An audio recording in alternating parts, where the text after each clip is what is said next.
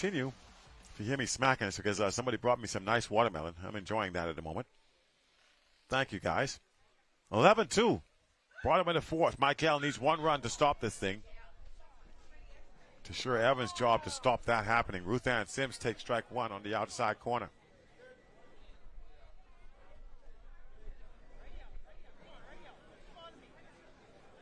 Oh, and 1. Wow. That's a strike as well. Looked way off the plate there, but nothing in 2. Ruth Ann gets a little closer to the plate. Right back to the pitcher. And out number 1.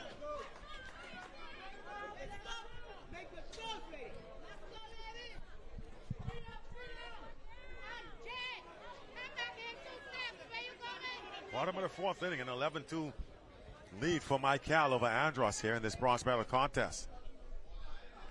Tashira Evans did not start the game on the mound, but came in relief of Jalen Thompson after things started to get out of hand. And now here's the leadoff hitter, Alvern Hall.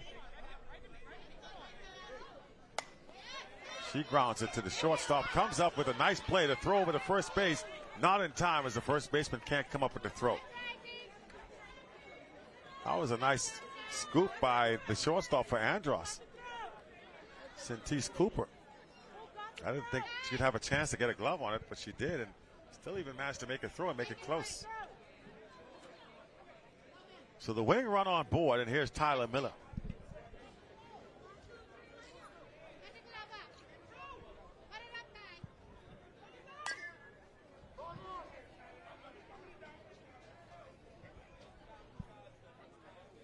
Sorry, that was Brendia Ferguson with that last hit. So this is actually Laurel Hanschel at the plate. So Brendia representing the winning run if she can score. Cooper, that one gets away. So Brendia hustling down to second. Nobody's covering third. Now the shortstop gets over. But Ferguson now in scoring position on a base hit.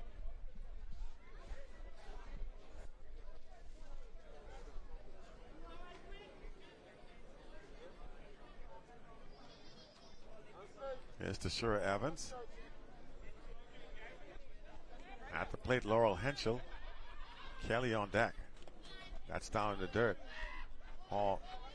Ferguson took a huge lead off of second base. Now walks back.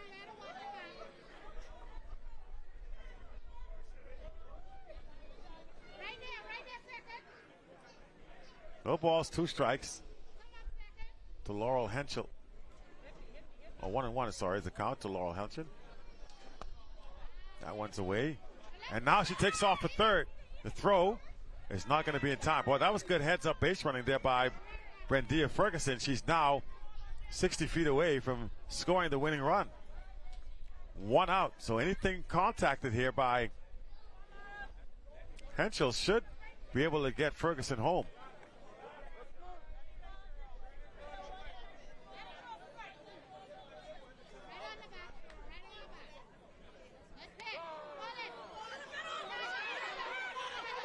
And they get the tag out.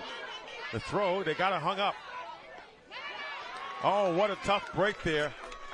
Strike him out, throw him out. That's going to end the inning. Too aggressive that time for Brendia Ferguson. And hold on, wait a minute. Stop the presses, not so fast. I was wondering why Laura Henschel didn't try to run with her speed. And now they're going to say it was a foul ball.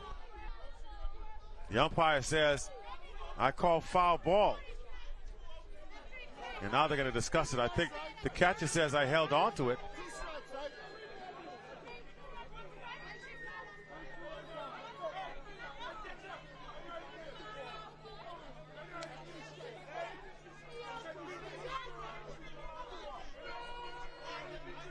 So now I'm confused. I don't know what happened just now. So, okay, so it was only 2 strikes apparently on. The batter is out. I mean, the runner is out. Sorry, that's ball 4.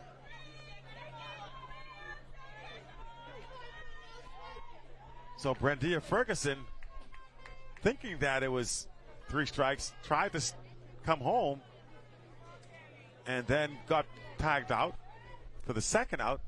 Meanwhile, it was just ball. It was 2 strikes. And now on board is Henschel. And she's going to take off for second base.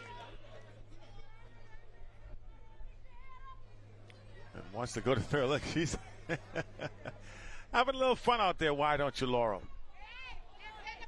Jessica Kelly. Again, the winning run. Still on base at second base now. After they're going to have to do it with 2 outs. Jessica Kelly fouls it for strike 1. 1 ball, 1 strike.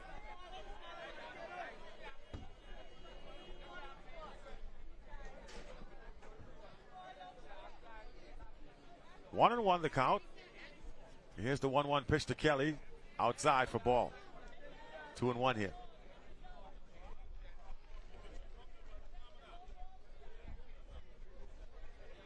A 2 ball, 1 strike count here to Ziska Kelly.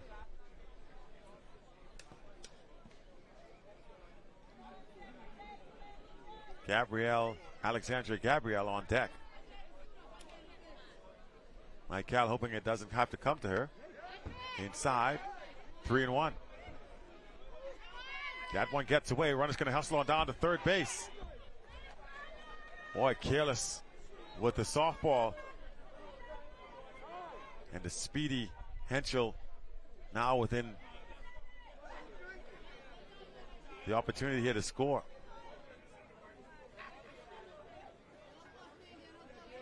She and the batter Kelly having a few words here. Maybe they're thinking about doing a squeeze bunt. With a squeeze play. They're going to talk it over.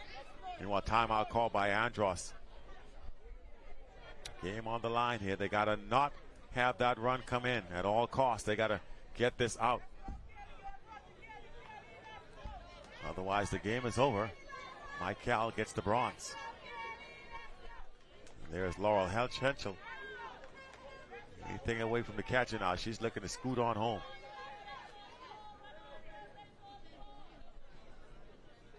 Three balls, 1 strike.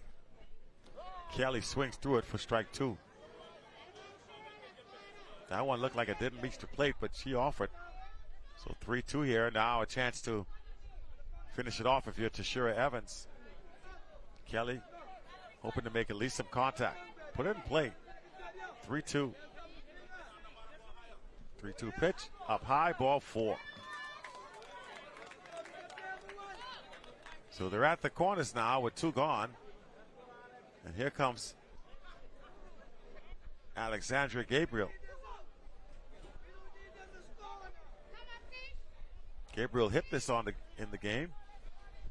But a chance to come through here if she can do something with the bat. Pitch from Evans as the runner heads down to second. So no force in effect now. Whatever happens, if Gabriel puts in play, they have to throw it to first base to get the out. Ball and no strikes from Tashira Evans to Alexandra Gabriel.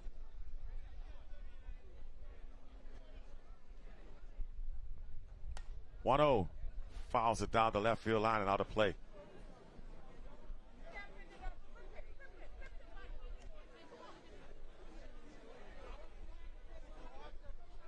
One ball, 1 strike now to Alexandria. Tashira Evans just trying to give her team a chance in the bottom of the 4th. They trail 11-2. Winning run at third. I can't tell you what she said. If you read lips, though, you know she said something that was not TV friendly. Rated R. 1 ball, 2 strikes. 1-2 pitch coming in from Tashira Evans. Way out of play. This could be trouble. And the run comes in. And that should do it. They're up by 10 now. The umpire's just cleaning off the plate here. I think that's 10 runs. The score is 12-2, am I right? You need one more, apparently. Okay, so my math is apparently off. Okay.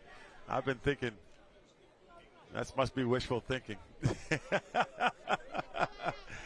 11-2 now, apparently. It's 11-2. So the winning run is still on base. You need one more. Alexandria waiting on the pitch. 2-2. And again, drives it foul. Winning run is at third base. We've been saying that a lot. But this time it's true. Winning run at third base if they can score. 2 outs, though, and 2 strikes on Alexandria Gabriel. Teixeira strikes her out, strike 3. So Alexandria can't make contact, and the game is going to continue. We'll go to the 5th inning. No rest for the wicked, as they say. We'll keep going.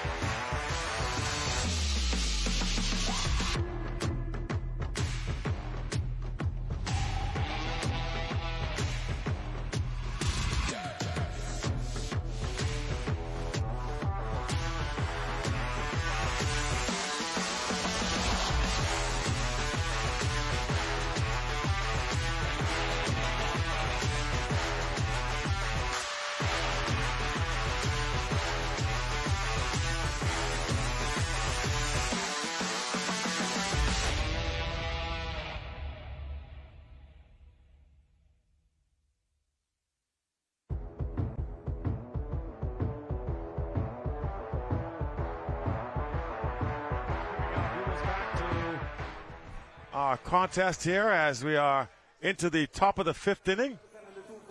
A comfortable 11-2 lead for Mike Cal in this bronze medal game against Andros. It is do or die time here for the Androsians.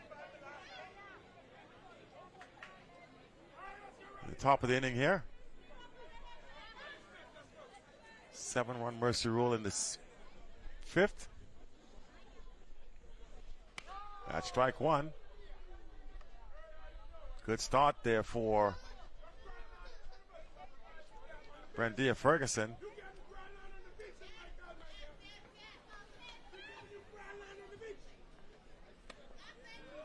That time she misses.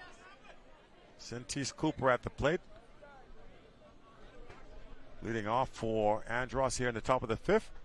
She's got a 1-1 count against her. Little tapper back to the pitcher. The throw to first base. 1 gone.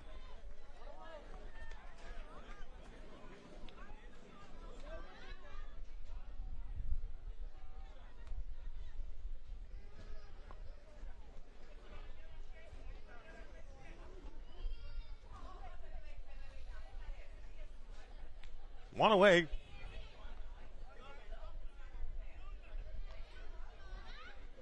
And here's Bastian. Ball one low and away.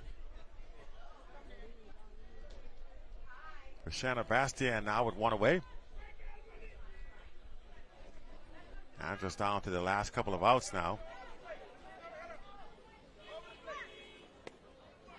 Down and in 2-0. So getting you caught up on the rule changes here for the medal games.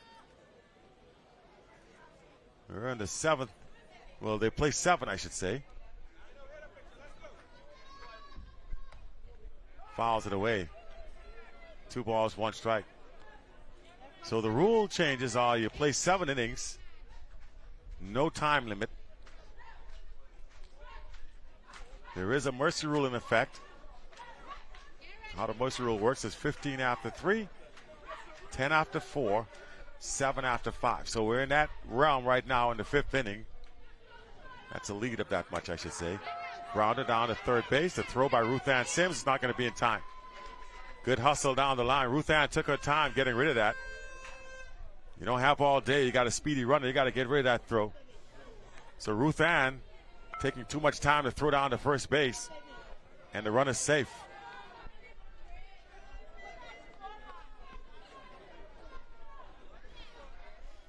Good hustle by Vashana Bastian to avoid being thrown out. Still only 1 gone as here comes Brianna Carey. Swings through strike 1. Here comes the throw down to second base. And she will be safe at second. Ruth Ann Sims doesn't think so. But maybe if you'd thrown the ball a little faster, we wouldn't have this issue. I'm just saying. Meanwhile, though, a strike to Brianna Carey, runner now at second. 0-1 pitch. That's strike 2.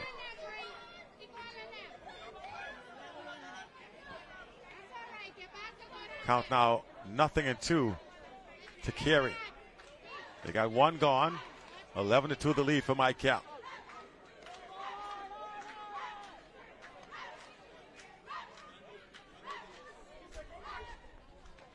That one skips in.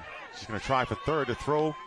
And she's going to be safe at third. Wow, I thought she slid into the tag. Boy, the glove was certainly there. It looked like she slid into the tag, but the umpire gives her the benefit of the doubt. She's safe. Ball and 2 strikes. Now on the batter.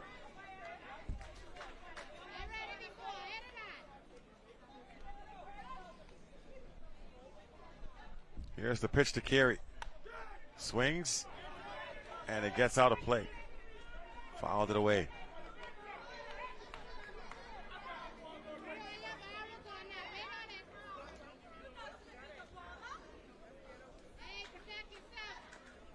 So at the plate now is Brianna Carey.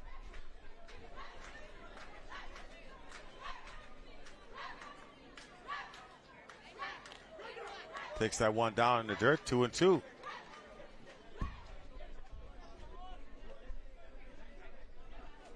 Two balls, 2 strikes. Carey fighting it out in the batter's box here. 1 gone, top of the 5th. There is a runner at third base. Andros, though, needs more than 1. Swing gets us down, stringing. That's strike 2, strike 3, I should say. 2 outs. Swing and a miss by Brianna Carey to record the second out. She gone. Now 1 more out to go if you're Mike Cal.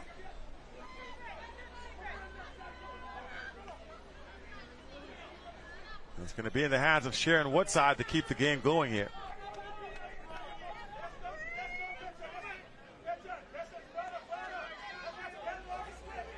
Here comes the pitch. Down in the dirt for ball 1. The runner at third really means nothing in terms of scoring wise. I mean, Andros would have to get a 3 or 4, I think, to keep the game going. So if you're Mike Cal, you're just concentrating on getting this last out. Ball one, it's 1-0. I heard you getting ready to ask. Grounder to the second baseman. This should do it. Oh, a bad throw, but a good scoop to make the play by Tyler Miller to get the out. 3 outs, and that should do it there. 11-2. They're up by 7. There it is. Celebrations are on. So that's it.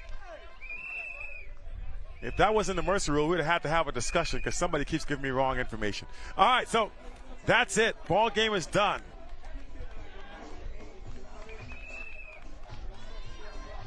Andros comes up short, 11-2, the final score. Mike Cal, your bronze medal winner. Congratulations to Mike Cal getting the job done. They secure the bronze medal here at the Bankers Field. An 11-2 final. And that's the way it finishes up. Coming up, and I know they're going to ask me to go down to the field and do an interview, and I'm resisting this. I wonder if it's too late to go on strike, but I'll go ahead and do it anyway. So here we go. 11-2 our final. And we'll get down to the field and have a word with the bronze medal winners in just a few short moments. Back with more after this.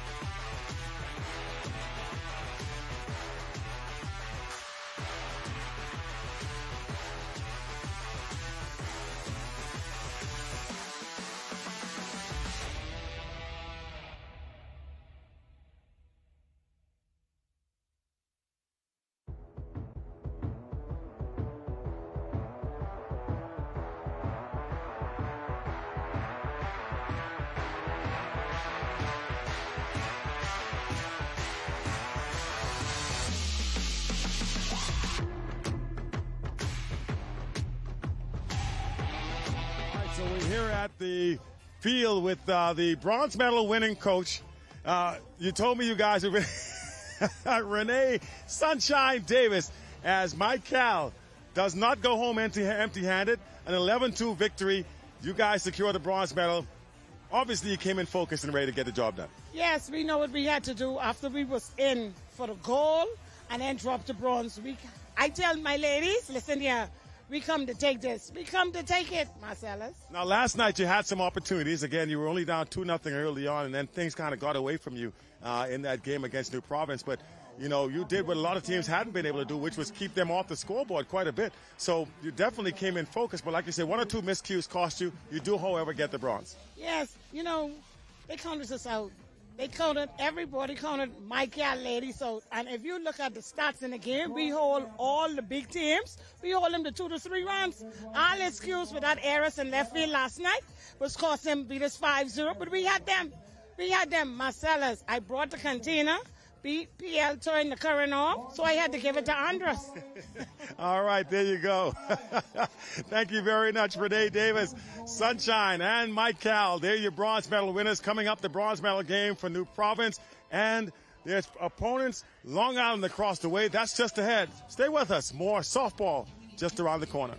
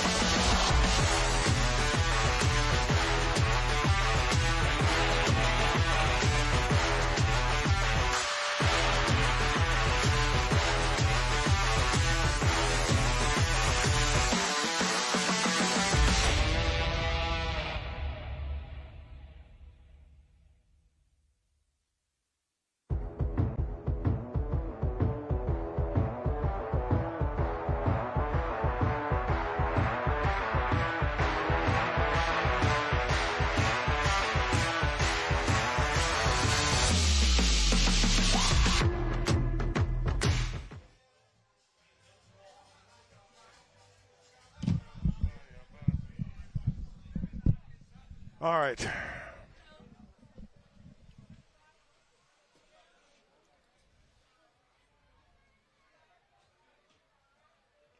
And so we welcome our viewers and listeners back to softball action here at the Bankers Playing Field. We just saw one bronze medal contest finish up on the ladies' side. Mike Cal outlasting Andros 11-2. Now we're set for our bronze medal game on the men's side. And this one should be quite a ball game between the Sheep Runners of Long Island and the New Providence Buccaneers. So here we are on the way. Leadoff hitter right now, Lamar Watkins in the batter's box taking strike one. Count 1-1 against him. It'll be Myron Johnson batting behind him with Angelo Dillett batting third. Austin Hanna in the cleanup spot. They're facing off against the pitcher for Long Island here. This is Thomas Davis. Garfield Bethel behind the plate. Here's the 1-1. Swing through it for strike two. Blake Carroll playing first base for Long Island. Shannon Cartwright at second. Third base patrolled by Keanu Cartwright. Shortstop is Jeter Miller. 1-2 pitch. Strike three gets him looking. Well, swinging. Either way, he's out. One out. One up, one down. The outfield for Long Island. Dante Cartwright in left. Center field, Isaac Fox. In right field, Kevano Cartwright. So with one gone, here comes Myron Johnson, the second hitter for New Providence. We're just on the way, top of the first.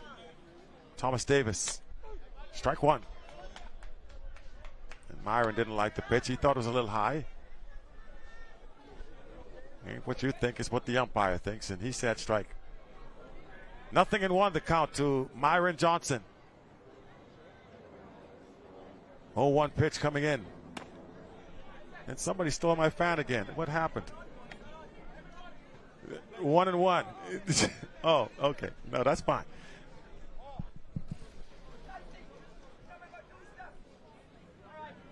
One ball, one strikes to Myron Johnson. Fouls it away. A ball and two strikes on the hitter.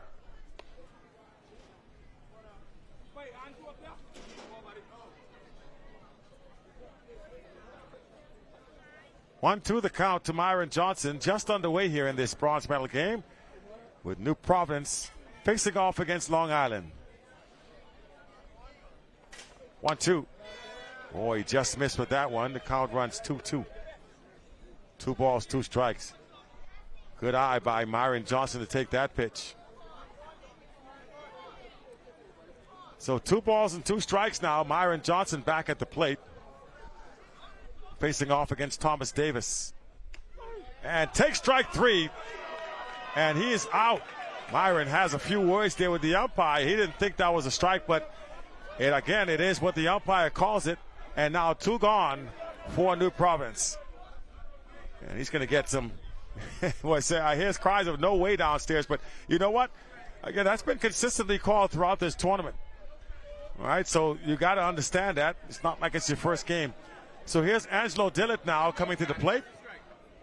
Dillett representing New Providence as the catcher in this game, facing off against Thomas Davis. Here's the pitch. That skips in there, ball 1. A ball and no strikes, 2 gone here in the top of the first inning. And so Angelo Dillett now will see what he can do with 2 outs here in the top of the first inning, facing off against Thomas Davis for the first time. And here's the 1-0 pitch coming in. Gets a piece of it. Roll it down to second, fumbles it, and not in time as the first baseman drops it. So Angelo Dillett hustling down the line, able to leg it out. Might have been a tough play anyway, but it looks as if they might have had him had he held on to it.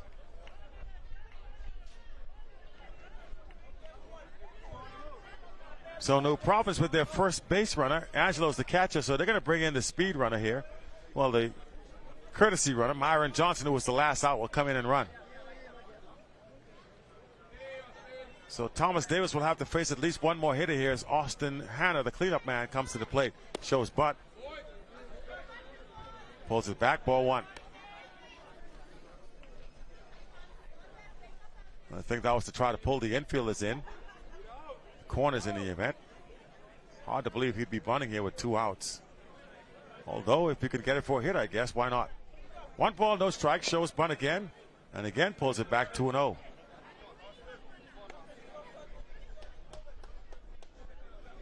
You can see Perry Seymour, the third base coach, said, look, just swing your bat. 2 balls, no strikes. And here comes the 2-0 pitch. Swings and drifting back to make the catch. The shortstop, and that'll do it. New Providence gets a base runner, but unable to push anything across. Our score 1-0 as we go to the bottom of the first inning. Good start there for Long Island. We are just underway. Men's bronze medal game. New Providence taking on Long Island here. Both of these teams going into last night were undefeated and seemed to be on a collision course to play for the gold medal. However, both ran into some tough opponents, with New Providence losing that game last night against Grand Bahama 4-3. And then Long Island lost their game against Eleuthera 4-1. So sometimes you think it's all laid out for you, and people have different plans. So that's why we're standing right now with this bronze medal game between New Providence and Long Island. Good news for us, I guess it's going to be a pretty good one.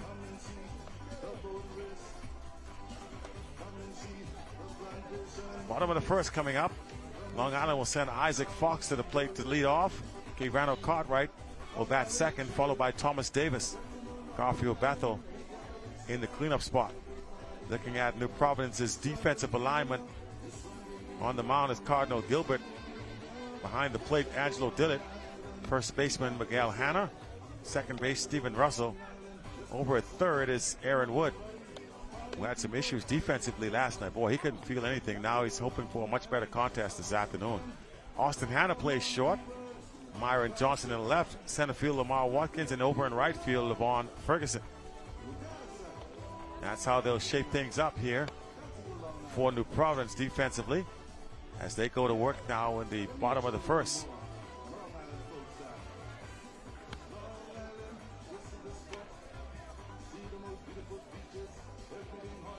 Final day of softball here at these Bahamas games.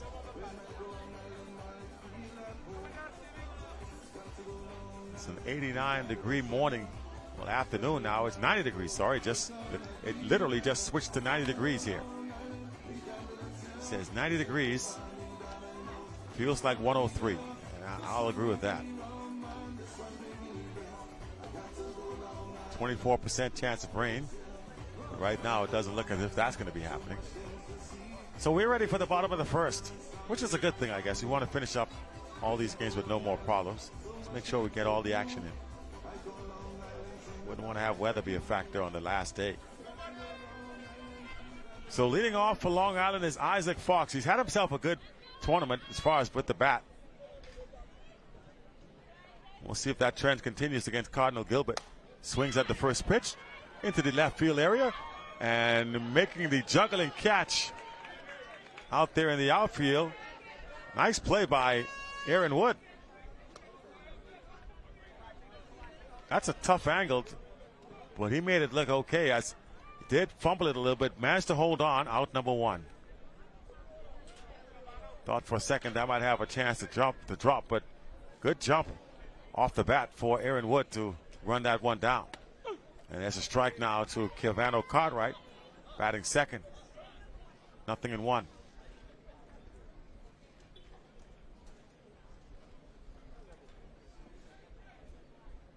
Cardinal Gilbert pitching for Long Island here. He pitched the game last night, right back here again this morning. Tried the changeup. Not close, and now the count runs 1-1. The thing about, pitching softball is the windmill. You can bounce back. It's not like baseball. That's an unnatural motion, so you usually need a bit longer break. You can pitch multiple games in fast pitch and be okay. Swings through it. Count now, 1 ball, 2 strikes to Cartwright.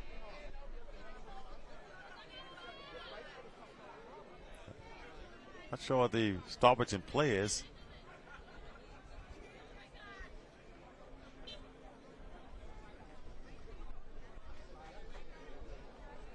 But we do have a moment here.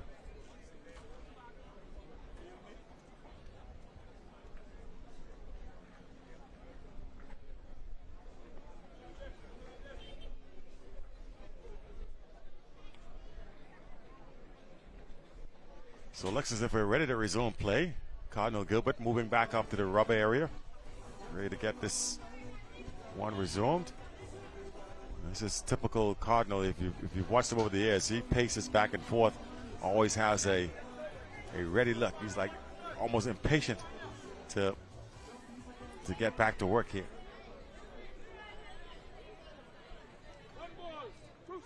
Son of Robert Gilbert. Here's the 0-1. Outside, 1-1. 1-1 the count to Kevano Cartwright. 1 gone here in the bottom of the first.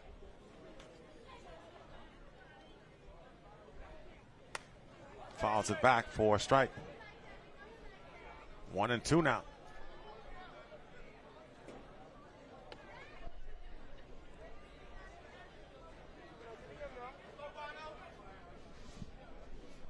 Here's the 1-2. Swings on the changeup. Strike 3 gets him swinging. Cartwright can only make his way back to the dugout now. Good pitch by Cardinal Gilbert. 2 gone. Cavano thrown out of the game yesterday after a controversial call he didn't like. Strike 1 now. A little off-speed pitch to Thomas Davis. He immediately turns to the dugout and says, "My bad." He knows he chases a bad one. Came up, probably geared up to swing at the first pitch. Gilbert pulled the string. That one's driven to left field and drops in for a single. Davis hustling down to second is going to be in there standing. Good speed by Thomas Davis. Turns it into a double with a hustle. Running out of the batter's box, thinking 2 the whole way, and he was able to get in there. So a chance now for Long Island with 2 outs. And here's Garfield Bethel.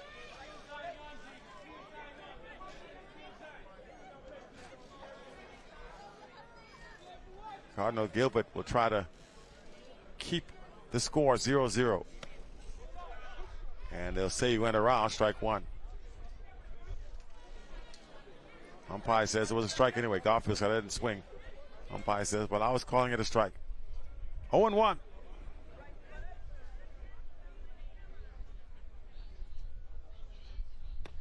Outside, 1-1. Breeze starting to pick up here at the field. It's blowing out to left field, so if it gets a hold of one, it could push it out of here. 1-1 to count.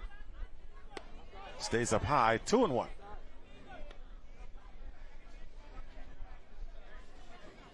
Bethel has good power, so they're going to try and keep it away from the barrel of the bat. 2 balls and a strike. Drives it to the left side. That's through for a base hit. Davis around third is going to score easily. Garfield Bethel into second base and safe on the call. Tied a little late and called safe by the umpire. So an RBI double for Garfield Bethel.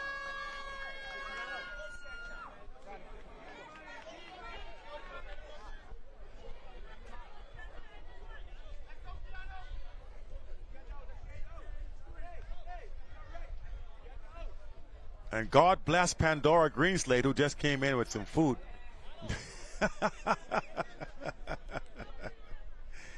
Thank you very much, Panny. Back to action. 2 outs here still, as the new batter in the is Keanu Cartwright.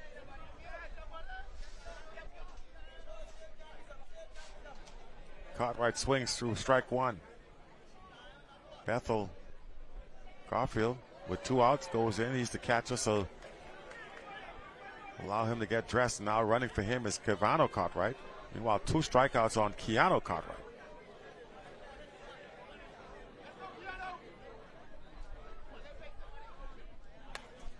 Pops it up and foul. Just did get a piece of it to stay alive there. Nothing in 2 still. Bottom of the first inning. Long Island taking an early lead on the RBI double from Garfield Bethel a few moments ago. That one down in the dirt. Ball and 2 strikes.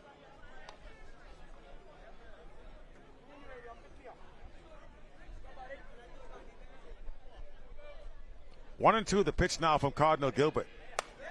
That's driven to the outfield. Both outfielders running back. And making the catch on the run, the center fielder Lamar Watkins. That one had trouble written all over it, but Watkins, national team center fielder, able to run it down and make the play. But not before the Long Islanders draw first blood. At the end of 1, it's a 1-0 game. Top of the second, just around the corner. We'll be right back.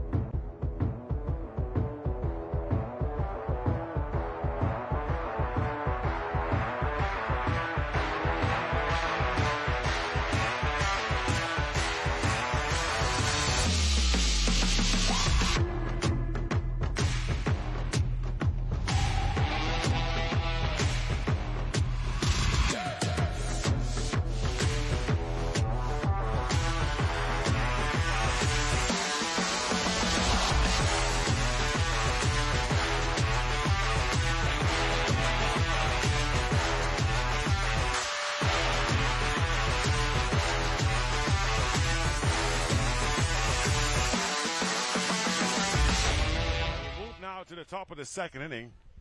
1-0 score. Long Island did push a run across. RBI double from Garfield Bethel, scoring Thomas Davis to put the Long Islanders on board. Speaking of Thomas Davis, he's on the mound right now, facing off against the New Providence lineup for the second time.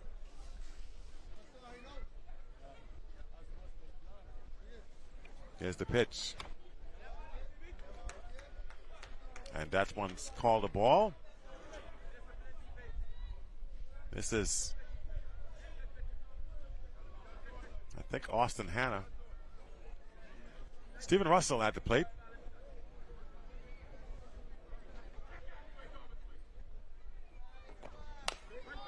Grounder to the first baseman. Easy play. Out number 1. Carroll gives him a look.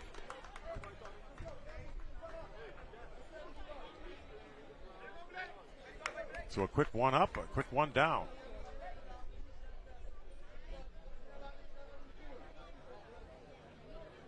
And now we'll see if Aaron Wood can do something with the bat. One away here in the top of the second.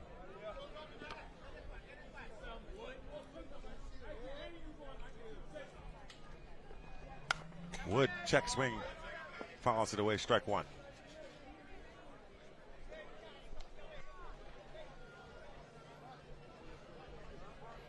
Aaron Wood batting for New Providence with 1 away here in the top of the second.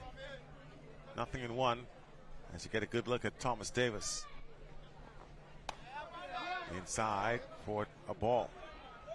1-1 now the count.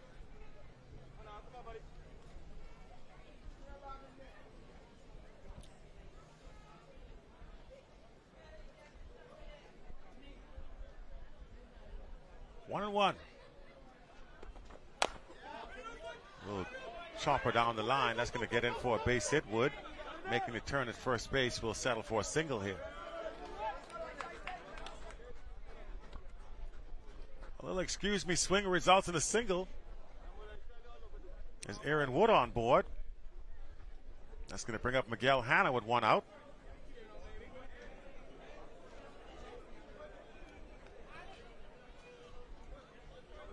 Haven't made good contact against Thomas so far. Everything's been mostly toward the right side, which says they're late on that fastball.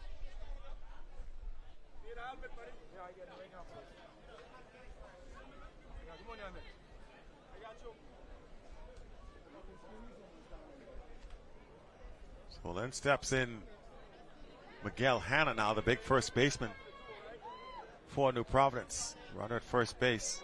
It's a 1-0 game in favor of Long Island. Sheep runners down low. They're going to try to steal the base. And he gets in just ahead of the tag to beat the throw. Safe at second. Tag was on the chest. I'm sorry we didn't have that play for you, but I'll tell you what happened. Meanwhile, a ball and no strikes now. The runner in scoring position. Miguel Hanna, base hit, would score the run. Wood runs well, as we just saw with that stolen base. He did go, strike one.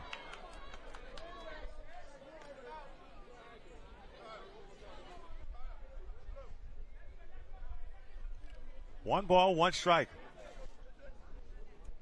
Earlier this morning, you just saw the ladies from Mike Cal take down Andros for the bronze, 11-2. Now we're in the bronze medal game for the men. Big swing, and he can't connect. Ball and two strikes now to Miguel Hanna.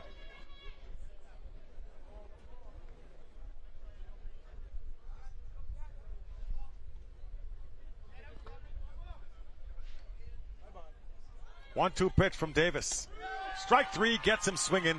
Two gone. Blew it right by him. And Hanna, with a wry grin on the face, goes back to the dugout. Try and figure it out for the next time. Wood staying at second base. Two gone now, as stepping into the batter's box will be LaVon Ferguson, the right fielder.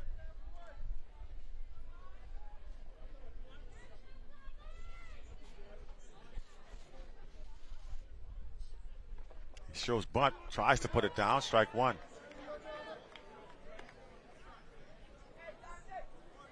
So Ferguson obviously hoping that his speed, if he could put the ball in play, would allow him to get down to first base safely with two outs, trying to make a bunt for a hit.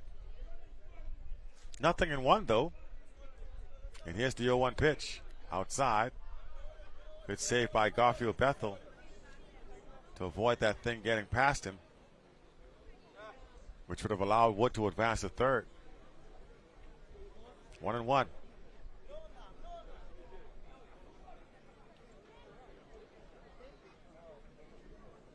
One pitch. Catch strike two. Ferguson looks back, but it's definitely right there. So funny, man. A lot of these guys, Garfield, Bethel, Ferguson, some of them I coached against and actually coached, like Garfield, who came up under the New Breed system. That team's still around. Strike three, and down he goes. So the top of the second inning comes to an end quite quietly as New Providence get a base runner, but again, leave him being stranded. Our score remains 1-0. Long Island back to the plate as we go now to the bottom of the second inning in just a few seconds.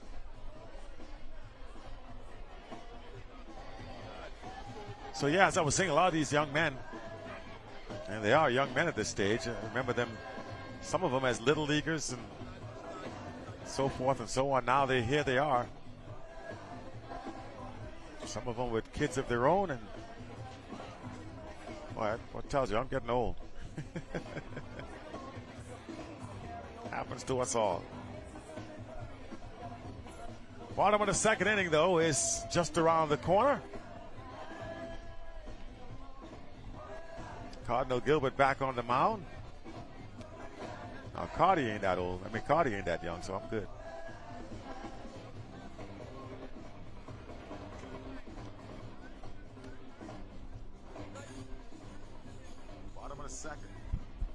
Bottom of the second inning. About to get going. Long Island looking to build on a 1-0 lead here in this bronze medal contest.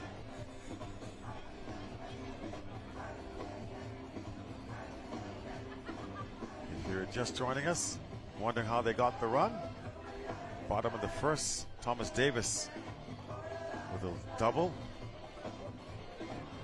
And then right after him, Garfield Bethel follows right up with another double to score Davis. That's where we stand.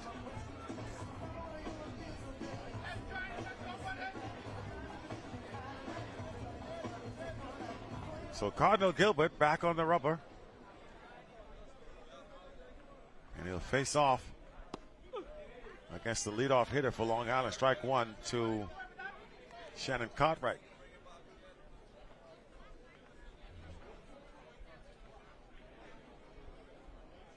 0-1 pitch.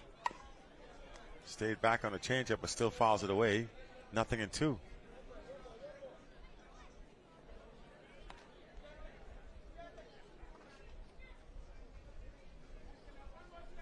0-2, the count on the board. Shannon Cartwright in a deep hole. Does not chase the high fastball. 1-2.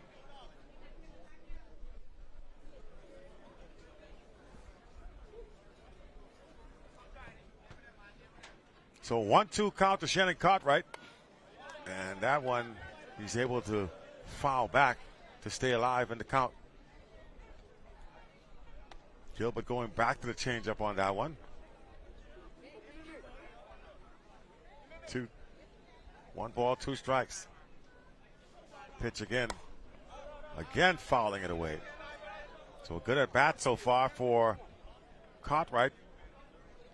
Making Gilbert work a bit.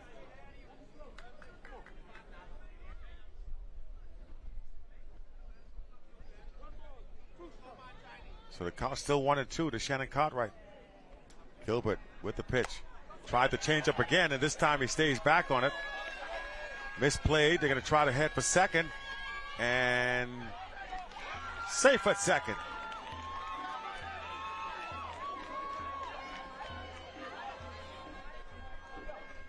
Good hustle by Shannon Cartwright out of the batter's box as he is into second base. And looks as if Perry Seymour, the manager, wants to come out and have a word.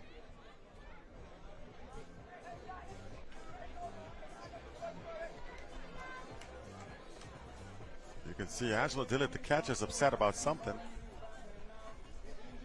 He's letting Gilbert know something or the other. I think it's because I don't think he wanted a changeup in that situation. He'd come at him with the same pitch like 3 times in a row. I think Dillard is saying, I wanted the fastball there. He went to the changeup and he was ready for it. That's just me paraphrasing. I'm not exactly sure that's what he really said, but sounds good in the moment. So Long Island now with the run and scoring position. On the leadoff single from Shannon Cartwright. A leadoff double, actually, so he stretched it out to a double. Here's Jeter Miller. It looks like Cartwright's going to head to the bench. He's limping a bit, so maybe they're going to bring in, they have brought in a pinch runner for him. We'll see whether or not he stays in the game, or whether or not they bring Cartwright back in on the re-entry.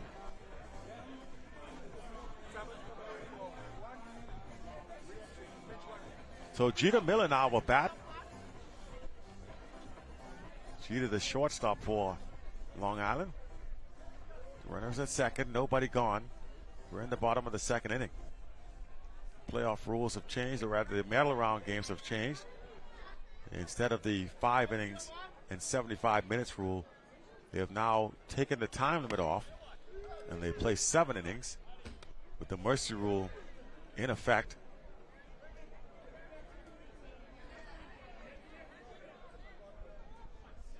One-zero pitch to Jeter Miller. He drives one out to the second baseman, and nobody's there. The first baseman came off the bag and never got back. That's a huge mistake there by Miguel Hanna. He saw the second baseman getting ready to field the ball. I don't understand why he would have not gone back to cover his bag. He's saying my bad to his teammates, but certainly not your good. Boy, that's a huge mental lapse. Especially in a game like this where runs are going to be hard to come by. You got him on the corners now, first and third. Nobody out. You got to figure he's taking off for second. First pitch swinging, though. Rounded into a foul ball. As Blake Carroll offers at the first pitch from Cardinal Gilbert. They're at the corners, first and third. Nobody gone. That's a strike, strike two. I don't know where Carroll was going. That was a strike all the way.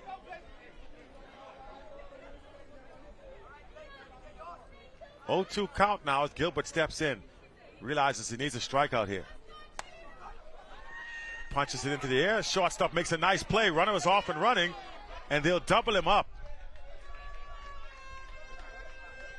We have seen some really unfundamental plays now for both teams.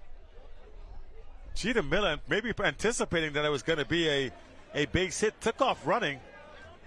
They always tell you freeze on the line drive, but he took off almost at second base and unable to get back on a great play by the shortstop who made the catch. Austin Hanna making a nice play and then an easy double play. 2 gone just like that.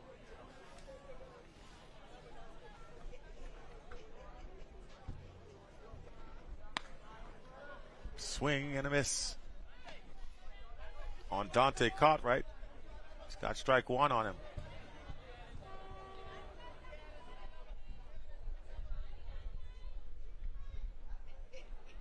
Dante drives one to the left field. That's going to be a base hit.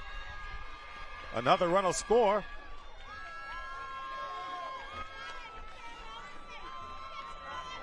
That was a hit all the way.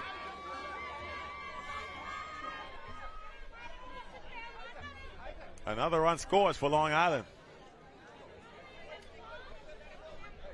Yeah, he would have had to have been playing shallow, really shallow for that not to have been a hit. That was a...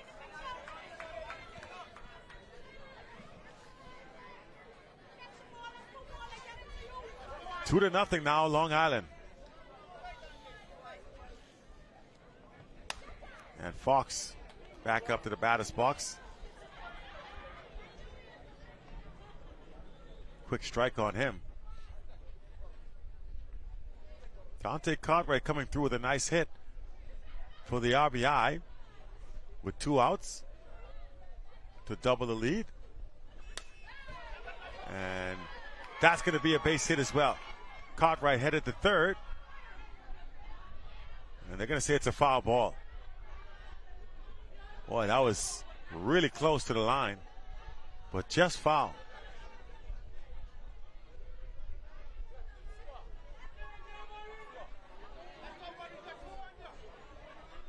Two strikes now on Fox. Swings, and that's going to get out of play. Ball drops right there. Miguel Hanna was trying to get to it. Unable to do so.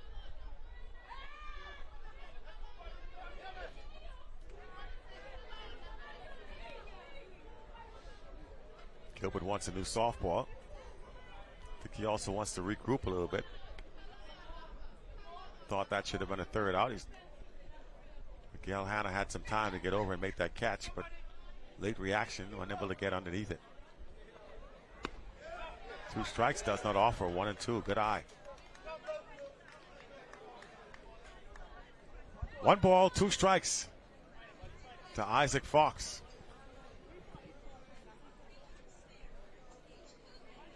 Looks like they're going to come inside. He fights it off. And you see Pedro Marcelo telling Fox not to do that. He swung at the pitch, and then once he thought it was a dead ball, you got to let the umpire make that decision. You don't make it for him. That could have turned out badly. Saw the catcher jump up. That second swing could have hit Dillett. Yeah, you see him now saying, listen, that thing almost hit me. I like what Pedro did. Say immediately told him, hey, that's not acceptable.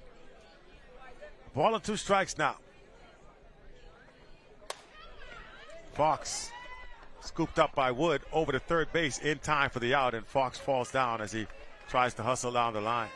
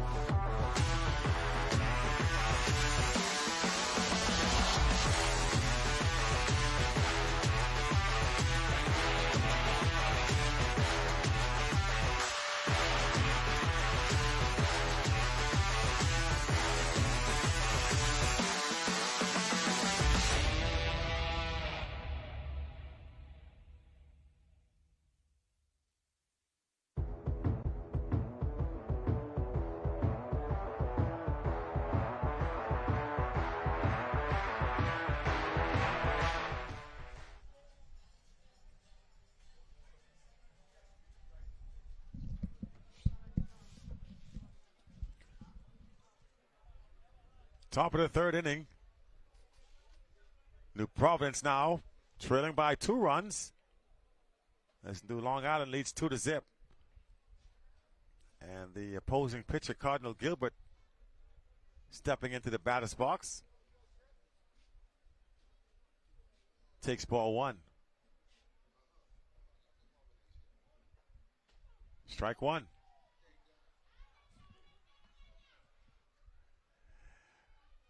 One ball, 1 strike now to Cardinal Gilbert.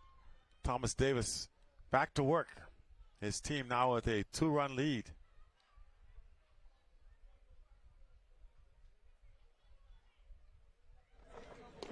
Swings over the top. A ball and 2 strikes.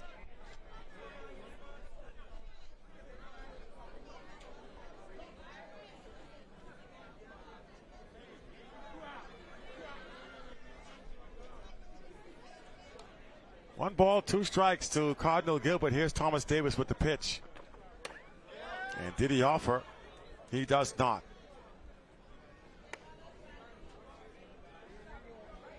And the count will stay. Well, now I'll go to 2-2. Bright sunny day here on this final day of competition in softball. Here's the 2-2 pitch from Davis. And that's punched away down the right field line for a foul ball.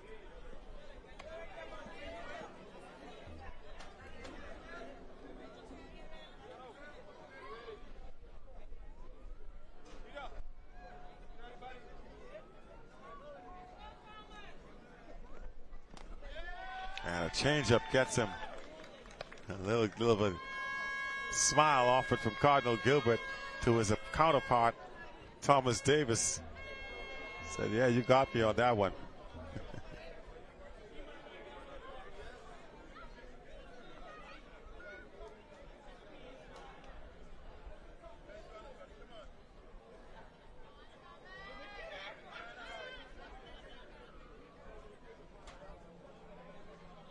So here's the leadoff man, Lamar Watkins, trying to get the bunt down. This time he's unsuccessful.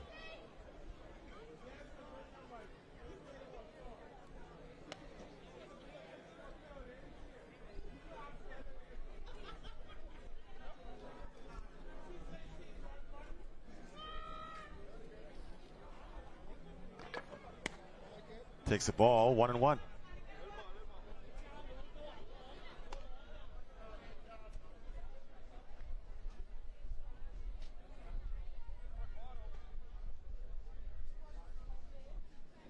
One and one.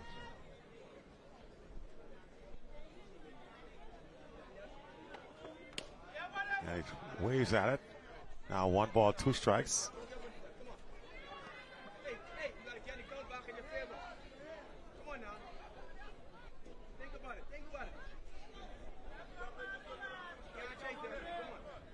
One ball, 2 strikes now, facing off against Lamar Watkins.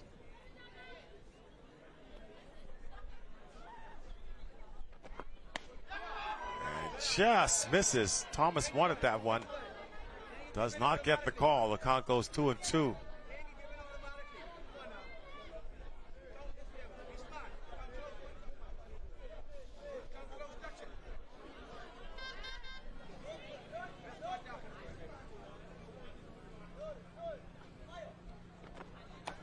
And he gets him swinging.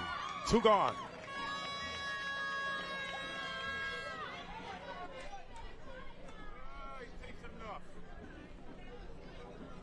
So 2 quick outs now for New Providence as Lamar Watkins makes his way back to the dugout.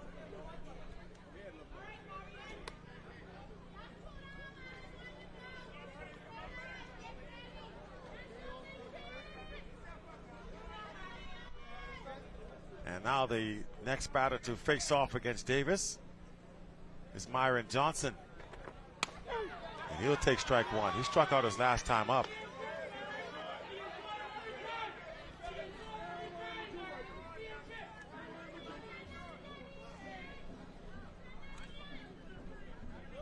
Nothing in 1 now to Myron Johnson.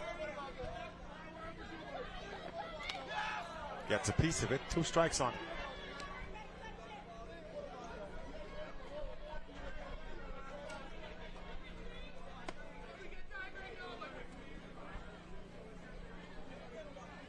No balls, 2 strikes.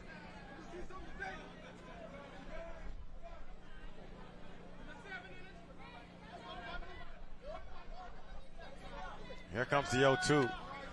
Tries to go with the riser, does not chase.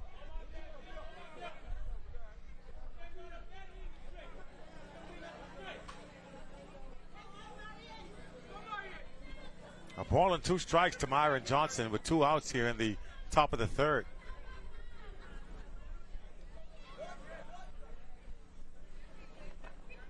And he gets him. Thomas Davis strikes out the side. 3 up, 3 down. See you later. And New Providence remains scoreless here in the top of the 3rd. We will move to the bottom of the 3rd with Long Island looking to build on a lead. Bronze medal contests. What a good one we have going on. And you're wondering now as you look back on it, you see Thomas Davis, as dominant as he is in this game against New Providence, he came in relief of Pedro Marcelo in the game against Eleuthera, but they were already down 4-0. Gave up the 1 run. But you wonder if maybe, and here's a good look at Pedro. Here, number 53 there for Long Island. And he's a veteran pitcher, been around a long time, but you wonder if maybe Long Island's second-guessing not starting Davis in that game. He had pitched earlier, so you wonder if maybe they said, but hindsight's always 20/20. Saying maybe we should have pitched Pedro earlier in the day and then saved Thomas for the big game against Eleuthera to get to the gold medal. It's all a moot point there. They said it's all over and done with. You can't change it now. But you wonder if they could do it all over again. If you had to do it again, would you make the same choices?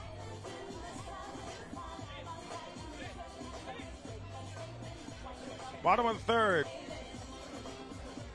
This one's going by pretty quickly because the defense has been good, and as has the pitching.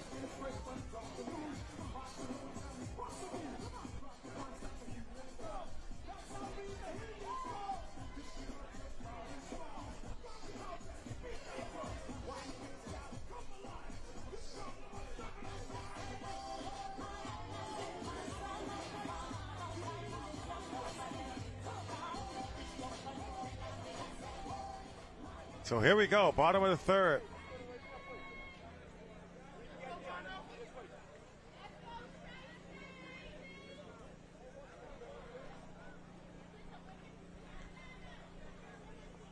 And that time the pitch slips out of hand of Gilbert as he was getting ready to deliver. That'll be ball one. In the batter's box, Kevano Cartwright.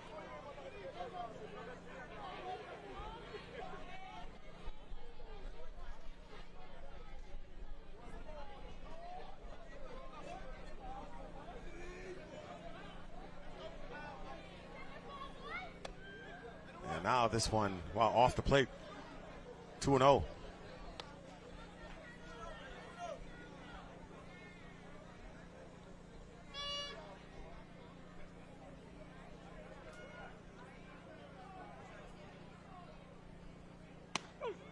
Strike one.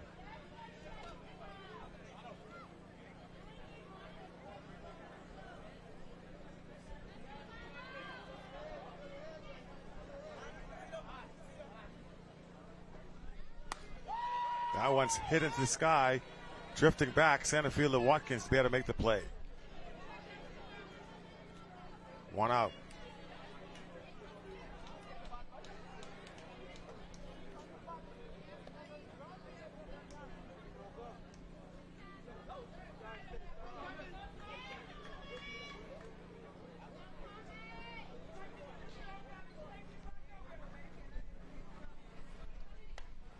Drops the bunt down, throw the first base in time for the second out. Good hustle there as Davis tried to get on board with the bunt. Cardinal Gilbert pouncing on it. And two gone here.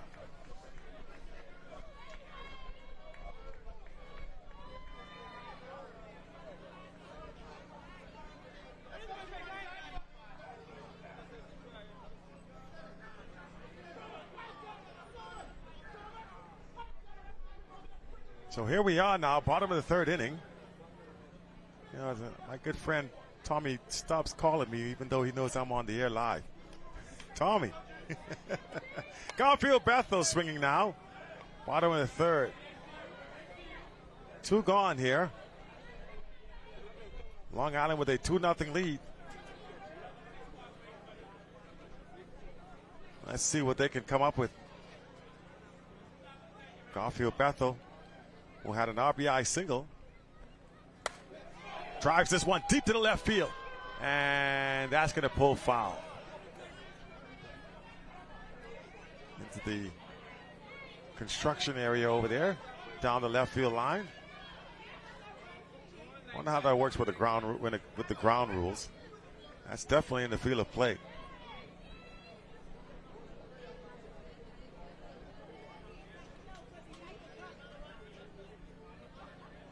So again, let me give you this. No time limit for the medal games. 7 innings, mercy rule in effect. Currently in the bottom of the third inning with New Providence and Long Island. New Providence, Long Island up 2-0. 2 outs.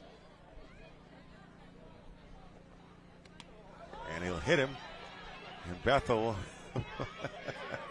will head on down to the bases.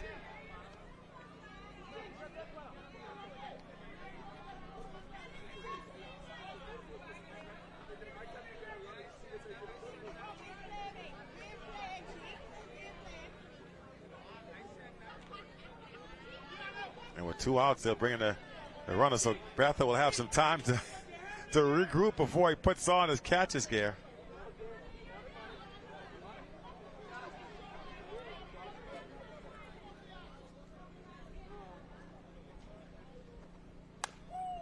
And swinging at the first pitch, knocking it foul. So a lot of people disputing why they had the games this year, and my answer to that is that, I think this works well. We saw a lot of interest rekindled after 22 years, and I think this will now carry over. The momentum will carry over into the next games 3 years from now. A lot of these athletes, especially the younger ones who never experienced the Bahamas games, and people are looking at the attendance for some of the venues, and I think that was because there was a lot of burnout, right? There was maybe not as much, I think, advertising done.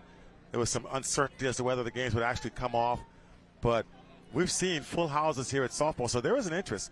And I think moving forward into the next Bahamas games, a lot of these, and that's another hit batter, a lot of these athletes will now be ready to go for the next time around. There's an awareness. The Family Islands will take it better, will take it more seriously the next time around. And so I think it's a good idea. I'm glad they had it.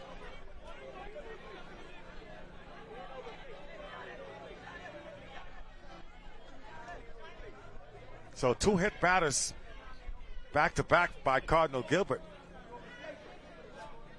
Shannon Cartwright now will come up to the plate with a 2-0 lead. Gilbert seems to have lost control, and I think Angelo Dillard was arguing that he was hanging over the plate as he got hit.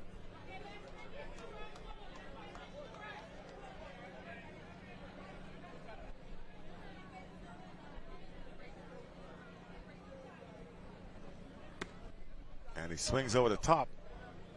This is Shannon Cartwright now at the plate.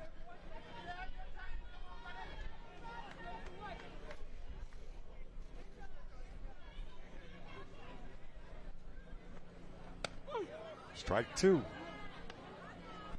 So Gilbert now looks to have focused in again. He's just trying to end this 3rd inning without giving up another run.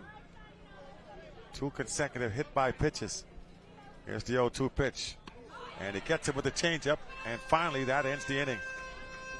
So at the end of 3, we are still at a 2-0 deficit for New Providence. Long Island inching closer to that bronze medal. Still a lot of softball still to come, though. We'll take a break and come right back. More action just ahead.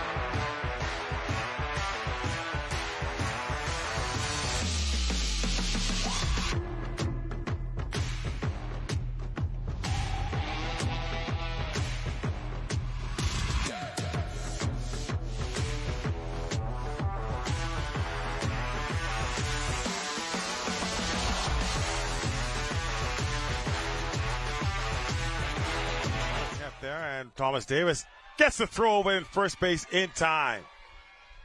Umpire right on top of the play.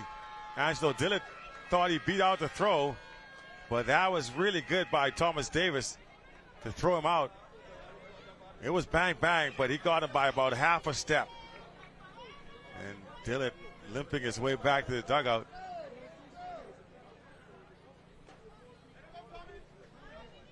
One out here in the top of the fourth. Dillon's still showing a little bit of speed there at plus 40 years of age. Meanwhile, here is Aaron Wood. So Austin Hanna swings and misses at strike one. Top four, Long Island up 2-0. A tight ball game here for the bronze medal. And whacks it out of play for a foul ball, 0-2. These two teams, a lot of people thought would meet up for the gold medal, but like we said, the best laid plans have a way of going awry. Long Island lost to Eleuthera in the semis. And in the quarterfinals, I should say, and then New Providence losing to Grand Bahama. That one down in the dirt, 1-1.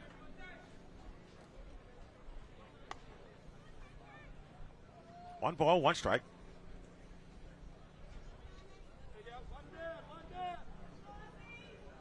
Once again, one ball, one strike.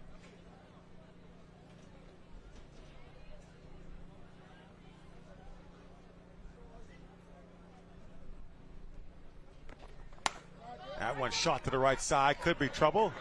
Drops in for a hit. Headed to third, and they're going to hold him up right there.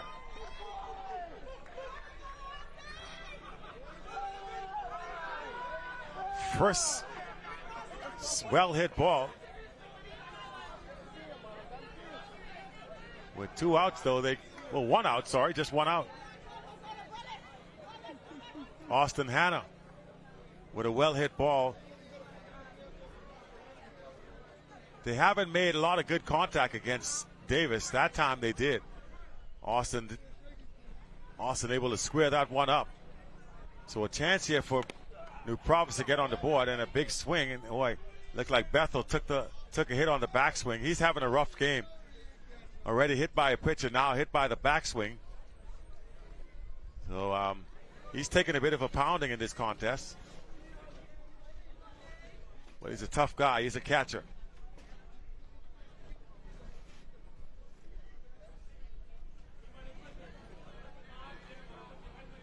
I think he took it right off the leg there.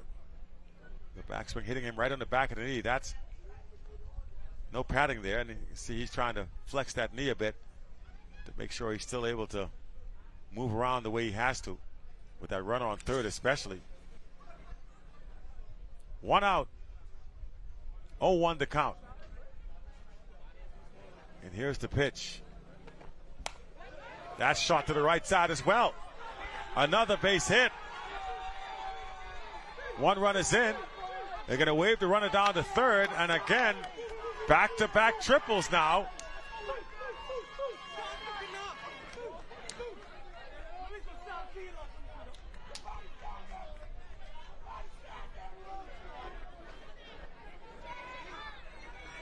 Stephen Russell following up with a triple, and now New Providence, a chance to tie the ball game with just one gone.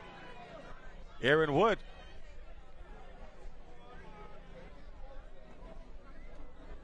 So it looks as if the New Providence batters have made the adjustment, and instead of taking that outside pitch, are now swinging at it. And instead of trying to pull those outside pitches, they're just going with it and shooting it to the right side.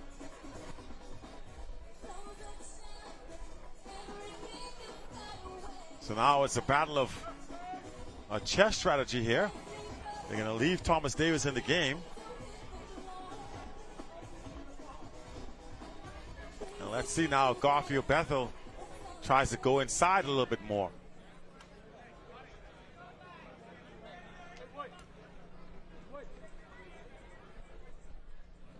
Here is Aaron Wood, the third baseman. The tying run is at third base here in the top of the fourth. It just got really, really interesting here at the ballpark. That too shot to the right side. 3 consecutive hits.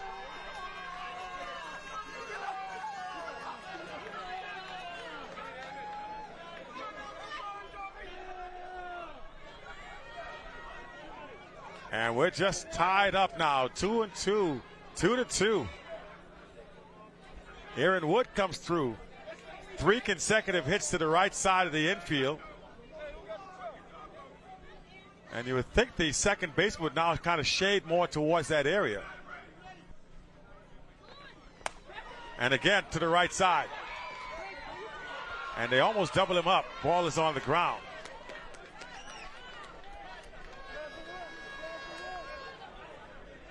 So that time they were looking for it. Miguel Hanna went to the right side as well with the second baseman sparing it. They almost doubled up Aaron Wood off the bases. Got back just in time. 2 outs now, though. And here's LaVon Ferguson. Tried to bunt his way on last time up.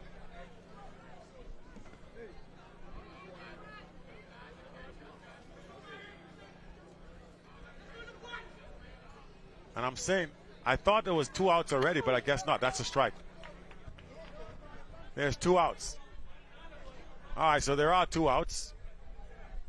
So Davis can try to pitch his way out of this. But the game is going to be tied no matter what. See Thomas shaking his head a bit.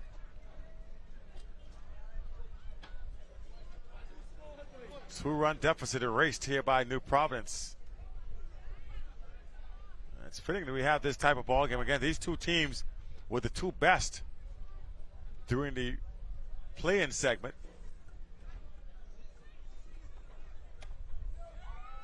Does not offer. Ball 1. So Ferguson ahead in the count against Davis here.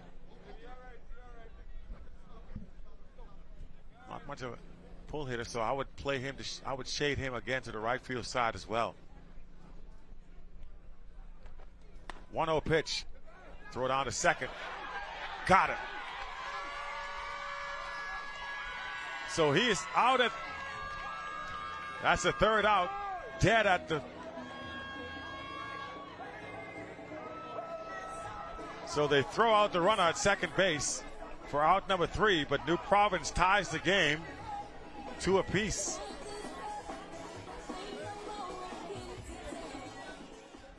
Bottom of the 4th inning coming up. Long Island, we're starting from scratch. Tie ball game.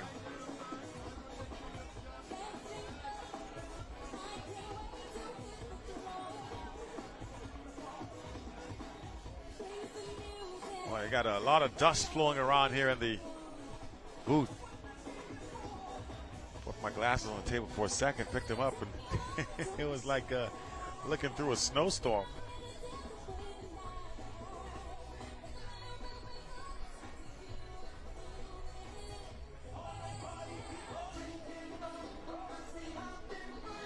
So after 3.5 innings, we have ourselves a tie ball game.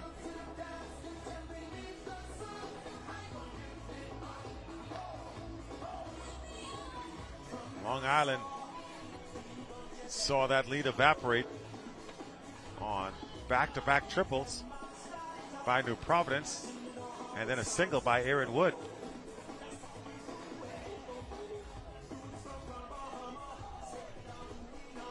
We got ourselves a brand new ball game.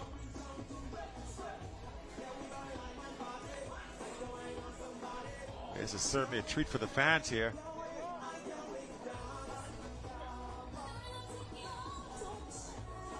I was thinking at the time that Long Island was comfortably in front, even though it was only a 2-0 game. Thomas had been so good against that New Providence lineup the first time through. But tip of the cap there to the hitters, making the adjustment and coming up with the hits when they needed it.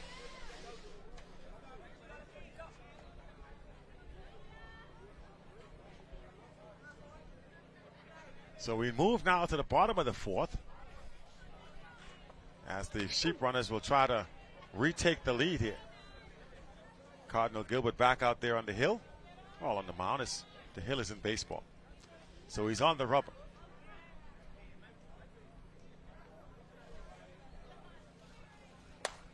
That one's hard hit. Left fielder goes back. And he'll keep going back because it's a home run. Jeter Miller comes through with a solo blast, and Long Island retakes the lead. Redemption for that's a one-run home run. He was the leadoff batter, nobody on board, so a one-run home run. Solo shot. 3-2 game.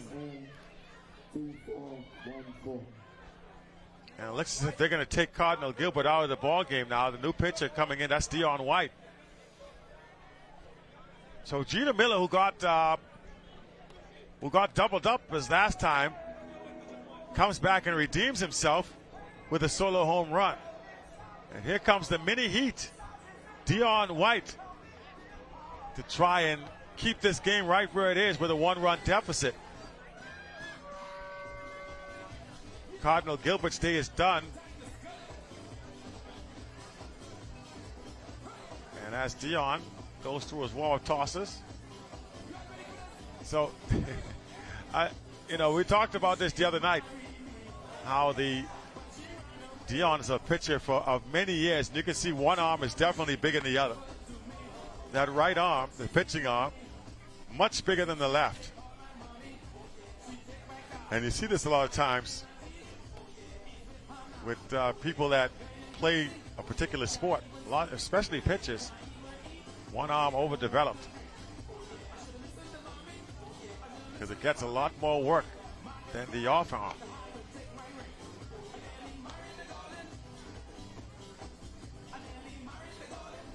Man, I had a bottle of water here. It was cold at about an hour and a half ago.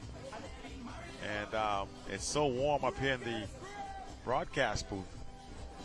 It is now tepid. I can make tea with this thing and probably enjoy it.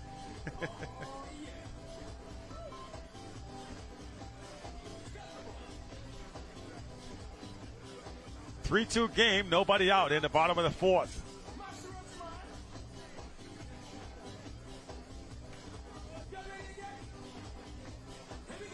As Dion White goes through his final set of warm-up tosses.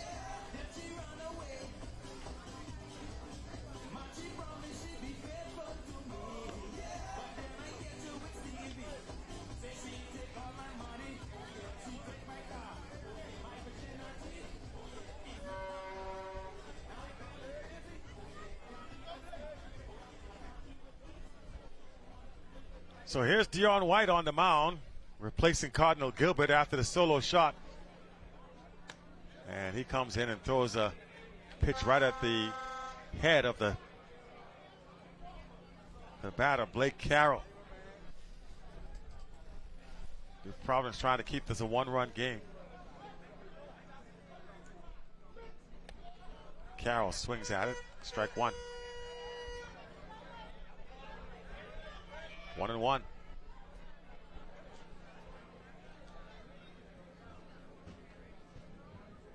Jeter Miller with the solo shot. Puts Long Island back up top. And Carroll knocks that one down into the dirt. 2 strikes on it.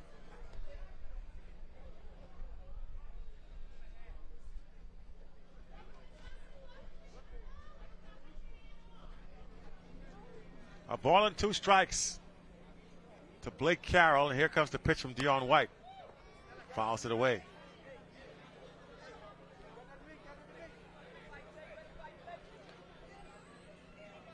One ball, 2 strikes. Dion White used to be the starting pitcher for the T-Bird Flyers back in the day under the management of Godfrey Burnside. 1-2. Carroll puts it into play. Throw over the first base in time for the out.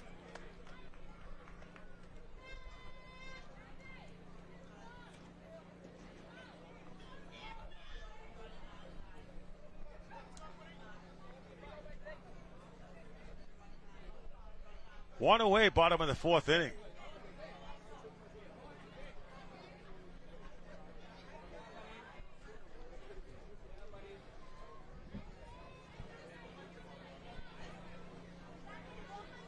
So up steps now Dante Cartwright. And he gets a hold of one. Could be trouble. And it's going to fall in for a hit. Cartwright's going to take the turn and head on down to second, on board with a double. And the Long Island faithful making some noise here in these stands. They're excited as their team seems to be getting something done here in this bottom half of the inning. That'll turn the order over, and here comes Isaac Fox.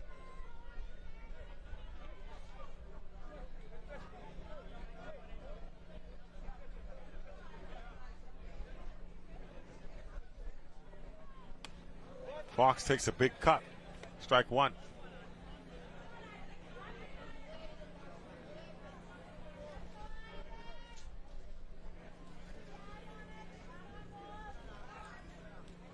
Oh, 1 pitch. And he swings at that one as well. Up above the head, and strike two here. So perhaps an over-anxious Isaac Fox finds himself in an 0-2 hole. Blake Carroll over there at second. Sorry, Dante Cartwright over there at second. Here's the 0-2. Does not offer at the outside pitch, and that's a ball and 2 strikes on him.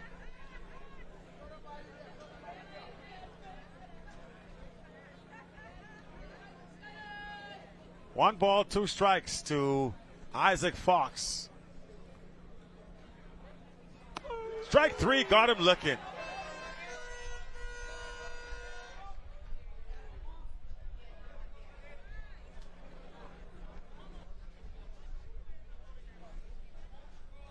So that's the second out. And now Cavano Cartwright comes to the plate.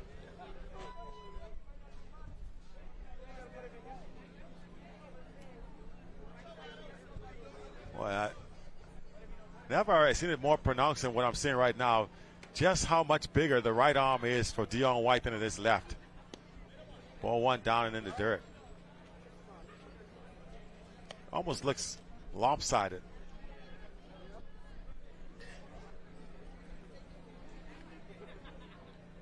One ball, 1 strike. One ball, no balls. 1 ball, no strikes, sorry. Excuse me, it's been a long couple of days. Does not get the call, 2-0.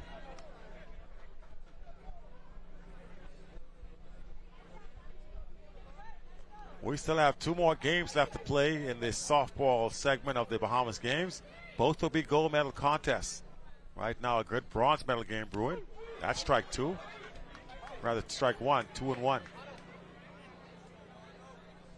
Cartwright was taken all the way.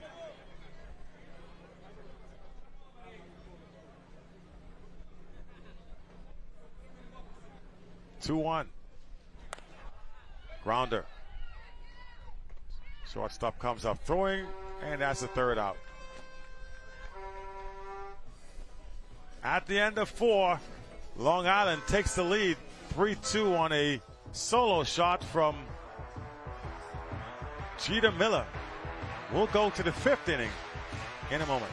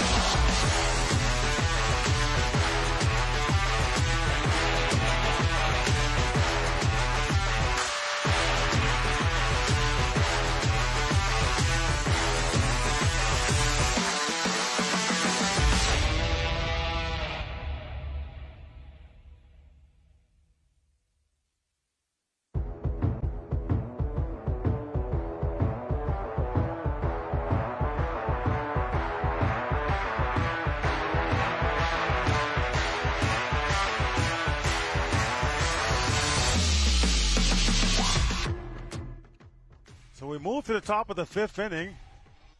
Long Island up by 1. Cheetah Miller with a solo shot to get that done. 3-2 our score. And that's a strike from Thomas Davis. Well, the hitter didn't like the call, but Levon Ferguson will have to make do.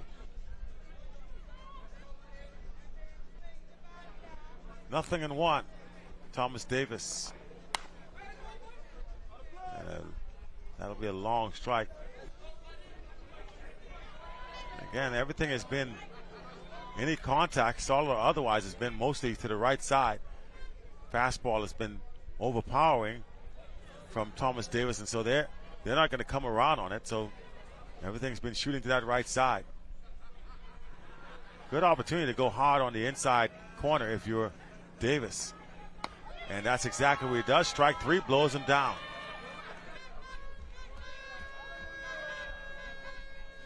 Had him looking away and then came right in and unable to do anything with it. 1 gone. Now they had Dion White come in and replace Cardinal Gilbert, who was hitting for himself here, so I guess Dion will have to step in.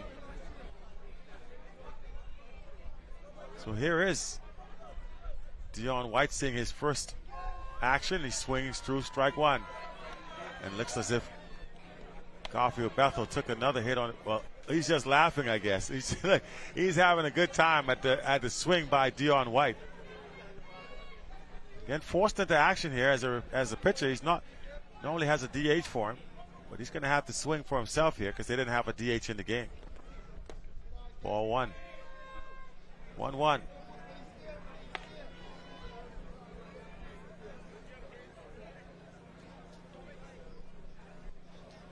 One ball, 1 strike. Gold medal game for the women up ahead. 1-1.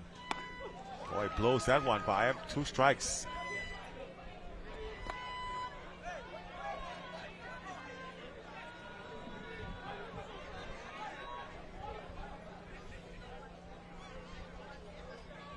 Grand Bahama versus New Providence for the gold. That's what's coming up next on the ladies' side. A ball and 2 strikes. Gets a piece of it, stays alive.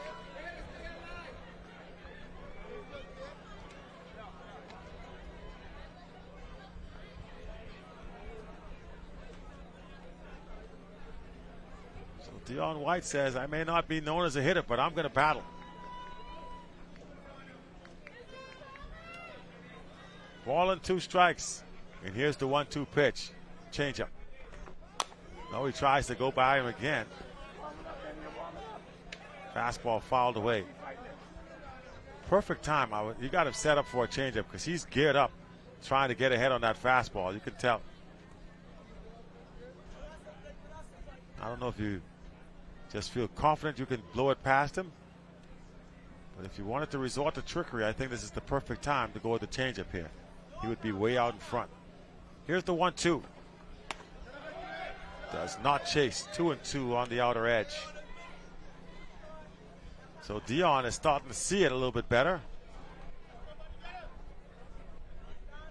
And a 2-ball, 2-strike count. He's making Davis work a bit.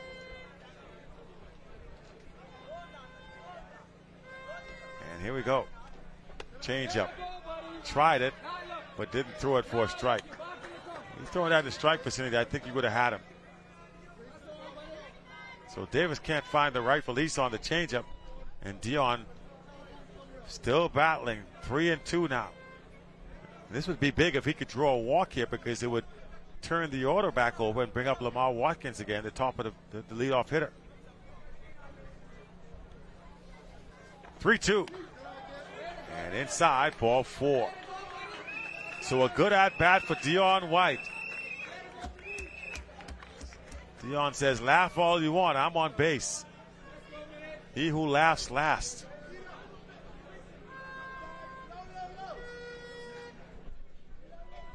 Good piece of hitting there by Dion.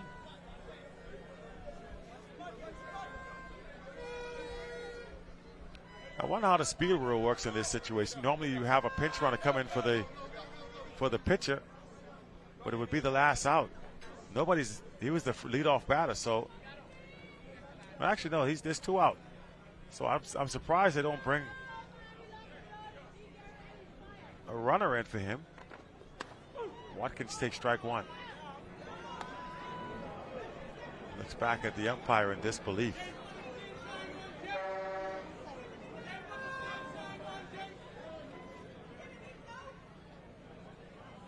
Nothing in 1 to count to Watkins. Strike 2, not even close.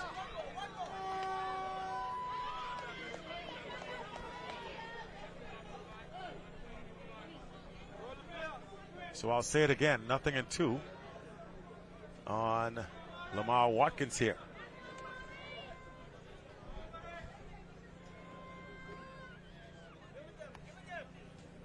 Here's the 0-2 pitch from Davis. Strike 3, and he is gone. 2 outs now. So Watkins strikes out for the 3rd time in the ball game. It's been a day he will want to forget, at least from the batter's box. Here's Myron Johnson.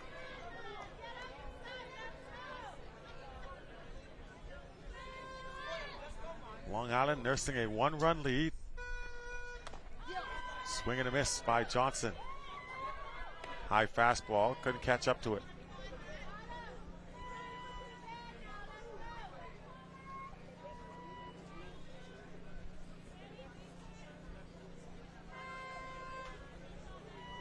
Oh, 1 count. That one's in the dirt. Runner stays put.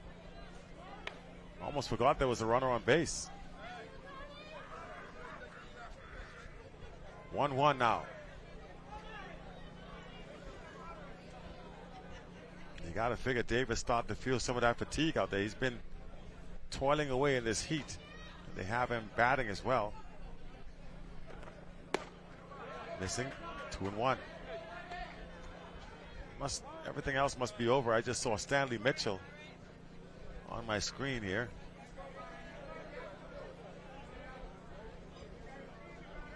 Stanley's a track and field guy. He's made his way to the arena.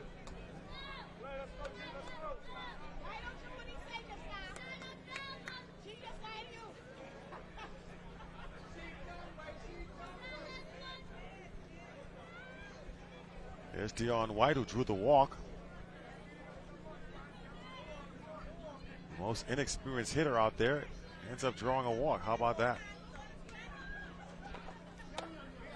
That's a strike.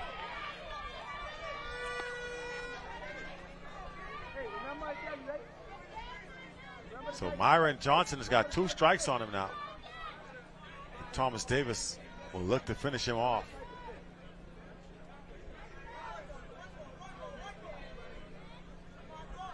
One-two pitch. Gets him swinging. Strike 3. So the 5th inning comes to a close. Long Island holds on to their 1-run lead. It remains 3-2. Bottom of the 5th inning is coming up. The Sheep Runners holding on to their 1-run lead as Thomas Davis strikes out Myron Davis to end the threat. Myron Johnson to end the threat.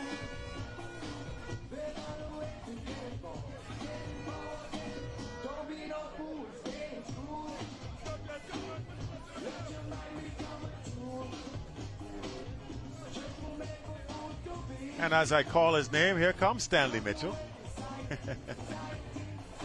I knew I saw him walk in the ballpark. It's all the media making their way here.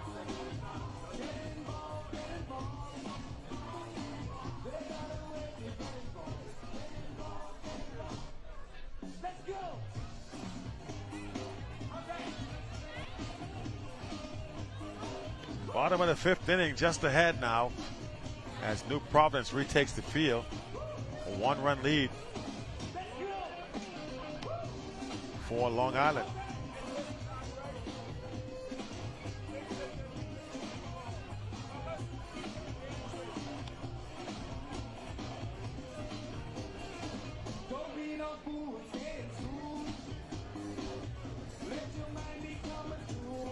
Bottom of the fifth inning.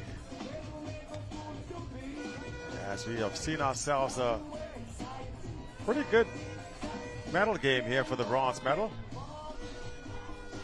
These two teams battling back and forth. Long Island with the early 2-0 lead to start the game. And then in the bottom of the top of the fifth, sorry, the fourth inning, top of the fourth, tied the game. Only to see Long Island come back up with a solo shot from Jeter Miller. Give it a 1-1 deficit, which is where we are right now. Long Island back at the plate here at the bottom of the fifth. Looking to tack on some insurance runs if they can.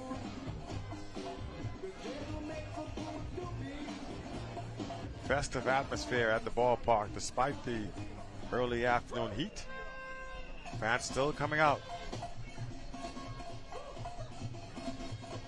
And if you're wondering and you want to come out, entrance admission is $15 for the championship games.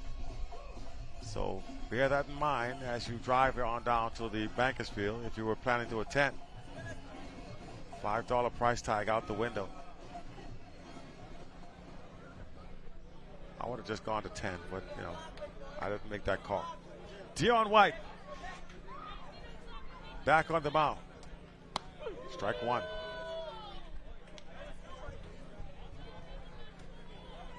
Blake Carroll.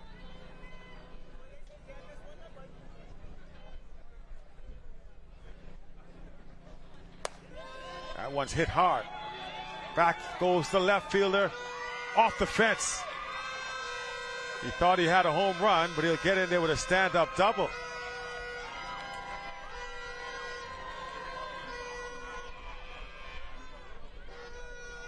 Yeah, he was jogging out of the box. He thought he crushed it.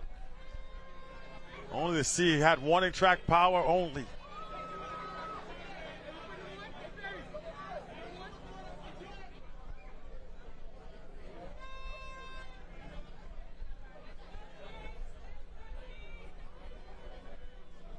Welcome to the ballpark. Tommy Stubbs decided he wanted to come down and see the action for himself.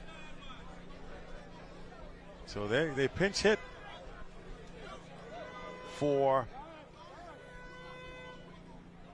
Thomas Davis to give him some much needed rest. And then they're trying to decide what they want to do here with Garfield Bethel. A good hitter here. They're going to walk him. So they put Bethel on. They'll rather face off against Keanu Cartwright. So Garfield Bethel gets the intentional walk. That puts runners at first and second with nobody out. Don't mind the 2 on your screen. There's nobody out.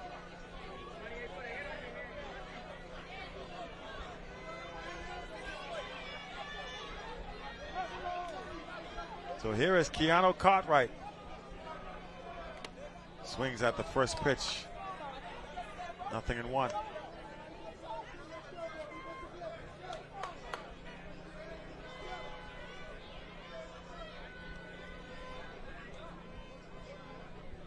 Oh, 1 pitch from White. Way away, 1-1.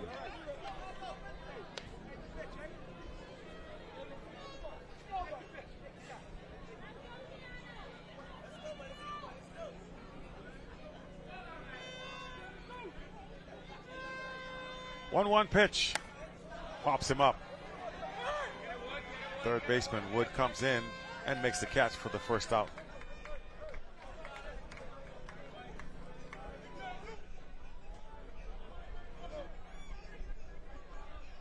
So they'll stay at first and second. 1 gone now.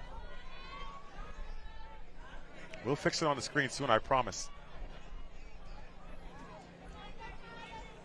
1 out here in the fifth.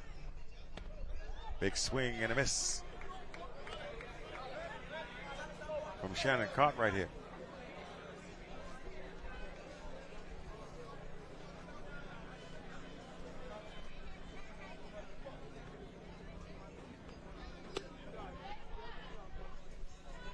think this is another pinch hitter. This is not Shannon Cartwright. So they got another pinch hitter in the game for Long Island. Going all out here trying to put these runs on the board.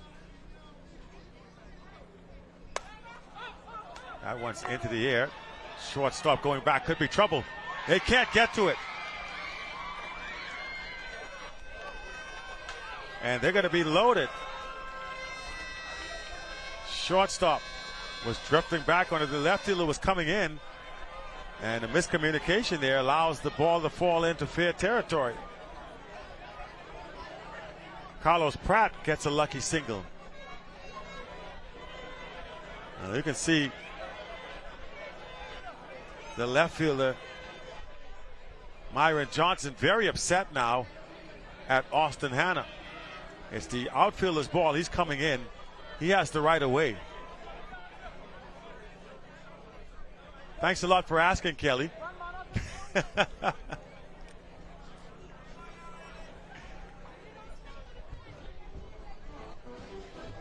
A timeout call by New Providence.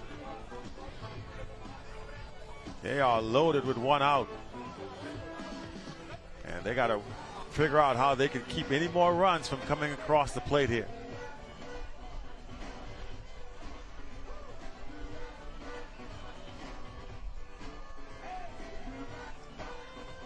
And while they try to figure that out,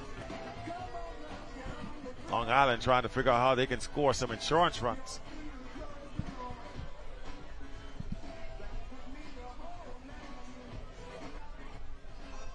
So here's Jeter Miller, who had the solo shot to put his team up by 1. He would love to add a grand slam to the total. And I keep saying there's only one gone, but nobody's listening to me. Only one out.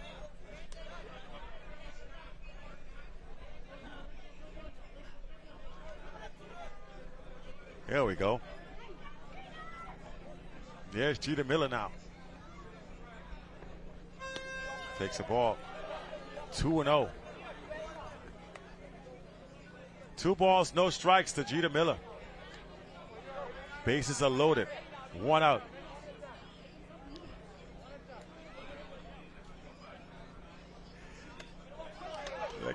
Look how I get in trouble. 3-0 now. A walk scores a run.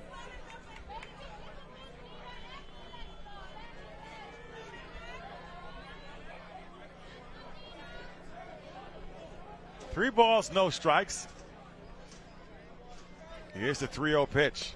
Jeter takes ball 4. Oh, that's ball 4. So yeah, run comes in. Make it now 4-2. 2-run lead now for Long Island.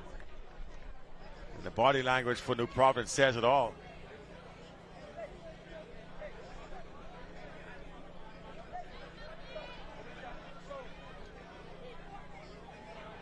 Here's Blake Carroll.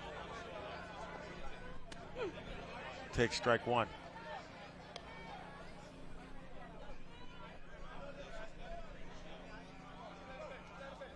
Strike 1 to Blake Carroll.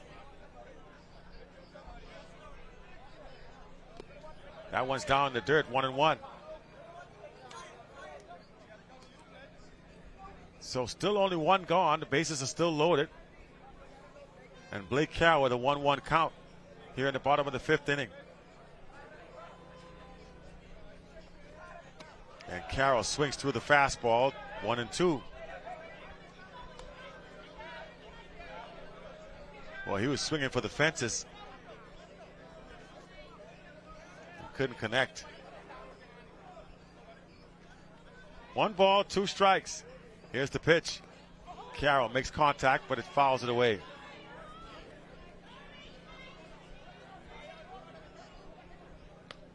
A ball and 2 strikes now to Carroll. A big opportunity here for Long Island to tack on a few more runs. Already up by 2. That one way outside, does not offer at it. Now the count runs 2-2.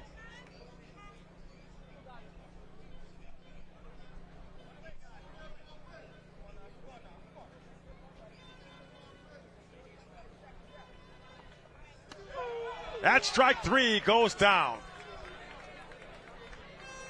So Blake Carroll strikes out looking. Now 2 away. 2 outs. Here in the bottom of the 5th now.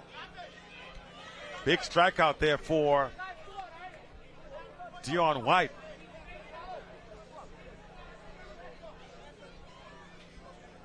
Boy, I tell you what, he was unable to pull the trigger on that. Here's Dante Cartwright. Swings at the first pitch. That could be trouble. Left fielder going back. And it's gone. A grand slam home run. Dante Cartwright has just struck for 4 runs.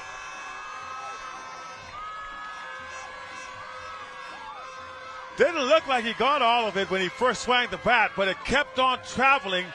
Left fielder got to the fence and realized he was out of room. Big blow. Dante Cartwright comes through again for Long Island, and it's 8-2.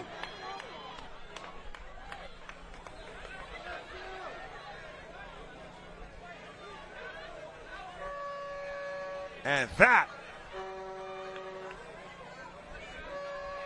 really gets the crowd going as the Long Island fans can almost taste it. Here in the bottom of the 5th, the Long Island offense has broken through.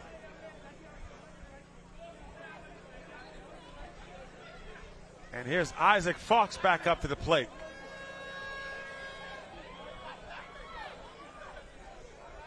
With 2 outs, Dante Cartwright comes through with a bases-clearing grand slam home run. And now Fox tries to slap hit.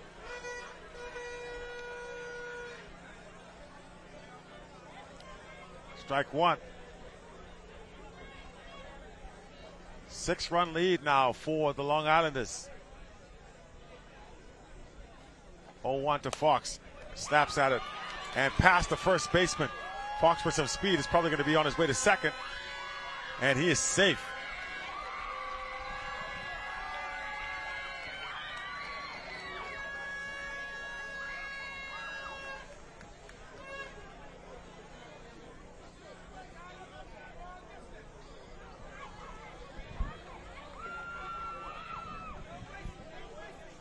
So Long Island not done just yet.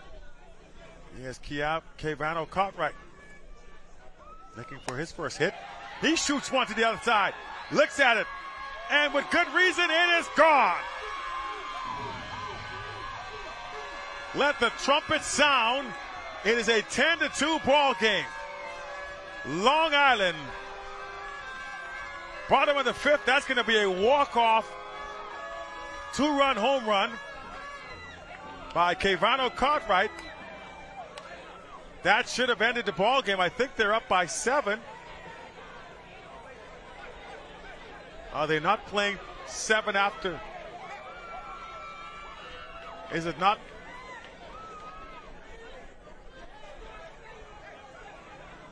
It's 10-2 here. Up by 8. Is it not 7 after 5? The game should be over now. It's they're up by more than 7 after 5.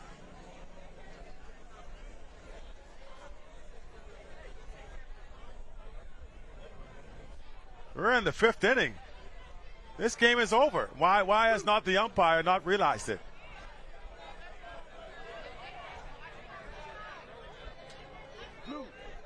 All right, so let the pounding. This game should be over. It's 15 after 4. 10 after. It's 15 after 3. 10 after 4, and then 7 runs after 5. So this being the bottom of the 5th, that should be the ball game. Somebody will figure it out. I know I have.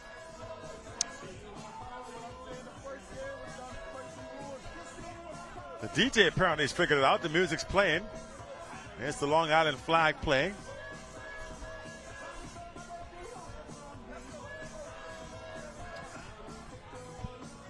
No official announcement just yet.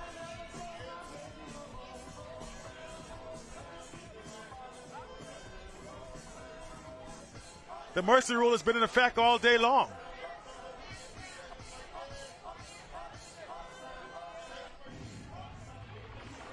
The announcement was made earlier that they're playing by the mercy rule. This game should be over. They just announced it earlier on in the day. Martin Pork-Burroughs announced it earlier in the day, saying that the mercy rule was in effect. So this game should be over. The announcement was made early, but the umpire apparently did not get that memo. We're going to continue play here.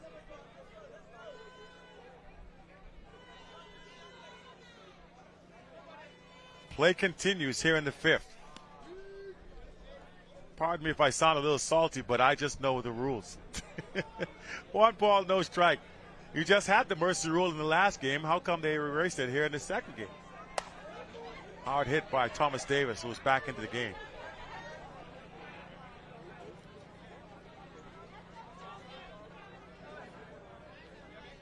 So they're changing the rules from game to game here. This was a well-played tournament up to this point, and now they're changing stuff as Davis, a little trickler down to third base, throw to first base will end the 5th. So at the end of 5, it's a 10-2 game. Apparently we're going to keep going as we go to the 6th inning. Let's take a break. We'll come right back. Maybe they'll sort it out before we get back.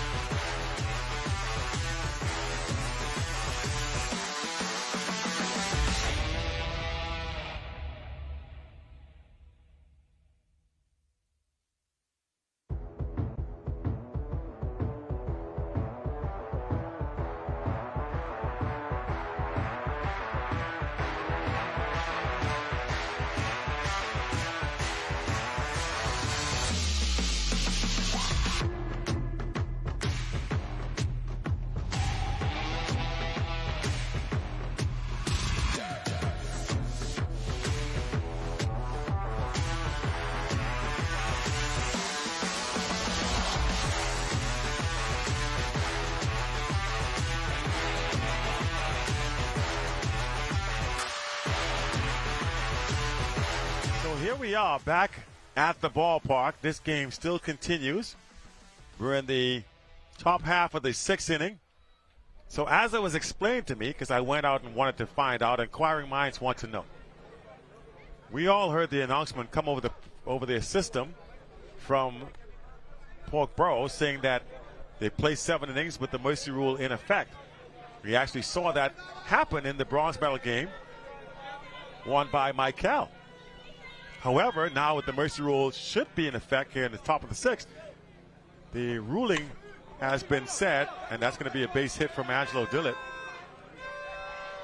He's going to try for second base, and he is going to be out at second. Angelo Dillett called out.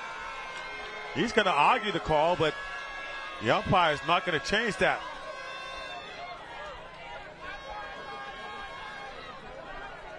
So Dillett called out at second, trying to stretch it into a double. So back to my explanation. So apparently that was an inadvertent statement. You know, go figure. Said that was not the case. He said it on mistake. But again, it happened in the first game. I'm just throwing that out there. One gone, though, here in the top of the 6th. As Dillett gets thrown out, trying to stretch a single into a double. Austin Hanna now at the box, swings to strike 1.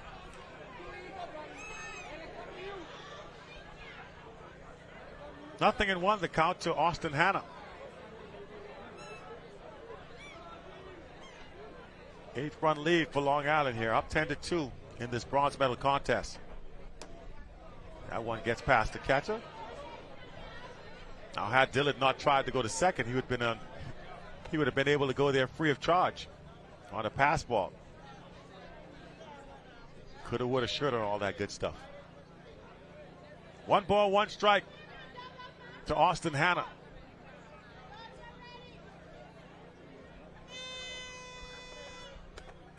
That one gets away as well. Put a third, Angelo. 2 balls, 1 strike. But you can't fault the hustle, I guess.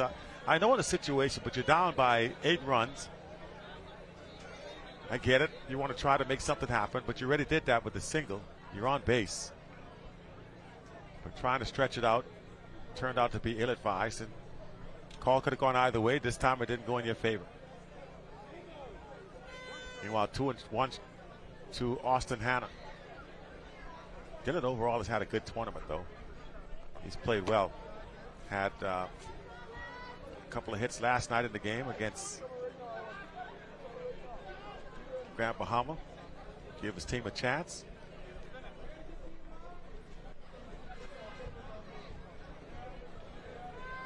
Three and 1 now. Thomas Davis has got to be feeling some fatigue here.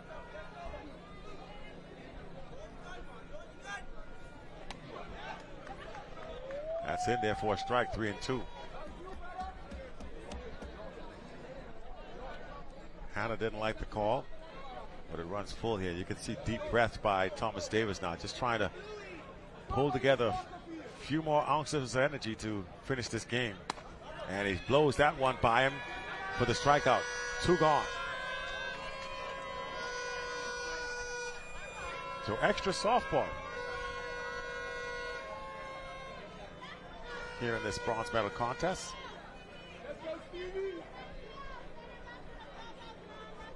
Top of the 6th inning. Well, now that you've allowed this game to continue, there will be no way you can ever bring back the mercy rule the rest of the way, because whoever's being mercy ruled is going to say, well, you just let the other game. Heck, if I were the game before this, I would probably complain about that. He went strike 1. He tried to hold up. Strike 1, though. Stephen Russell.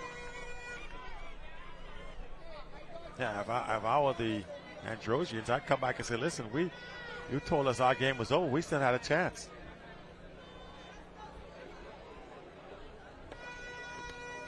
Into the dirt, 1-1. So New Providence down to their last 5 outs, trailing by 8 here in the top of the 6th. 1 gone. Sorry, 2 gone. They're actually down to their last 4 outs. That's strike. 1 ball and 2 strikes.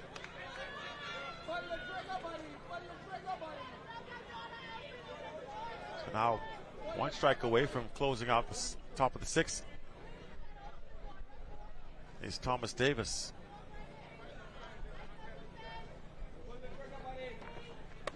Blows him down, strike 3. So Thomas Davis strikes out Austin Hanna. And that's the way the top of the 6th ends. Still a 10-2 lead. Long Island will come up to bat in the bottom half of the inning with an 8-run lead in their pockets. will try to build on that.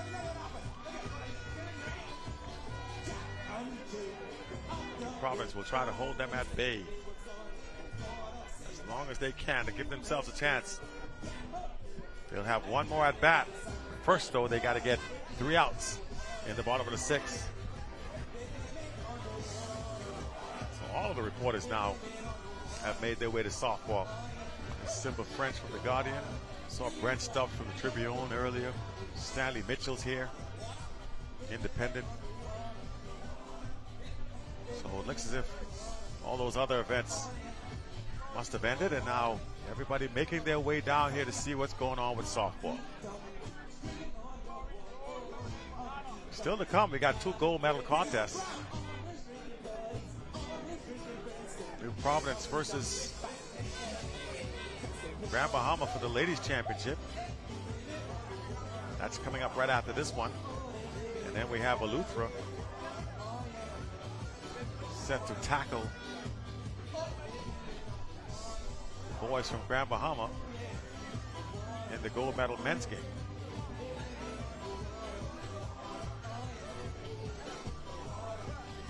So that's all still to come here at the Bankers Field, here on this final day of competition in the 6th edition of the Bahamas Games.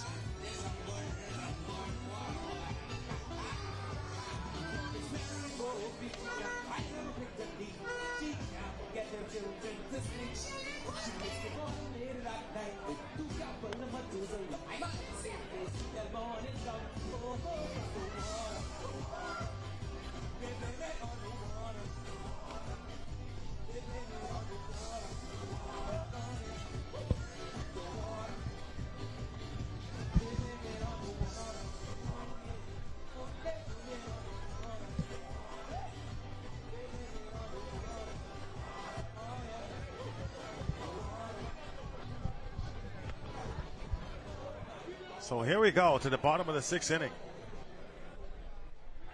Time running out here for New Providence as they try to see if they can make a comeback here. Wangana now with a 8-run lead will come back to the batter's box here to try and add on some more if they can. It looks like Garfield Bethel will lead off. He was walked intentionally the last time up. That ended up costing as Dante Cartwright came through with a, and they're gonna give Garfield Bethel the intentional walk again. Nobody on. They're not even gonna waste time with him. They give him the intentional walk. You see Angelo did it laughing. They let him step into the batter's box and, like he was gonna hit, and they said, no, you're not gonna hit. So a little bit of fun as Bethel gets the intentional walk there. They respect the hitting ability. And there's Keanu Cartwright now stepping in.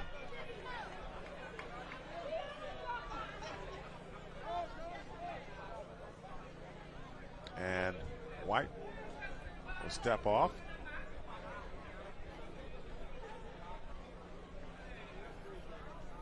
And actually, this is Carlos Pratt. He came in to replace Keanu Cartwright earlier.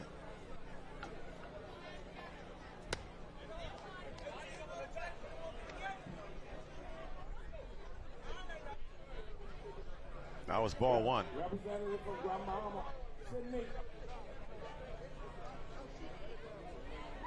1-0 pitch. Down low. 2 balls. This is Keanu Cartwright now at the plate. Apparently we are going to go all the way to 7. 2-0. Good news is the home team's up, so unless a miracle happens and New Providence comes back to tie the game, they'll only have to bat, and that'll be it. They can't add innings. There's a walk. Well, unless they tie the game, then they go extras. But Shannon Cartwright now, he was pinch hit for his last time up. And remaining in the game to hit once again is Carlos Pratt. I was 1 batter early. Pratt takes ball 1 down in the dirt. 1 ball, no strike.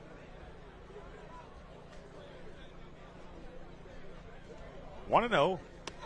Pratt with a big cut. Swings over the top, 1-1.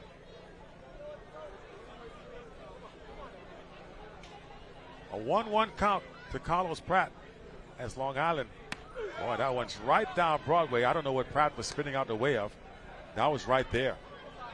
Fooled by the spin, I guess. Maybe thought it was going to come in on him. It stayed right over the heart of the plate. A ball and 2 strikes now. Here's the 1-2 from Dion. And he just does touch it to stay alive.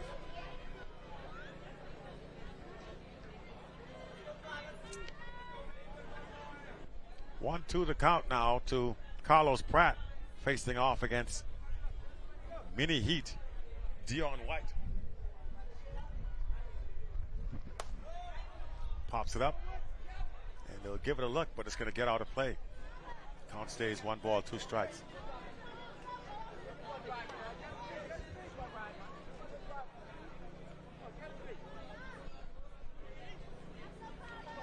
So 1 ball and 2 strikes still on Carlos Pratt. White was ready to go. I have to hold on for a second. Now here comes the 1-2. And that's going to get over the head and draw him down to second and third. Both runners advance here.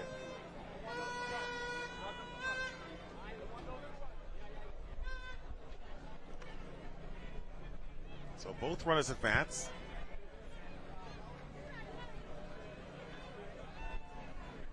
One out.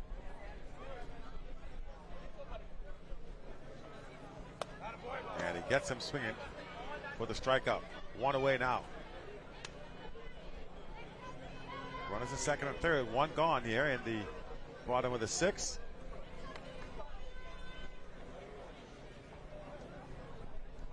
And here comes Jeter Miller. Jeter hit the solo shot a couple of innings ago. Take strike 1 here.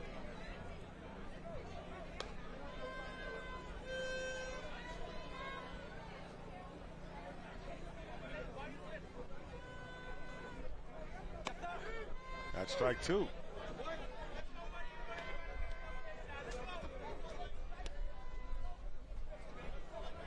So here we are on the bottom of the 6th. That one struck well. Jeter Miller looking for a second home run in the game. And he has got it. Jeter Miller comes through yet again. A 3-run blast this time. And make it 13-2 in favor of Long Island. He knew he got it. As soon as he hit it, he knew he'd gotten enough to drive it out of here. There's Felice Major, the Long Islander. She is ecstatic. And rightly so. Long Island now with an 11-run lead. There's Felice.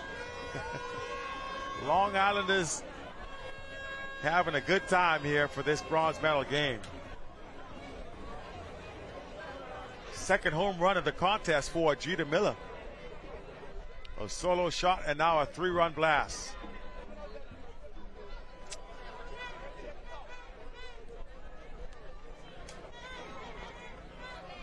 Still only 1 out here.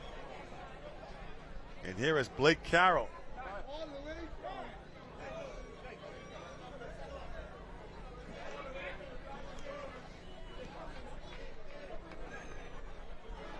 So I don't know what the discussion is.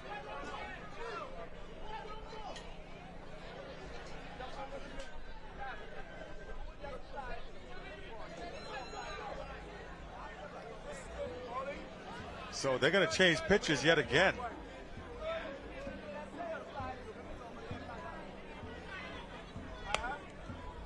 So a new pitcher into the game now for New Providence. Down by 11 runs. They're going to make a pitching change.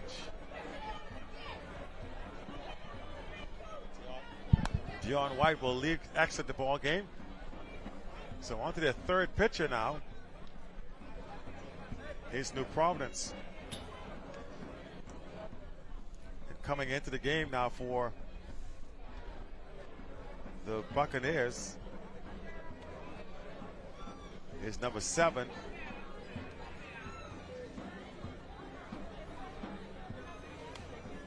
Christian Cawley. So Christian Cawley will become the 3rd pitcher of record for New Providence in this contest.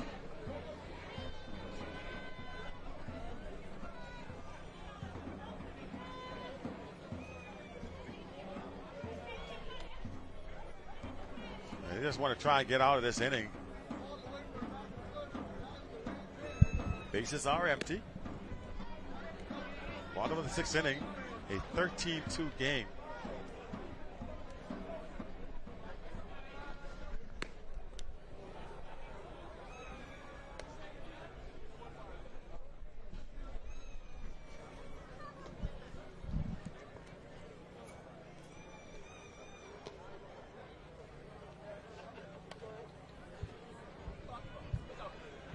And it just goes to show you how quickly things can turn during the course of a ball game. Just a second ago, it was tied 2-2. Since then, the Long Islanders inside for a ball. Now it's a rezone play. Blake Carroll in the batter's box, ahead in the count. 1 ball, no strikes.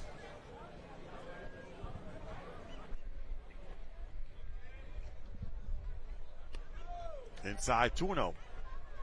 And remember, I was telling you guys earlier how Godfrey Burnside, who's in the arena right now, was actually the manager for Dion White, who we just saw give up a home run. So all those teachings have gone out of the window, apparently. But these are advanced years later, though. So, so we're all getting older. I just thought it was interesting that I mentioned that, and then you walk in the door. 2-0. Rounder off the glove.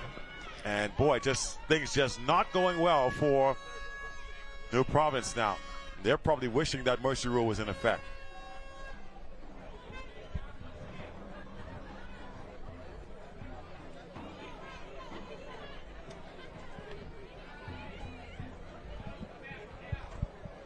It's getting ugly now at the arena.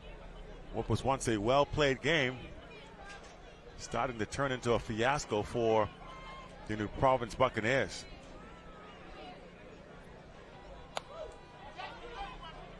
And fouling it back is Dante Cartwright, who also has a home run to his credit in this game. Hit a 3-run shot earlier. So the long ball has been good to Long Island. 1-1. 1-1 to Dante Cartwright.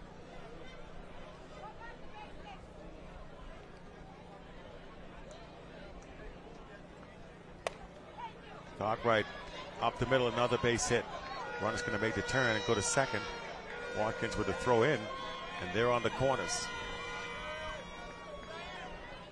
So Dante Cartwright continues to swing the hot bat. And this inning just continues to get longer and longer for the Buccaneers.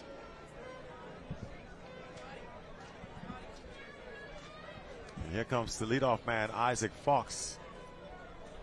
Well, it looks like they're going to use a pinch hitter here. They're going to go to the bench. And here's Brian Adley to see his first at bat. So things seemingly well in control here. Marty Fox goes to the bench and brings in Bryce Adley to get a swing. Bryce comes over asking for instructions. Dude, you're up by 11 runs. I brought you in, just go in there swinging. I don't know, I wouldn't even look at the coach. I'd be like, look, this is my chance to get a swing. I ain't taking no pitches. But, you know, he's a good team player. Coach, what do you want me to do? Am I taking one?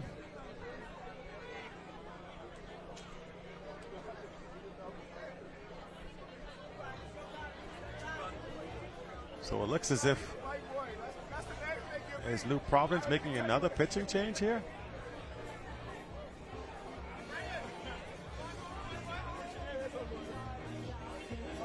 All the Buccaneers, the pitcher and catcher have just gone into the dugout. And I wonder if they're going to bring in Angelo Dillett. Pitcher, I don't know what's happening. We apologize to our viewers. This was going pretty well, and now things have ground to a halt. It has indeed been a long, long week, but we are here on the last day. As they say, all good things must come to an end. I have never been more ready for the end of softball, that is. All right, so now the rest of the New Providence team walking off the field. I'm not sure what's happening here.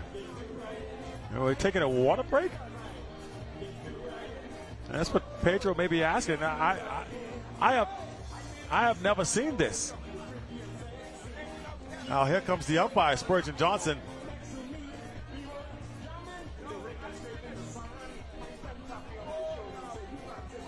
So they're changing catches. Ali Butler, Ali Baba. So Angelo Dillett, the catcher, apparently unable to continue. So they make a catching change. And Dillett says he's had enough. You know, he's mid-40s. This heat, not your friend, so said, you know what, with a game like this, I can just pull myself out of here and save my energy. So it looks as if New Providence is throwing in the towel, more or less. Long Island has emptied the bench, bringing pinch hitters left and right. And this all could have been avoided if they'd stuck with the mercy rule, which is what was announced as being in place. Instead, we all got to continue.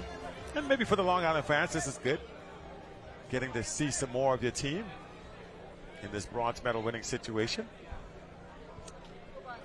And for Brian Adley, I'm sure he's liking it because he's getting a chance to bat. And he swings at the first one, pops it into the air. Could be trouble, and it's going to be a base hit. How about that? Brian Adley comes through with an RBI. So Brian Adley gets some high fives across the side of the diamond. He came in as a pinch hitter and a little bloop single, and he gets an RBI for his troubles. So when it's going good, it's going good. And it's going really good for Long Island at the moment. 14-2 now. Bottom of the sixth inning continues. And here's Kevano Cartwright. And the umpire strike zone maybe starts to expand a bit. You know, one strike. I don't blame him. He's been out here a long time. Strike two. And he's laughing. They're all laughing. They know what's going on right now. Umpire's had enough. I got to take things into my own hands. You guys don't want to get out, so I gotta get you out. Two strikes. Okay, that one's a little high. I think you thought about it. 1 ball, 2 strikes. Got to make it at least a little creditable.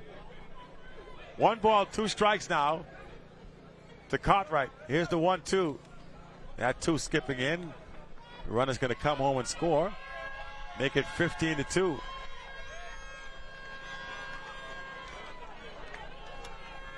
You know, if I'm Long Island, I just let the runner come over and get tagged out just to finish this game off. He's already got a hit. Just let him get out.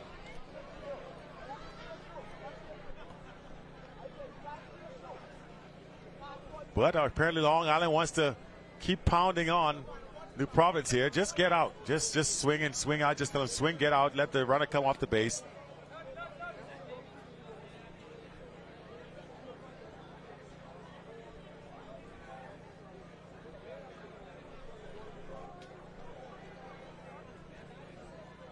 So New Providence argued about the new mercy rule, and they didn't want the mercy rule, and now here they are getting as that one popped up into the air. As the old saying goes, if you remember, they say you're getting the snot beat out of you. 14-2. Down by 12. They had the mercy rule in the first game and somehow decided not to have it here in this second game.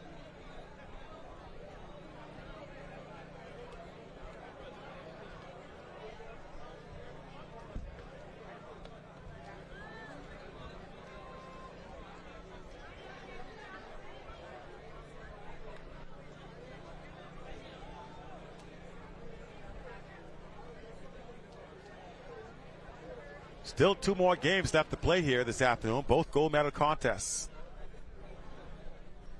And here is Cartwright again. That one gets away. The runner's going to advance to third base.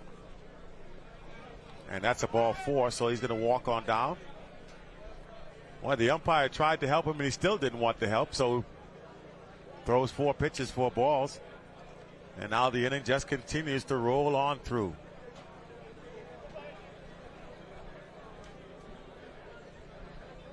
At least I'm getting a ham and cheese sandwich out of it. If I gotta sit through this thing, pass, foul ball, they'll do it again. It's the small things that matter, you see. And I apologize if I digress. I got to entertain myself in situations like this. I don't have a color person to talk to, so I talk to myself. Did he call that? Oh, so 1 ball, 1 strike now to Thomas Davis.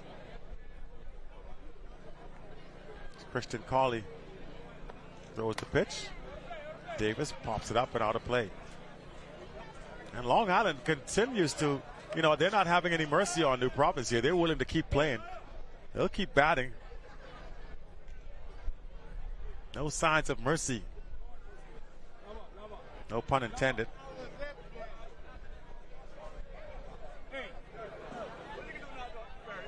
So they're going to go ahead and intentionally walk Thomas Davis now. Listen, this just gets better and better and better. So they intentionally walk Thomas Davis to bring up Garfield Bethel. And now they're going to intentionally walk Garfield Bethel. I don't know what I'm watching right now. Honestly, I don't know what I'm watching. It's a carousel. It's like watching an episode of the Keystone Cops. I'm dating myself, but if you look it up on Google and Google Keystone Cops, it was one of those old black and white spoof type comedy shows that used to come on. It didn't even have sound on it. It's a comedy show right now. Yeah. Well, yeah. They're right now. And I know I'm from New Providence, but right now New Providence is holding me hostage. Just let it end. Somebody, please let it end. And I know my friends will come back and tell me I talk about it, but this game should have been over a long time ago. And you know what, Long Island, I blame you now too, because just get out. Just get out. Just need 3 outs. What's really going on right now? Get out on purpose. Yeah, if you can't hold a 12-run lead with Thomas Davis on the mound, you don't deserve to win. You've got more than enough insurance runs at this point. This becomes almost personal now. It's like you're trying to stick it to him. Like you're trying to just bruise him. They should lock him up right now for abuse. That's what this is. That's what this is all boiling down to right now. Even the Providence just laughing and smiling. It's become a travesty. Yeah, apparently they're not feeling the heat. I'm in the shade and I still feel the heat, so I don't know. 0-1 in the dirt. And they don't even bother to send a runner home.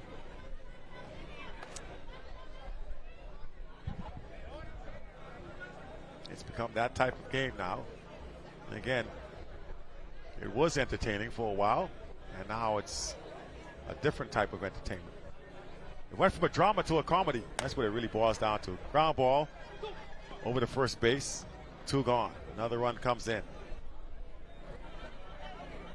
Thomas Davis almost walked into the dugout.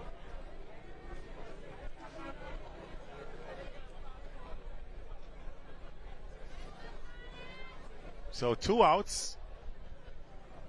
And it's now 15-2.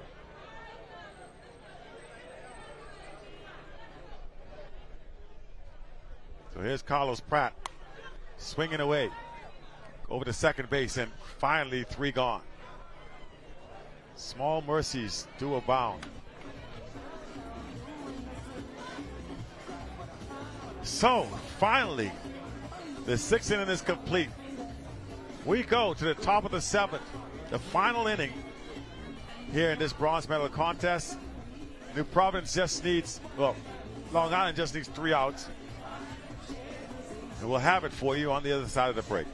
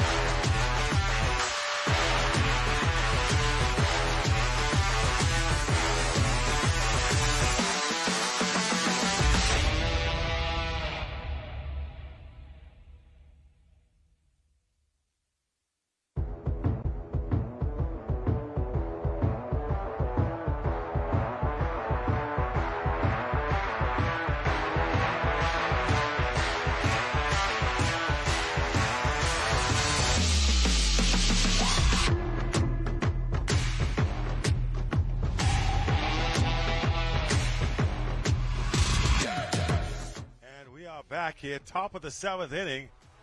New Providence down to their last 3 outs. And a leadoff single off the glove of the first baseman by Aaron Wood. He's got 2 hits on the day. So New Providence apparently not ready to throw in the towel. They're going to keep trying to win. And you know what? Seeing that they make you play the game, why not? Thomas Davis has got to be tired. And maybe that's what New Providence is counting on. Aaron Wood with a single. Strike 1. And a pinch hitter batting now for the Buccaneers. And this is the first baseman.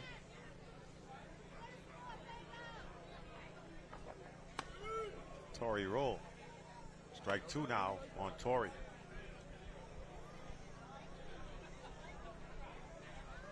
Nothing in 2 to Torrey Roll, facing off against Thomas Davis. Nobody out here in the top of the 7th. The leadoff runner is on board in the form of Aaron Wood. Torrey Roll down to second to get 1. They try for the double play, but they can't turn it.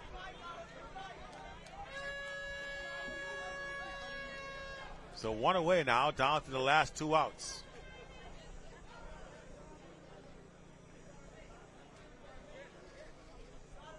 Looks as if they're going to go with Is it another pinch hitter here for New Providence?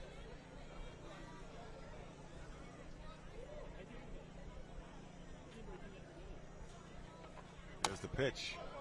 Grounder. Throw to first base. They try to go to second to get the force, and it doesn't work. So they tried to get the force out as Levon Ferguson will reach on the fielder's choice. And here is the pitcher, Christian Cawley. One gone.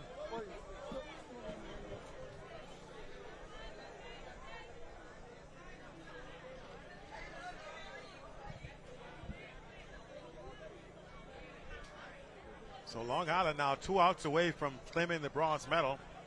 They have themselves a comfortable 16-2 lead.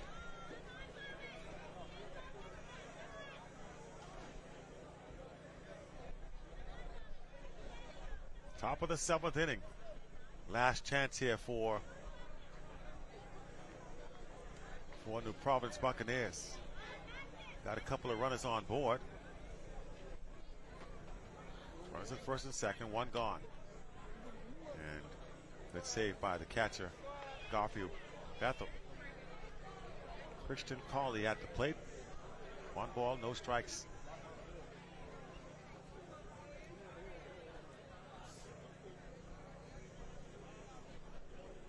One-0. That one gets away from the catcher. That's going to let the runners advance. Throw down to second. Where was he going? It's out at second. Levon Ferguson tried to go down to second late. And now out.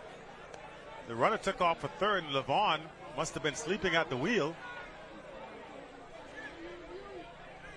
By the time he woke up, it was too late. 2 gone now, down to the last out. Boy, that's not...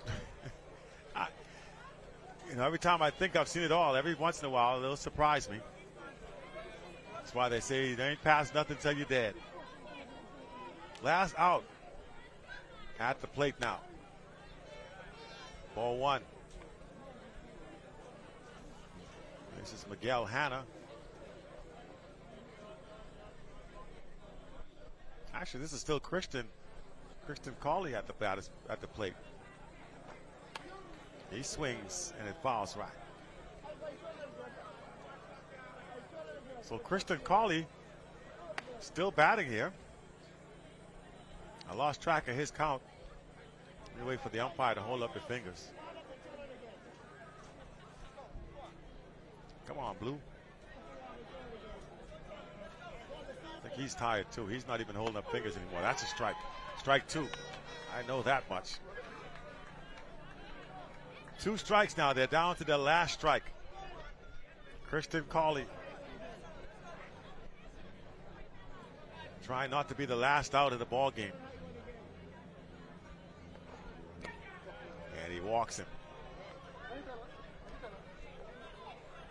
So they are loaded now for New Providence. Well, it would have been loaded had not Ferguson thought he was faster than what he was. So they're on the corners, 1 and 2 with 2 outs.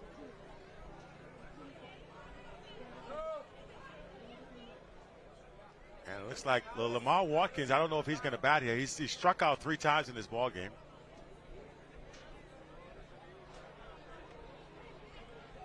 So I think they're making the decision as to whether or not they'll let him swing. Thomas Davis is gassed. He's tired. He's gone the entire distance here in this scorching heat. Temperature was in the 90s.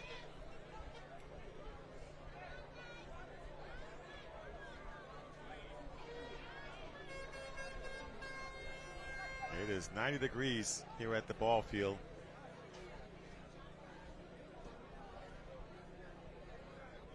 Thunderstorms in the forecast. 14% chance of rain. Strike 1 swinging. Again, another pinch hitter into the game for New Providence.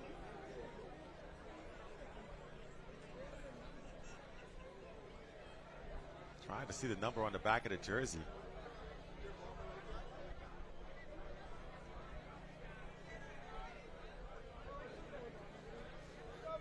Either way, he's got a strike to his credit.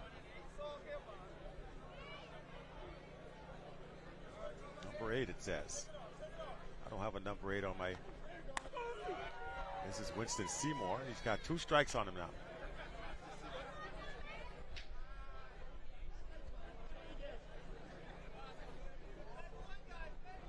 So now they're down to their last strike again.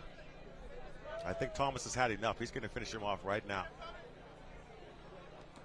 Tries to spin it in there. Goes out of play. Runner advances to second there. It's second and third now. 2 gone. 2 strikes on Winston Seymour.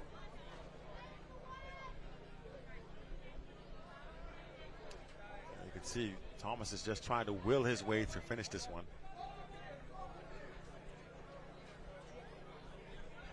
2-strike pitch.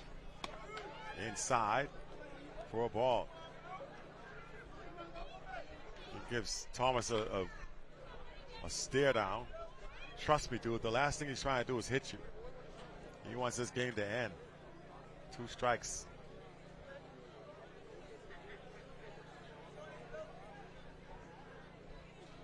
So Thomas Davis will try and finish it off. 1 ball, 2 strikes. Gets him to swing, and that's the ball game. Finally, we are done. And that's the scoreboard right there. 16-2 ends up being the final. Long Island defeating New Providence. They are your bronze medal winners. We got the gold medal games coming up next. Starting with the ladies, New Providence versus Grand Bahama. That's just ahead, but right now all the focus on the Long Island Sheep Runners as they are your bronze medal winners, outlasting New Providence 16-2 your final. Back with more in a moment.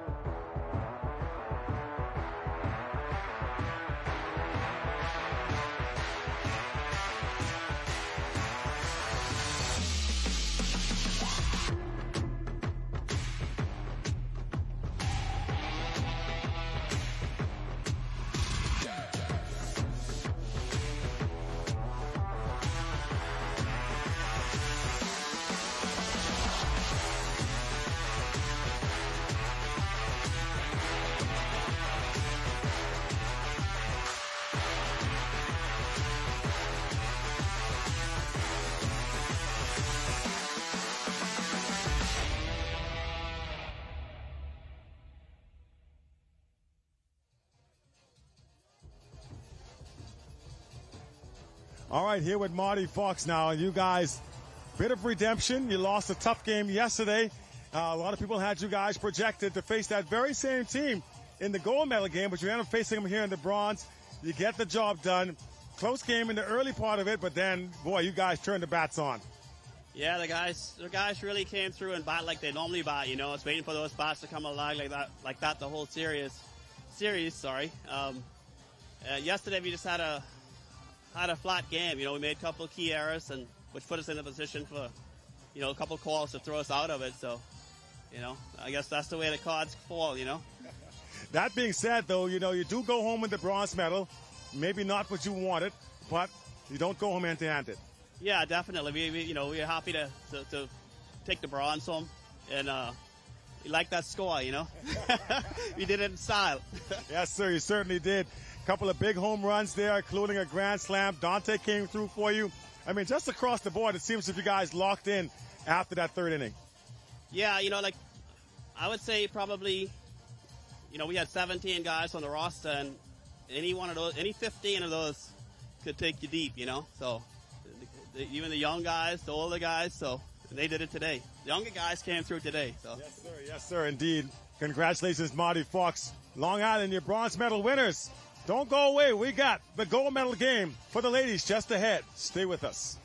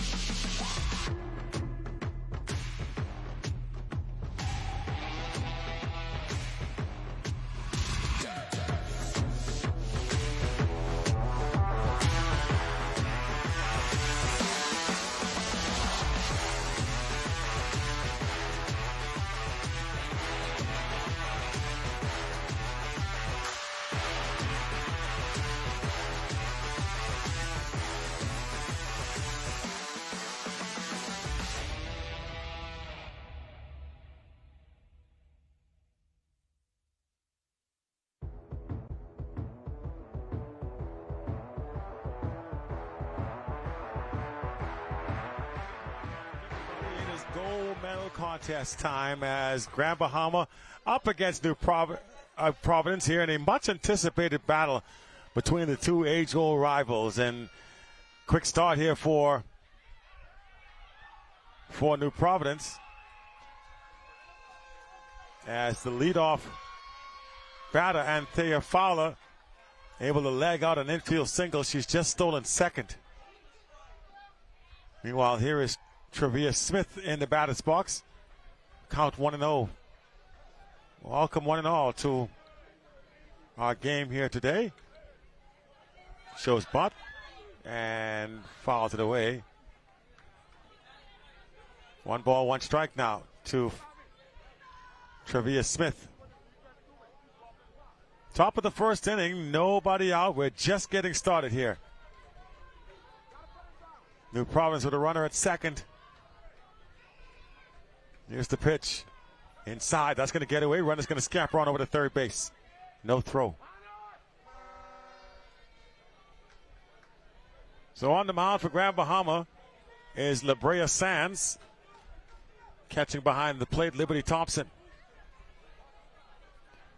Nobody out. Runner at third. Reached on an infield single. And showing bunt right now is Travia Smith. Pulls the bat back and takes a big swing for strike 2.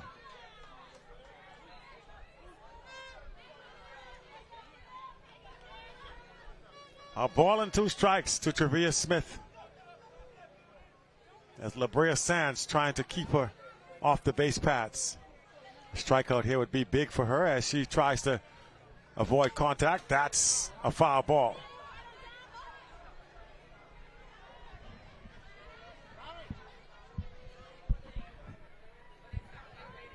Count will stay 1 ball, 2 strikes here, top of the first inning. Leadoff single by Anthea Fowler has since stolen 2 bases to sit where she is at third. And a chance to score an early run for Grand Bahama. For New Providence.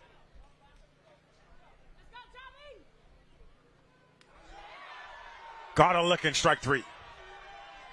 And Travia Smith knew it. Took that right down the pipe. 1 gone now.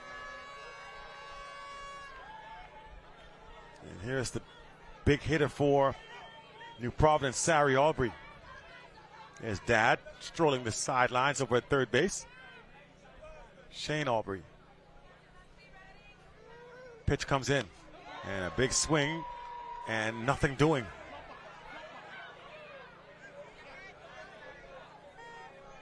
There's Anthea Fowler at third base. She's got good speed. Anything that gets by the catcher, she's going to look to score. Here's La Brea. Up the middle. That should score the run. They're going to come home. Well, go to first base for the out, but a run does score. There was no way they were to get Fowler. She was off at the crack of the bat. So a productive out there for Sari Aubrey. Give her an RBI as the runner scores. 2 gone, though, for New Providence. And here is Tila Stevens.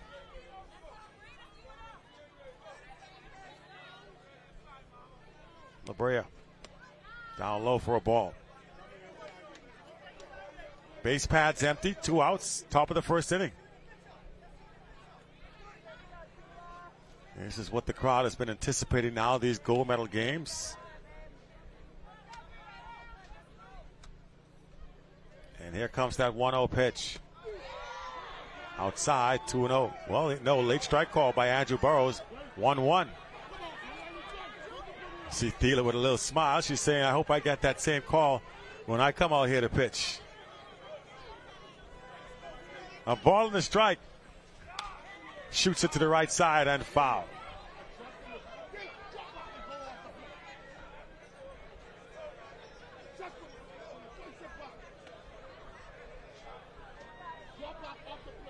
One ball, 2 strikes.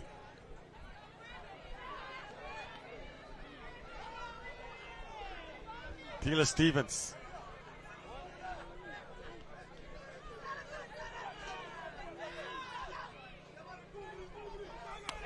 And she gets a swinging. So La Brea Sands strikes out Tila Stevens to end the threat, but not before New Providence on the board. It's a 1-0 game. And Grand Bahama now will get their chance at some offense. So let's quickly, as New Providence takes the field, they got a 4-man crew. You see all 4 umpires there on the first base line, making sure they don't miss a thing in this gold medal contest. First time we've seen this alignment for umpires throughout this entire tournament, and it's the right time too, right in the gold medal games. So again, let's give you the defensive setup for New Providence. Tila Stevens, whom you just saw strike out, will be on the mound now for New Providence. Behind the plate is Alia Ferguson. First baseman will be Sky Aubrey. Over at second is April Davis. Her dad, see, I just said her name again, April Davis. Her dad said, you only said my daughter's name one time. So there it is. April Davis over at second. Third baseman, Sari Aubrey. Shortstop, Shante Curtis. And then in the outfield, we got Ataya Fowler in left. Center field is Jenna Malone, and in right field is Travis Smith. And Grand Bahama will send Kenya Forbes to lead off, followed by Brianna Heald and Larika Russell. Tara Evans batting cleanup.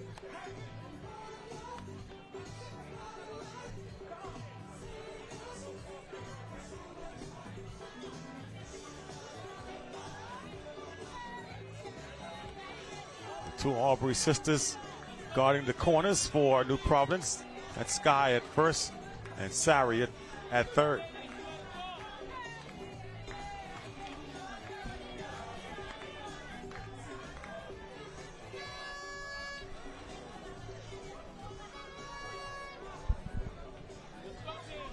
So we will move to the bottom of the first inning. Buccaneers broke through for 1. And now Grand Bahama will look to see if they can get something going offensively. It's Tila Stevens' job on the mound to avoid that happening. The 2 best teams meeting head-to-head here for the gold and silver medals. And here Stevens is stepping onto the rubber to face off against Kenya Forbes of Grand Bahama. Inside, ball 1. Kenya dancing out of the way. Both of these teams set up pretty much the same way. Good combination of speed and power.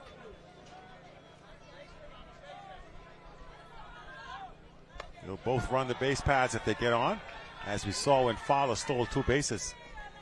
They'll take advantage of miscues. 2-0 though, as Tila Stevens falls behind to Forbes, who, just like Fowler we saw from New Providence, is a table setter for them. If she gets on, she can cause some havoc. Now 3-0.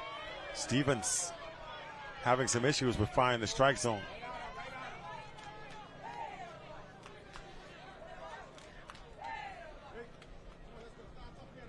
To Kenya Forbes. And we'll see. Most likely has the take sign here. And Stevens misses low for ball 4. So the leadoff runner on board for Grand Bahama, Kenya Forbes. And you'll see if manager Sydney Thomas gets her moving here, seeing if she'll try to steal the base. Brianna Heald stepping in.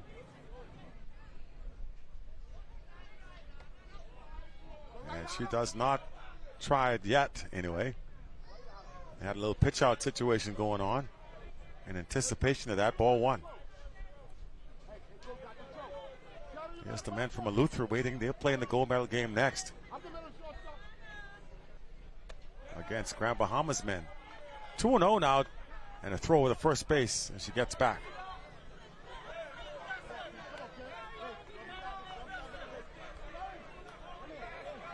So Tila Stevens trying to get command of the strike zone here. That's one. 1-1 here. 1 ball, 1 strike to Brianna Heald. Runner over at first base. got there by walk. And she puts it down. Tila over to first base.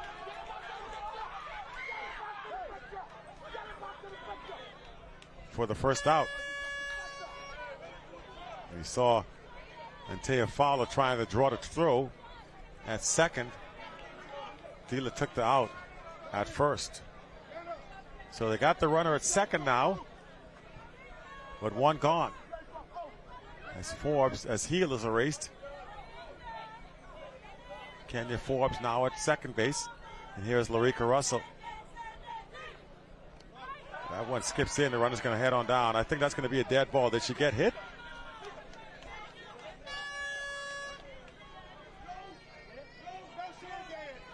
They'll say no, she didn't. Ball one. The runner does go to third. It looked like she was jumping around like she got hit. Maybe the coach said, "Girl, we got a runner at third. You better not be hit." So there's one gone. Ball one to Larica Russell. That's a strike. Well, maybe not. Andrew Burrow is very deliberate with the strike call. I was thinking he would call one there. Instead, it's 2-0.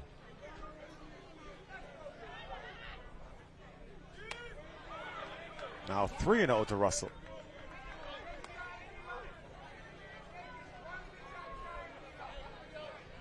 Three balls, no strikes. And Thela Stevens asks for time here. She wants to try and collect herself. Infield comes in.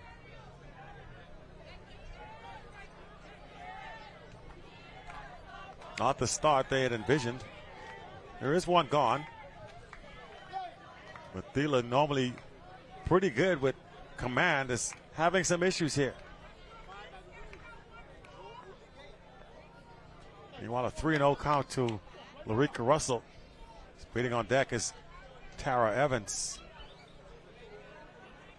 And you wonder if they give Russell the green light here.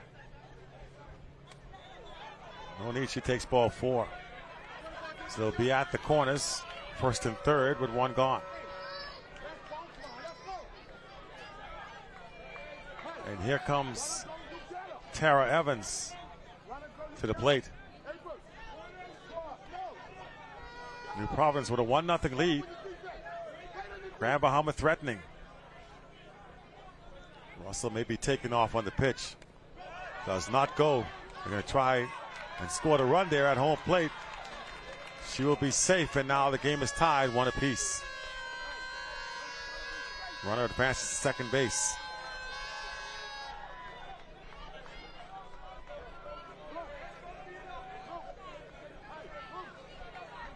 Bottom of the first inning, we already tied. Grand Bahama still threatening here. And I think they're going to go ahead and they're going to intentionally walk. They're going to intentionally walk Tara Evans here. And they'll bring in Jasmine Scavallo. Runners at first and second, perhaps want to keep the double play. That's a ball. Russell's going to try to go to third, and she's going to make it safely. Late jump, and now Evans hustles down. Boy, this is not a good beginning here for New Providence. Second and third for Grand Bahama.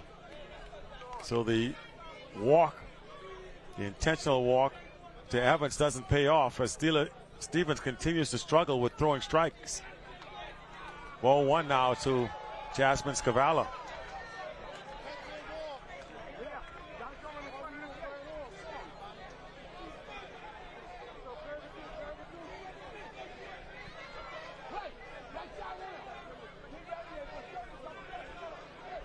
And now they've walked Scavallo intentionally. They're gonna load the bases here for Jamis Roker. Boy, interesting strategy here in the early goings. Strike one. Well, if you can get perhaps facing a weaker hitter in your opinion for the manager of New Providence, maybe if you can get either a double play or a strikeout here, then you could potentially get this game tied. But they got to be careful not to throw it away. Throw over to first base. Just does get back.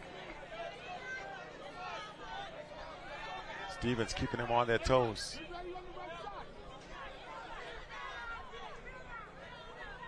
Pitch. And she fouls it away. So 2 strikes now on Roker. And this could be a big strikeout here if she could pull it off. Grand Bahama with the bases loaded. 1 gone. Strategy New Providence is trying to keep the game right where it is. They walked a couple of hitters intentionally, and she went after it. They throw down to third, and they throw it away. Wow, you got what you wanted. You get the strikeout. Why throw the ball down to third? She's got to come to you to score. Getting greedy, perhaps, was Aaliyah Ferguson. It ends up costing a run.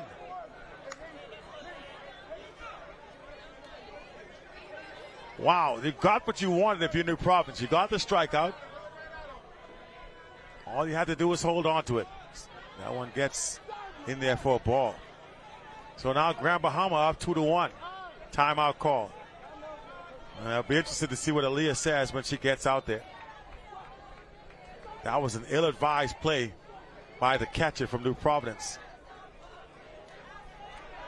Darren Stevens imploring Thielen to throw strikes. And now he's talking to his catcher. Hey, you can't throw that ball down to third base. It's a mistake that I'm guaranteeing she won't make again. At least I would hope not. Teachable moments.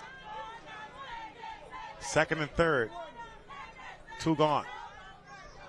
Outside for a ball. Boy, this Aaliyah just not seeming to be focused here in this game. The catcher for New Providence, at least not to this point. Poor throw back to the pitcher there. 2-0. Now 3-0. There are 2 outs.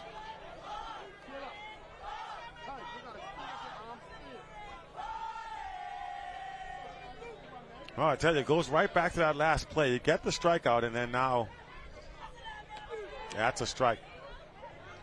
3-1, she was taken all the way. LaDonna Major, the DH. And I get the strategy to load the bases. It would have worked. A little ground tapper back to the pitcher. They throw with the first base for the 3rd out, but the throwing error by the catcher gives Grand Bahama the lead, 2-1 at the end of the 1st inning. Second is just around the corner. It's a 2-1 contest. We'll be right back in a few.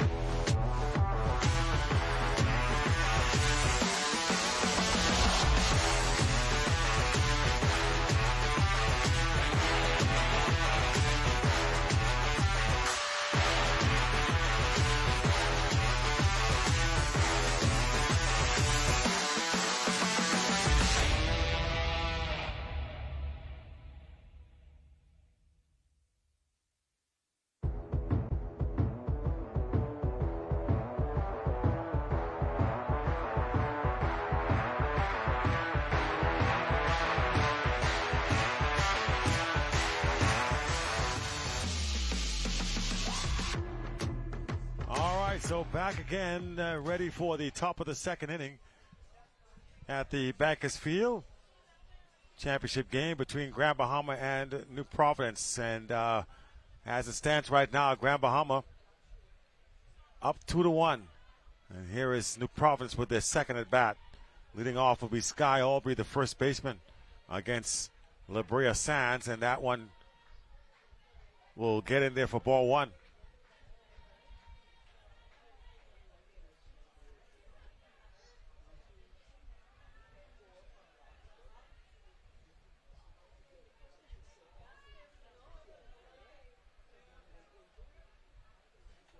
And Sky Aubrey with a big swing.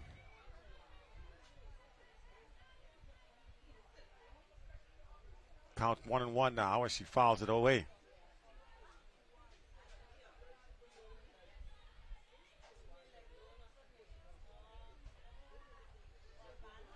And Aubrey with a big cut at the high fastball. Misses once again. A ball and 2 strikes. La Brea is doing a good job right now and Dad is having a word. Shane, by the way, stands at about 6'5", 6'6", and you can see Sky right up there with him.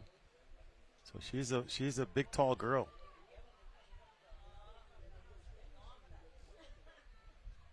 Two-strike pitch, and she goes down swinging.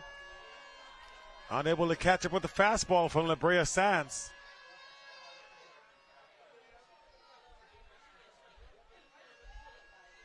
One gone.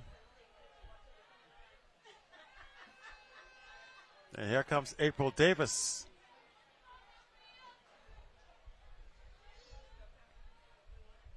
Shows the bunt, pulls it back. Boy, they was charging in. The third baseman was right in her face.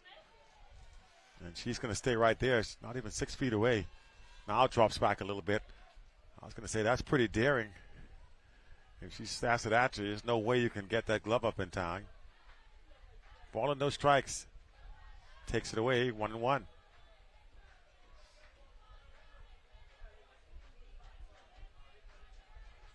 April Davis at the plate now with one gone in the top of the second.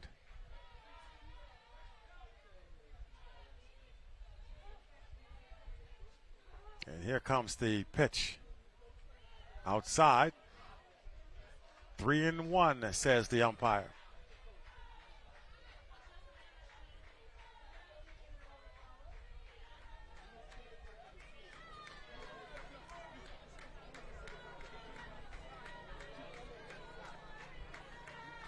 Three balls to Davis, and that's going to be a ball 4. I think Grand Bahama thought that was strike 1, but Davis on board now as she gets to walk. And with one gone, here comes Jenna Malone, center fielder. Infield pinching in, anticipating the bunt. And now they're going to call a timeout. Sydney Thompson comes out. A lot at stake here. You see these with the game just underway, and you see already timeouts by the coaching staff. Nobody wants to give the other team an edge. You know how quickly it can turn. We saw that in the game with the New Providence men. It was a tight ball game until it wasn't. And oh boy, was it not.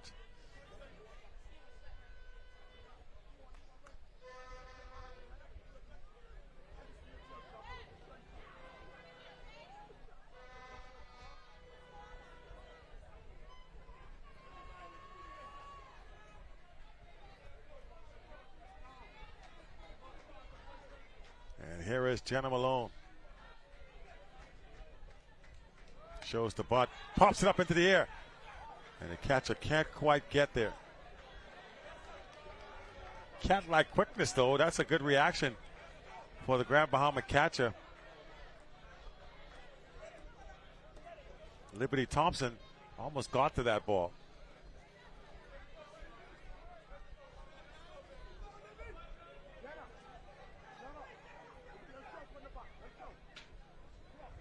So Davis at first, Malone at the plate.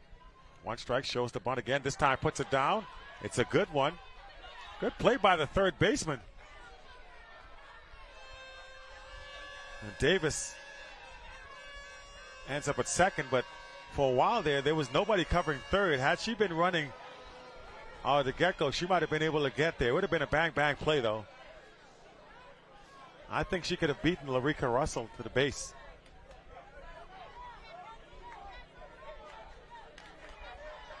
Yeah, I think she could have beaten Larica Russell to the bag had she tried to go to third. But they're two gone now.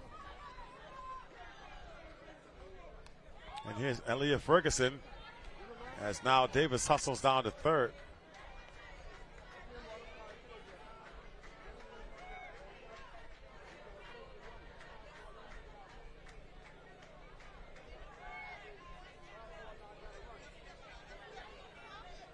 A ball and no strikes now to the hitter, Aaliyah Ferguson. Catcher for this New Providence squad. Would love to come through with a base hit here and tie this game up. That's a strike. Davis gets back.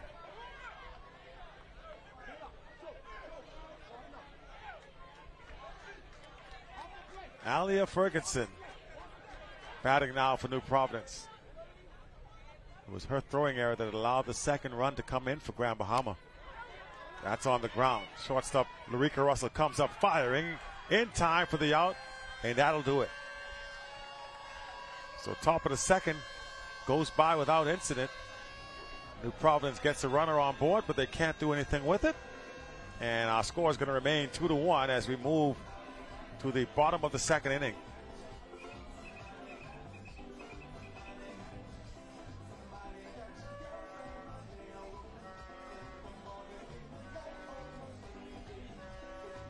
Bottom of the second coming up. New Providence versus Grand Bahama here in this gold medal finale in the ladies championship of these Bahamas games.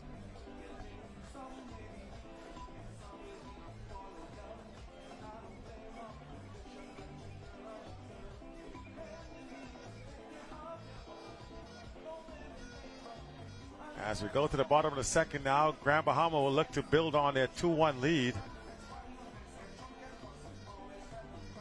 It's been a good contest so far. It's still early on. Let's hope it stays that way.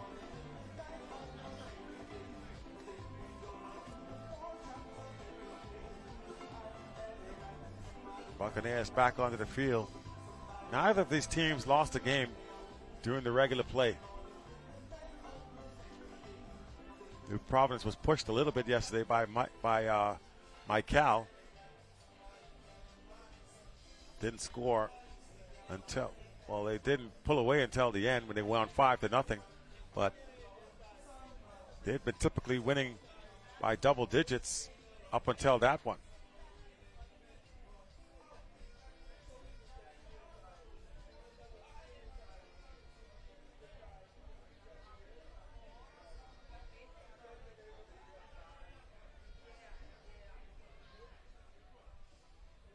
So here we go, bottom of the second.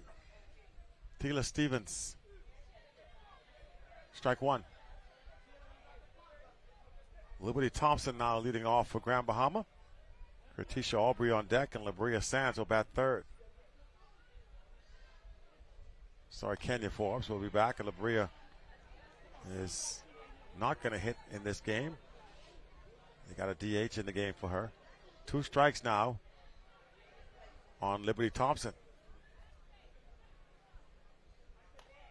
Swings at a pitch down the line. Second baseman comes over, fires, out number 1. April Davis with a nice piece of fielding, able to collect that one and make the play for the first out.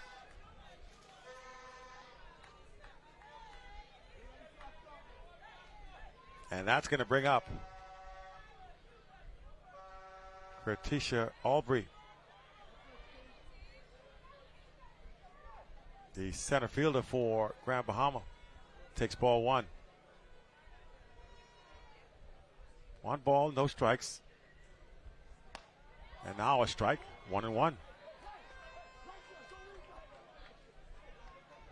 Blew it right by her on the fastball.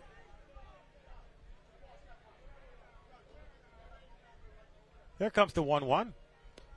Into the dirt. 2-1 here.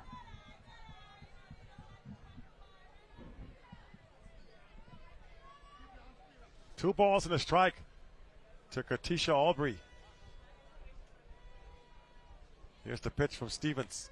Pops it up and back out of play for strike two.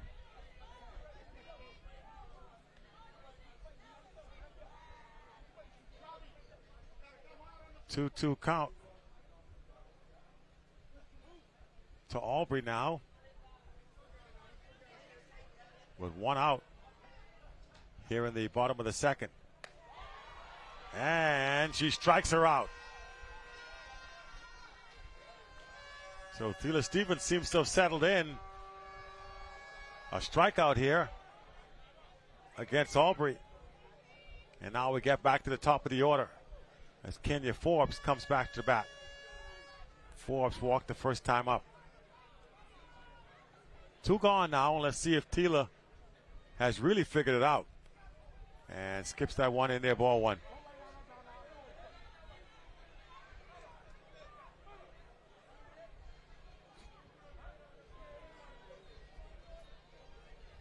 A ball and no strike now to Kenya Forbes.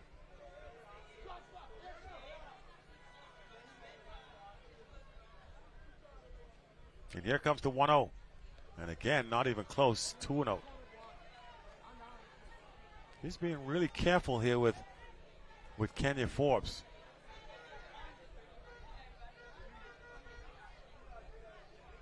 Brianna Heel on deck now for Grand Bahama. Should Forbes find her way on base. She's ahead in the count, 2-0. Now 3-0. Forbes is just smiling. She's like, "You going to give me something to hit today or what?"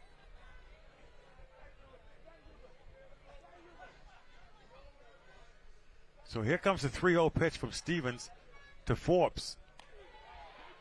Strike one. Forbes was taken all the way.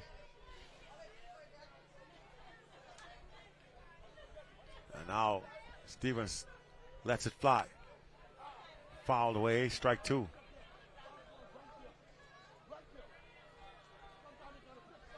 Good quick hands there by Forbes to get a piece of that. Looked like she was trying to shoot it to the right side.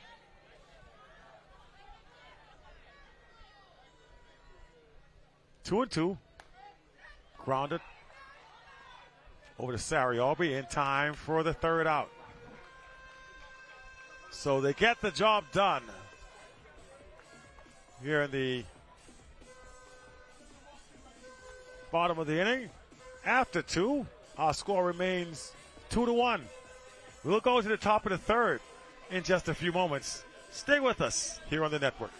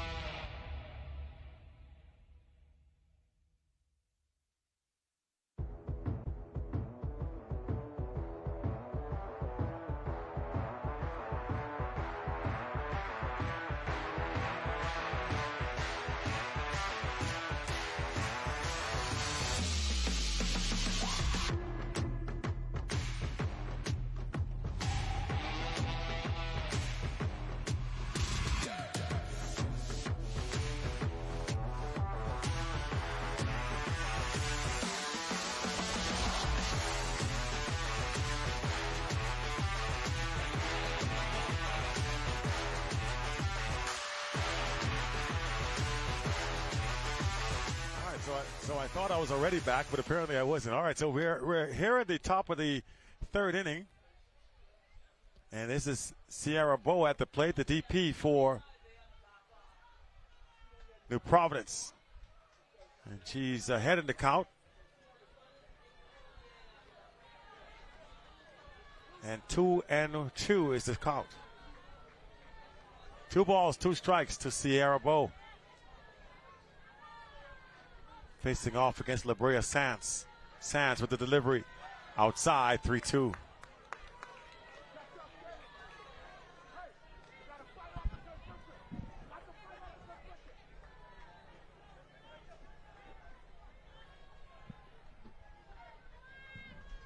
(3-2) count to the leadoff hitter for New Providence here, Sierra Bow. Leading off in the bottom of the second. And that is strike 3. She's going to take off at first base. The throw gets her. Catcher didn't handle it. And Sierra thought that was ball 4. The umpire saw it differently. And the first out.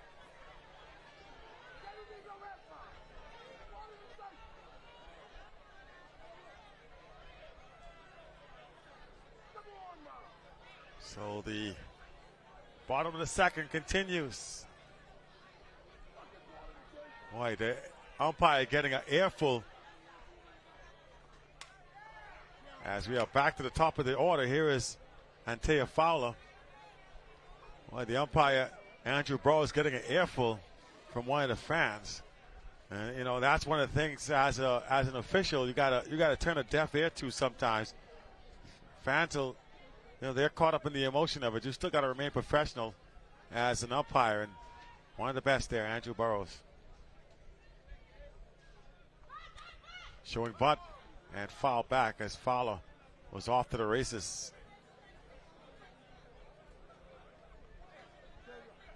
I love the play of the Grand Bahama third baseman, Kenya Forbes. She was flying in there to make that play. Had the bunt been fair. 1 gone. Fouled away by Fowler. No pun intended. Sierra Bow struck out to start the inning. So 1 away. As Antea Fowler now with 1 gone at the plate. 0-2.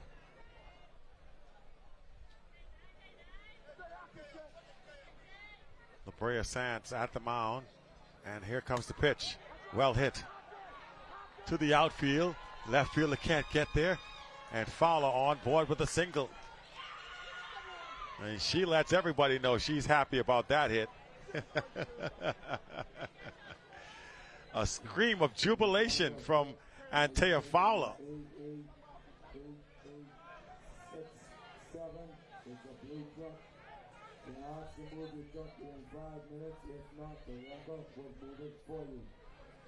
So here comes now Travia Smith, who tried to bunt her way on last time. Post the bat back here. Fowler down to second. He's going to get there safely.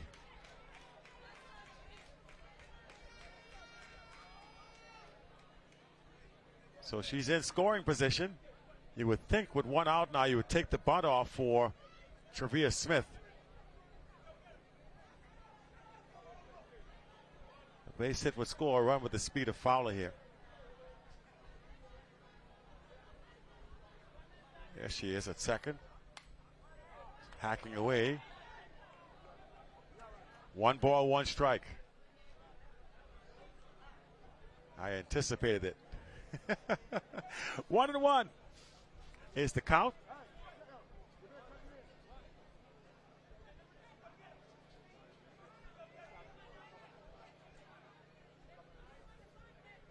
Here's the pitch. Slaps it. And she misplays it. The normally sure-handed Larica Russell misplayed that one. I think she was going to try and get the runner at third. I think Larica was trying to go to third on that play.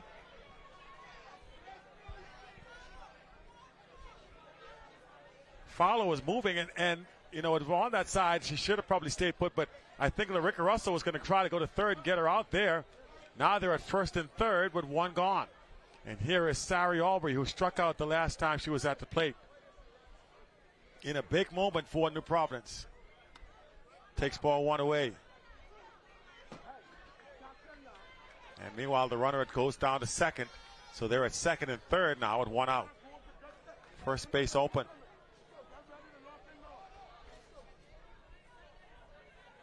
And they're going to allow Sari Aubrey, who grounds it to the first baseman. They're going to try and score. Not even close. I don't understand that play call at all. That's going to end the inning. 3 gone. Fowler tried to score on delayed steal and is gunned down at home plate. New Providence runs themselves out of the inning. Our score remains 2-1 as we go to the bottom of the third.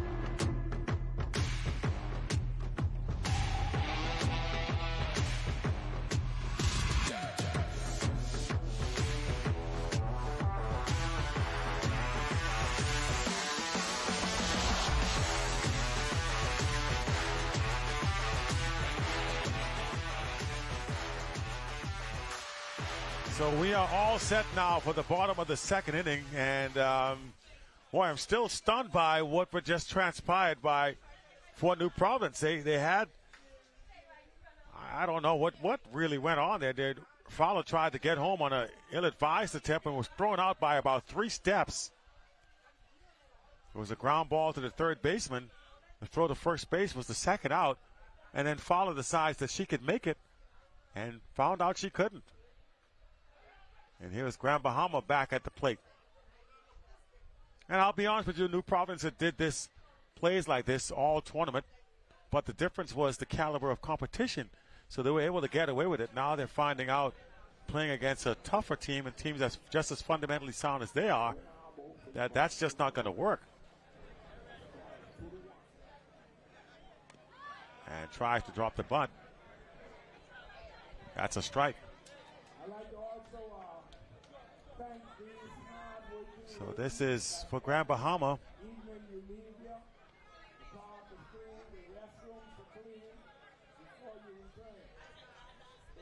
Jasmine Scavala, the right fielder, into the batter's box.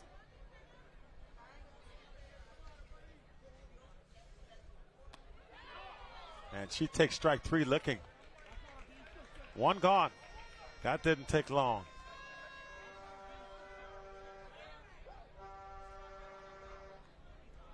That's actually Brianna Heald who strikes out. And here comes Larica Russell for her second at bat.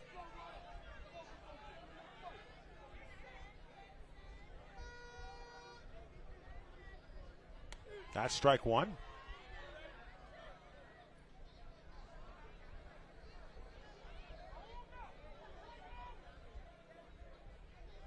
Nothing in 1 to Larica Russell. A 2-1 ball game here in the bottom of the second. Here's the pitch. Skips it in there, and I think Larica's trying to sell it. Did she get hit? Yes, she did. So Larica Russell hit by pitch there, and she'll get a free base. Sidney Thomas walking his third baseman down line. She's rubbing that knee. I think she took a shot off that kneecap. And she's going to try to keep walking it off. She's hoping she's going to stay in the ball game. Seems to be walking okay. But then these type of hits have a way of creeping up on you. She's going to try to walk it off. Thomas.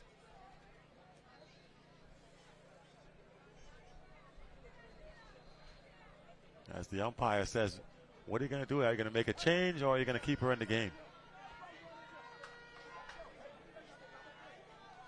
So it looks like Russell's going to stay put. She remains in the contest, and here comes Tara Evans. Intentionally walked the last time up. Take strike one here. Not really a stealing threat, Larica, although she will advance on a pass ball.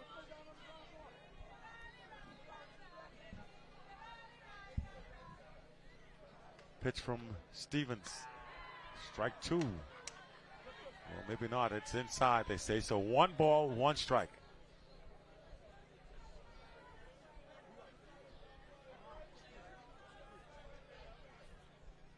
One and one to Tara Evans. The pitch from Stevens here. Does not chase the high fastball. 2 balls and a strike.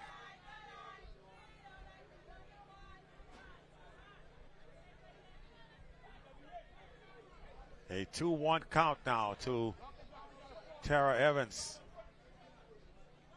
2-1 pitch. That's in there. Or is it a strike?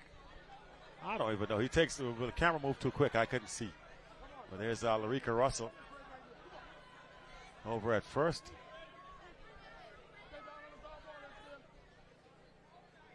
And here's the delivery from Stevens. Swing and strike 3. So I guess that last pitch was a strike. So Tara Evans goes down on strikes, and with first base occupied, she wasn't able to advance, so she's gone. 2 outs now. Here comes Jasmine Scavala.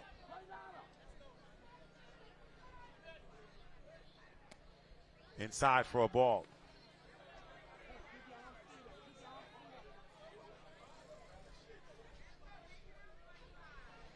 One ball, no strikes to Scavala. Bottom of the second inning. High for a ball, 2-0.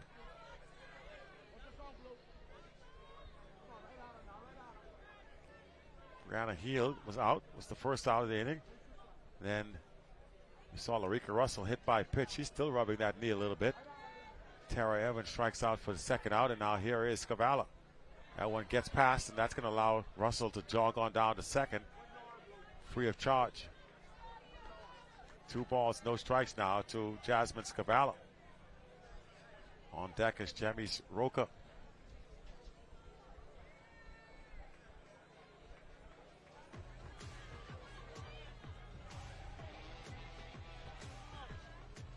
Two 2-0 the count on the board. A 2-1 game. Grand Bahama holding on to a 1-run lead. We're in the bottom of the second.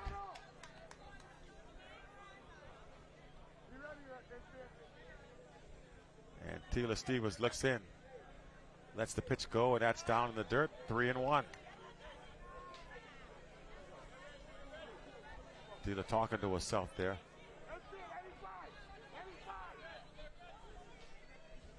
The 3-1 pitch. Ball. The runner's going to hustle on down. I missed something. I think that was ball 4. Runners at second and third, though.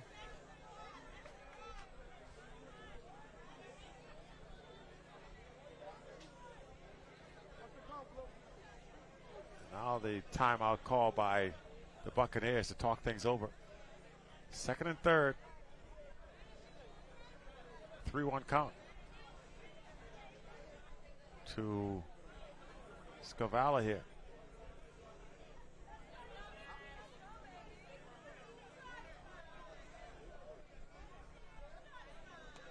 That's a strike. 3-2. LaDonna Major standing by on deck. But Tila would love to have her lead off the next time around. Trying to navigate her way out of a 2-out jam. Strike two.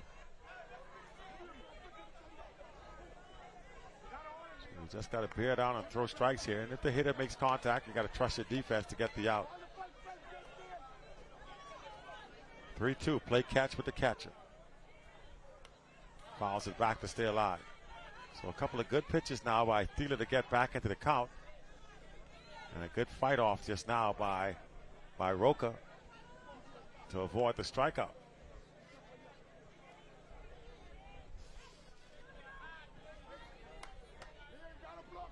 One more game to play here this evening. That'll be Grand Bahama versus Eleuthera for the gold medal on the men's side.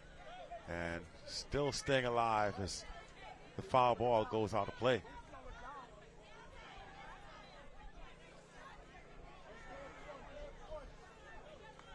Three balls, two strikes.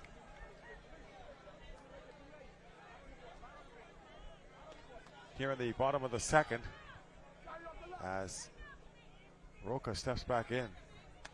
And she gets us swinging for strike three. So a masterful job by Thielen Stevens to get out of a jam. Grand Bahama leaves two on board at the bottom of the second, or rather at the end of the two. It's a 2-1 game. Grand Bahama, the top of the third inning, just around the corner. Stay with us.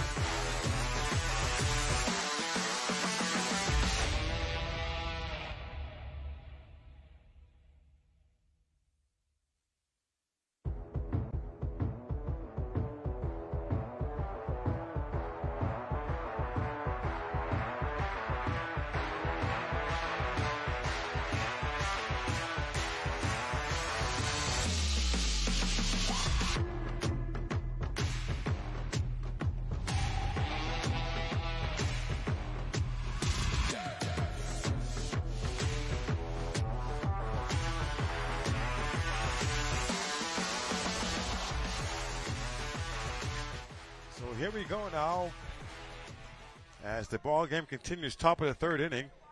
Thielen Stevens at the plate here for New Providence. Gold medal game between Grand Bahama and New Providence. Grand Bahama up 2-1. Stevens working her way out of some trouble in that last inning on the mound, able to strike out 3 hitters and leave 2 on base. Timeout called by the catcher. Coming out to have a word with La Brea Sands here. Try to settle her down.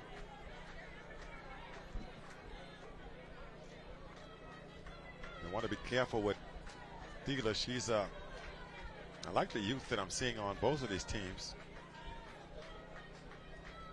Most of the other squads in the tournament had a lot of older players. But both New Providence and Grand Bahama, a pretty good mixture of both.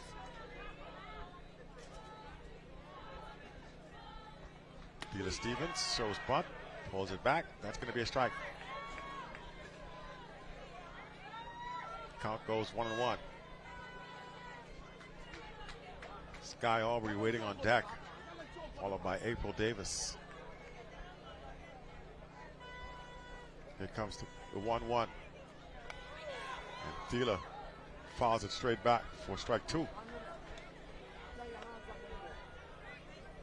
La Brea, one of those younger players that we're talking about, and I like the way her confidence. She's very confident out there on the mound. She believes in her stuff. In her mind, she just knows that she can get anybody out. And case being the point, she strikes out Thielen. for the second time. So Thela Stevens strikes out. And here comes April Davis. Sorry, Sky Aubrey. Sky, a strikeout victim herself the last time she was out here. Sheila Rica directing the outfielders to drop a little deeper. Sky does have power. Takes ball one. Well, her batting stance is just like her father, Shane.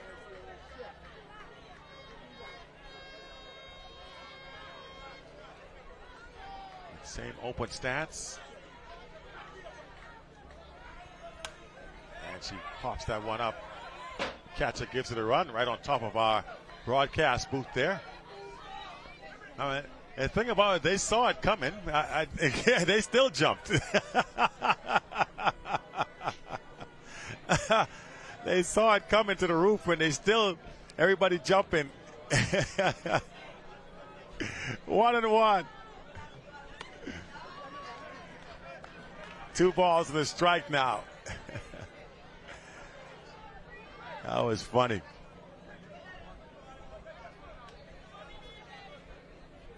Two and 1 count here to Sky Aubrey. And that one down in the dirt, 3 balls and a strike. Aubrey trying to get on board.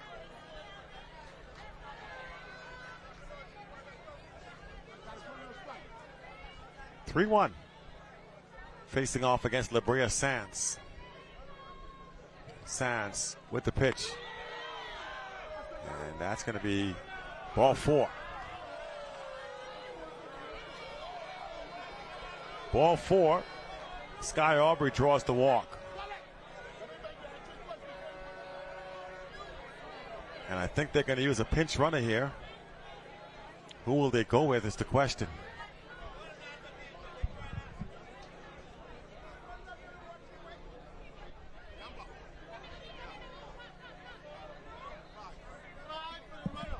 Try to get a little bit more speed on the base pads. And while Coach Shane Aubrey having a word with the hitter April Davis, who's coming up next.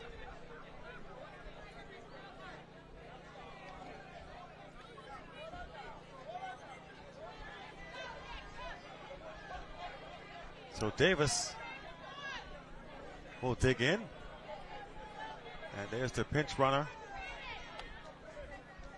And that's a ball missed high. So let's see if I can tell you who the pinch runner is now for New Providence in this situation. Meanwhile, that is April Davis at the plate, ahead in the count, 1-0.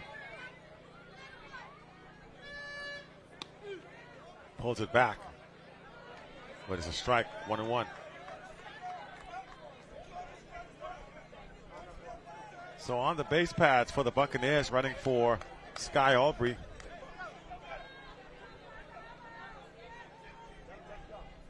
I don't know who it is. They didn't put the first name, so I can't tell you.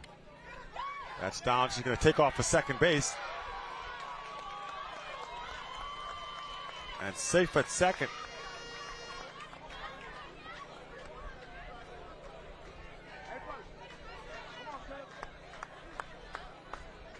Big stolen base now. They got a runner at scoring position with 1 gone. Oh, so this is Stanislaw. A. Stanislaw. They put the initial there at second base. She came in as a pinch runner. So henceforth, she shall be known as Stanny. So Stanny at second. I'll give her a nickname. Stanny at second. And April Davis at the plate. That gets away. And Stanley heads on down to third. And they're within 60 feet of tying the game.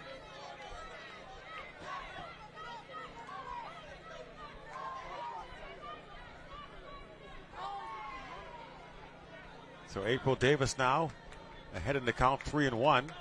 And another meeting at the mound here for Grand Bahama.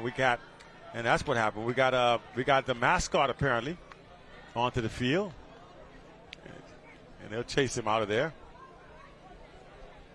So I just wanted to get in on the fun. How do you get? Oh, there's a hole in the fence out there in left field. He's going to make his way on out of the ballpark.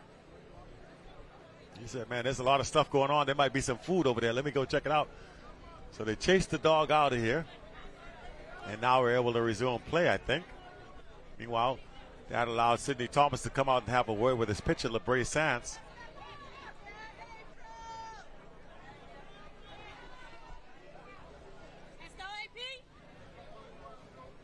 We're in the top of the third.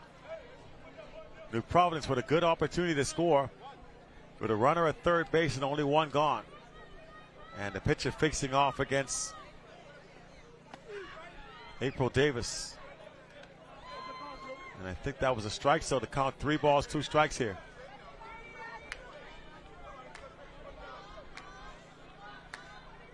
A 3-2 count here. Good chance for April Davis to drive in a tying run here in this gold medal contest between New Providence and Grand Bahama. We're into the final 2 games of this softball segment of the Bahamas games.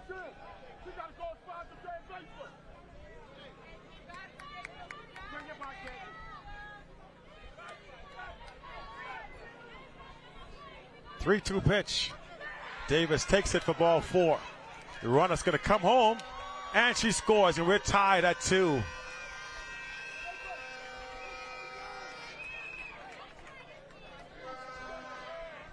So good base running there. And we're suddenly tied at 2 as Jenna Malone comes to the plate. New Providence in business.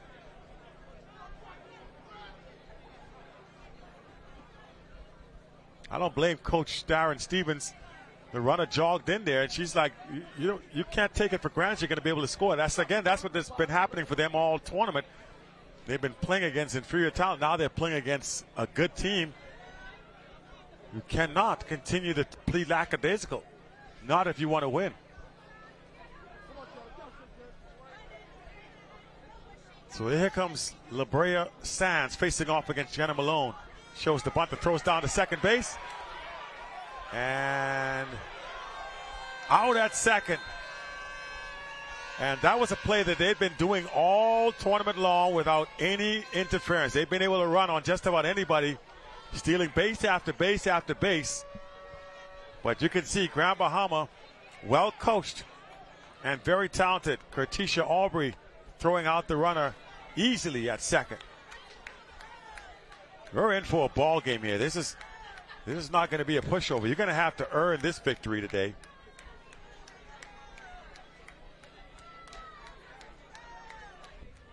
And here's the pitch. Gets away. And now 2 balls to Jenna Malone. 3-0, sorry. So you set the runner. It's 3-0 now. You're going to, if she gets a free pass, you would have had runners on first and second. I get the aggressiveness. It had been working all tournament. That's 4-4.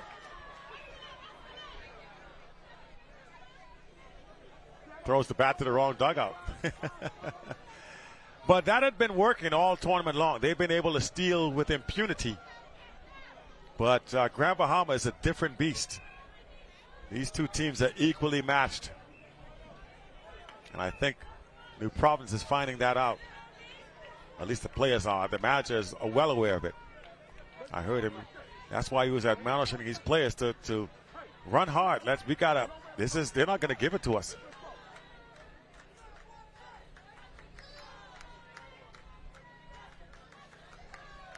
So here is Aaliyah Ferguson, the catcher.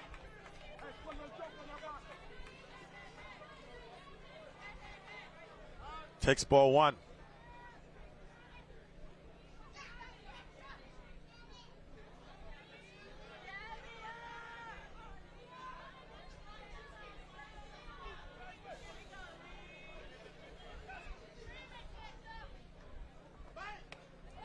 Ferguson swings with a big cut, comes up empty. Talk about running into an immovable object. Jenna Malone was trying to get back to first base, and And Grand Bahamas first baseman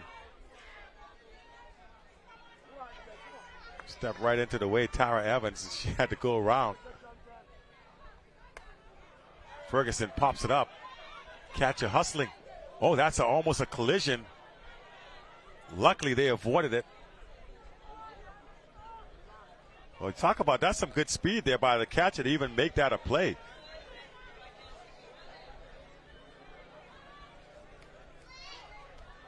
Boy, that is impressive. She got a great jump on that. Third baseman should have got there easily if the catcher can come that far.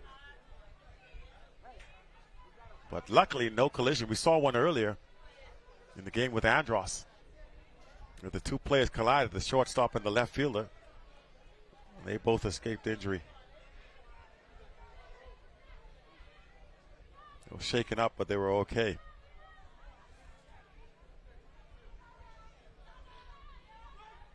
Nothing in two. And a strikeout. Ferguson was so busy feeling sorry for herself, she could have made it. What is Ferguson doing?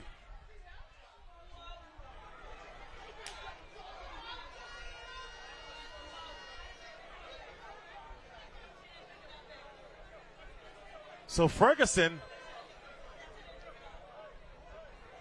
apparently the catcher couldn't find it, so Ferguson's going to be safe at first. And that was a situation where Ferguson almost cost her team. She was so busy feeling sorry for herself after striking out, didn't realize the catcher dropped the ball. Ends up at first base there, but she really almost, and she's made a couple of plays tonight that have you scratching your head. Normally a good player, but seems to be unfocused here today. And with two out, they're going to bring in a pinch runner.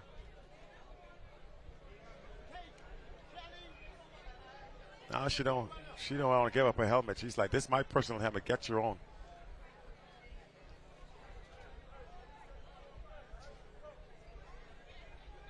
So the pinch runner running, that's Shanta Curtis. And I don't think they'll let Curtis. I'm not sure. I think they'll have to use the last out here. I don't think it was Shanta Curtis. Can't just put anybody in to run.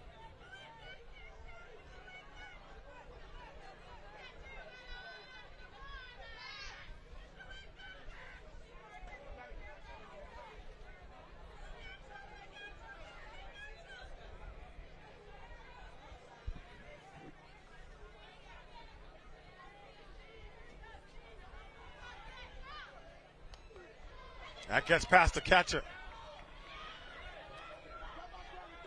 And Jenna Malone. I'm surprised Jenna didn't try to come home on that.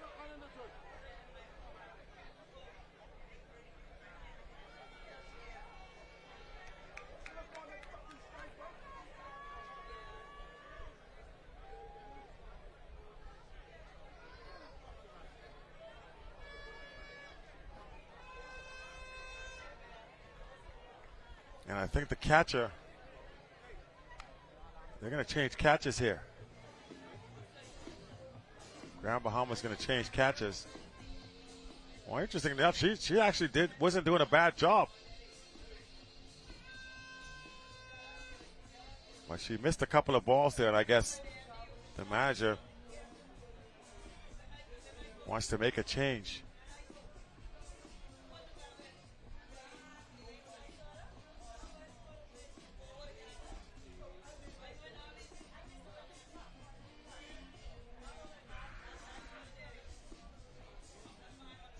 So while we wait to sort things out, looks like we're going to have a new player into the game here for Grand Bahama.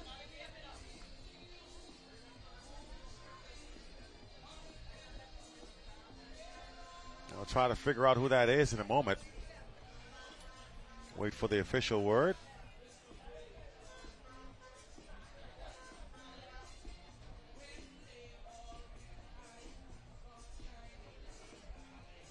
Couldn't quite get the number on the jersey as she was going on. Looks like Tamika Davis will come into the game now for Grand Bahama into the outfield.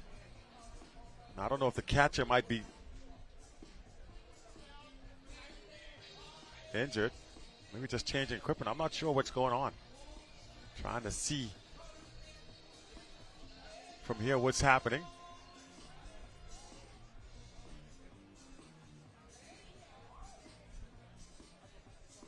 So it does look as if they brought in Tamika Davis to play outfield.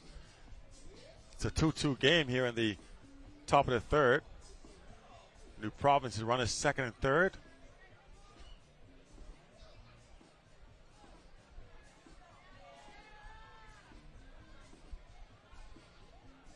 And I'll try to get the rest of those defensive alignment changes for Grand Bahama in a moment. Here comes Andrew Burrows, the umpire, the plate umpire, out to establish the count, I guess. So it looks like we do have a new catcher now for Grand Bahama. And showing bunt. As that one gets away, Jenna Malone's going to try to come home and does. 3-2 game. So they bring in the new catcher, same result.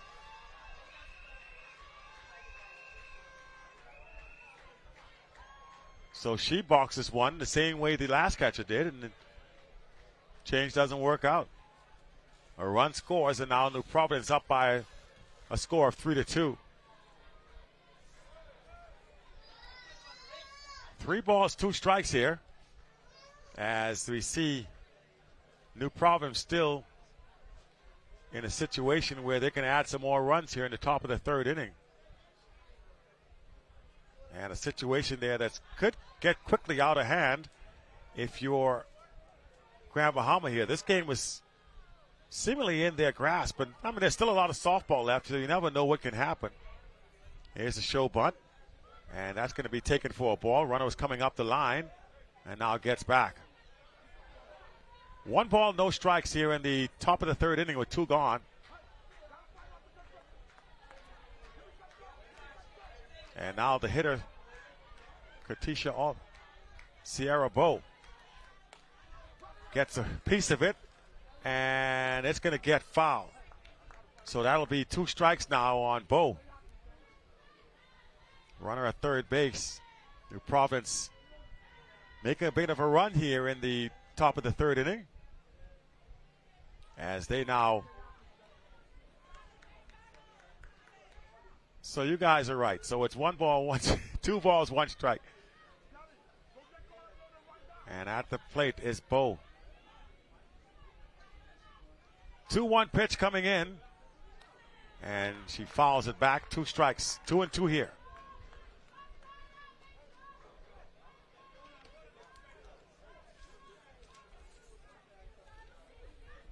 Two balls, 2 strikes to Bow.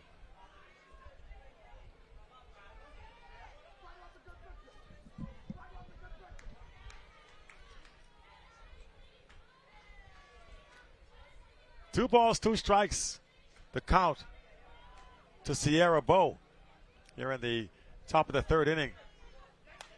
Gets a hold of it, and the second baseman right there to make the play. Nice fielding by Grand Bahama's second baseman, Brianna Heel, to keep it right where it is. We have come to the bottom of the third inning. Grand Bahama finds himself at the trail end now with a 3-2 score. Bottom of the third coming up. Stay with us, everybody. We'll be right back.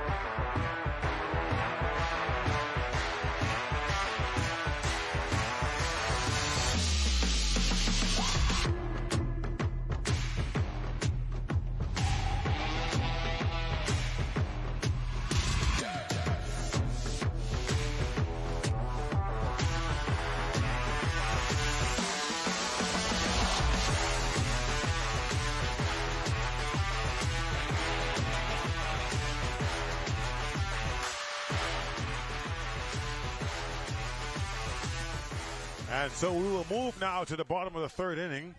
New Providence has retaken the lead, 3-2 here. And up to the bat for Grand Bahama is LaDonna Major, the DH. She takes strike one from Dila Stevens. Tight ball game to this point. And she swings at a high fastball way out of the strike zone. She knows it as well. You hear Darren Stevens telling his outfielders to be ready for anything that comes their way. 2 quick strikes now on LaDonna Major. Here's the 0-2 pitch. Just does get a piece of it, stay alive.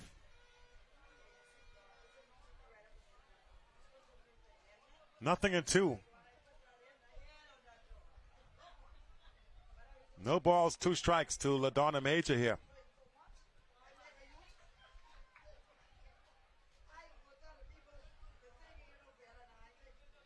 And there's a good look at Dila Stevens as she steps back onto the rubber. Here comes the 0-2. Fouls it away once again. Count stays, nothing in 2. So Major focusing in a little bit better with 2 strikes on her. Able to foul off the last 2 pitches and avoid the strikeout.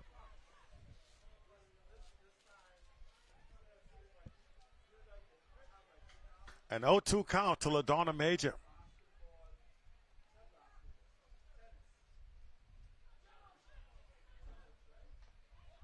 And again, the foul ball. Dila Stevens tried a little changeup, and it stayed in the face of LaDonna long enough for her to be able to foul it off. 3 straight foul balls for LaDonna Major. I'd go upstairs again. See if she'll chase the high fastball again. Skips it in there. And now 1 ball, 2 strikes.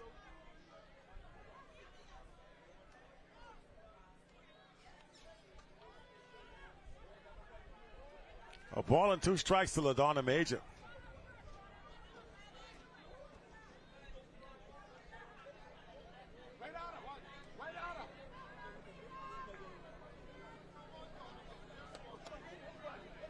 Here's the 1-2. 1 bouncer back to Dila Stevens. Toss over to first base for the first out. So LaDonna grounds out to the pitcher. If he's scoring at home, that's 1-3 for the putout. 1 gone here in the bottom of the third. And here's Liberty Thompson as we're at the bottom of the batting order for Grand Bahama. Strike 1. Dila Stevens pitching with authority now here in the bottom of the third. Ahead in the count to Liberty Thompson.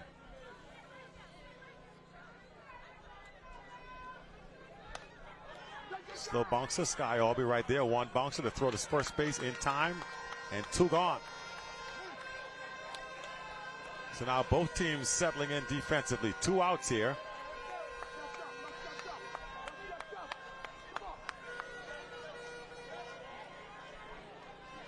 For Grand Bahama. And here comes Kertisha Aubrey. A chance for 1-2-3, bottom of the third for New Providence. Swing and a miss, strike 1.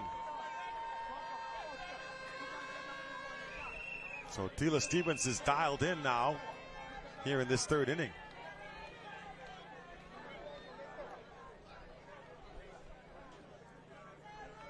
Here's the 0-1 pitch. Swing and a miss, strike 2. Stevens rearing back and letting it fly.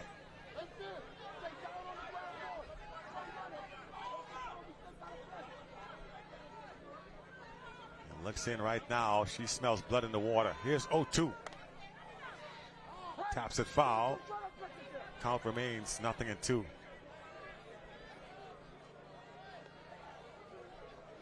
Boy, she strikes out the hitter here. This New Providence fan base is going to go nuts.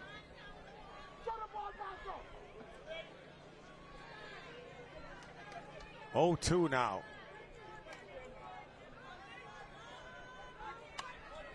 And she reaches out and pokes it, fights it off. Count remains 0-2. Sidney Thomas, first base coach right there. He's imploring his hitter to put bat on ball. 0-2, still the count to Kratisha Aubrey.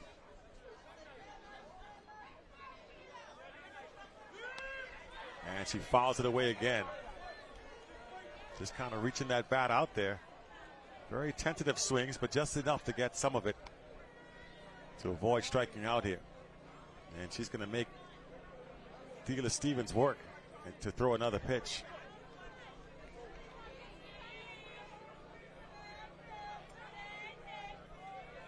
Oh, 0-2 pitch coming in for the third time. And again, she fights it off. Good at bat now for Aubrey. She refuses to go down easily here. Battling it out.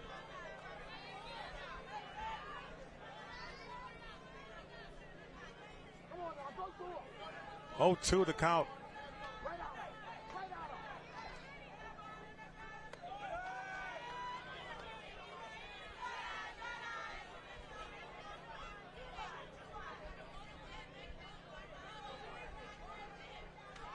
Now 1 ball, 2 strikes. This is turning into a good at bat here for Aubrey. No matter what happens, she has made Thela work. Jess holds back. Count now 2-2.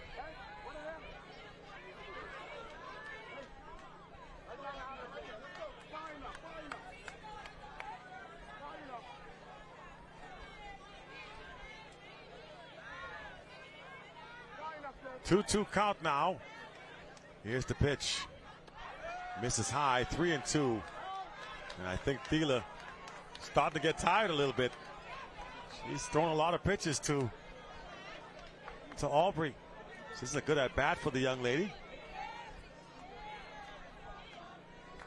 Center fielder for Grand Bahama fell behind the count 0-2, but has since worked the count back to full.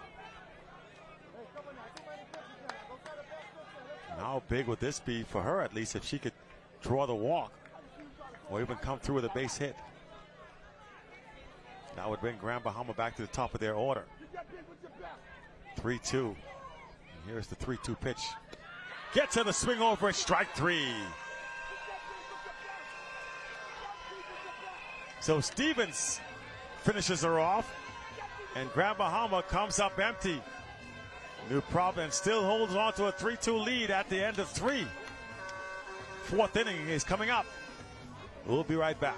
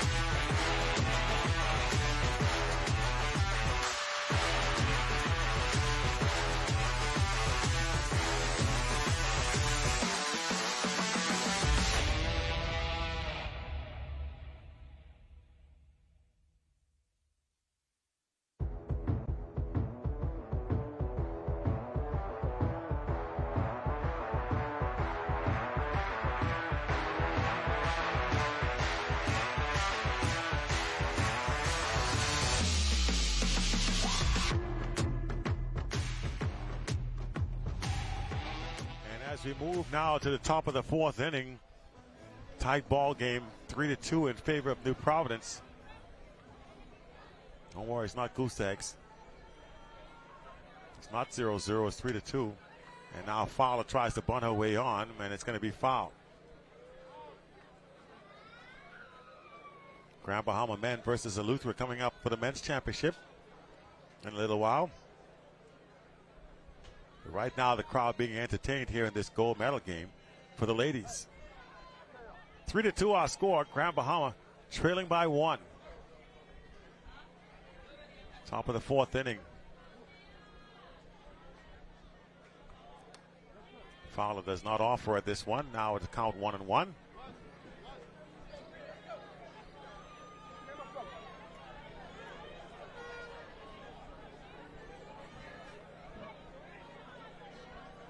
A ball in the strike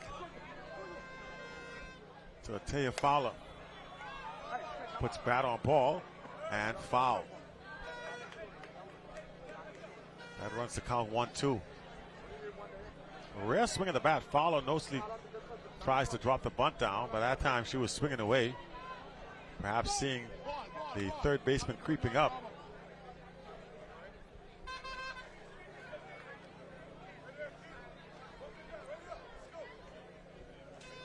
A ball and 2 strikes. We got to stoppage in play as the umpire gets a fresh set of softballs to put in his bag.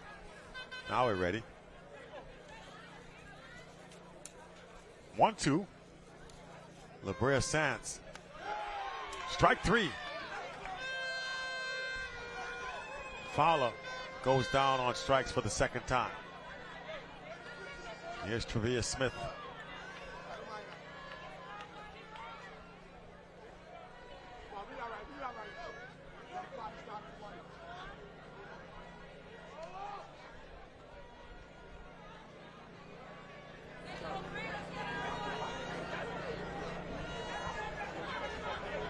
So here comes the next batter, Travia Smith.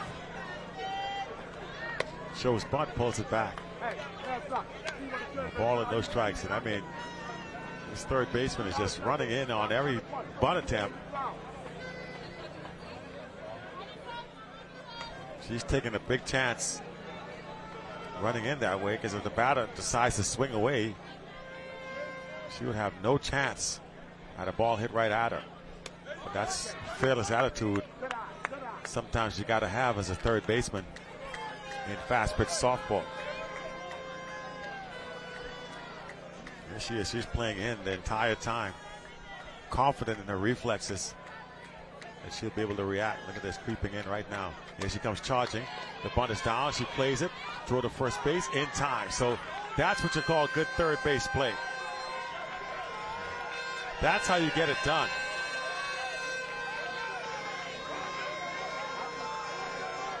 She feels it on the first base side of things and gets the throw down for the out. Travia Smith now took on.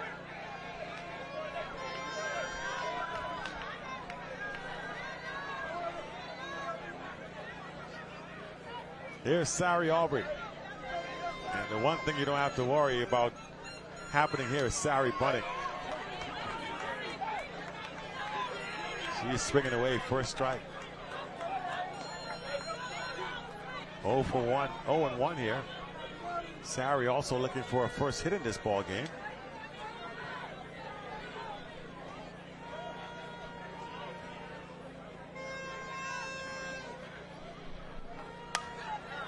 Fouls it straight back and out of play.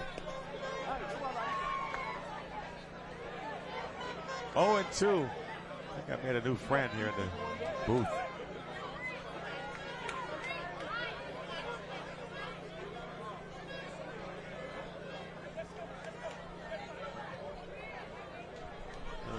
The 2-year-old has been scampering around here all day. She just discovered I've been sitting here the whole time, I guess. 0-2 the count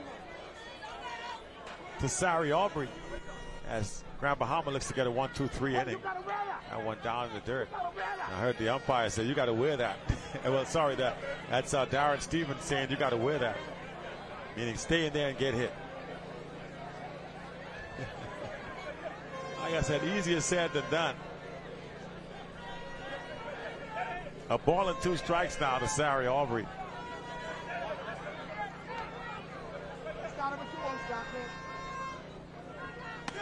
That's strike 3. Gets a looking with the strikeout.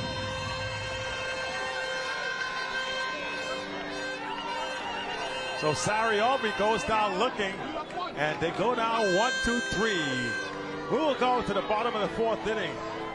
It is a 3-2 lead. New Providence still holding on.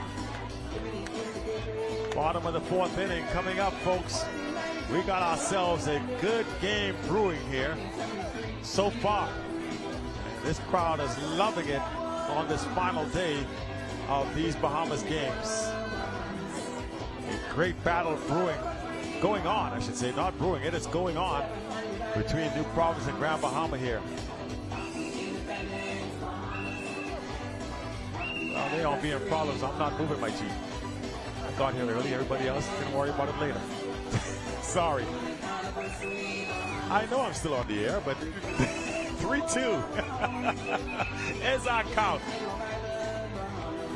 And we're going to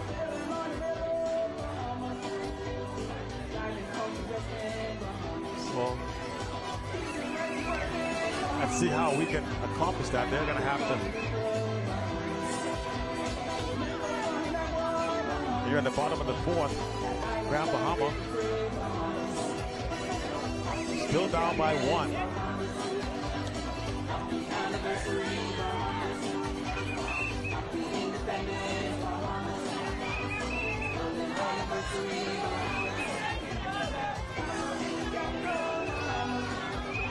So let's see now if New Providence can hold on to the lead, or if Grand Bahama can find a way. They got the top of the order coming up. Here's Kenya Forbes.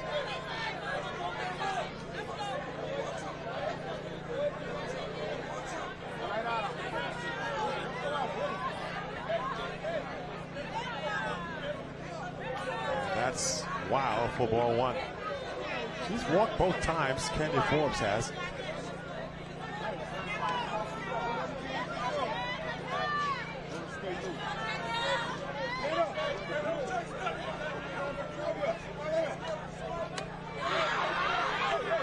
And swinging at that one for strike 1, 1-1.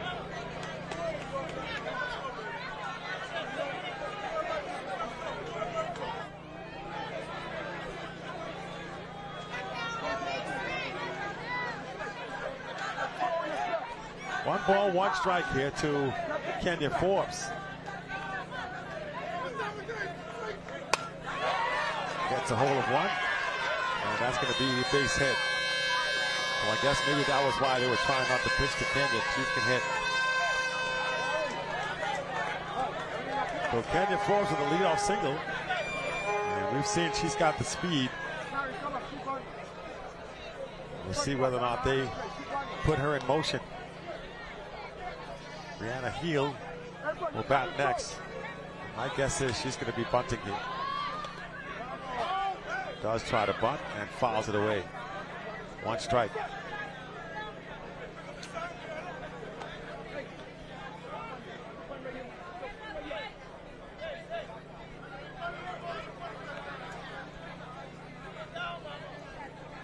Nothing in 1 the count here.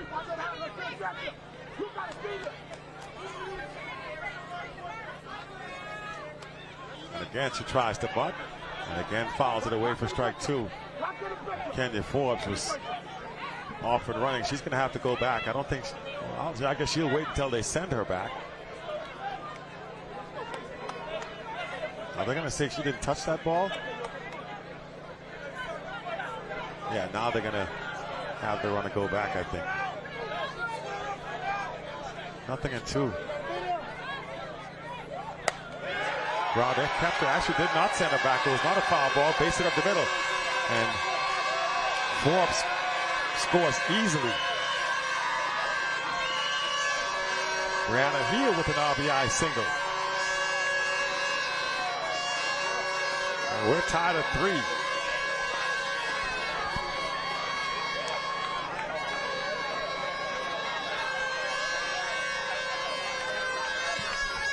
Tie game in the bottom of the 4th.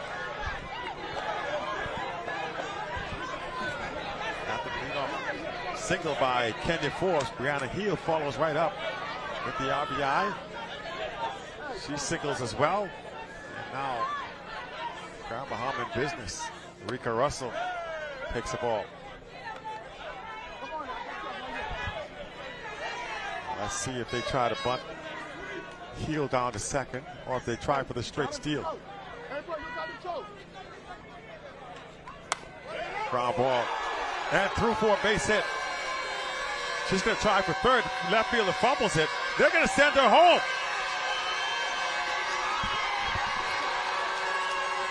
Good base running by Heel. She never stopped running.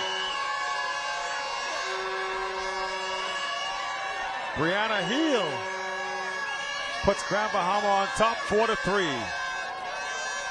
Russell on second base.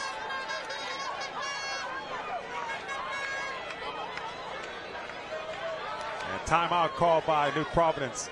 Looks like they're going to make a pitching change. They're going to take Tila Stevens out of the game. And looks like Ramona Hanna's going to come in to pitch. So Tila Stevens lifted for Ramona Hanna here, as it seems as if the Grand Bahama hitters have found out what to do against Tila.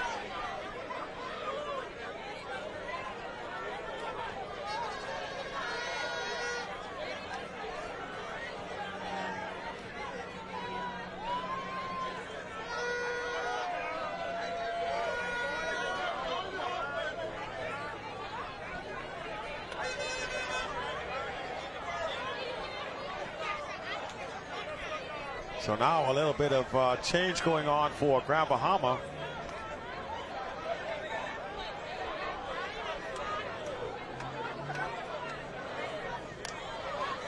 As we are set now to continue action as Ramona Hanna goes through her warm-up tosses. This game has had its momentum shifts.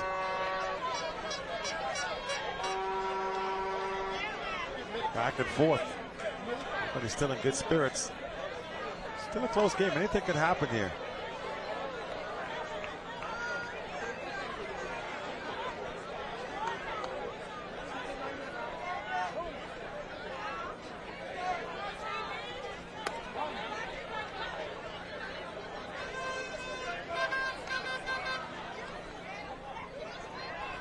So we'll see a good turn now as Grand Bahamas turning on the offense a little bit here in the bottom of the fourth.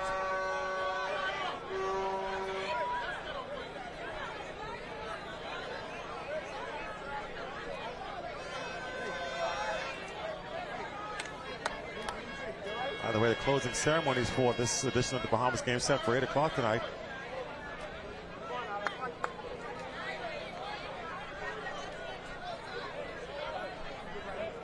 Although I doubt very strongly if the men's championship is still playing at 8, if any of these folks will be leaving, including the players.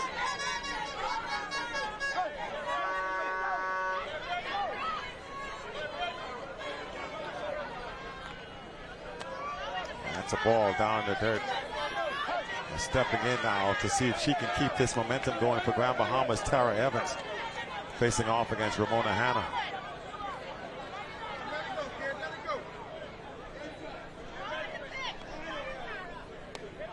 That's down and in. 2-0.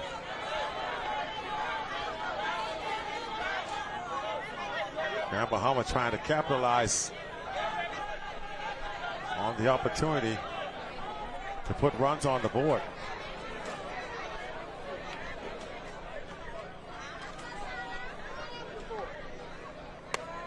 High for 3 balls.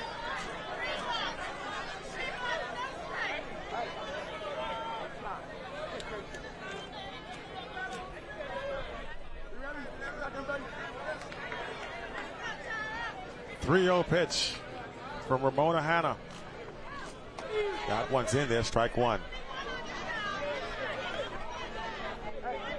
Hanna now trying to contain the damage as much as possible here. Runner at second base, Larica Russell.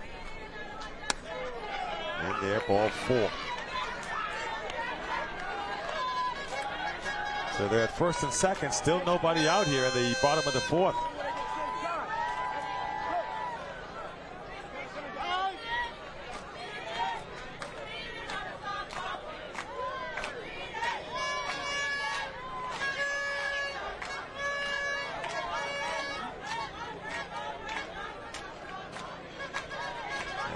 conference at the mound here for New Providence. They're trying to determine exactly what they're going to do on anything ball put in play. Going to try and turn 2, I would imagine. Ground ball to third. You probably want to touch third and come across the diamond to first. Anything up the middle, you try and turn 2 up the middle. That's probably what Darren Stevens was saying to his infielders just then. In the outfield, you got to have your outfielders try and cut down, or at least contain the runner. If you come hit, make sure you hit the cutoff man.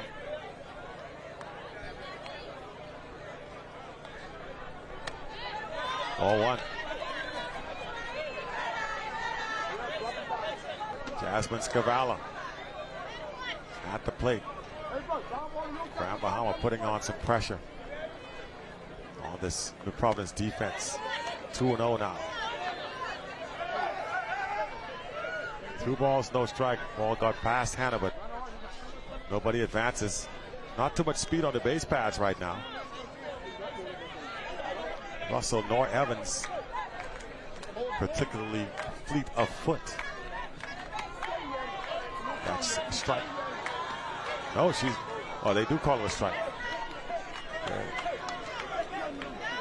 Or did they? Or did they? Tough to tell from that angle.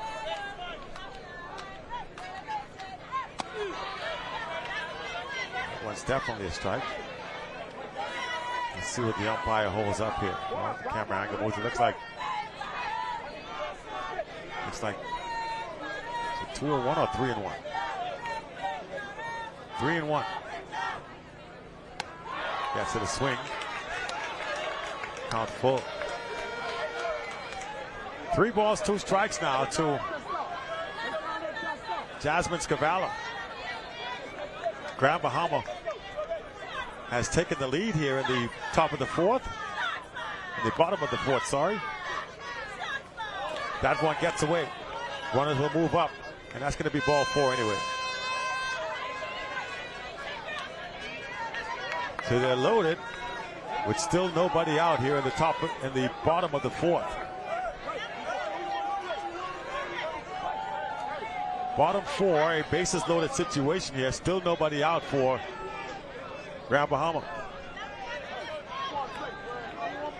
And for New Providence, this thing could get ugly in a hurry.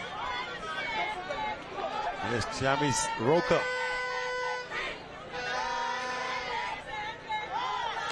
Swings at the first pitch for strike 1. I'm surprised she was swinging at that after seeing Ramona Hanna struggle. You would think she'd be taking a strike there. Well, now she's taken 2. 0-2. Big moment for Ramona Hanna here. If she can get the strikeout, it'd be able to utilize a double play to get out of the inning, but you got to start here. Strikeout is key. You don't want her to be able to put this ball in play. That would score a run. And she does put the ball in play. And the throw gets away from the catcher. 1 run scores. Evans coming in. She will score. Safe at the plate. And 6-3 now, Grand Bahama.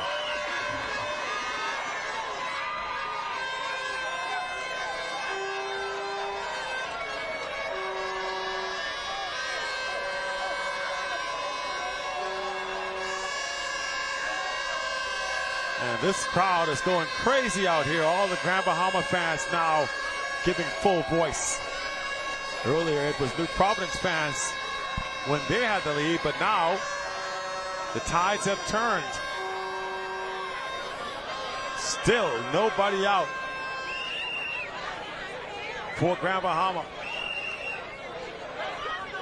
And here's LaDonna Major, strike 1.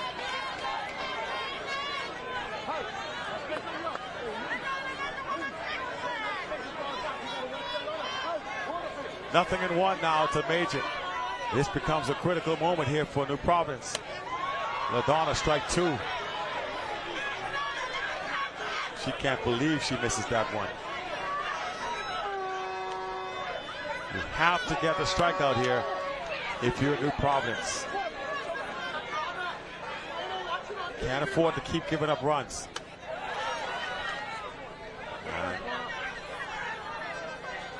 Ball one. Nobody out. Once again, nobody out.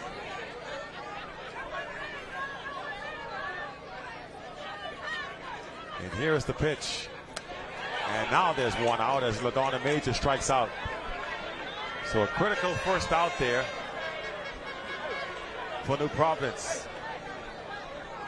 The runners are at second and third. This is the bottom of the order now, so if you're going to get it done, if you're New Providence, this will be the time. Got to navigate your way through this and not give up any more runs. You faced all the tough hitters. And here's Liberty Thompson. One gone now here in the bottom of the fourth. Shows bunt, and she offers at it, strike one.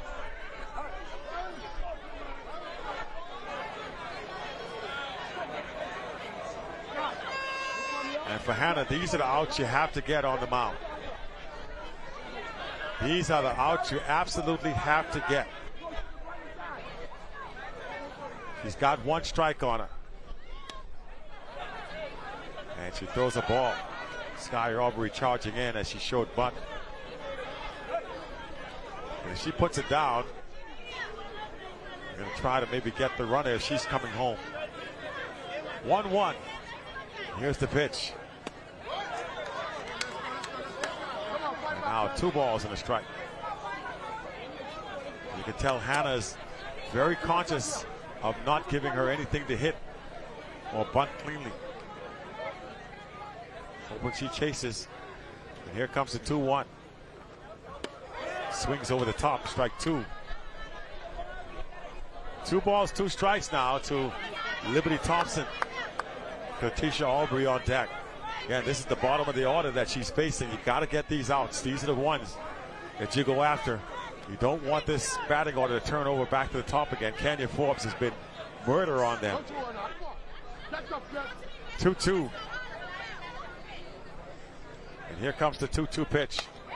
Back up the middle. Through for a base hit.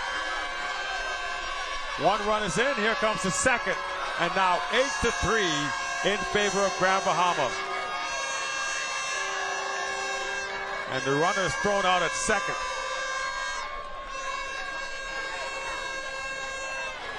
April Davis heads up play, and they get the runner cut down at second base for the second out. But a couple more runs scored for Grand Bahama. And here comes the top of the order again. Strike 1. Actually, this is Katisha Aubrey. Kenya Forbes out on deck. But there are 2 gone. But a big hole now for New Providence to try to dig out of. Jumps out of the way of ball 1. The count 1-1 here for the batter, Katisha Aubrey.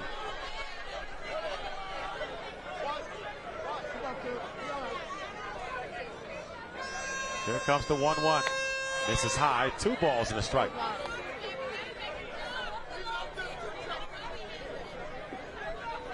So this turns out to be a nightmare inning for New Providence.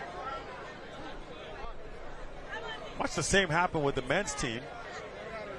Right around this same point in the bronze medal contest. Right, that 4th inning was when New Providence men lost it, and now here's the same situation with the women. Popped out of play.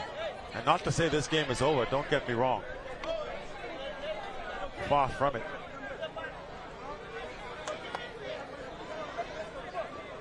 Come on, let's fight, let's fight.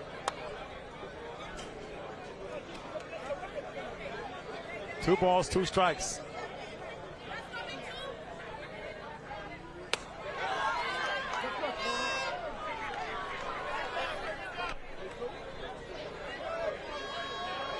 And now 3-2.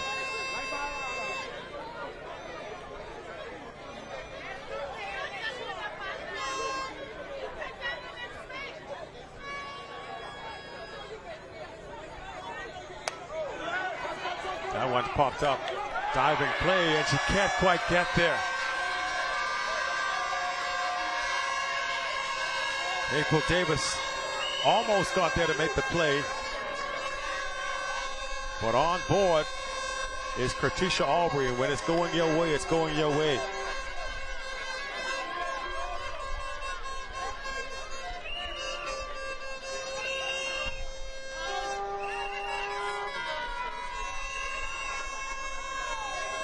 It's been a long bottom of the fourth inning here for New Providence. They've been on the field for a bit. Went from a one-run lead to now being down by 5.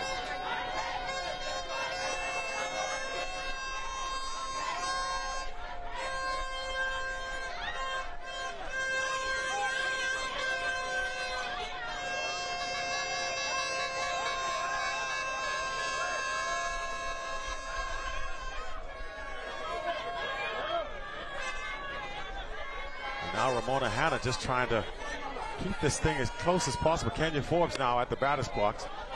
And again, she has done well against New Providence in this ball game. Walked twice, single, scored all 3 times.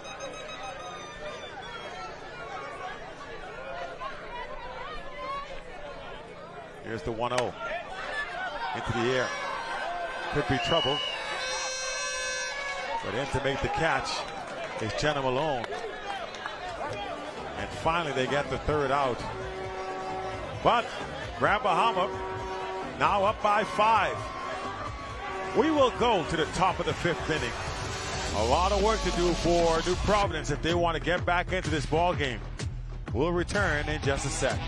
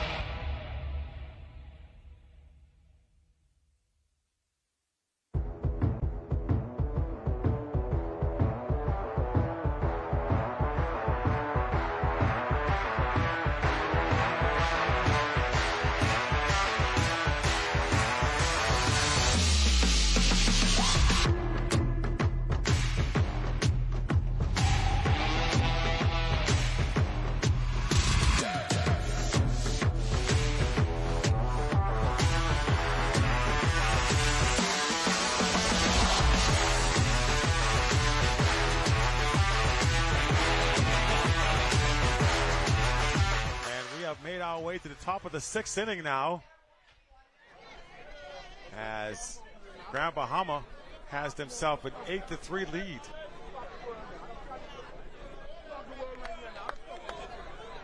I thought it was the 5th, but the scorekeepers just informed me we are indeed in the top of the 6th.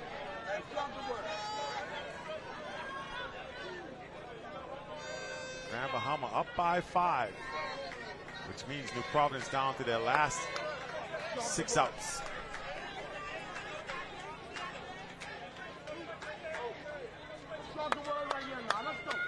It's apparently so. Here's Ramona Hanna. And takes a strike.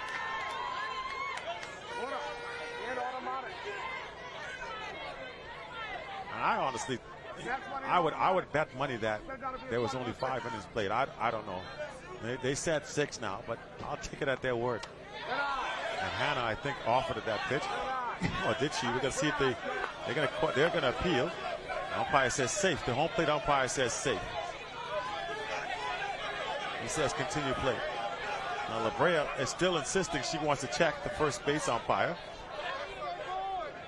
Andrew says play on. So they don't give the strike on that play. So it'll be 2-1 to Ramona Hanna here. That's ball 4 actually, so I missed one. Doing a lot of missing stuff lately. 3 balls and 1 strike was the count, and now 4 balls as she trots on down. Leadoff runner on board. And here is Sky Aubrey.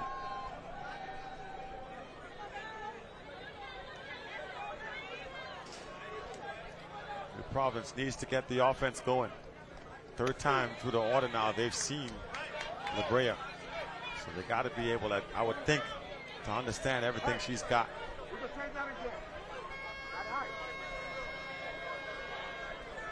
One ball, no strikes. And here comes the 1-0 pitch. That's strike 1. I tell you, Andrew fools me sometimes. He takes a minute, really studies it before he makes the call. 1 ball, 1 strike. And here's the 1-1. Hard hit. Through for a base hit. And they're at first and second now. Sky Aubrey comes through. So you got 2 runners on board. Not a whole lot of speed out there right now, though. Ramona and Sky, not particularly fast, but they don't make any base running changes. Meanwhile, ball 1 to April Davis. You wonder if they're going to try to bunt to eliminate the double play.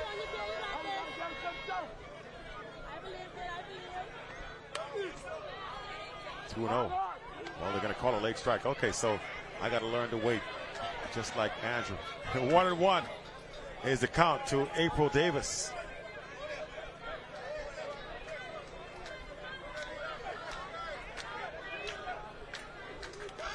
That gets away, and the runners will advance.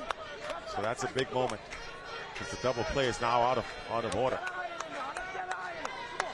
You don't have to worry about the double play here if you're April Davis. You can swing away.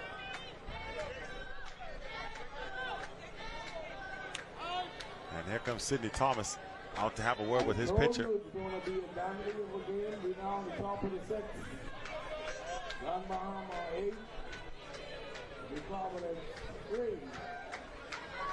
8-6 is our score here in the 8-3 here is our score here in the top of the 6th inning.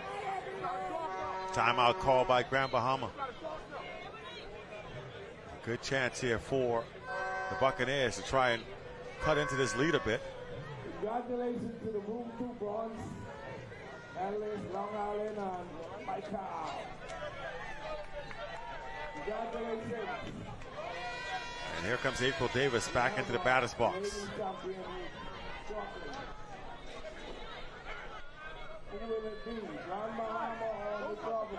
Maria Sands back onto the rubber. Here's the pitch. That's a strike, but it's going to allow a run to come in. 2 strikes now on Davis.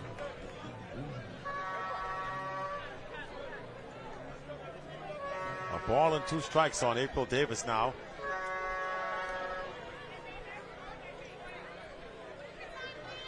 Here in the top of the 6th inning. Ramona Hanna able to score. Sky Aubrey now at 3rd. Make it 8-4.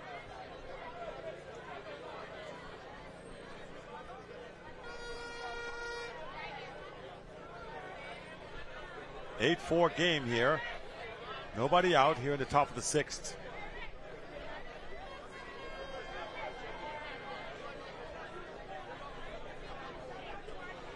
Ramona Hanna got the walk. And I think they're going to look at the catcher here for Grand Bahama. Seems as if she hurt her hand on that last pitch. There's the original catcher. Well, that's the pitcher, La Brea. They can bring back the original catcher in a re-entry.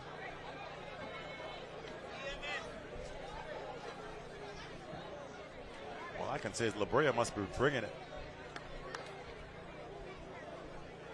They're still tending to the hand. Hey, we need all one in it. We need all on in it. That's big right here. And now it's looks as if they're gonna keep her in the ball game, at least for the moment. Still flexing that catching hand. Seems to be okay. Yeah, she's shaking it, but looks like she's gonna try and gut it out. Meanwhile, the count is 1 ball, 2 strikes to April Davis. Runner at third base.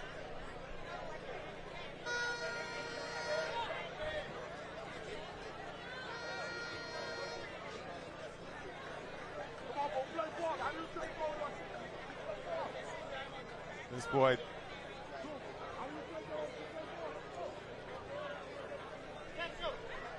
Oh boy, the audacity of these young men these days. Let me call you out on television right about now. Jeffrey has come in here and turned the fan like it belongs to him. I am shocked and amazed at what I am witnessing.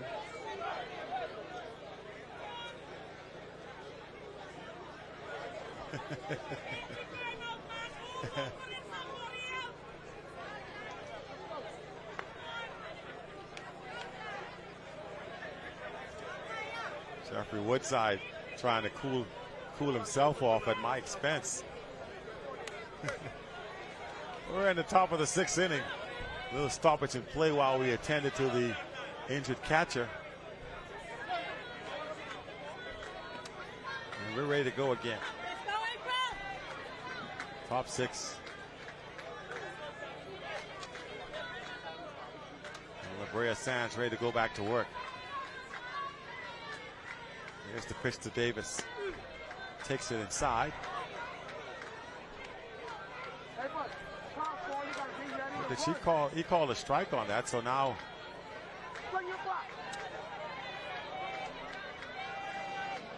I'm confused. I thought she already had 2 strikes. So it's 2-2. All right, so 2 balls, 2 strikes to Davis. Gets a piece of it. That drops in for a hit. April Davis comes through with a base hit, and another run scores.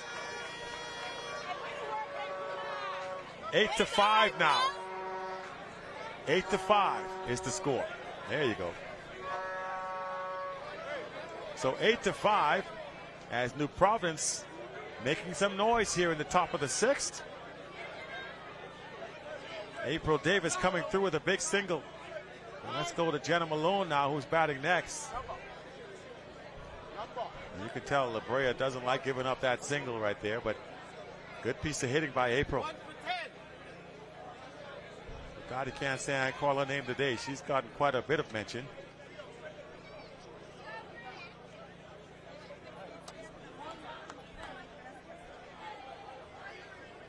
It looks as if Grand Bahama is going to make some changes. Are they going to take La Brea out of the game here? I wouldn't think so. She's pitched well. Unless she's just tired. She's pacing.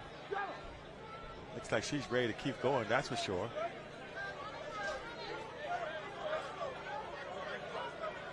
And they're going to leave her out there. So Jenna Malone taking on, and that's a ball. Runner's going to head on down to second. And out, says the umpire.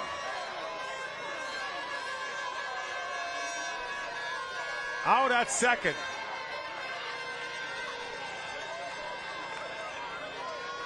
Boy.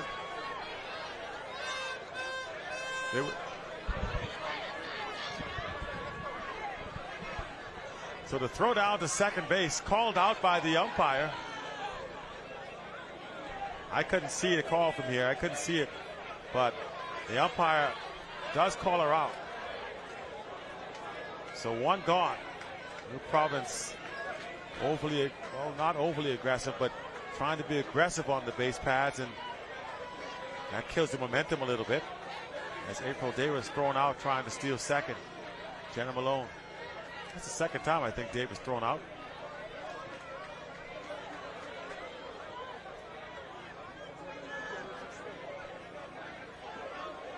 Top of the sixth, one gone. Jenna Malone. And see, she would have been able to go down to second. I know it's hindsight 2020 and all that stuff, but sometimes if you're just a little patient, she would have been able to go down to second just now on that pass ball. But again, we're talking revisionist history. A ball to Jenna, and now she would have been on the way to third.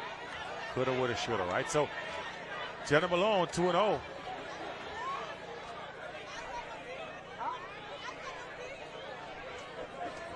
I think that might be 3-0. The umpire held up three fingers.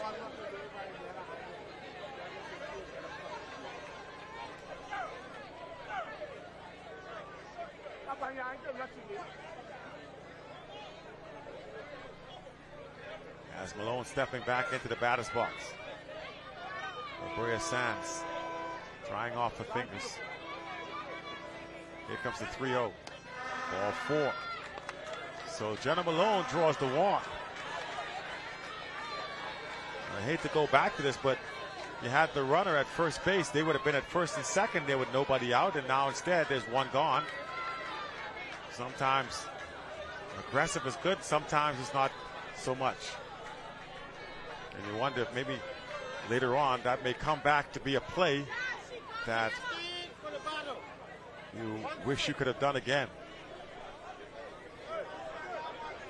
So Jenna Malone at first.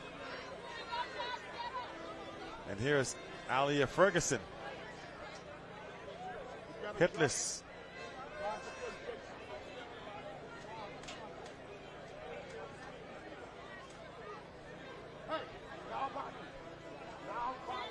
And no, they're going to bring in a pinch hitter in this situation. They go to the bench.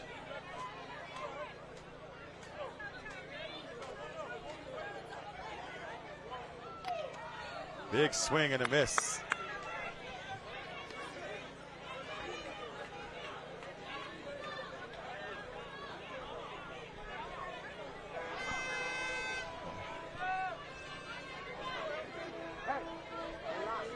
I understand there's some good excitement going on in basketball as well.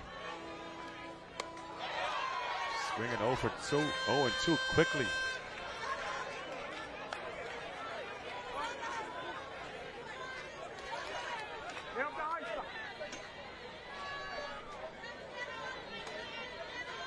Oh, 2 now. They brought in the pinch hitter, and she's takes strike 3 looking.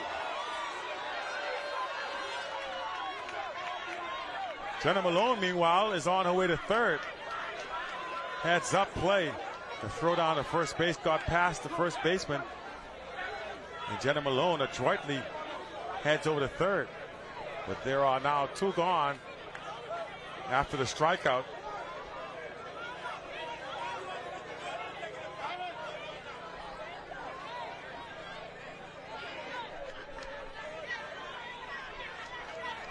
Top of the 6th inning.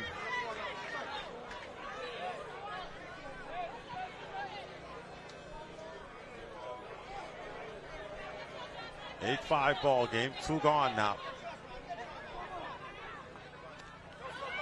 And that's going to score Jenna Malone, I think.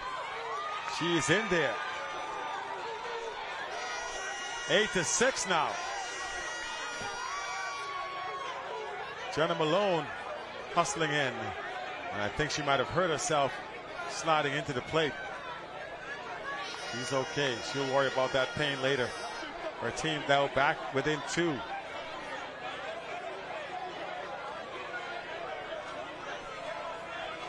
And now they're going to check her out in the dugout. 8-6 ball game now here in the top of the 6th. Things getting interesting once again.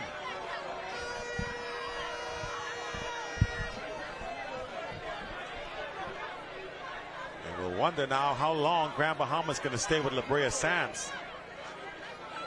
She's behind in the count 2-0 to Sierra Bow.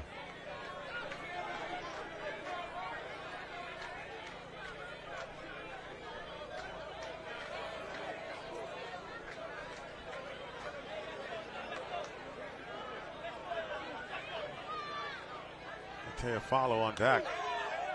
That one's in there for a strike. Well, the catcher seems to be reacting pretty slowly to La Brea's fastball. She's catching that ball right up on her body. That's probably why she's missed a few.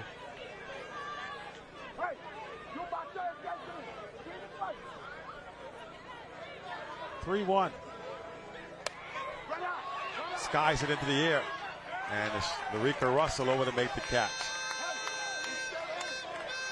So that'll end the top of the 6th, but New Providence gets a little closer. They inch back within 2. Bottom of the 6th coming up. Grand Bahama holding on to a 2-run lead.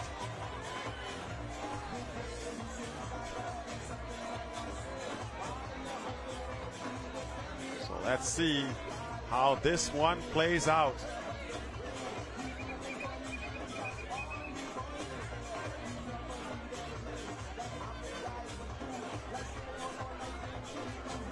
So Providence answers with a couple of runs.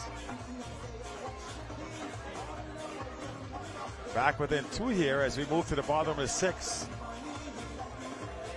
They play 7 here in the medal round. No mercy rule, so this game will go the distance. New Providence will have one more try, one more at bat. That would come in the top of the 7th. So they're going to have to try and stop the Grand Bahama offense here in the bottom of the 6th to try and keep this a 2-run game.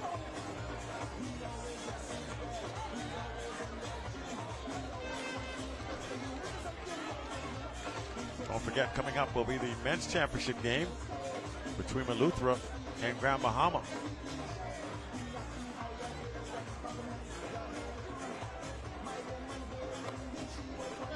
Hannah going through the last few warm-up tosses.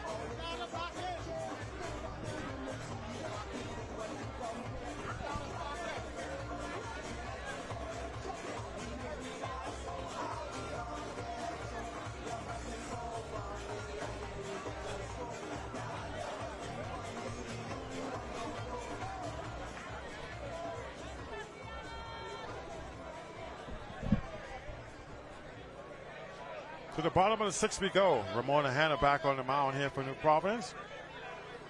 And that's strike 1.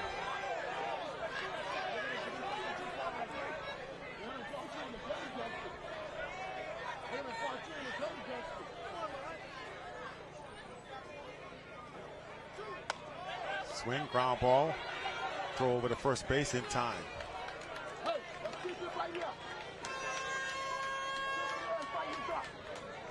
Good play that time. For New Providence, Sari Aubrey scoops up the ground ball from Brianna Heel and throws her out for the first one to go. And here comes Larica Russell.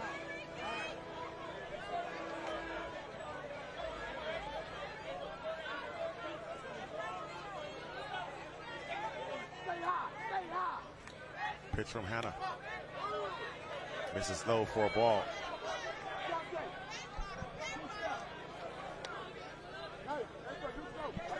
Bottom of the 6th inning. 1 gone. And here's Larica Russell in the batter's box now as New Providence tries to keep this a 2-run game. They'll have one last chance at it in the top of the 7th. Inside, just misses.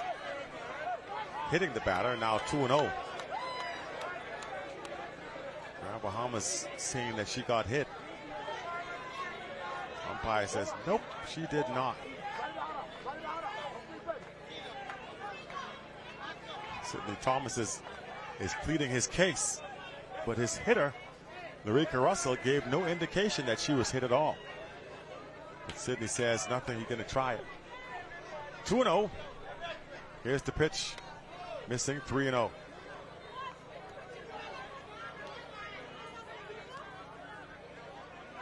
So if you are New Providence here, you don't want to give up base runners.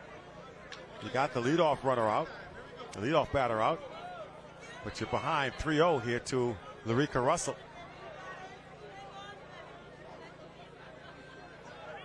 Three balls, no strikes. Here's the pitch. And that'll be ball 4.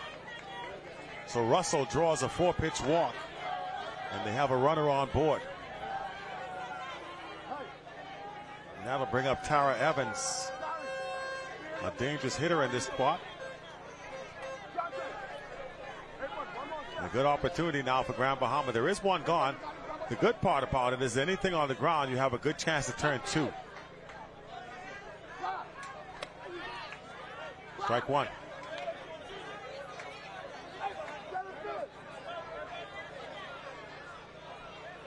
A strike there to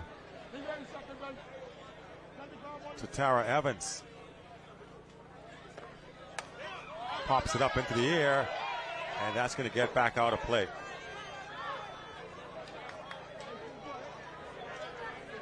Two strikes. Nothing in 2, the count. With 1 out. Jasmine Scavala on deck. There's Tara Evans. That's Larica Russell at first base. Tara Evans in the batter's box. She's got 2 strikes on her. And here's the 0-2 pitch. Jumps out of the way of ball 1.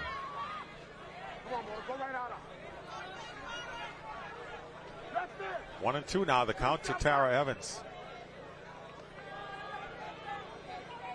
Ramona Hanna trying to keep it right where it is.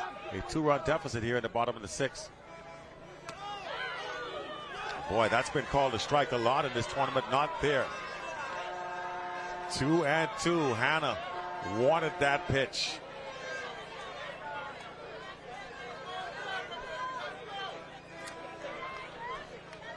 Two and 2 now as the at-bat continues for Tara Evans. Ramona back on the rubber. Here comes the 2-2 pitch. That goes over the head, and that's going to allow the runner to go on down to second.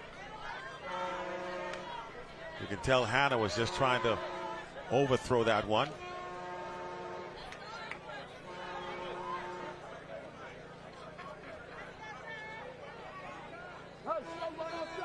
2-2. Here's Hanna. Runner at second is Larica Russell. Into the air. Jenna Malone makes the catch. The throw comes in. And they're going to get her at third. We didn't follow the ball with our cameras, but she is out at third. What a throw by Jenna Malone to cut down the runner, Larica Russell, as she tried to tag up on the plate.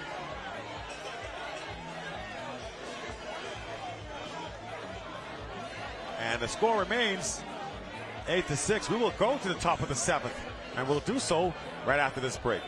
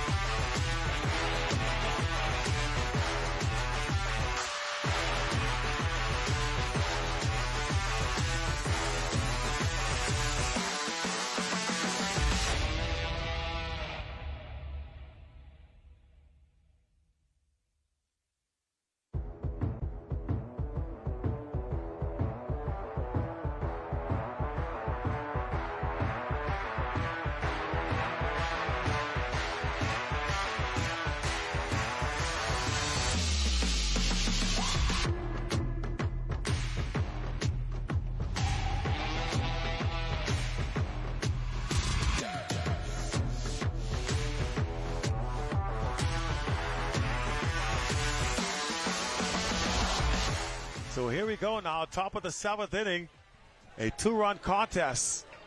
Good news for New Providence, they have the top of their order back up. Bad news, they trail by 2 in their last at bat. Ball 1.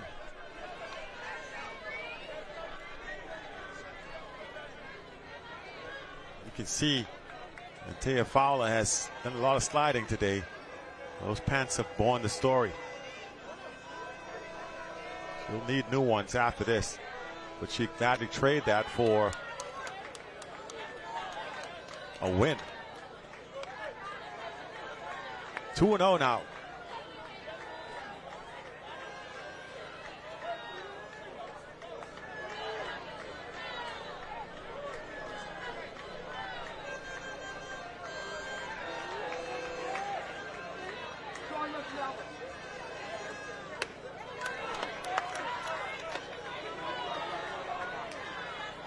And now New Providence in desperation mode.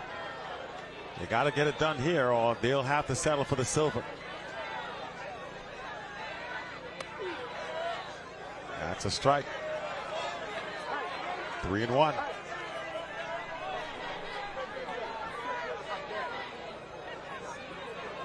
Fowler knew it was a strike. She was just trying to bluff the umpire there. And now she takes 2 in a row. 3-2. She was taking it full.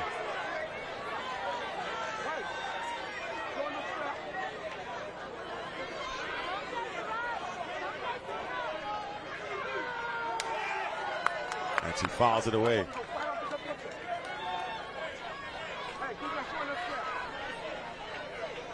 Coming up next, Eleuthera versus Grand Bahama for the men's championship.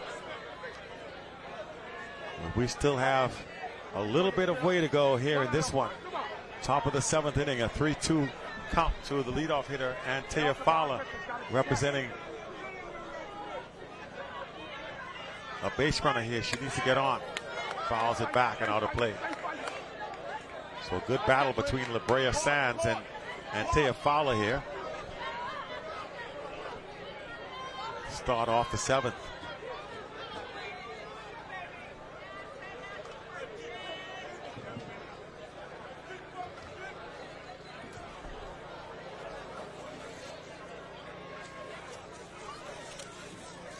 And they're going to get some more softballs into the game.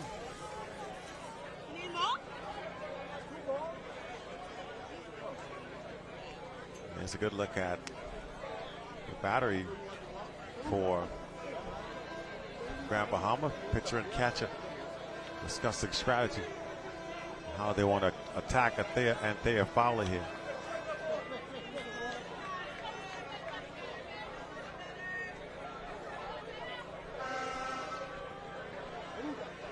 Three-two.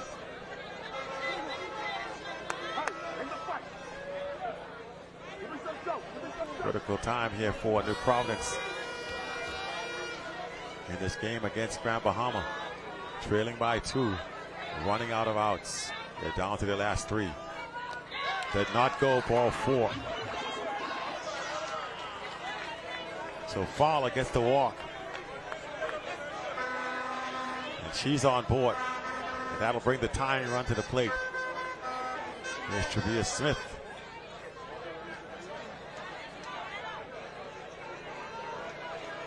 So Travia Smith, representing the tying run, is at the plate. Nobody gone here in the top of the 7th. New Providence needs 2 to tie the game. Ball 1. Now Travia Smith has started out every at bat the same way. Faking the bunt, pulling it back. I doubt very much they'll go for a bunt here. That 1 run would mean nothing. So if I'm the infielders, unless you really, really respect her speed, I'm not really going to worry about that. If they're going to trade it out here for that 1 run, I'd be okay with that if I'm Grand Bahama. 1 strike. 1-1. A walk serves no benefit.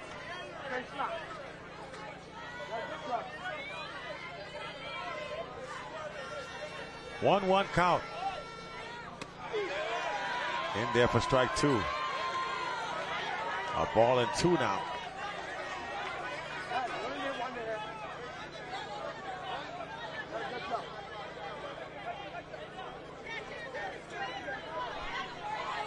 A ball and 2 strikes.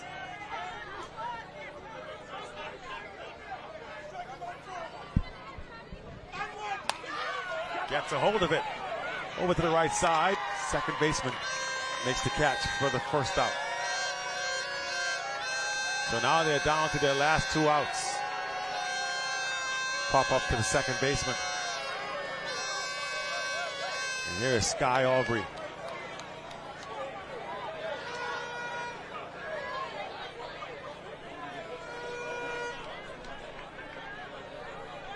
So Sky Aubrey now representing the tying run. We got the leadoff hitter, Fowler on base. So here is Sari Aubrey, She struck out a couple of times here in this ball game. Strike 1 right to her credit. They need her to come through, if at no other time than right now. Struck out twice in this ball game. 0-1. And a pop-up to the shortstop. 2 gone. Marika Russell says, go if you can. I'm waiting for you. And now there are 2 outs, 1 out left for New Providence here in the top of the 7th.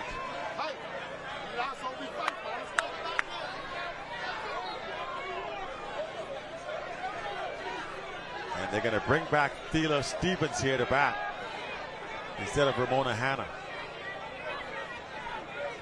So Stevens with the pressure on her shoulders. Taya Fowler at first base, but they trail by 2. And a big swing for Stevens. She's late on it. Strike 1.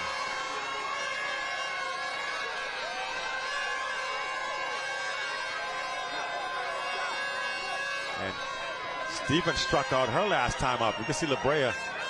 She's feeling confident now.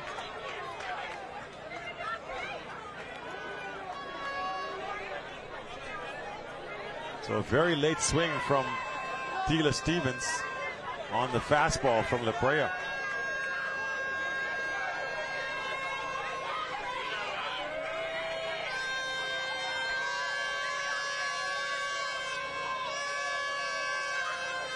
Nothing in 1 now.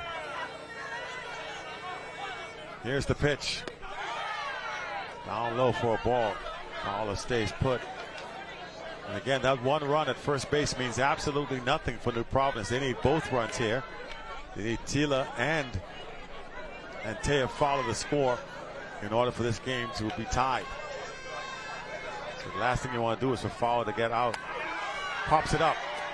This could be it, but it's going to get back out of play. 1 ball, 2 strikes. Down to their last strike now. And Grand Bahama 1 strike away, 1 out away from claiming the gold medal at these Bahamas games. La Brea Sands trying to go the distance. Here's the pitch. Outside, 2-2. The crowd wanted that to be called strike 3.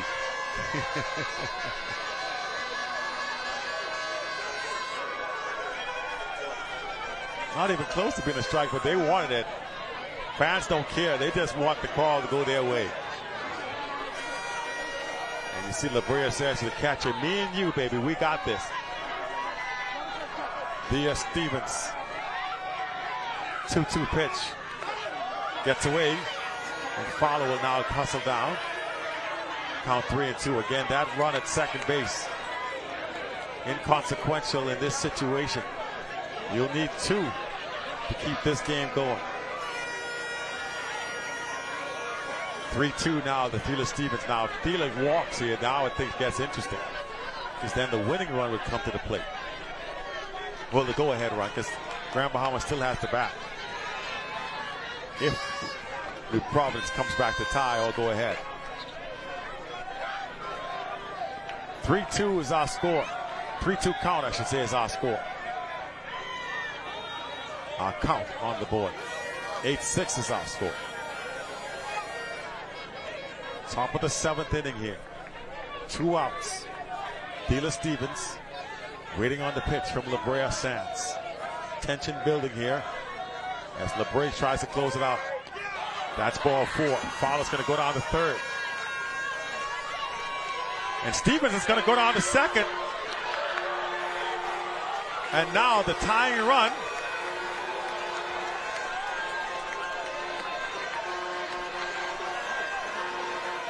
And now the tying run is at 2nd base.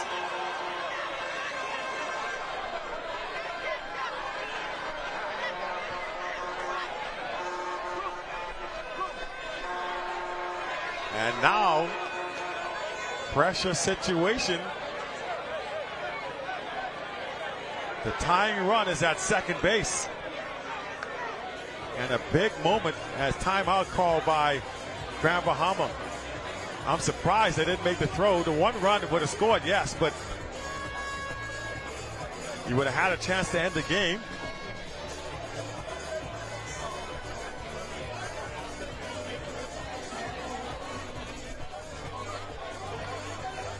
Hardest working man in officialdom, in officials, if that's a word, officialdom. Aaron Major just came from calling basketball, now back here to call softball. He called volleyball.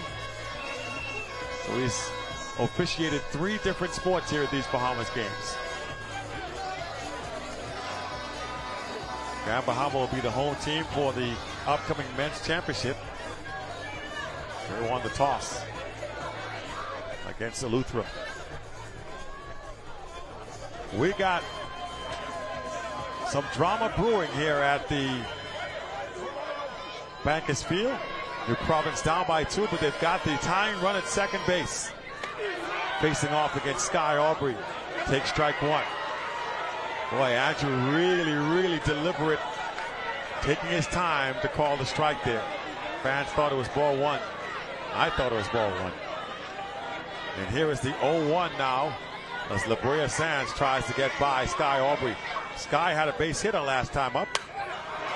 Swings at this one, pops it up, drifting over to first base, and she can't make the catch. Oh my goodness, that would have been the ball game. Tara Evans could have ended it. She's normally a sure fielder, but couldn't get that one. It came back on her. She didn't quite get underneath it.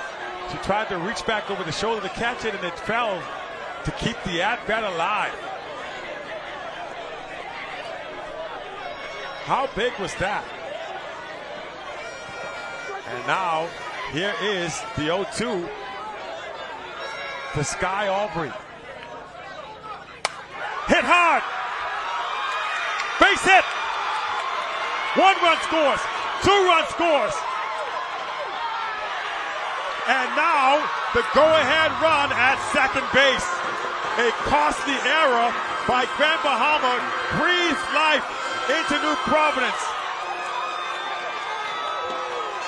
As Sky Aubrey comes through with the big hit.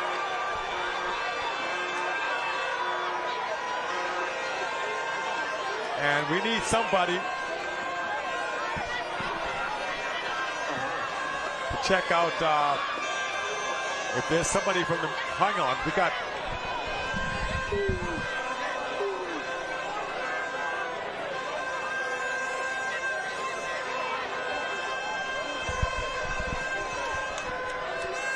so I got somebody coming downstairs now, guys. Boy, what a big moment. The error by the first baseman, Tara Evans, looms big now because that allowed Sky Aubrey to have another chance at it, and she came through big time. 1-0 to count now to April Davis, who can drive in the go-ahead run. They don't put a pinch runner in for Sky Aubrey, and she gets down to 3rd on the pass ball. Boy, the life has come out of the stadium now for Grand Bahama. And the fans getting on the catcher for missing the ball. Well, how quickly they turn on you. They were loving her a little while ago.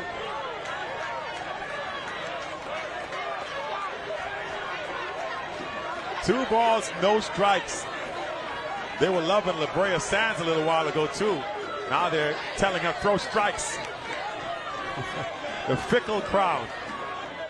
2-0 to Davis. Ball 3. And you got to figure she's taking here.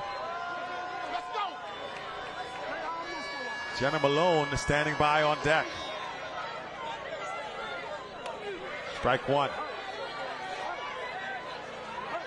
Sky Aubrey got to be careful over there at third. You don't want to get picked off. I'm surprised they didn't put some more speed on third base. And that is ball 4. And the catcher's arguing the call. She can't believe it. And here comes Andrew Burrows.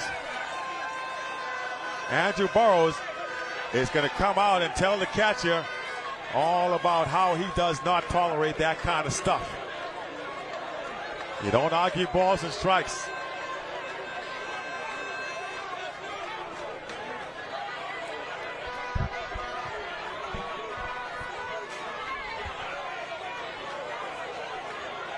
They're at first and third now. April Davis has been thrown out a couple times trying to go to second. I don't think you send her here. There's no need for it. The run at third base is the most important one. With 2 outs. Here's the pitch. Ball 1. And wisely, Davis staying put. Jenna Malone in a big situation. The go-ahead run at third. We're in the top of the 7th. Shows bunt, pulls it back. Ball 2. And all of a sudden, the confidence that was exuded by La Brea Sands is gone. She's seen her lead evaporate. And you can see a different look in her eyes right now. She's just trying to stay focused. You can see, look at the shoulders, the eyes now. She's all that braggadociousness and confidence is all gone. 3-0 now.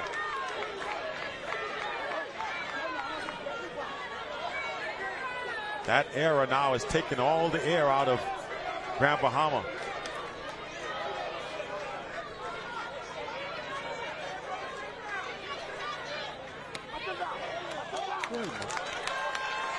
Four balls now, Malone on board.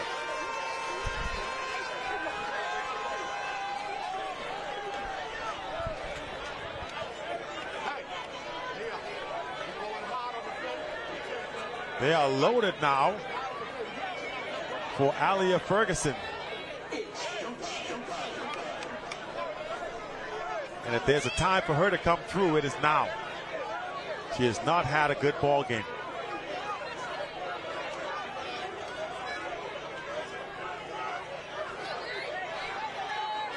What a change of events here in the top of the 7th. Ferguson, why would you even show bunt right here? Nobody's going to fall for that. No speed at third base, so they're not going to try and score that run. And that's why I'm surprised they didn't try to at least bring a pinch runner in here for Sky. Maybe they don't have anybody on the bench.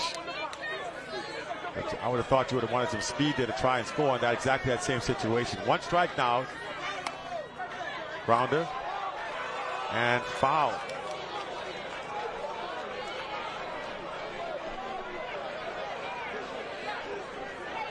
Two strikes now.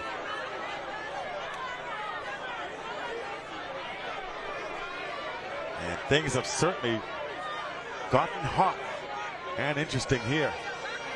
And it's not due to the weather this time, it's due to the action on the field. Ferguson staying alive. Fouls it back and out of play.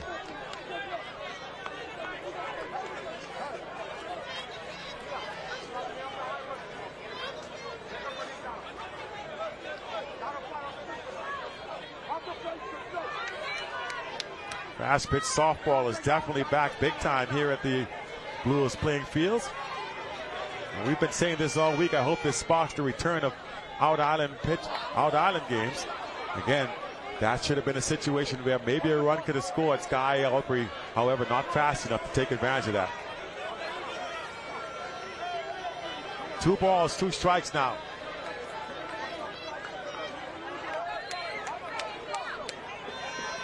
Aaliyah Ferguson has worked the count even. There's LaBrea Sands. Boy, she saw this championship in her grasp. And while they may still win it, they'll definitely have to now do it at the plate as opposed to. And strikes out Ferguson.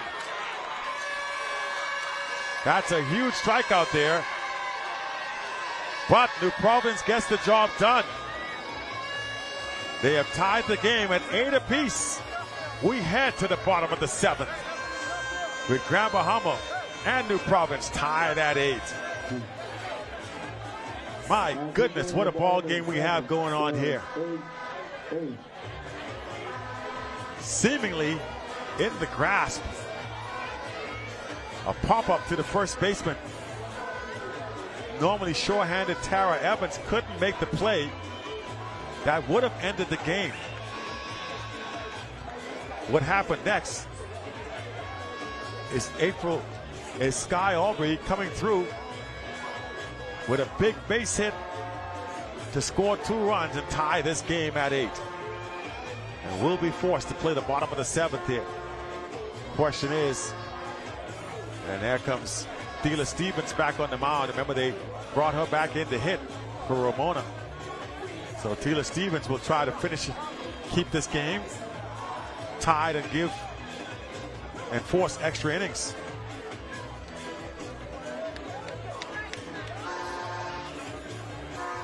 Can't ask for more than this in a gold medal contest. One can only hope the men's game is every bit as exciting.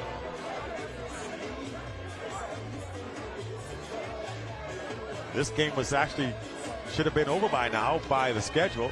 We should have been playing the men's game, but tell you what, I'll trade this. This is what you want. Men's championship was scheduled to start at 5. They were hoping to be done for the closing ceremonies, which were scheduled for 8. That ain't happening. None of these fans are going to be leaving.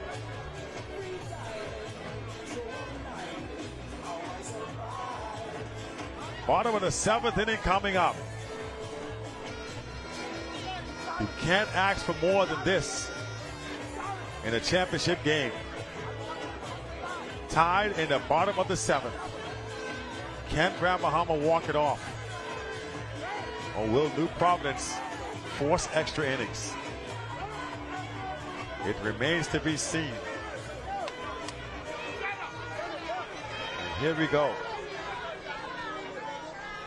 Here's Liberty Thompson. The bottom of the order in here for Grand Bahama now to start the bottom of the 7th. They'll have the 8 and 9 hitters. And then they'll get back up top to Kenya Forbes. They'd like to have her bat with runners on board. Grounder up the middle. And that's going to be a base hit. Tila Stevens unable to knock it down. So the leadoff runner, the winning run, is on board.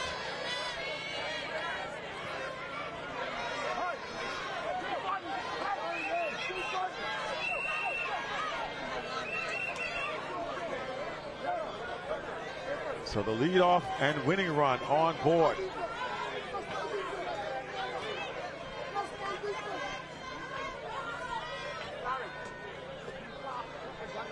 And they're going to bring a pinch runner in. That's coming in to run now.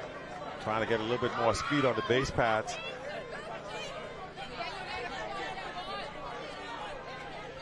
For Grand Bahama. And drop the bunt down. That's going to be just foul.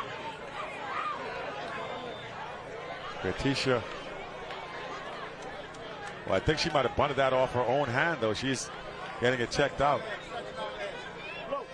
Now she got to go back in there and do it again.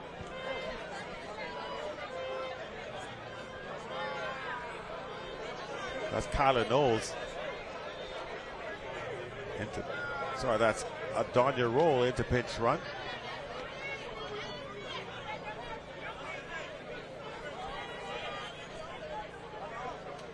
Representing the winning run at first base. Tila Stevens on the mound, trying to keep this game right where it is, tied at 8.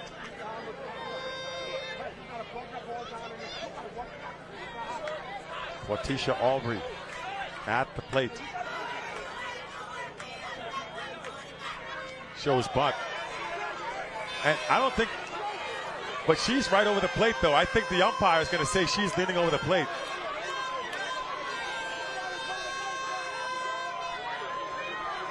From my angle, look, and they're going to give her the hit by pitch here.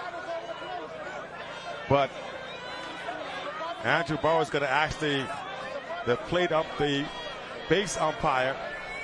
In my viewpoint, it looked like she stepped across the plate to try and bunt that ball before she was hit.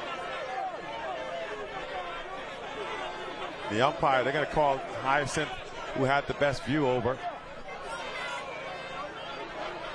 And that's going to be a strike. That's a good call. That is a good call. That is a good call. That is a good call. Strike instead. She is over the plate. And the ball hit her. So in essence, she becomes the bat. So that's a strike as opposed.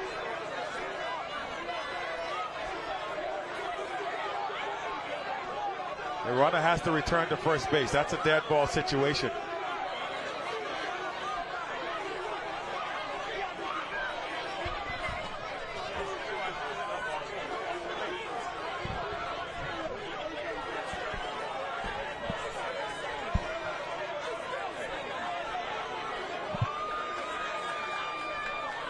And I wish we did have the replay camera here. We used it in baseball.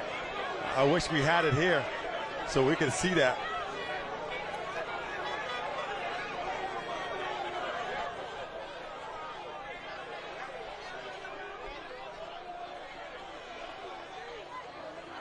So controversy here, and the Freeport coaches are incensed.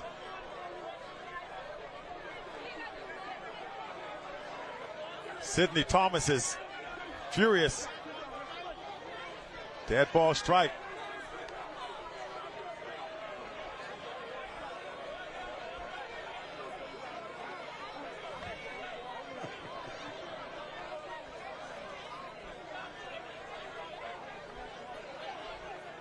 So we now have a 0-2 count.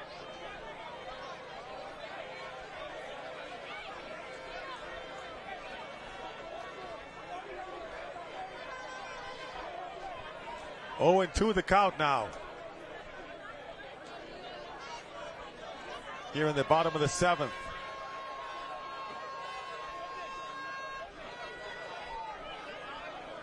And they're gonna, Sidney still arguing his point here. Dead ball strike, so the runner cannot advance. And now Andrew says, let's play ball. I think that's the end of that. No more argument brokered. And Sidney looks up into the sky, imploring somebody from up above to give him a helping hand here. 0-2 the count. I don't think he answers those type of prayers. 0-2 the count. This could be a big out.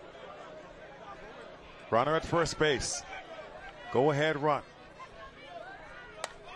That one's through for a base hit. They tried to run him alone again. And she's going to make it to third. So now the go-ahead run, the winning run at third.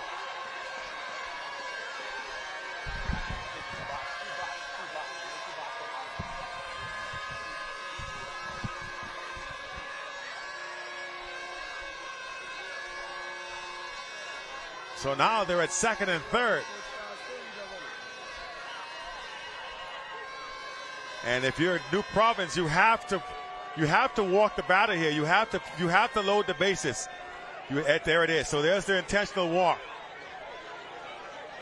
And she's upset about it, but you got to walk her here. That's the only sensible play if you're New Province. You got to walk her to give yourself a chance at a forced play. The outfield's going to play in because anything over your head is going to be the game anyway. So you play to take away the bloops. You got to figure anything deep is going to score the runner from third base to end the game in any event. So now the infield has to make the plays. You can turn two, but the play is to cut the run down at home plate. You got to walk the bases loaded. You hope for a strikeout. If you don't get it, anything hit to the infield, you got to come home. Infield will play in a bit. You got to play the infield in. There they go. Because you got to cut that run down at home. They'll be moving on contact. Surprised the middle infielders are still so far back. 0-1. Now, if you're Thela Stevens, you cannot let one get away. An opportunity for redemption here for Miss Evans. Puts it on the ground. The throw home. Oh, safe at the... She is called out. Wait a minute. They call it safe. That's the game. That is the game. Safe at home plate. So Evans comes through. And Grand Bahama wins the goal. 9-8 your final. Celebration time in the nation's second city. As Grand Bahama walks it off in the bottom of the seventh inning. Wow, my goodness, what a ball game. You couldn't ask for more here at the Blue Hills playing field. This is what these fans came to see, and they will not leave disappointed. A great finale in the ladies division. Grand Bahama holds on 9-8. Woo-wee. Good softball here at the Blue Hills playing field. And if this doesn't get softball going again in the country, I don't know what will. We shall take a break and come right back. I got to collect my thoughts. Good game, good ending. Grand Bahama, your champions.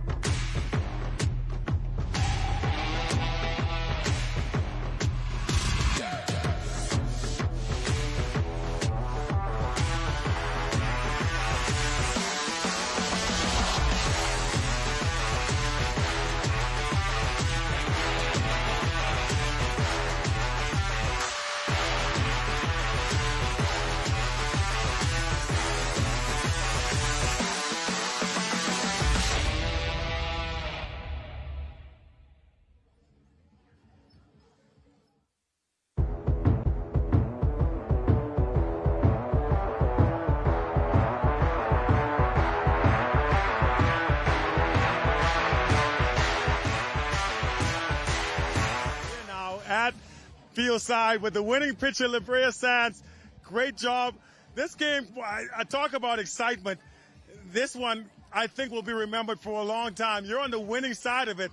Talk about how it felt going into the bottom of that inning after your lead evaporated, knowing you needed that one run. It was really tough. Sorry, my voice is gone. I've been cheering so much. It was really tough, but I knew that my team can do it, you know? We just had to hit, and we did what we needed to do. We did it. Let's go, GB. Great job. And like you said, you came in, you were able to contain New Providence for the most part. That critical error, though, at first base would allow them to get that hit and tie the game. What was the meeting? I saw you guys talk coming together. Did you say at that point, let's just settle down? I said that it was okay because we are a home team, we could hit, and I said that we just need to work as a team and stop arguing, and that we got this. We got this. Well, you certainly did. Gotten the job done. Thank you very much, La Brea. Meanwhile, we have the winning coach with us as well, Sydney Thomas. And Sydney, I saw when that call was made, you came out and you got in the umpire's face a little bit on that bunt. That was eventually ruled a strike, but your team able to keep their composure at the end of it and able to persevere and get the win here today. Yeah, it was. I guess first of all, let me give God thanks, for bringing us through. It was a good game. The call was a little rough call. I didn't quite understand the call, because he's saying that he called two play one, a ball and a strike. A dead ball and a strike. So I just was trying to get in his face to try and get him to make me to understand the call. But hey, my girl stand up today. This pitcher right here, she did an excellent job, man. Excellent job. Congratulations, you guys. Job well done. You deserve the goal. Go and celebrate. Thanks for having a moment with us. We appreciate you. We have a gold medal contest coming up just around the corner. We can only hope it's every bit as good as this one. Eleuthera going up against the young man from Grand Bahama. That's just ahead right here on the network.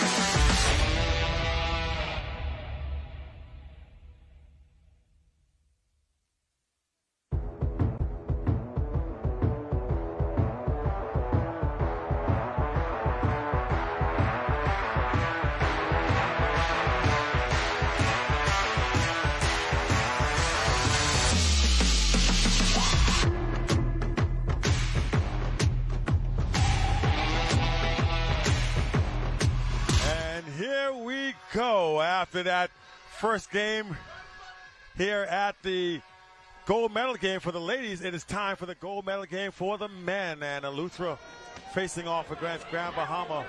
Lead-off bunt by Sheldon Nemore. And he is on board. We are just underway, top half of the first inning. This crowd is electric after that first game, looking for the same type of action here in game number 2.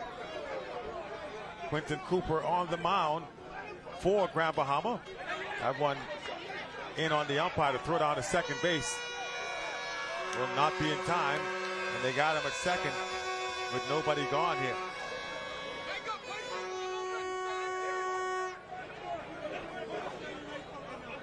Eleuthera at the plate. It's Michael Bethel batting now, the left fielder for Eleuthera. Facing off against the pitcher for Grand Bahama, Quentin Cooper. A late swing on the fastball, 1-1. So with Sheldon Nemore already on board, Michael Bethel at the plate, Teran Wood will bat third, and then that's Marvin Toogie Wood in the cleanup spot. Top of the first action, you haven't missed a thing. That one, a ball. First pitch he's seen, so ball. And now the timeout call.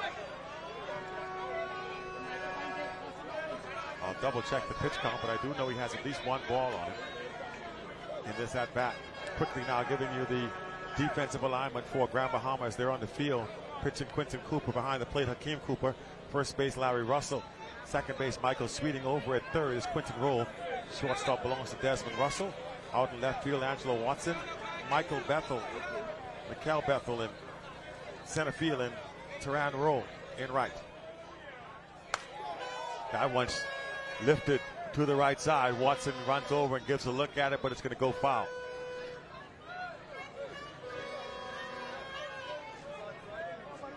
Two strikes now on Michael Bethel for Eleuthera. Runner at second base, nobody out. Bethel batting lefty against Quentin Cooper here. That one's in the air and drops in for a base hit. The run's going to score. 1-0 Eleuthera. Good job by our camera crew to follow that action just now.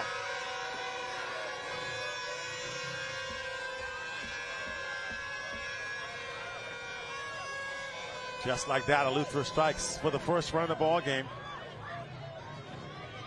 And that's going to bring up Teran Wood, the number 3 hitter. Quentin Cooper.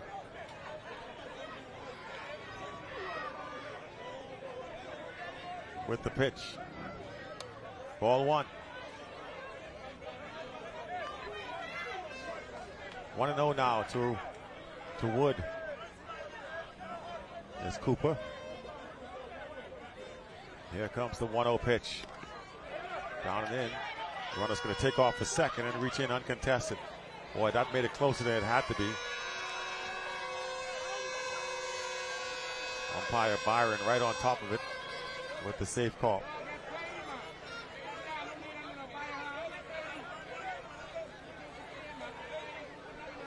Two 2-0 the count now to Teran Wood. Nobody gone, a runner at second, and Eleuthera trying to put some pressure on here in the first. That one's right at the Desmond Russell. They're going to get the double play.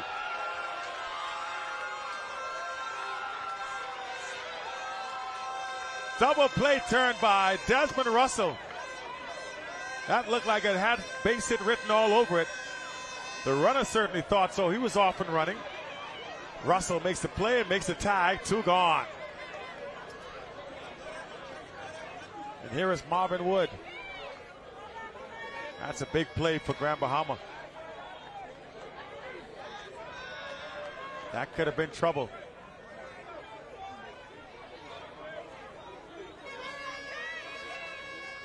One ball, no strikes. Little grounder. Through for a base hit. And Marvin Wood on board.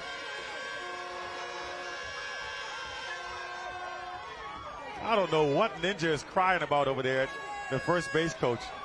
He's upset about the game just started, but that's just Ninja. I don't know if he's upset at the... It almost looks like he's mad at Toogie for getting on base. That's how it looks. 2 outs, though. And here's the batter, Shaquille Delancey. Takes a big cut. Fouls it away, strike one.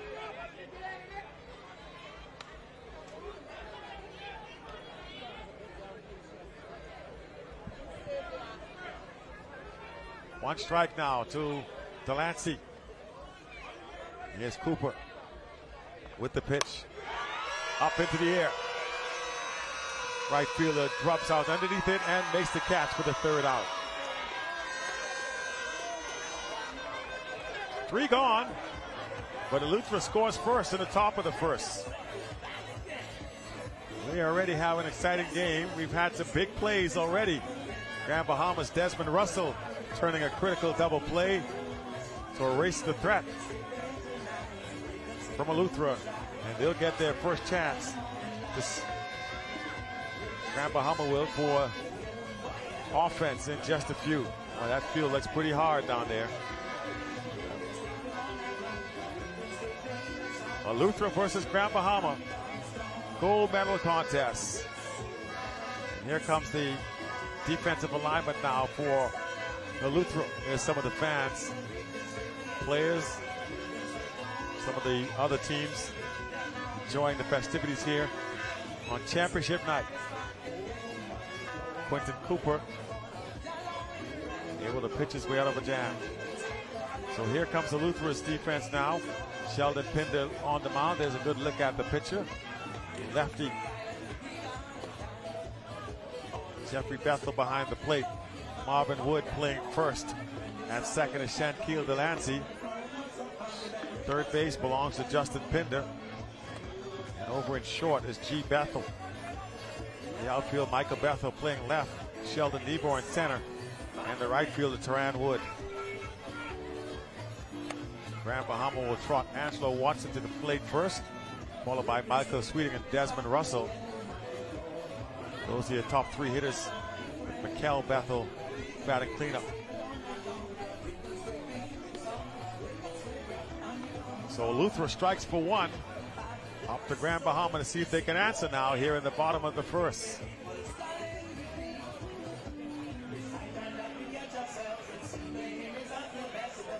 Down to the final game. It's softball here, and I do believe this might actually be the final game of these Bahamas games at the moment. I don't think there's anything else going on. I stand to be corrected by that, though. As Pinder completes his final couple of warm-up throws.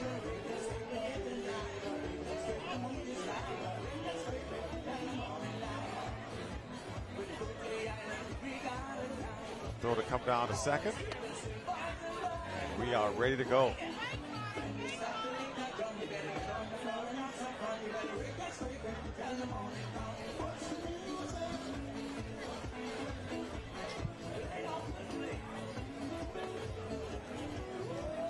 So here we go now, bottom of the first action coming up. Welcome our viewers who are maybe just tuning in. This is the men's championship game in the softball division in these Bahamas games. Eleuthera in the green and yellow. Pineapple going up against the Pines of Grand Bahama. And here is Angelo Watson to lead things off. Takes ball 1, down and in. Pinder has a weird delivery as he gets into the back. And it's not just because he's left-handed. It almost looks like he kind of holds himself at a slant. There it is. He got the one up. Maybe it's to the sleeve thing, too. He's got one sleeve kind of pulled up. But it almost looks like he's got a slant. Everybody's got their style. Watson pops it up. Shortstop G. Bethel drifts over, makes the catch, 1 gone.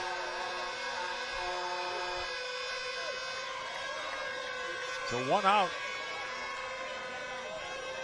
And you can see now, Brandon Jones says, look, we just came off the field. You got to take a couple of pitches there to, see what the pitcher has to offer. Maybe a little too aggressive to start the game. So here comes Michael Sweeting, the second baseman, to bat second now for Grand Bahama. Desmond Russell on deck. Ball 1.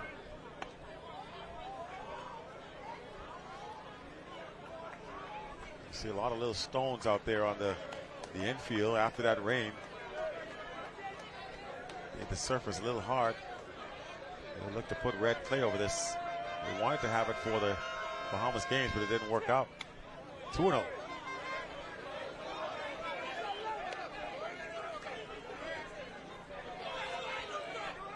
To count to Michael Sweeting.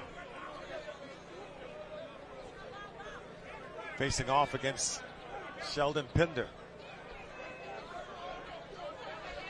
Here comes the 2-0 pitch. Make it 3-0.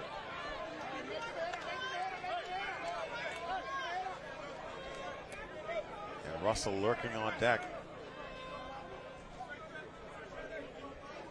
A 3-0 count to Michael Sweeting here in the bottom of the first inning. That's strike 1. Martin Pork Bros making an appearance at these championships, calling the balls and strikes behind the plate. Part of our 4-member crew. Here comes the 3-1. That's ball 4. So Sweeting on first base with 1 out. And here is Desmond Russell coming to the plate for his first at bat.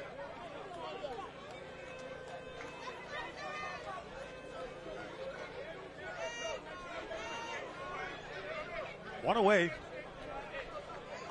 just on the way in the bottom of the first. Desmond Russell made an outstanding defensive play in the top of the inning.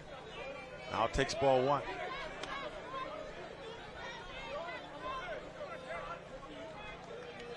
That ignited a double play, unassisted.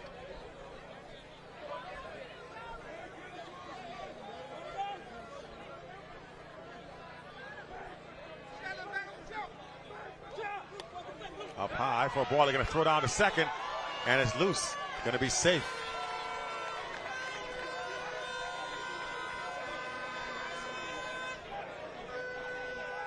Time called, as it looks like the second baseman might come up a little bit gimpy. I told you this ground is pretty hard out there. He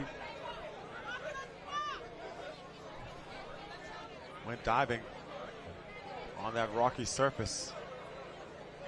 They're going to throw some more pebbles off of the infield. On the 7th, license plate number AY5102. Your odds to move the vehicle, please. The record is on its way. 2-0 the count. And now the infield out to have they're still trying to clean out some of those rocks. You can see there's that surface. That's a lot of rocks out there. You wouldn't want to be sliding on that for any reason. But these guys will play on that surface because that's what we have to work with here today.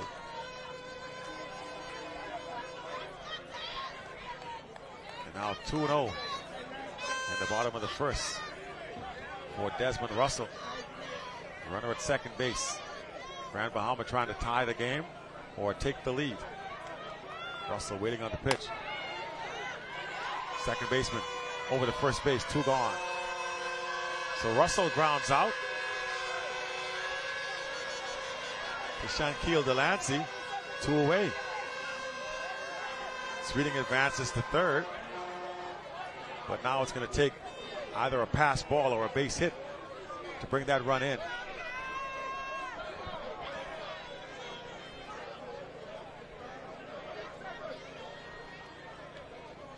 Got to say hello to my good friend Ezra Pratt, the big cat.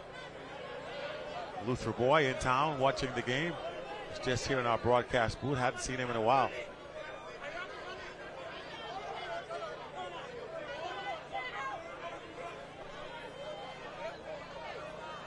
So there's Sheldon Pinder, the pitcher for Luther.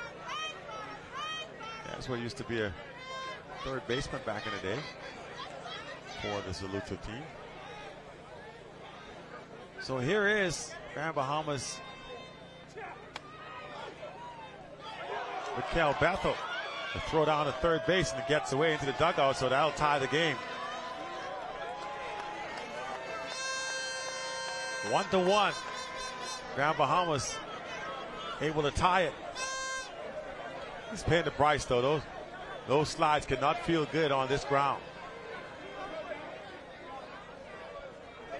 Showing some toughness.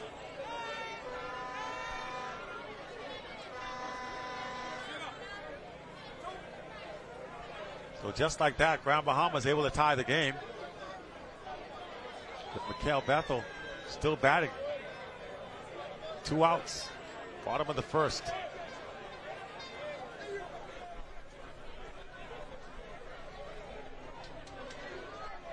And now a little stoppage of play.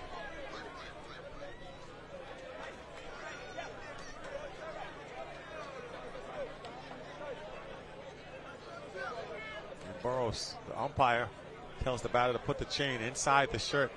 I think the pitcher was complaining that it was flashing in his eyes.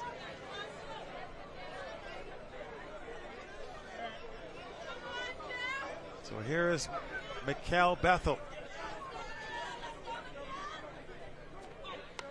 Drops down the bunt down the line and foul.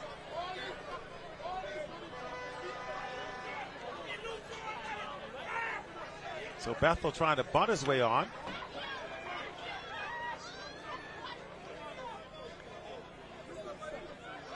He's upset at himself for not being able to execute there.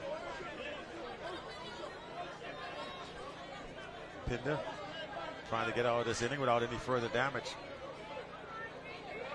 A 1-1 contest here in the bottom of the first. Here's the pitch. Up high for a ball.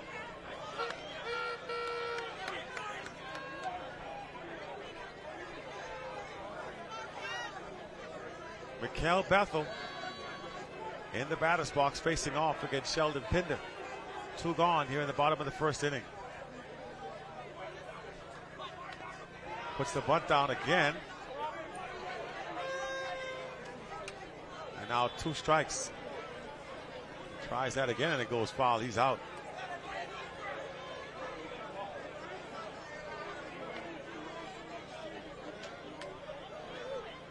Ball and 2 strikes to Bethel. Nothing really said cleanup man. The 4th hitter. So willing to bunt. He's tried twice. Maybe not confident of the ability to connect here against Pinder.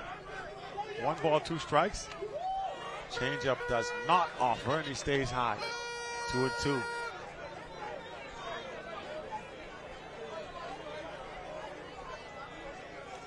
Two balls, 2 strikes.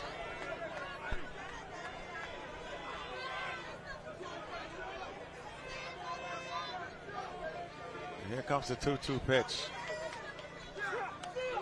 Outside. Bethel hustling down to first base. He's upset with himself still, but you're on board, my friend. And here comes Quinton Roll, a guy that could hit it a long way. You can see why he's a big boy. Hit 2 home runs onto the soccer field in a game during the regular part of this tournament. So he could get a hold of one. Does not chase. Ball 1 down in the dirt.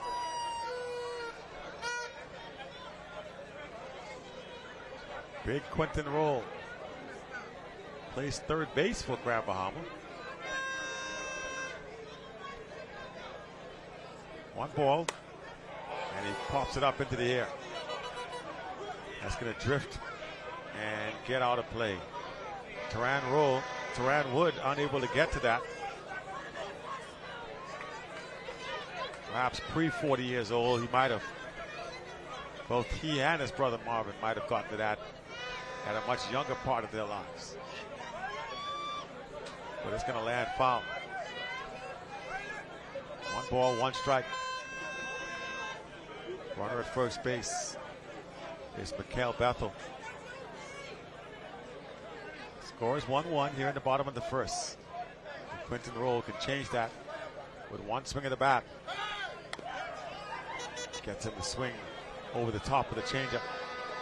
1-2. Tell you one thing, you better not throw that pitch again. He got away with one on that changeup just now. Rolled down there, came out of his shoes trying to hit it.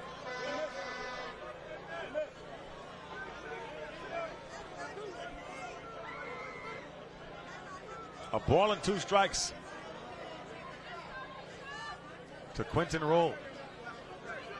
And here is the 1-2 delivery. Gets him swinging. And that strike, that's the 3rd out. Catcher maybe forgot that. He threw it down to second, but that's the 3rd out. High fastball. And Quinton Roll goes down courtesy of the strikeout. We have come to the bottom of the first. It's a 1-1 game. So much more softball to come. Second inning just around the corner. We'll be right back.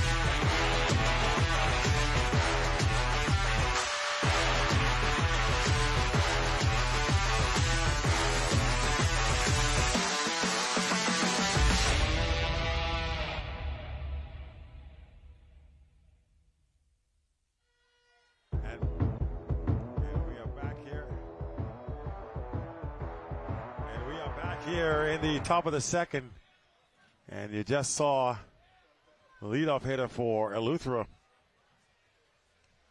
That was Norman Bastan, who's the DH today, swinging at the first pitch and getting out. So 1 gone here in the top of the second. Here's Justin Pinder taking ball 1. Here's Cooper with the pitch. Pops it up. And out of play.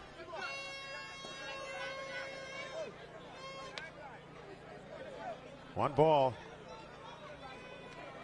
And a strike now to Justin Pinder.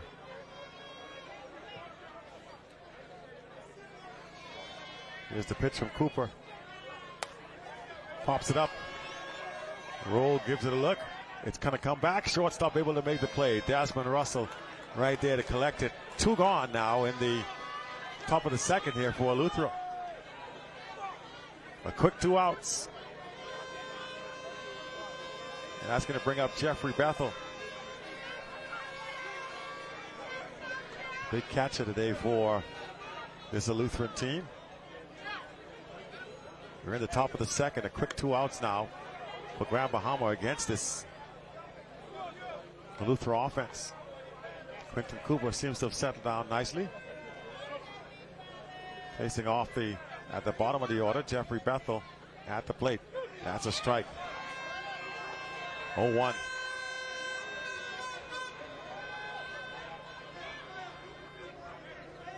Nothing in one to Jeffrey Bethel. Boy, just missed the outside corner. 1-1 now.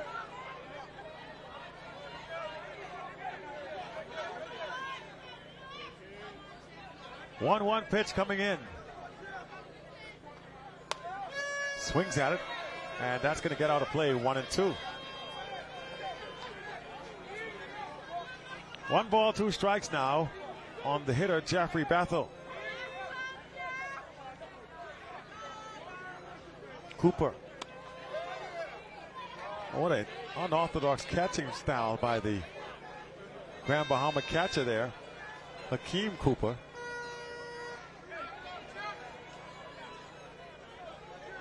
2-2 the count here. 2 balls, 2 strikes to Jeffrey Bethel with 2 outs here in the top of the second.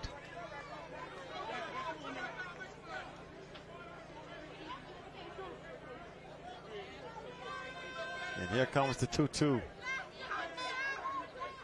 Gets in the swing over the top, strike 3. And 1, 2, 3, down they go. Eleuthera goes quietly in the top of the second. And we will move to the bottom of the second in a few. It's a 1-1 ball game. Cooper having no problems that time around, able to get him 1, 2, 3. Now they'll have a chance here in the bottom of the second to see if they can do something offensively.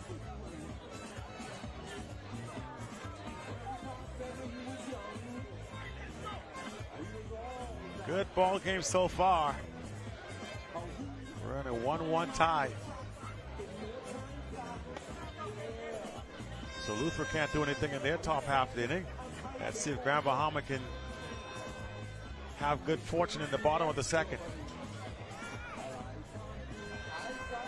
You see some of the outfielders getting warmed up out there. That's the center fielder for Luther. Sheldon Nemore tossing across to Taran Wood in right field, and to the left fielder Micah Bethel. Now back to Sheldon Pinder, who's going to try to contain Grand Bahama's offense here in the bottom of the second.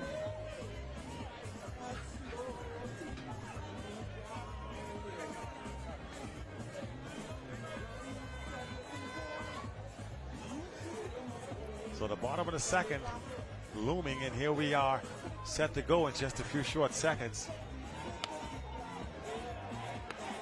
Grand Bahama will lead things off with Larry Russell, followed by Quentin Cooper and Hakeem Cooper.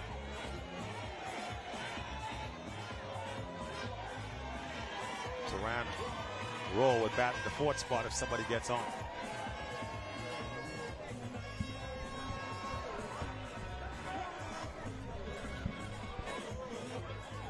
So here is Larry Russell, the lead off for Grand Bahama. Russell, like Quentin Roll, can leave the yard in a hurry if you leave something over the plate. So Pinder will have to be careful of that.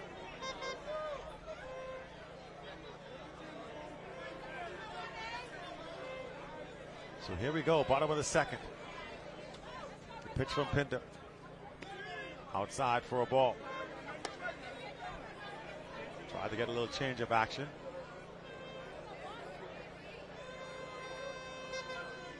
A ball and no strikes.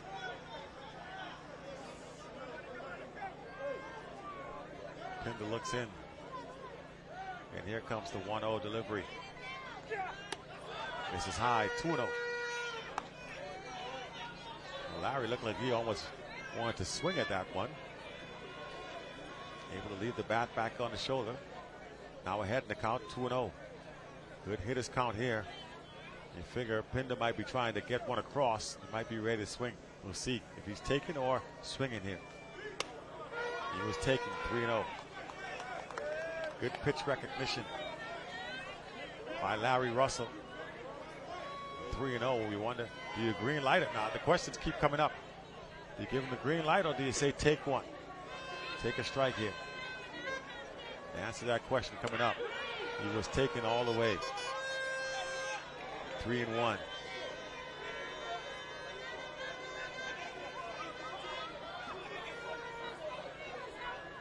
Three balls and a strike.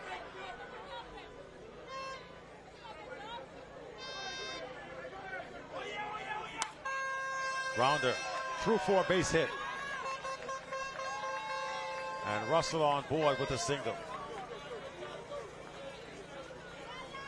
Larry Russell comes up with the single now to get the base runners on base for Grand Bahama, and they're going to pinch run for him.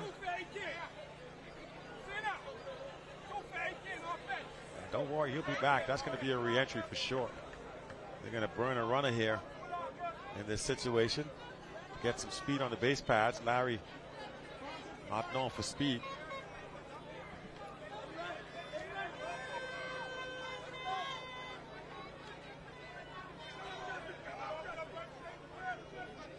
Well, showing butt to throw down to second. Throw gets away, and he'll be safe. I think they would have had him had he been able to hold on to it.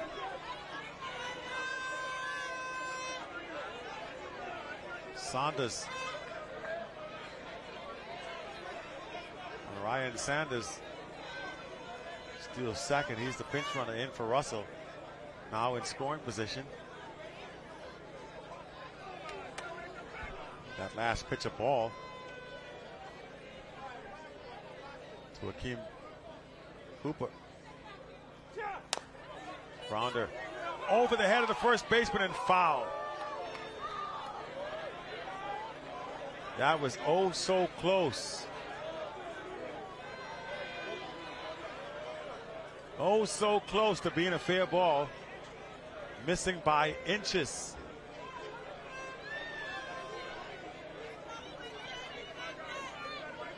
That would have certainly scored the run. In fact, he was already halfway home when the foul ball was called.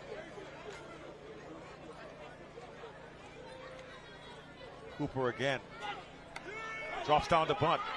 The throw to first base in time. The runner advances to third. So the sacrifice bunt successful.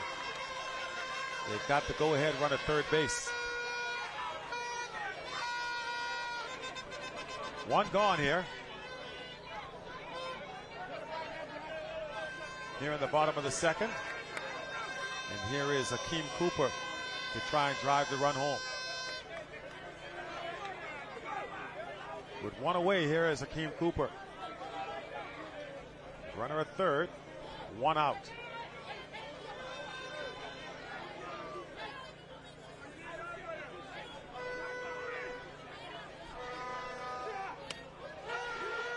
One on the outer half. I know you didn't just ask me that. I said one out like 5 times. One out here in the bottom of the second.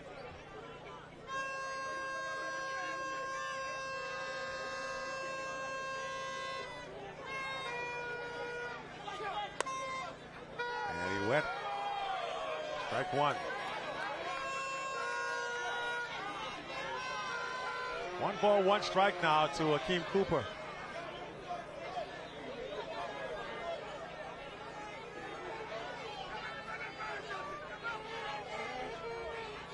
Pinder on the mound.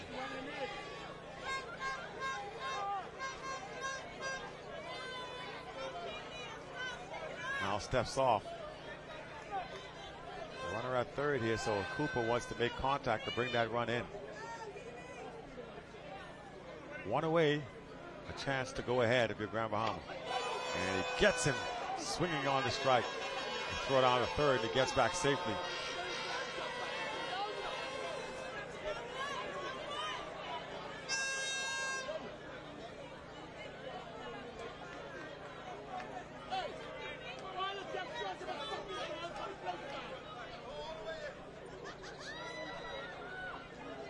So 1-2.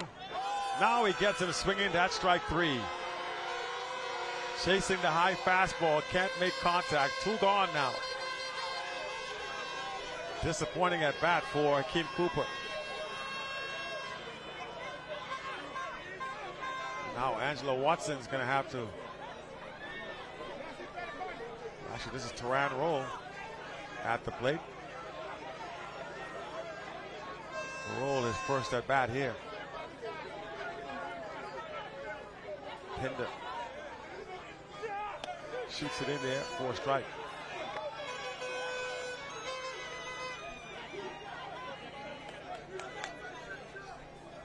Nothing in 1 to Roll. The young right fielder for Grand Bahama.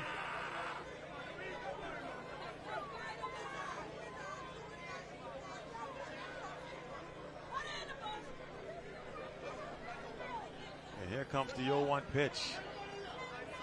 And that'll skip right there into the dirt, right in front of the catcher. The runner will not be able to come home on that. 1 ball, 1 strike now.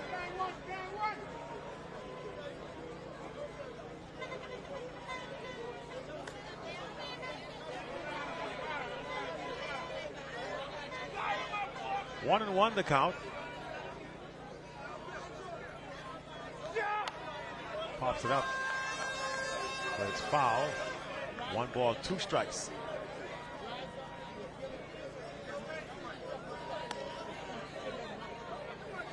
A 1 ball, 2 strike count on Teran Roll. 2 gone here in the bottom of the 2nd inning. Grand Bahama with the runner at 3rd. And it's going to take a base hit or a pass ball to score.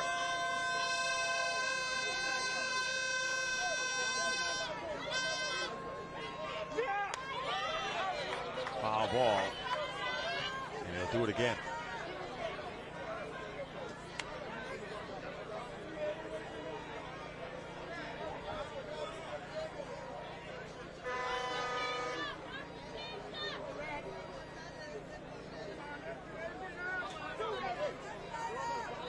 So 2 strikes here with 2 gone. 1 ball, 2 strikes to the hitter, Teran Roll. That could be trouble. With the second baseman right there to make the catch. So to get the run to the 3rd, but nothing doing. And we'll finish the 2nd inning tied at 1. Top of the 3rd coming up. We'll tell you all about it on the other side of this break.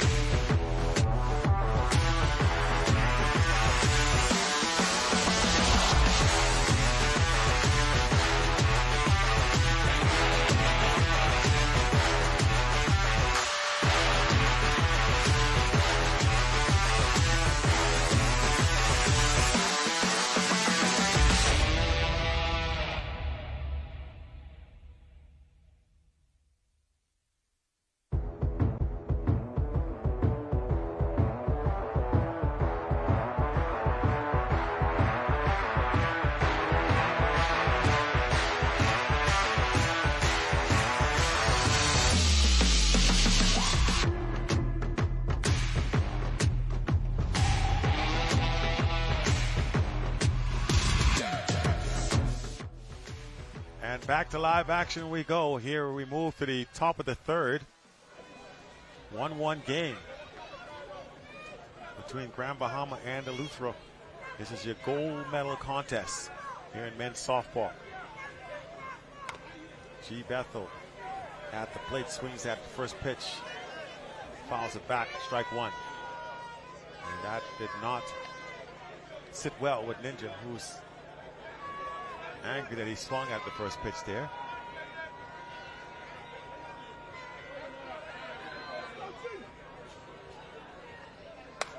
That time he swings again, driven deep over the head of the left fielder, Angela Watson.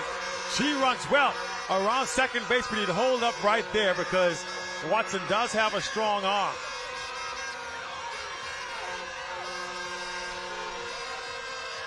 Angela Watson recovered quickly after getting beat by that fly ball. Got the throw in, held G. Bethel to the double. But Eleuthera making some noise here to start the top of the third. So whatever Ninja was about to chastise G. Bethel for just went right out the window because he got a base hit. Here's Sheldon Pinder. Pops it up on the bunt attempt, and it's going to go foul. Strike one.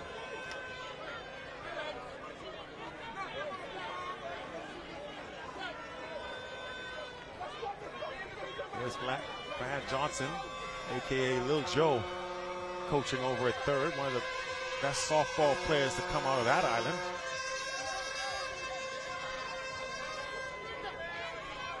Oh, 1 count. Pinder. That's away, 1-1.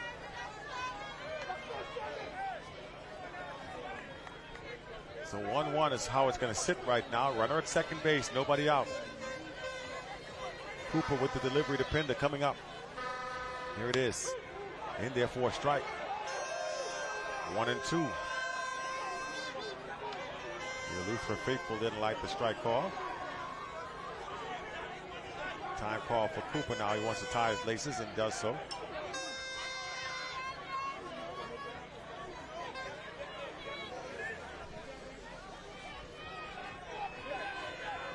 A ball and 2 strikes now to Sheldon Pinder. And here's Cooper with the pitch. Misses high, 2-2. G. Bethel taking a lead off a second on the pitch. Hoping for an opportunity to score a run here. G, whose brother Garfield Bethel won a bronze medal earlier for Long Island.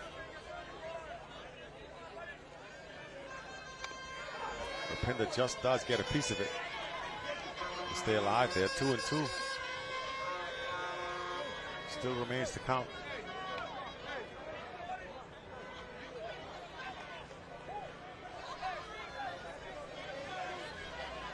Two and 2 to Sheldon Pinder. And here's the pitch from Cooper. Tried to guide in the changeup. Nothing doing. The count runs full. Good at bat here for Sheldon Pinder. Quentin Cooper trying to avoid giving up a hit here and allowing G. Bethel to score. 3-2 pitch coming in. And misses, ball 4. So they're at first and second now. Nobody out for Eleuthera. And here comes the leadoff man, Sheldon Nemore. Timeout called by Grand Bahama. Catcher comes out to have a word.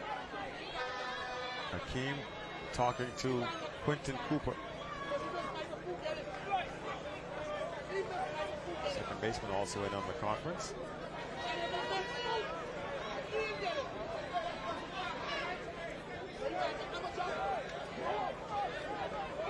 First and second, nobody out.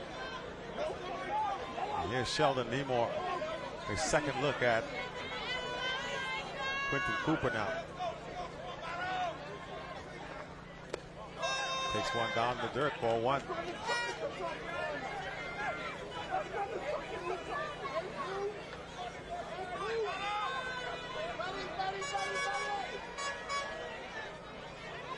A ball and no strikes to Sheldon Nemore. Runners on first and second, nobody out here in the top of the third for Eleuthera. Drops it down, perfect bunt. The throw to first base is going to be offline. A run scores. Runner's going to head on down to third.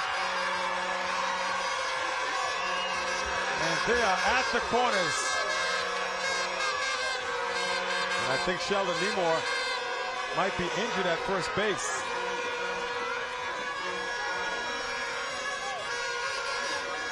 Nemore in some pain. He's holding that right shoulder. I think he was the one that dislocated his shoulder in this tournament. Now back again.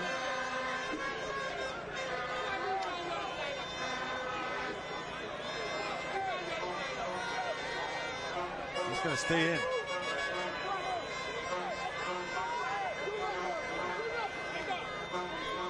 With a Lutheran now with a 2-1 lead. And still nobody out here. That was a perfect bunt drop down by Nemore. Cooper got to it, but the throw hit Nemore in the back, and I think that's why he was holding his shoulder. I think the throw hit him right on that back area. A little stinger made it numb for a while, but he seems to be okay.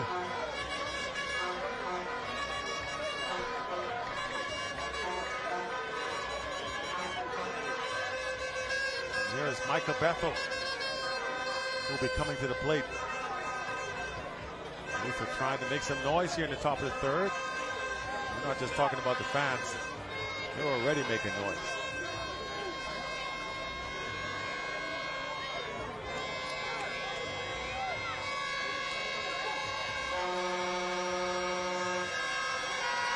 It sounds like a truck stop outside in a traffic jam.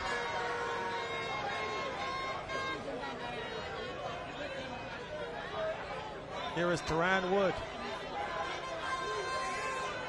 who was robbed of a base hit by Desmond Russell.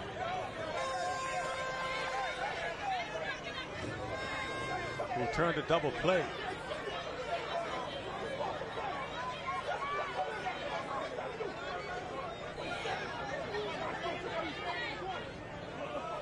One ball, no strikes. Drops down to dirt, 2-0.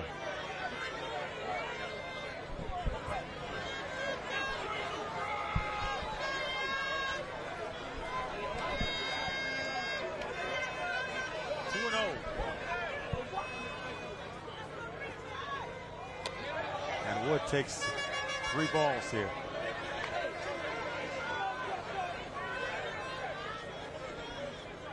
(3-0) the count.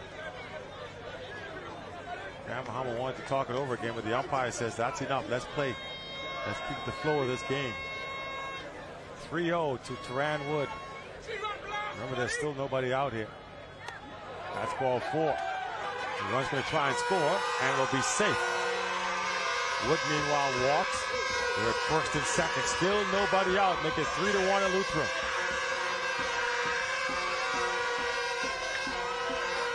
Timeout. Called by Grand Bahama.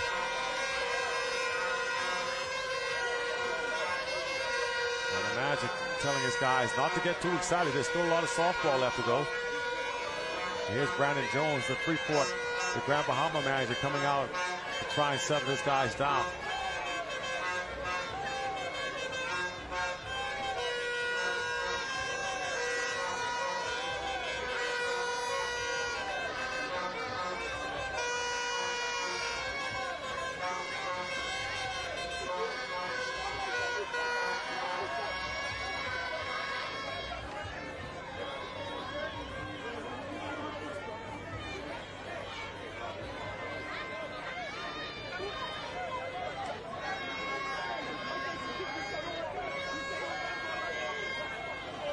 New batter at the batter's box now, as we still have yet to record an out if you're Grand Bahama. Here's Marvin Wood. Swings at the first pitch, fouls it back, strike 1.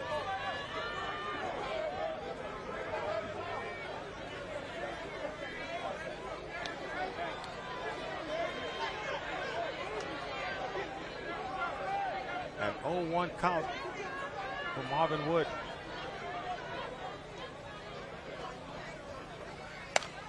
Grounder, drew for a base hit. That's going to score at least 1. Outfielder drops to the floor. They're going to hold up Wood, Teran Wood, and meanwhile Marvin Wood into second base. 4-1 now, Eleuthera. Still nobody out.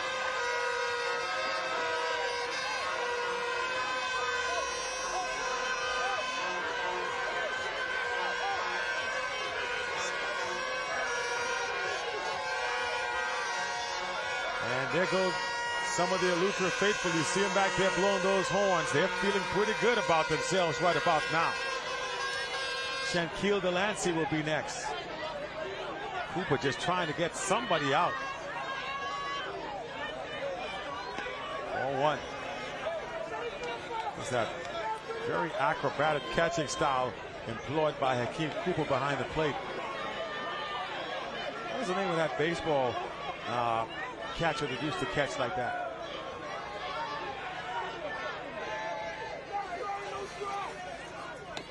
Swings over the top. He was trying to swing for the fences on that one. 1-1.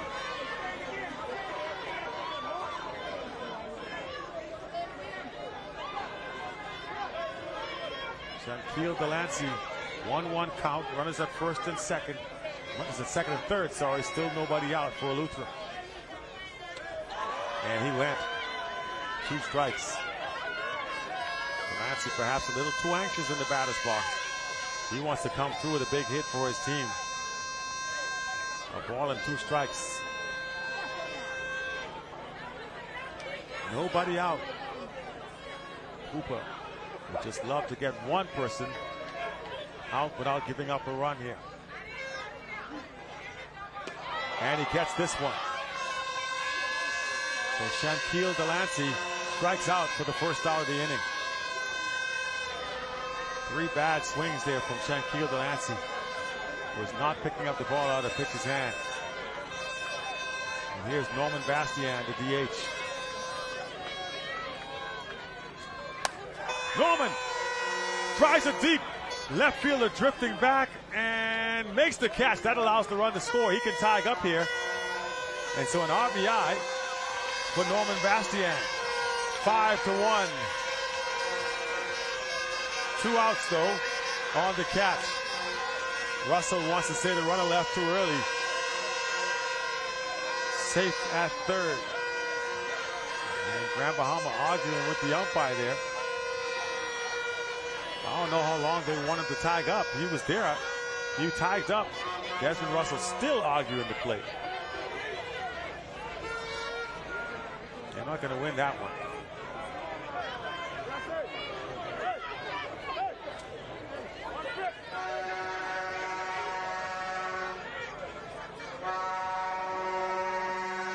And here's Justin Pinder now. 2 outs, top of the third, runner at third base. 4-1. Eleuthera's been able to push across 4 runs. They now lead 5-1.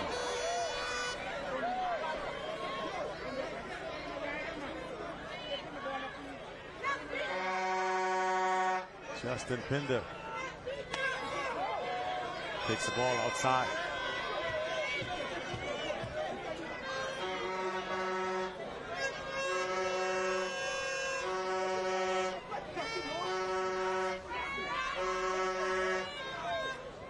(2-0). Swings through it. 2-1. The team says, keep doing that. Keep throwing it right here to me.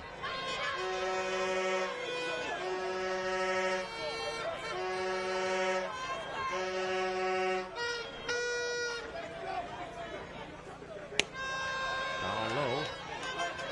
For a ball. 3-1 now to Pinder.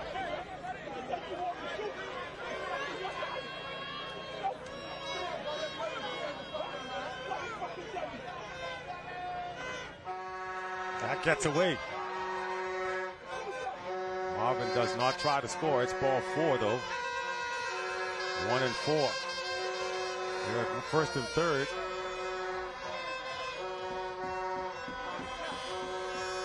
And it is getting loud here at the ballpark.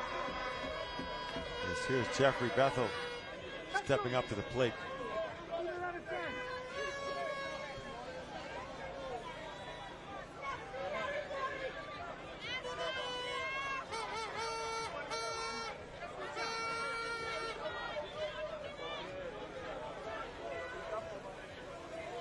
Jeffrey Bethel swings at the first pitch.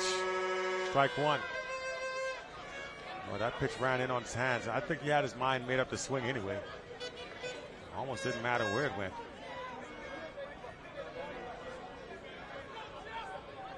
He was first pitch swinging.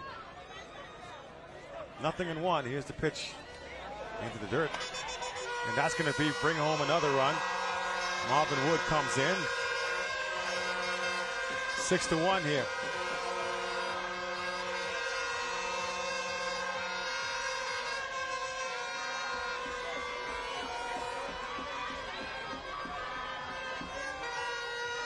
And all of a sudden things are not going so well for the Grand Bahama faithful.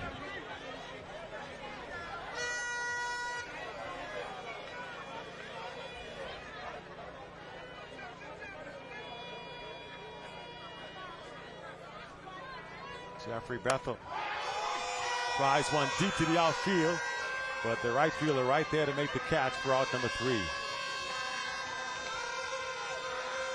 But the damage is done. And Eleuthera now up by 5. We will go to the bottom of the 3rd inning in just a few minutes.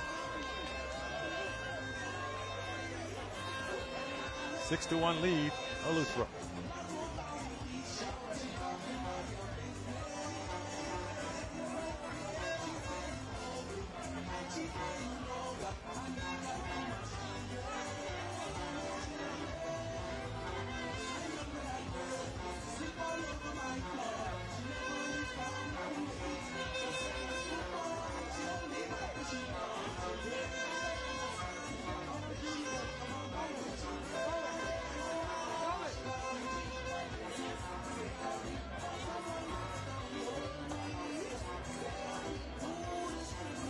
Headed to the bottom of the 3rd inning here at the Bankers Field. Eleuthera now establishing a 5-run lead after scoring 5 in the top of the 3rd.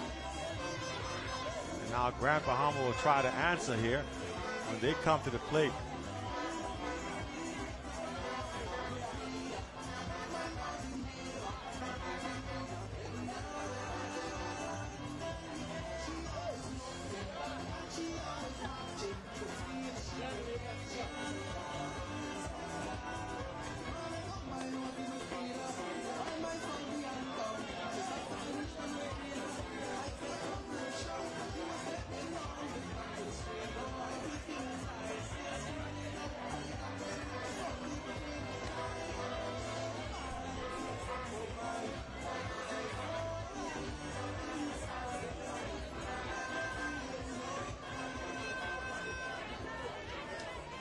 So we move now to the bottom of the 3rd. As we go to the bottom of the 3rd inning, going 6-1. And it looks as if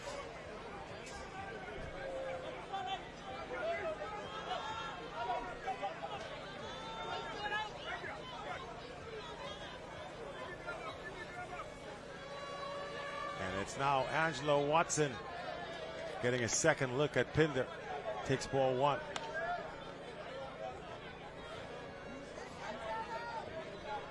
Grand Bahama needs base runners here.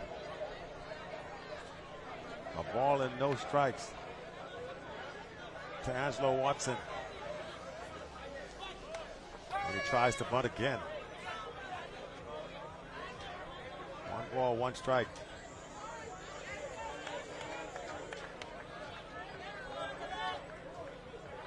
And Watson not going to fool anybody with that. He is, all the defense is ready for it. He likes to bunt.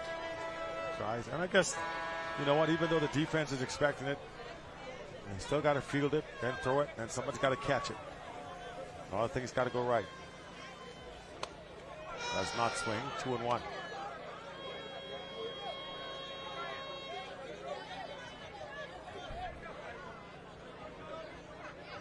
Two balls, 1 strike. As everybody seems to have made their way here to the ballpark for this finale here in men's softball. Here comes the 2-1. Shows bunt, puts it down. A good one. The throw, not in time. And Watson, like I said, things have to go right. Things have to go right in that situation. Timeout call by Watson. So you get the bunt down, you put it in the right spot. Guys got to feel it, pick it up, and then throw you out. And that's exactly what didn't happen. So put the pressure on the defense to make the play. And that's what Watson did. He's on second base now.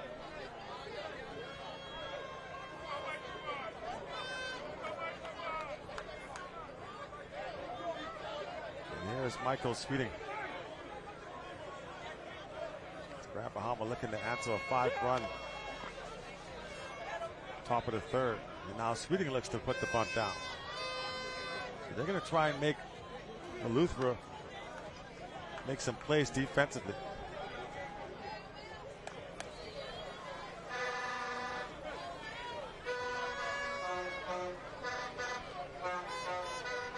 Thank you. And somebody just reminded me who that catching style reminds me of. The great Tony Pena. Thank you very much.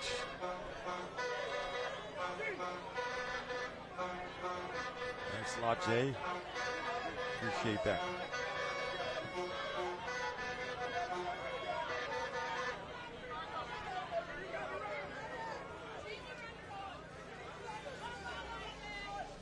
Nothing in one. Watson at second. That one's off the plate, 1-1 here.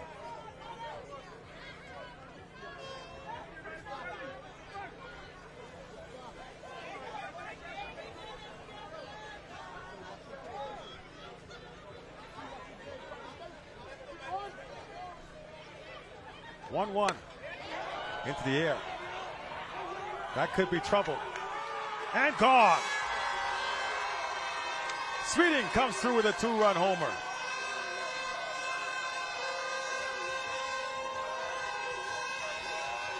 Boy, he didn't look like he got all of that. It was kind of like a almost defensive swing, but he punches it out of here. Michael Sweeting hits it on the sweet spot, no pun intended. And it is out of here, a 2-run shot to cut the lead in half, 6-3.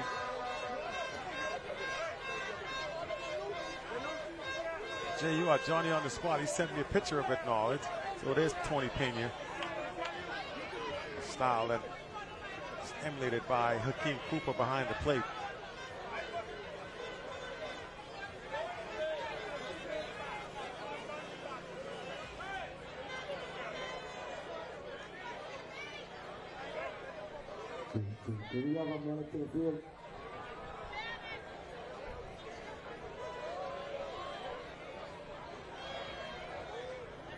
So as we continue play, Sweeting, after hitting the home run, looks to be injured.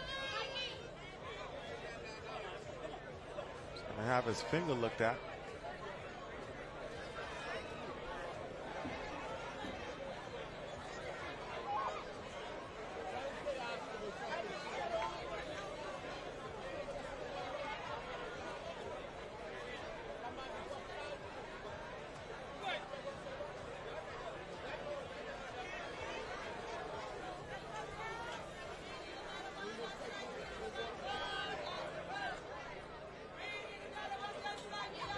So we're going to get ready to resume play here.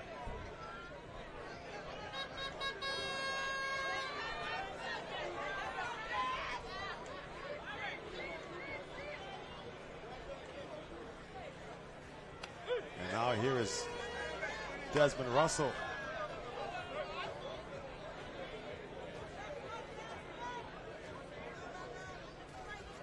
Here in the bottom of the third.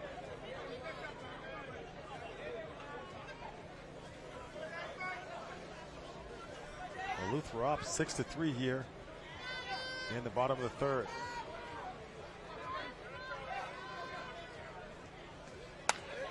Russell with a nice play by the shortstop G. Bethel and throws him out. So G. Bethel makes it look easy. One gone. Russell with a nice little smile of appreciation. Thought he pushed that one through. With a nice play by G. Bethel to scoop it up and throw him out.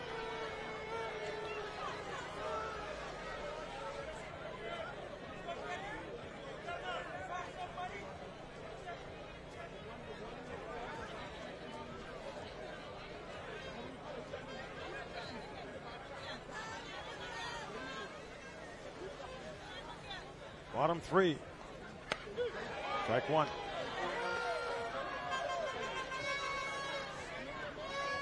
This is Mikael Bethel at the plate now. Grand Bahamas able to score 2 runs on a 2-run home run by Michael Sweeting, who left the game since then to go check that medically. We'll see if he continues play.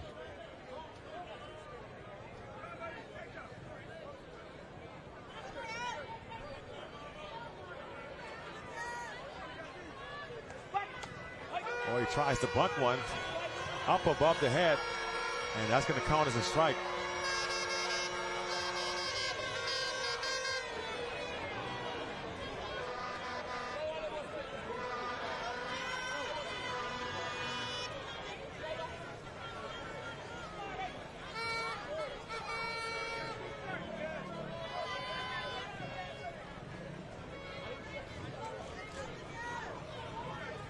So the men are still playing here. Bottom of the 3rd inning.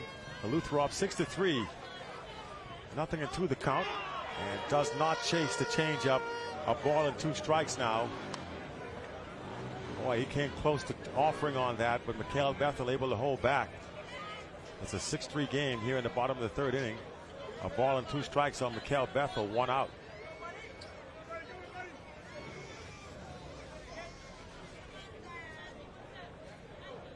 And here comes the 1 out. And this time he holds back again. Really trying to get him to offer at that changeup. 2-2 now.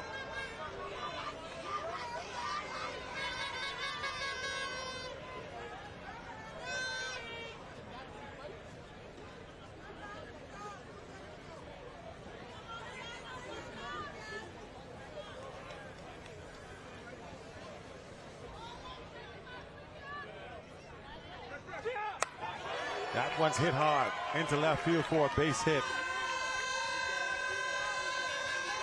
And Grand Bahama now trying to make a bit of a run here in the bottom half of the inning.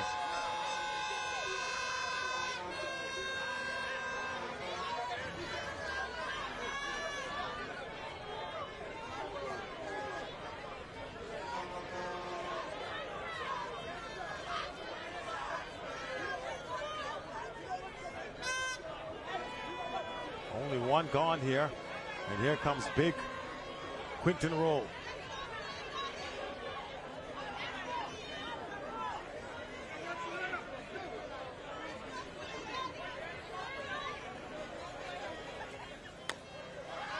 Waves at a ball off the plate, fouls it down the line, strike 1.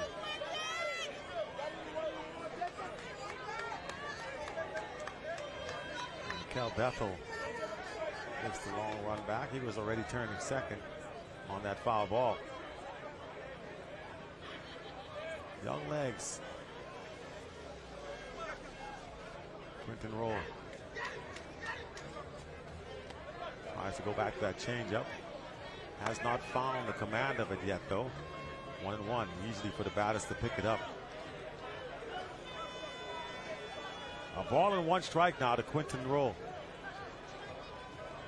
Here in the bottom of the 3rd, Grand Bahama making some noise, still down by 3.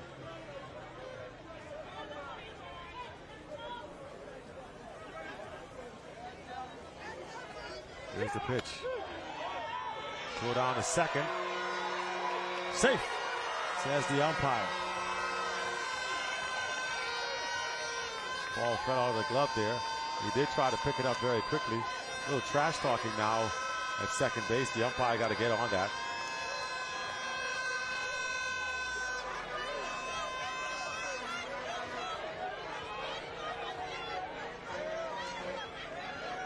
And they got the umpire should step in right here. A little bit too much chatter.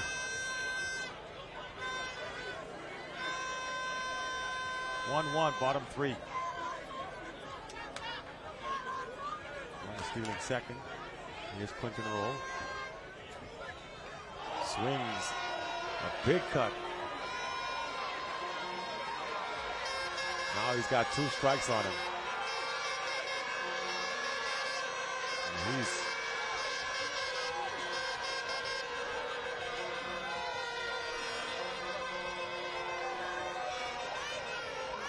giving Quinton Roll the fits with that slow pitch. Quinton just trying to launch it. Playing right into the hands of Pinder.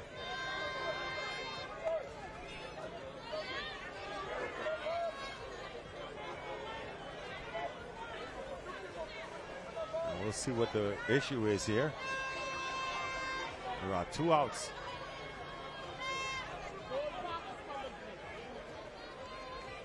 Quinton Roll at the batter's box. He's got 2 strikes.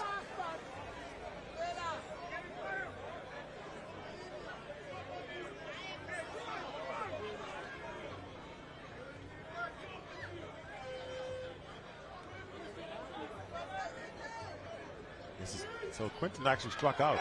And now the changeup working on Larry Russell. Boy, that off-speed pitch is working to perfection against these power hitters of Grand Bahama. They want to launch it. And he's just putting it right there on a tee. If you ever used to watch the Flintstones, remember Fred Flintstone used to throw that pitch and it would just move? It would go up and down for 3 strikes. That's what it looks like to these hitters right now for Grand Bahama against this changeup. And he tries to come back with the fastball. You can see that's the pitch they want. They're jumping all over anything with velocity. And they're swinging from the shoes. Larry Russell going for it all with that swing. Russell is indeed a former National League player, national team player. Well, let's see if Pinder goes back to that changeup. He does. Gets him out front, and he's going to pop up to the third baseman for the 3rd out.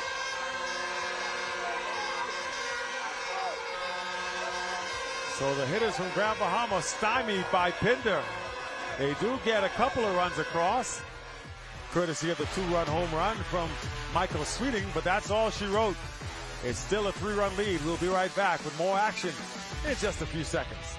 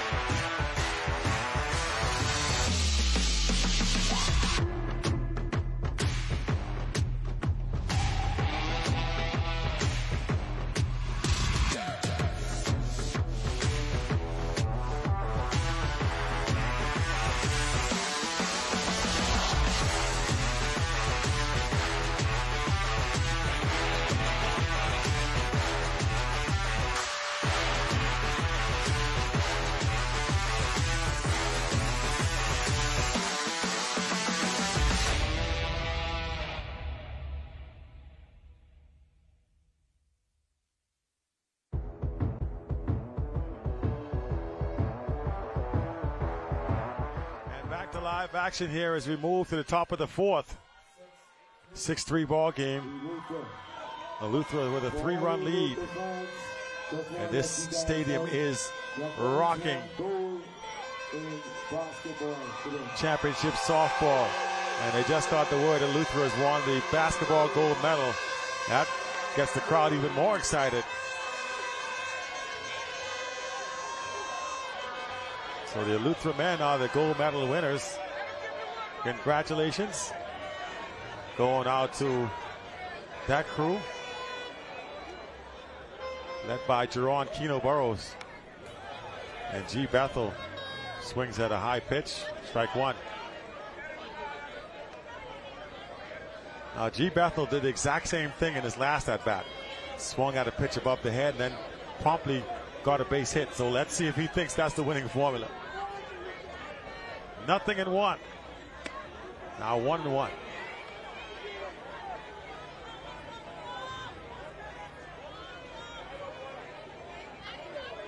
A ball and a strike to G. Bethel.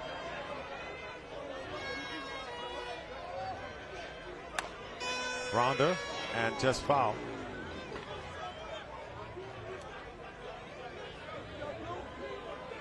That makes the count a ball and 2 strikes now to G. Bethel. We're just underway in the top of the 4th inning. Eleuthera with a 3-run lead. And they just found out their men's team in basketball has won the gold medal.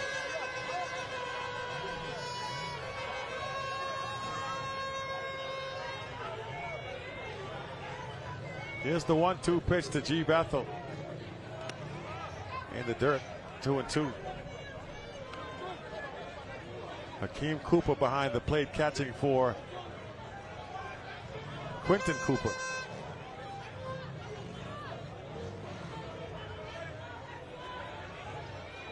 Two balls, 2 strikes. And here's the 2-2 delivery. Inside. He holds it for a long time. That's ball 4 actually, apparently. So G. Bethel draws the walk. And up comes Sheldon Pinder.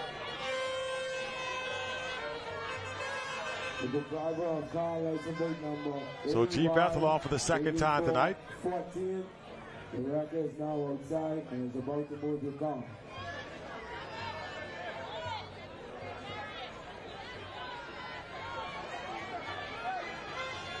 So G. Bethel, leadoff man on for Eleuthera. And here comes Sheldon Pinder.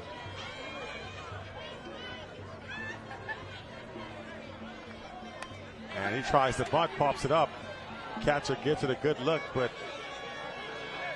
can't get there. This is the 2nd time Pinder's tried to bunt and popped it up into the air. Very lucky again to not pop up into an out.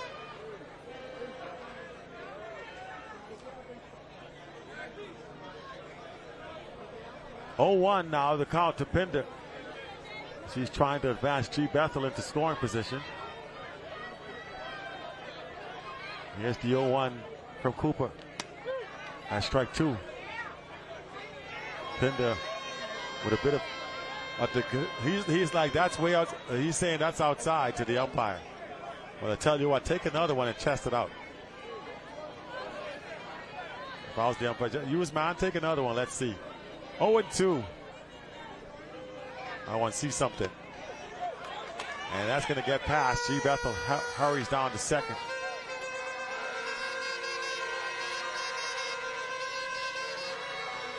A ball and 2 strikes to Sheldon Pinder.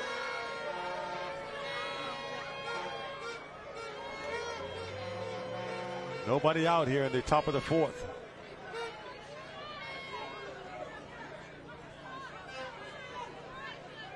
Here comes the 1-2. Misses. 2-2.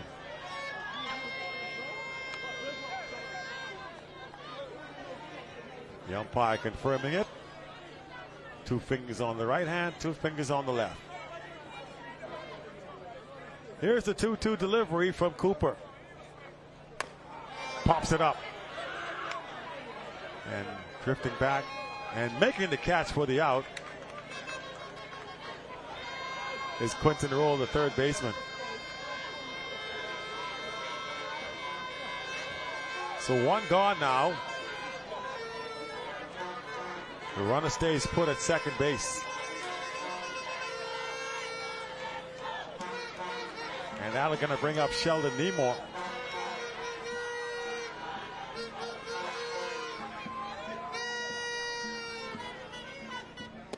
It's getting a little loud up here in the announcers booth.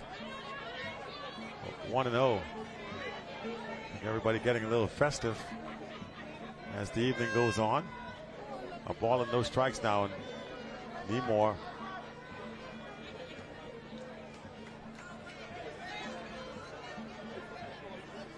timeout call by Grand Bahama.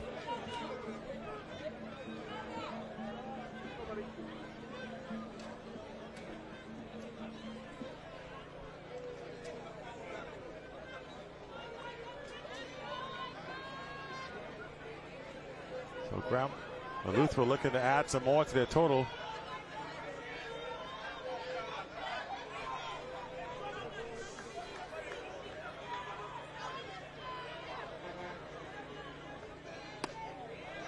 That will miss. 2-0.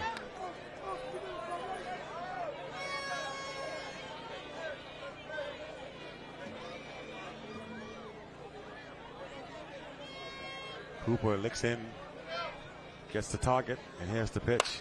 That one's grounded and through for a base hit. Sweeting almost came up with it, and another run will score, make it 7-3. G. Bethel is moving, and once it got through, he just kept right on going, scoring on the single. 7-3 Eleuthera.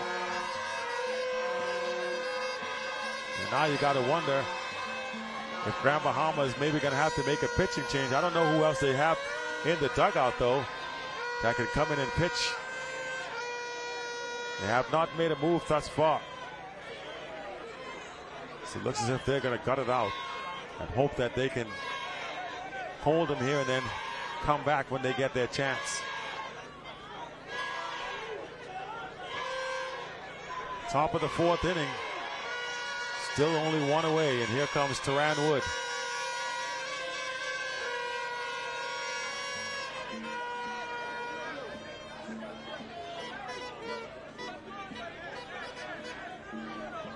So that was actually Micah Bethel at bat just now. And here's Teran Wood. Takes the ball.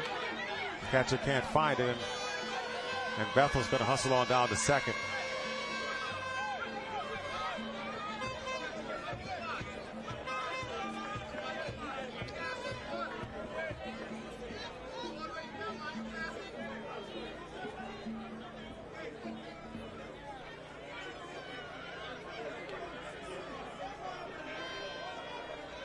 Teran Wood batting now for Eleuthera.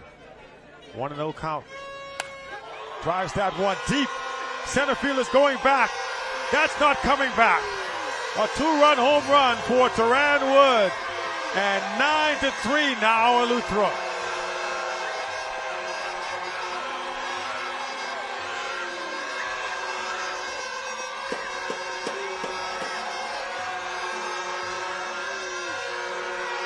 This crowd is going absolutely bananas here as Teran Wood puts his stamp on it with a two-run home run. 9-3 is our score.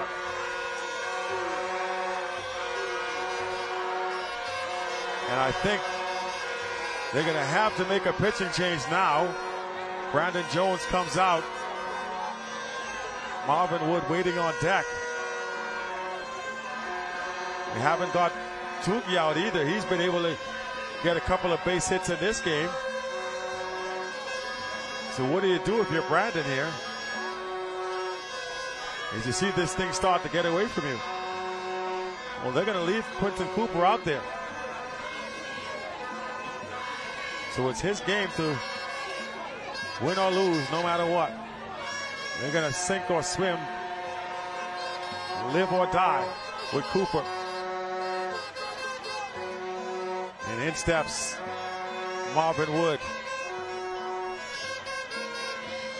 His brother Teran just left the building with a two-run home run. And I think Teran had same thoughts. Big swing for strike one. Tugi waiting on the pitch. Again, swinging big. 2 straight changeups from Quentin Cooper. Tugi now with a laugh. Tell you what, he knows he doesn't want to strike out on national TV. There's people that can't wait to tell him all about it tomorrow. Heck, they'll tell him about it tonight. That one tried to gas it up a little bit, and it goes for a ball. A ball and 2 strikes to Marvin Tugi Wood. Still only 1 gone here in the top of the 4th. Eleuthera now up by 6. They come back with a changeup. And oh boy, must have just missed. Quentin cannot believe it. Desmond Russell in disbelief. That pitch looked good from here. But it ain't what we think, it's what the umpire thinks. 2-2 now.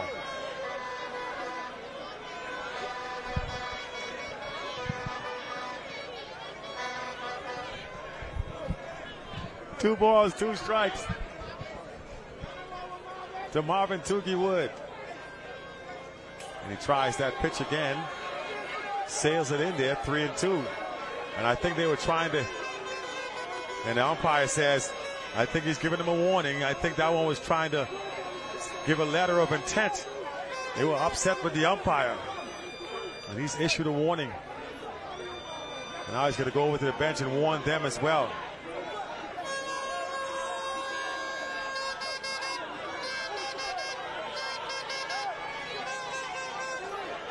I think Quentin Cooper, in the umpire's opinion, was trying to hit him after not getting that call on the strike. Count goes 3-2 now. What would it be without a little controversy, right? 3-2, here's the pitch. And Tugi fights it off. Quentin Roll giving it a little bit of a look. And the catcher also sliding in, can't make the play. What was Quentin stopping for? He was like 10 feet away. And he looked up like he was underneath the ball. And he dropped like 5 feet in front of him as the catcher came sliding in. Interesting looking play. 3 balls, 2 strikes though on Marvin Wood, still in the batter's box.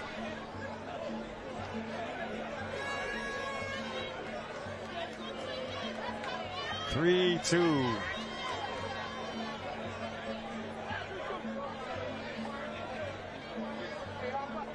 Top of the 4th inning, still only 1 gone here in a game that's starting to get away from Grand Bahama.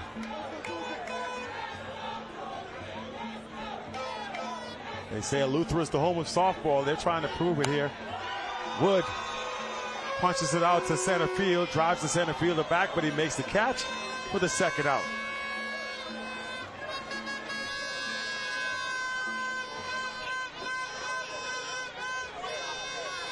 Two gone.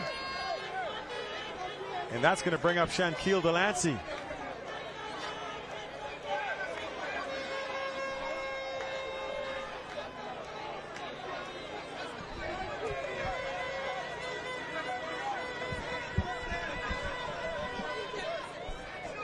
So apparently you can't trust the spelling on these lineup sheets.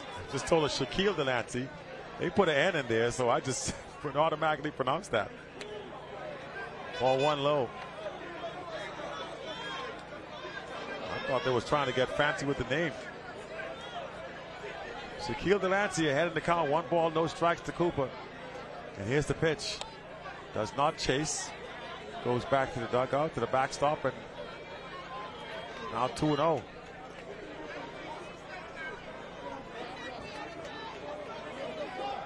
Two balls, no strikes to Shaquille Delancey. Norman Bastian, the DH, waiting on deck. Should Delancey get on board? That one's hit hard and foul. Right into the road out there.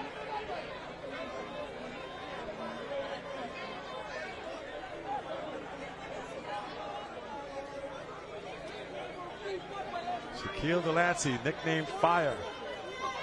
He wants to put some fire into this ball right about now. Here is the 2-strike pitch. They try to get him with a changeup, and he fouls it away.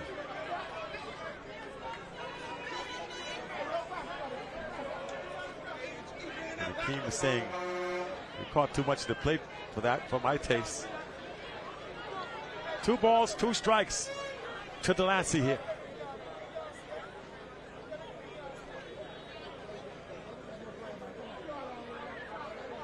And here we go. Pitch from Cooper. Missing away, 3-2. Tried to get him to chase something off the plate. Does not bite.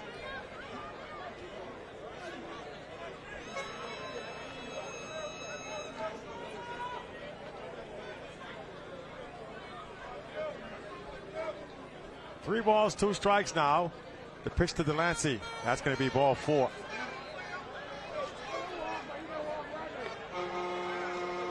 So a walk issued here by Quentin Cooper, and you got to figure he may be at the end of his rope, but they're going to leave him in the game. He's thrown a lot of pitches. And up steps Norman Bastian. He's due for a hit here. He did have an RBI fly out early in the game. And that one gets past for ball 1. The runner's going to head on down to second on the pass ball. They're going to throw behind him. It gets away. And Delancey hustled on over to third. So they try to throw behind the runner. And the throw goes errant. And that allows Delancey to advance to third. And Hakeem Cooper has just walked off the field. And they may be making a pitching change here.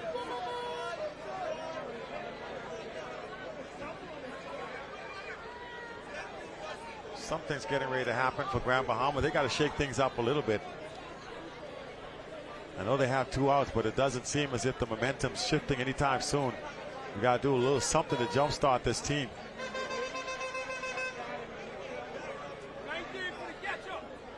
I think it's obvious at this stage that Quentin just doesn't have anything left to offer. So they may be looking to make a change.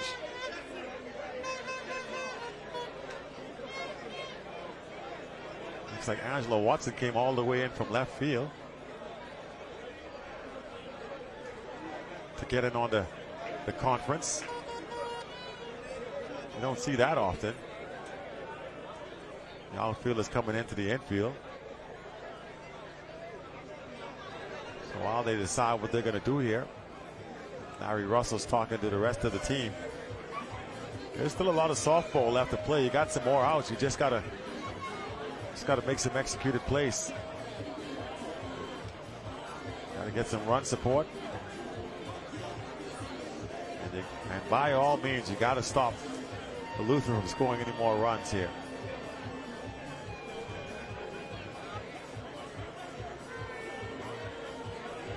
9-3 is our score.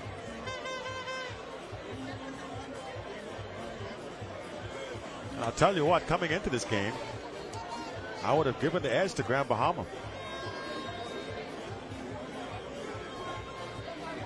But you know what? Pitching is what matters the most. In fast pitch softball in particular, you got to be able to, doesn't matter how many big bats you have, if the other team's got good enough pitching, they're going to have the edge. And so far it's been Pinder with the edge over Cooper. That's why we have ourselves a 9-3 lead. So a long stoppage in play here as Grand Bahama looks to make some changes on defense. I'm not sure what the change is going to be. It's taken a while to come together on this. So it looks like we're going to have a new catcher coming into the game. Quentin Cooper still has the ball in his glove. It looks like a new catcher coming in. He was putting on his gear, so they're not taking out Quentin. So maybe Hakeem. I've never seen that before. In the middle of an inning, change the catcher. Well, that seems to be what took place. That's the only change. They're going to leave Quentin Cooper on the mound. And 2 outs. Very strange. unless Hakeem was just fatigued.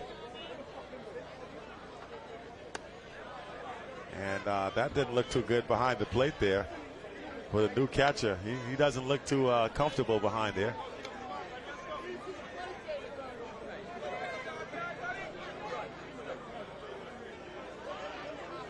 Here's the 1-0. Down in the dirt. Oh, this is, I'll tell you the name in a second. You're right, he is a former national team player. We're still in the 4th inning, guys. And at the plate now, Norman Bastian pulls it back, ball 4 now. He'll take the walk.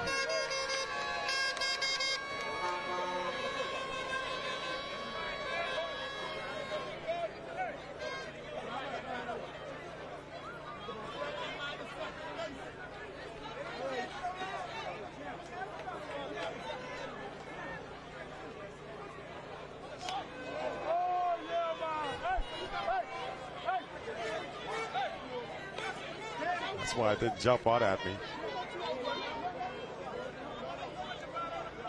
This is Lyndon Richardson, the new catcher. Yeah, AKA Pig. Seen him play in the Old Timers Softball Association. Won a couple of championships with the Homeboys. Now here catching in a gold medal game for Grand Bahama.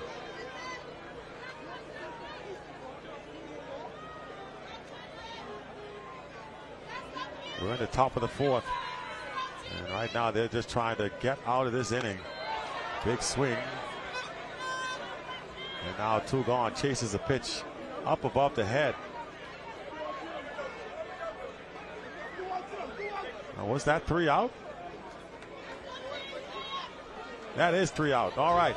So 3 gone finally. We lost track here. It was going on so long. We lost track. So that is the end of the top of the 4th. We'll move to the bottom of the 4th. It has turned into a one-sided affair, 9-3, a 6-run lead for the Lutherans. They'll come up on defense now as Pinders had a long rest in the dugout. We'll see whether or not that affects him. We move to the bottom of the 4th inning in just a few moments here. So things did not go well for the squad from Grand Bahama there in the bottom of the 4th. In the top of the 4th, trailing by 6 now. A lot of that highlighted by the 2-run home run from Teran Wood for Eleuthera to make this what it is, a 6-run deficit.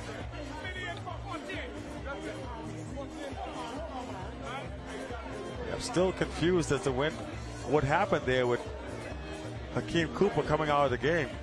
I thought when they called the timeout and I saw the catcher go into the dugout, I thought they were going to change the pitcher. That didn't happen. Instead, the catcher came out of the game. I don't know if they're saying somehow the catcher was maybe calling the wrong pitches. I don't see that being the case.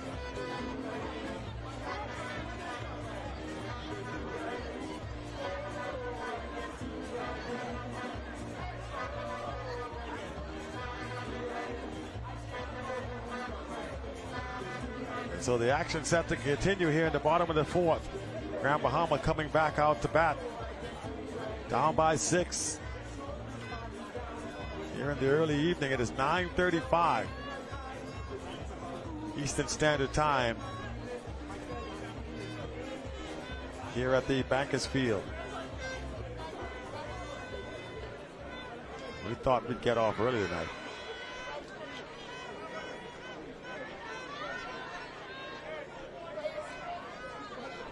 Bottom 4. And here's the pitcher, Quentin Cooper.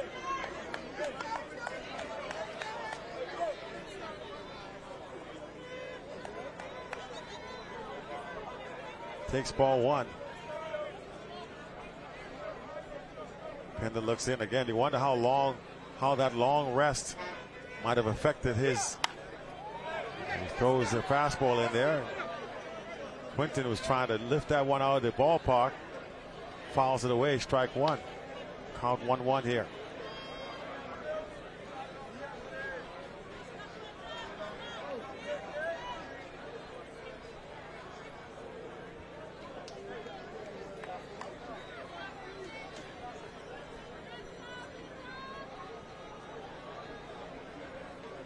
Here's the 1-1 pitch from Pinder. Tries to go to the changeup. Not enough on it.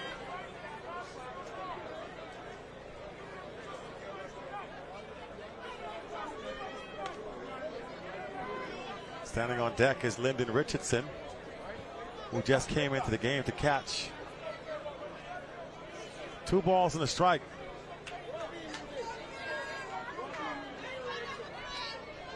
To the hitter, Quinton Cooper. He goes after a high fastball. Count evens up 2-2. These fans right now are imploring Cooper to get on with a base hit. Saw the fan behind the fence there, angry at him chasing a high ball. 2 balls, 2 strikes.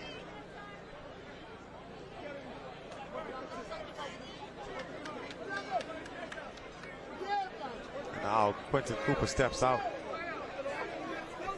Pinder ready to deal. The timeout called again. Now we're ready to go. 2-2 the pitch. About to be delivered from Pinder. Tries to change up. G. Bethel comes up and overthrows the first baseman. Too casual. Tried to make it look smooth and ends up throwing it away.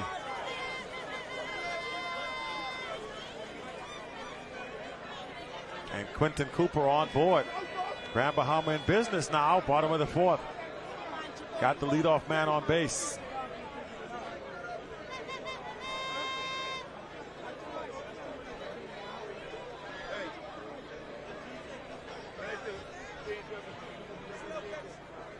And with a runner on,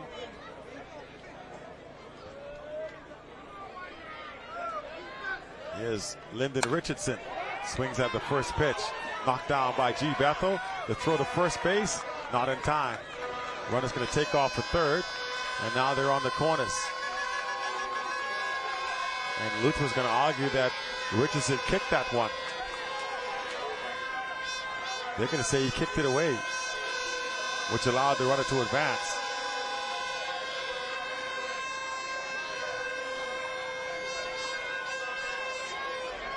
And Ninja out arguing with the umpire.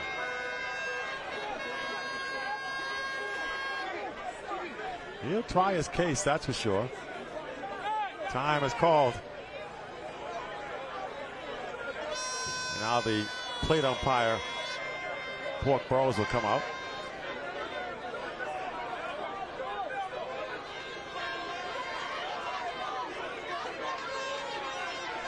And here goes the shouting match. Where would a game be in the men's division without arguing? And the umpires will come together to discuss this.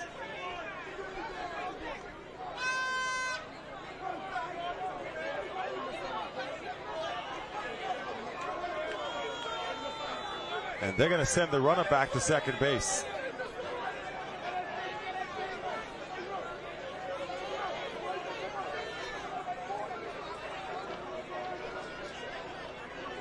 So,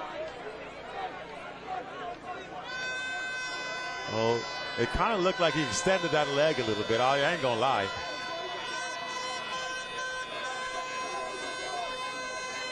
According to the umpires, that's the case. So the runner has to go back to second.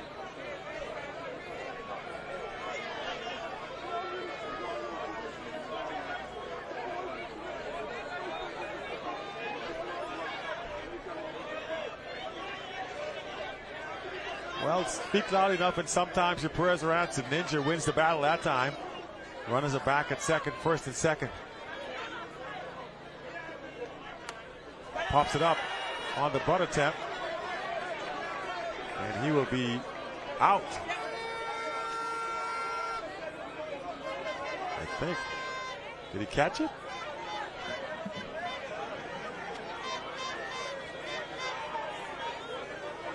So one gone on the bunt attempt. Pops it up. And that's the second time we've seen the bunt try to be executed, once by Eleuthera and once now by Grand Bahama, where the batter not only couldn't get it out, couldn't get it down, but pops it up.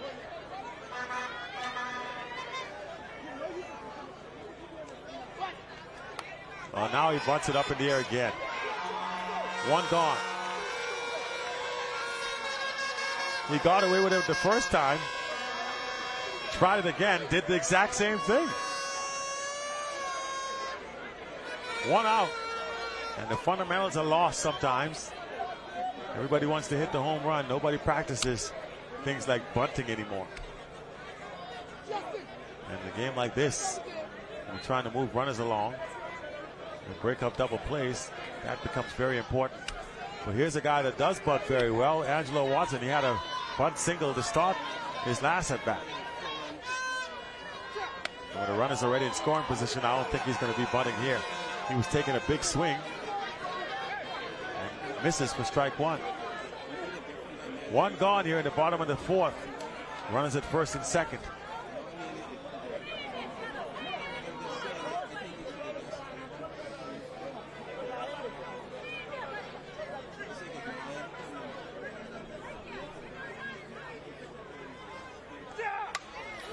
And he fouled it away.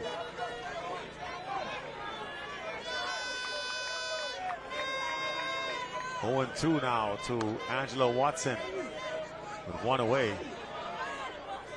Runners at first and second here in the bottom of the fourth. 1 ball, 2 strikes to Angelo Watson.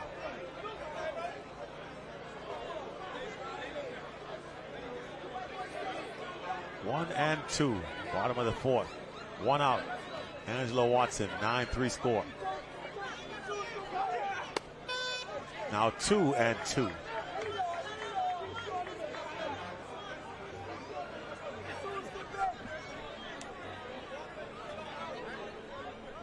Two balls, 2 strikes now to Angelo Watson. 2 and 2.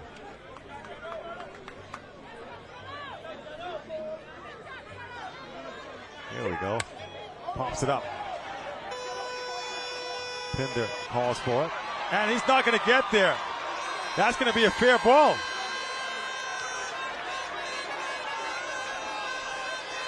Infield fly was in effect. Infield fly rule was in effect, so he's out anyway. The infield fly rule was in effect. Runners at first and second, less than 2 out. Infield fly rule, so he was automatically out. Once the pitcher settled underneath it, it became the infield fly rule. Runners can advance on their own risk, however, and that's why they're going to stay put at second and third. Tough break, though, for Angelo Watson. 2 gone. And here is Michael Sweeting. He would love to hit another home run. He had a 2-run shot earlier. I'm sure Pinder remembers that. And here we are with 2 outs in the bottom of the fourth. 2 outs, bottom 4. Eleuthera 9-3 lead. Sweeting does not chase the pitch off the plate. That is correct. 2 outs.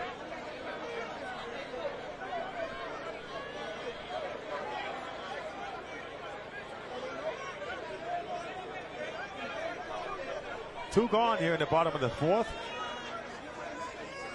Runners at second and third. Sweeting takes a strike. And Sweeting doesn't like the call. But again, it never is what the batter wants to be a strike. It's what the umpire calls a strike. And the count, 1 ball, 1 strike here.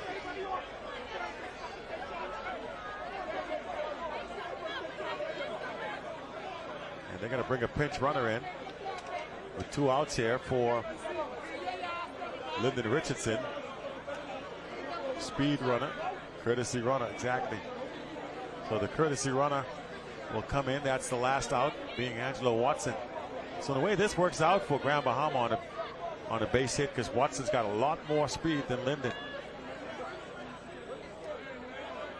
And here's the pitch, 0-1. Sweeting ducks out of the way of that one.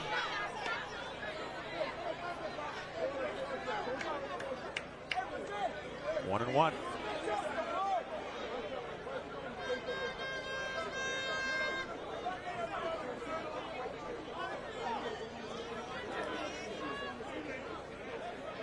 One ball, 1 strike to Michael Sweeting. Pokes it out to the right side. And the second baseman makes the running catch. Shaquille Delancey runs all the way out in right field, shallow right field to make the out. 3 gone. Eleuthero still leads by 6. We go to the top of the 5th inning. That's just around the corner. Stay with us, folks. Softball action right here from the Blue Hills playing fields.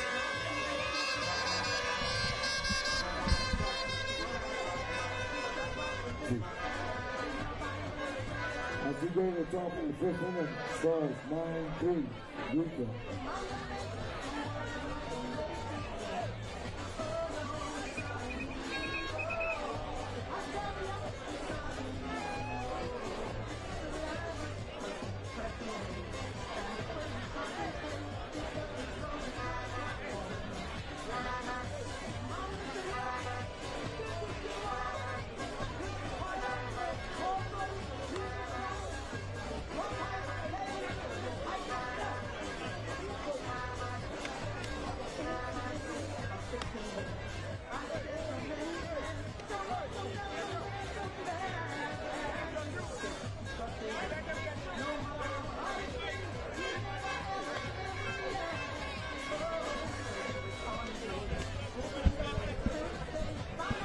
Can somebody bring me a bottle of cold water, please, or Gatorade? Appreciate y'all. Bring me a cold water or Gatorade, please. Thanks, somebody. Whomever may respond.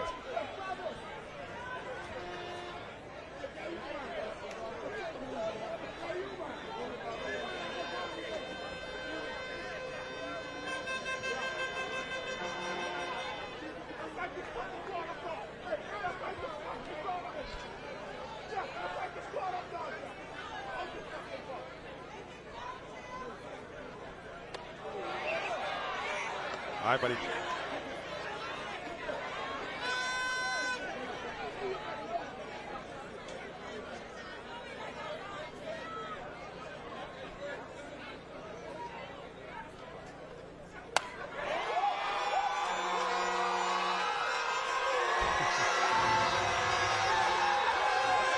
Top of the 5th starts off with a solo shot. And Eleuthero continues. And limping his way. Looks like, remember Gibson from the Dodgers when he hits the big home run? That's what it looks like right now. Kirk Gibson style, Jeffrey Bethel. Jeff Bethel goes yard. A la Kirk Gibson, limping his way around the bases. His dad, Jeffrey Bethel Sr. I'm sure is smiling if he's not in the stands.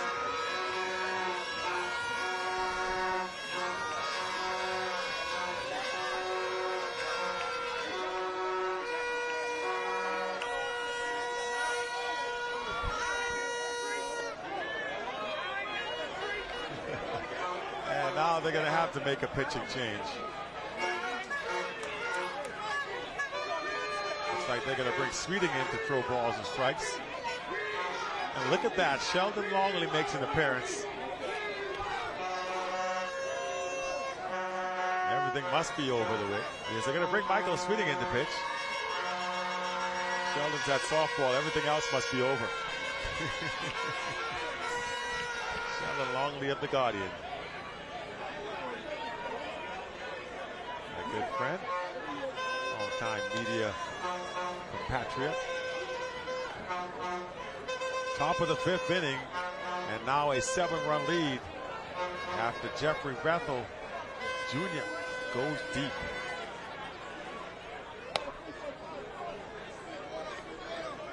So now we'll see if Michael Sweeting can contain it.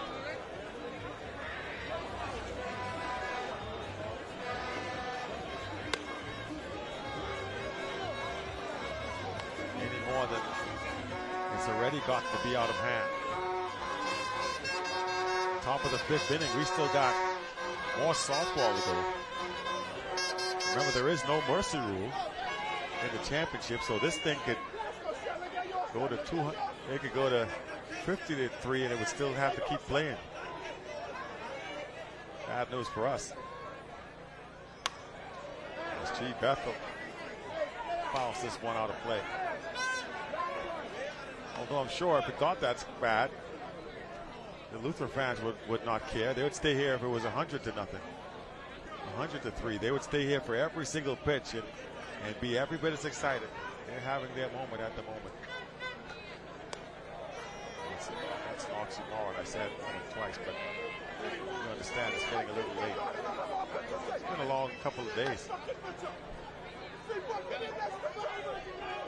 That's almost like when people say reverse back, as if there's some other way to reverse. Bethel. Nice play by Russell over the first base to get the out. Desmond Russell with his second smooth play at shortstop.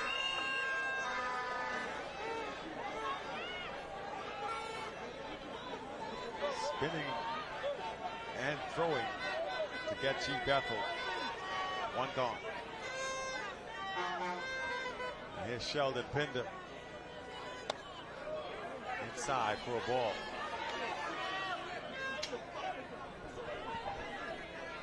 Oh, how quickly things can turn on you here in a softball game.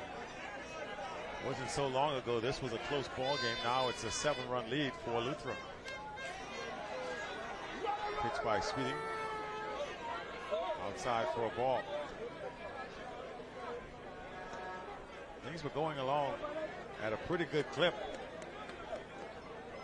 But now, not so much. I think Sweeting wants to change the ball here.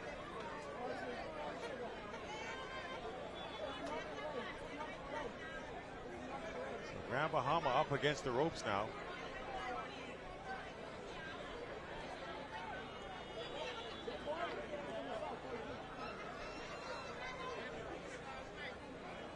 Top of the 5th inning, only one out.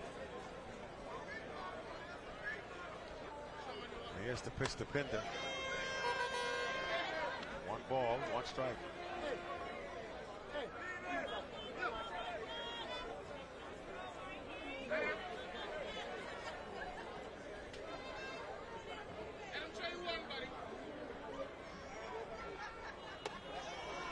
That's ball 4, actually. I must have been distracted. So Pinder draws the walk. They go back to the top of the order.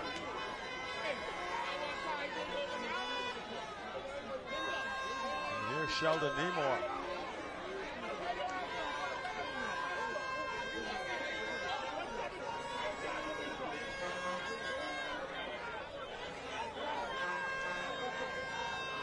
Remember, this is the Eluther team that was supposed to have Eddie the Heat Bethel pitch for them. He opted to play for Eleuthero. Sorry, for Exuma, and was not allowed to play. The controversial decision that happened in the first night of softball play when he tried to pitch for Zuma against Long Island. And the protest came in. Luther said, this guy's on our roster. But that didn't matter, though. Even despite not having Anthony, here they are playing for the gold medal and leading here at the top of the fifth. That's a strike. Throw down the second, not in time. Runner is safe.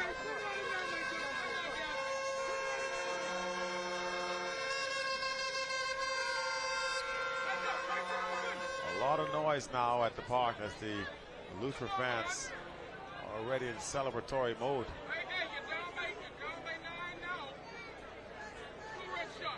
Just the pitch gets out of the way at a high fastball.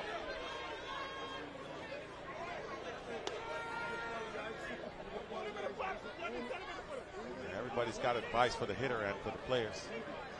I always say the further away you are from the field, the easier the game looks. All you got to do is this, and all you got to do is that. Through for a base hit. All you got to do is get on base. The throw comes in, but not before the run scores. Make it 11-3 now, Eleuthera. And once again, the horns serenade the stadium from Eleuthera.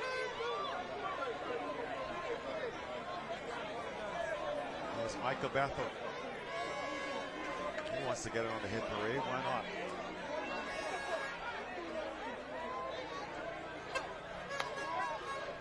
Sorry, this is going to pop up by Turan Wood, who was looking to leave the yard again.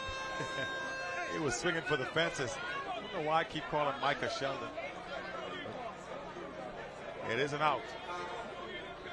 2 gone. Pop up by Pooh Wood. Here is Turan Wood. Sorry, that was Turan Pooh Wood. Here's Marvin Toogie Wood. Too many nicknames, too many Woods. Fouled away for a strike. 0-1 to Toogie. Getting me confused now. 0-1. Marvin Wood facing off against Sweeting. That's off the plate. The ball. 1-1. Sweeting thought that should have been called a strike. Doesn't get the call. Takes a long walk. Desmond Russell says, look, we're just playing for one here. Top 5. 1-1 pitch. Toogie grounded to the second baseman and out number 3. So they get out of the inning, but a few more runs come across. It's 11-3 in favor of Eleuthera. We will go to the bottom of the inning now in the 5th. Somehow it feels like this game should be like a lot further along than it is.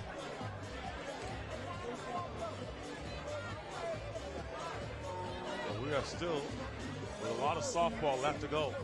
Bottom 5. As it's Zuma. Sorry, Zuma's not here. I'm telling you, it's really late. I'm starting to get punch drunk.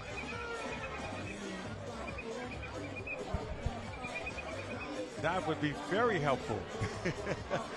So here we go. Bottom of the 5th.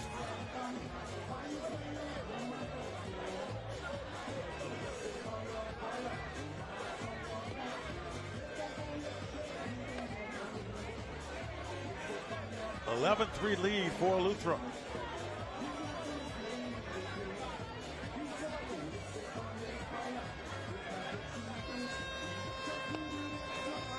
Now the Eleutherans are in full control. As Grand Bahama has been shocked by these bats from the Pineapple Island.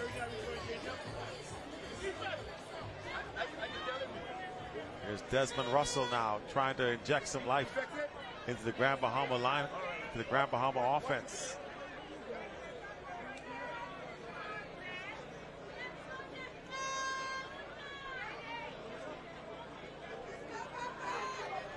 And Pinder, who's been pitching well, has kept these Grand Bahama bats off balance. Goes back to that little soft changeup. A ball and no strikes.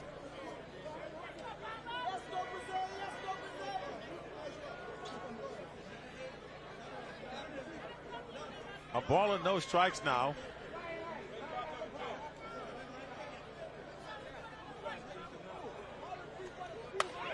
Hard hit by Russell. That's going to be a foul ball.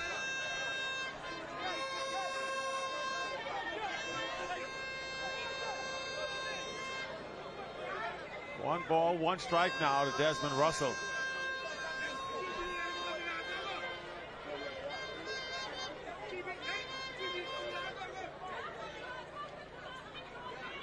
And now a timeout. Luther with a comfortable 11-3 lead here in the bottom of the fifth. Desmond Russell trying to reignite the Grand Bahama offense. Pinder trying to stay loose on that mound. 1-1 to count.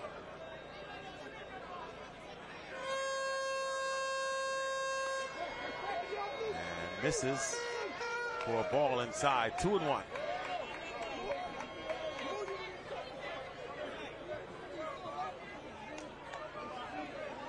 Two balls, one strike to Desmond Russell. We see one of our volleyball players from New Providence just walking by. So everybody's checking out the action tonight. 2-1 pitch. 3-1 now as he again tries to go off speed. You got a big lead, just be aggressive. Worst can happen is he hits a solo home run.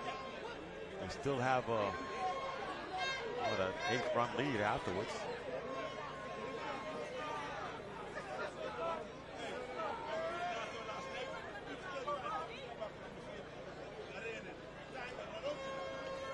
So here's the 3-1 pitch coming in from Pinder to Russell. This is away, and he'll walk it. So Grand Bahama gets a much-needed base runner.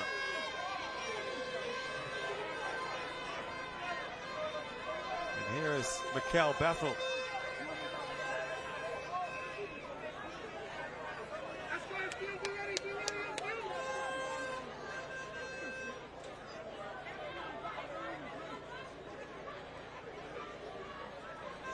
Pinder away, ball one. So all of a sudden Pinder, who's been, he's been favoring that left leg a little bit, and everything's been going away to that side. So maybe starting to fatigue a little bit. A ball and no strikes. Nobody out here in the bottom of the fifth. Swings out a pitch way off the plate, foul ball. So Russell's going to have to go back to first.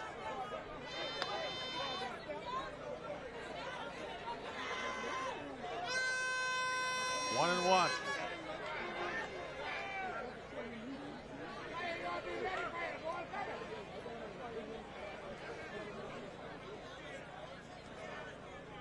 A ball and a strike.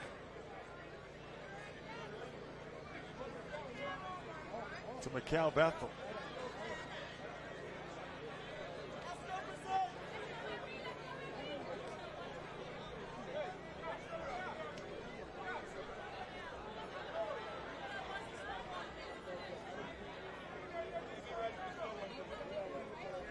One to count as Mikael Bethel steps back into the batter's box.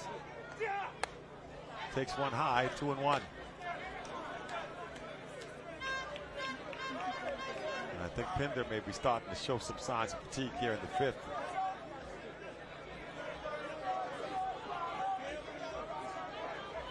I don't know what the bullpen looks like for Luther in this stage. Timeout call.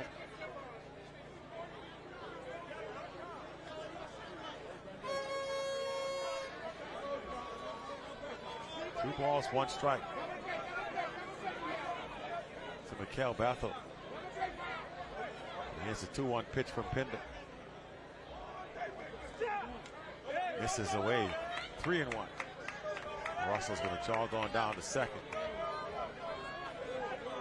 So yeah, it definitely seems as if Pinder laboring a little bit here in the bottom of the fifth. A timeout call by Luther. You see him shaking that left leg.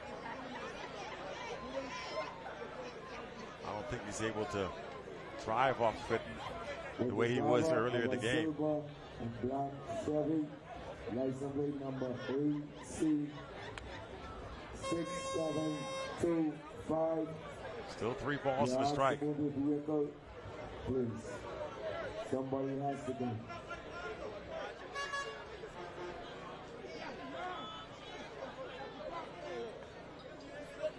The count. Here in the bottom of the fifth. To Mikael Bethel. Quinton Roll standing by on deck. Grand Bahama trying to generate some offense here with nobody out. That one's lifted to the outfield. It's drifting back. Drifting and caught.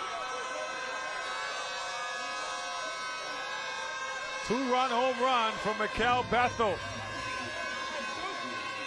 A little fancy dancing coming around third. And it's 11-5. Grand Bahama not done yet.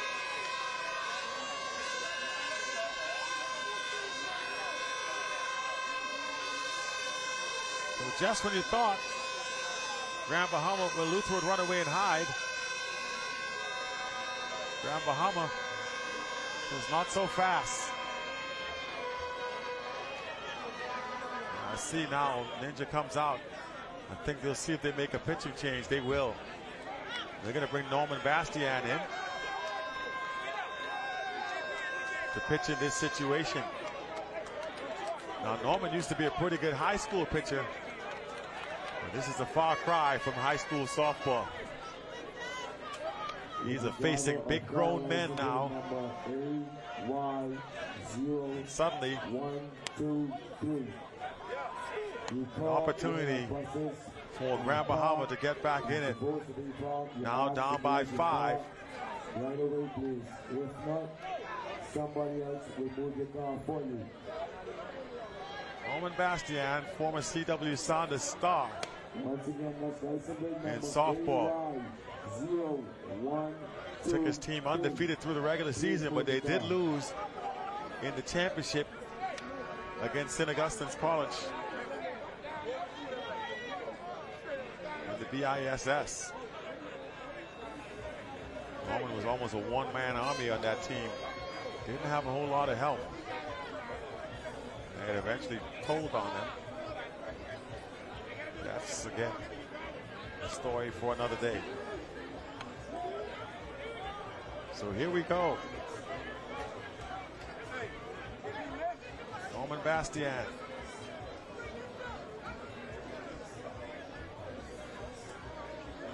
Now his mother played earlier today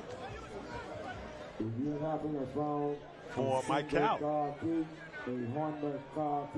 Alexandra Gabriel.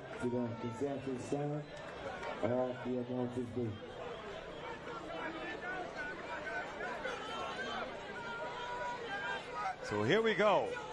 A pitching change. He tries to change up against Quinton Roll. It was effective for Pinder. So maybe Norman thinking to utilize the same weapon. Fastball blows it by him. Strike 1. 1-1. So Norman not afraid to come after these hitters with a 6-run lead. Skips that one and pass and back to the backstop. 2-1. Perhaps trying to do a little bit too much.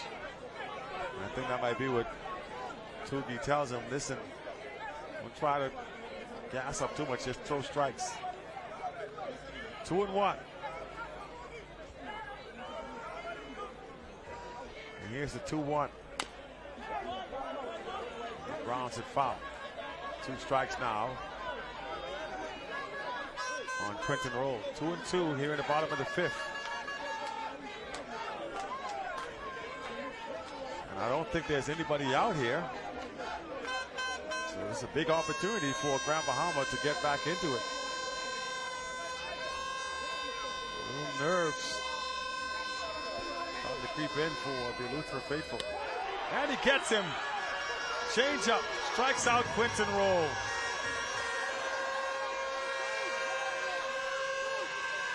Perfect pitch from Norman Bastian to strike out Quinton Roll.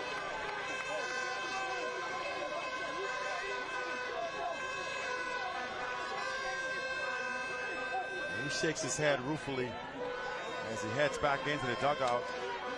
Out number 1. Here's Larry Russell. Strike 1. At least by the crowd's reaction, I think it was a strike. Camera, I couldn't see. Here's the pitch. A ball.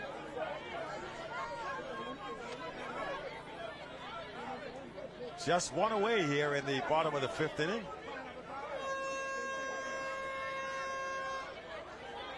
Grand Bahama trying to creep back into the game.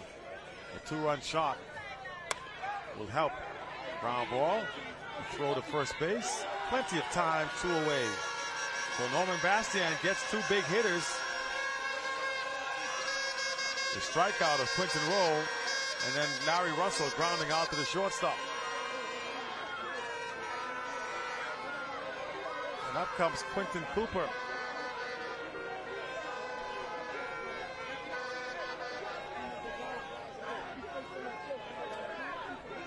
I wonder why they didn't go to Norman early. I guess Pinder was still pitching well. 0-1.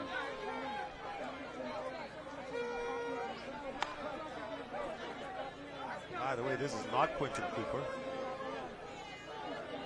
They got a pinch hitter in the game. I forget this kid's name.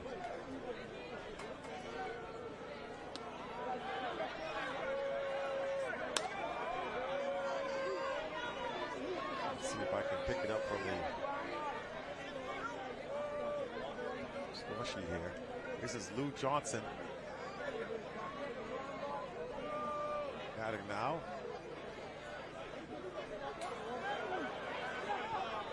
1-1 now.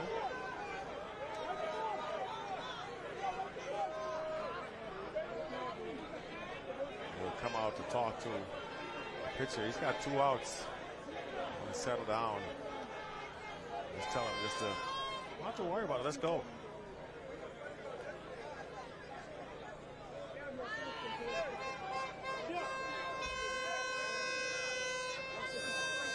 So Lou Johnson with 2 outs, trying to keep something going here for Grand Bahama. Hakeem Coop, sorry, Lyndon Richardson is on deck. That's a strike. So whatever they told him worked.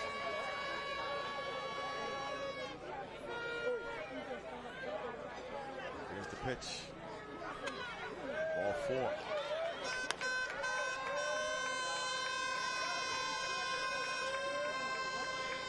So he issues the walk to Lou. And here's Lyndon Richardson, a.k.a. Ping, coming out to swing.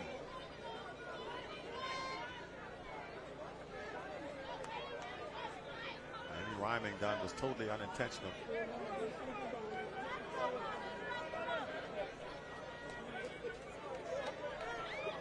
So here's Ping Richardson.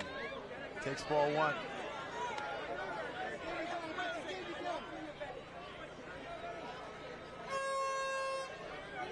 Ball, no strikes. Now 2 balls, no strikes. So after coming in and taking care of the first 2 batters he's faced, now Norman Bastian struggling a bit. facing off against Richardson. That's a strike.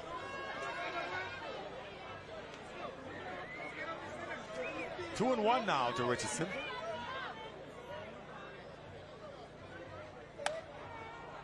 And he pulls it foul. 2 and 2. There's a lot of little kids over there having some fun in the corner of that area over at left field. And that's what this park has done here during these softball events. We've had a lot of fans come out. Most of them bring their kids. Some of them will come to enjoy the game. They'll remember good things from being at the ballpark. Some of them will go on to become players themselves. 2 balls, 2 strikes.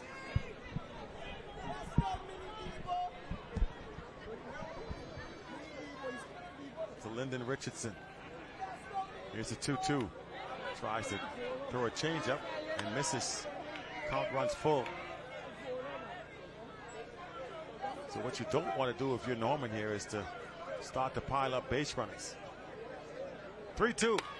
Gets in the chase. Pops it into the air. Tuga will give chase, but it gets out of play.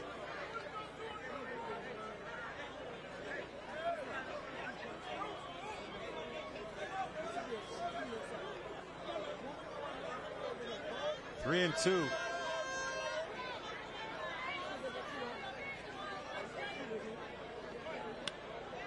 And he misses, ball 4. So they're at first and second now, 2 outs. Norman Bastian. You wonder how long they're going to leave him in there. And the answer is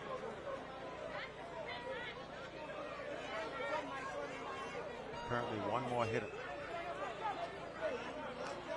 So with 2 outs, they're going to bring in the courtesy runner for Richardson.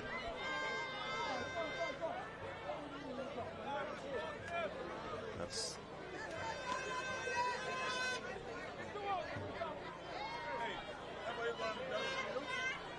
as we continue the bottom of the 5th with 2 outs.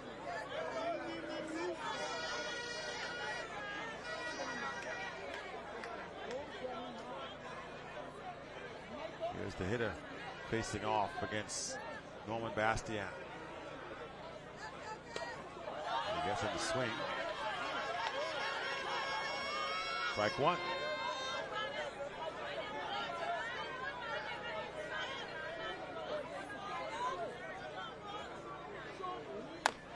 Ronda to the third baseman to throw. Offline, he's going to be safe. Good backup though by the second baseman, Shaquille Delancey. Marvin Wood trying to hold the bag.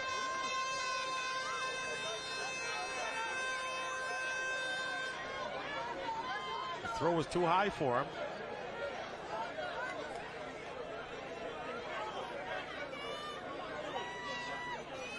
And that's another run on the board for Grand Bahama. Here's Angelo Watson.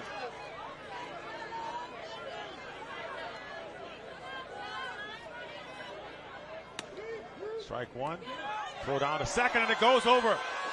One run, another run comes in. And they're going to hold the runner at third.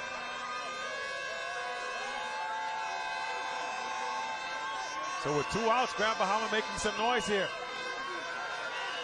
Timeout called by Eleuthero. This thing is not over. Remember, we're still in the 5th inning. You go to 7 in this game.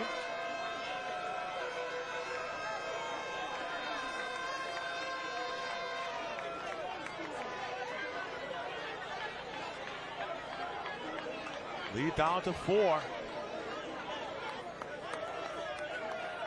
And signs of life for Grand Bahama.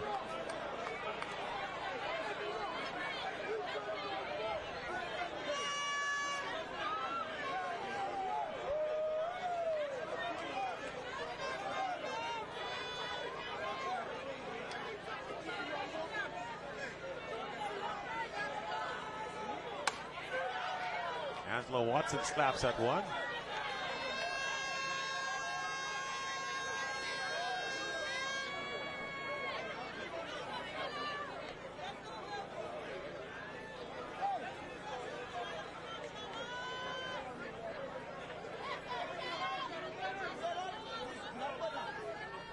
Bastian trying to get out of this inning.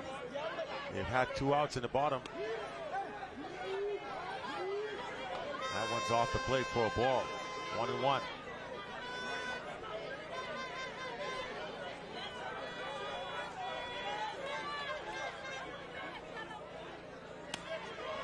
And again, off the edge of the plate. 2-1.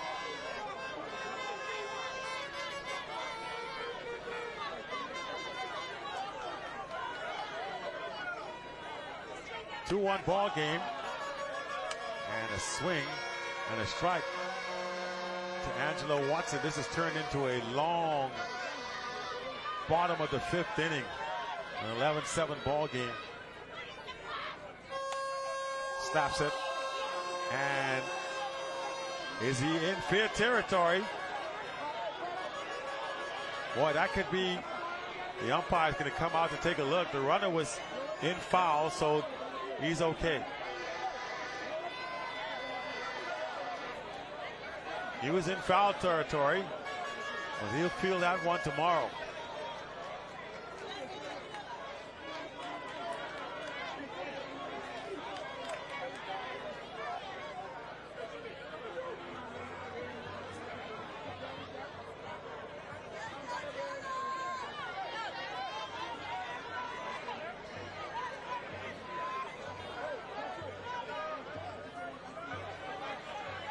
So the runner seems to be okay over at third.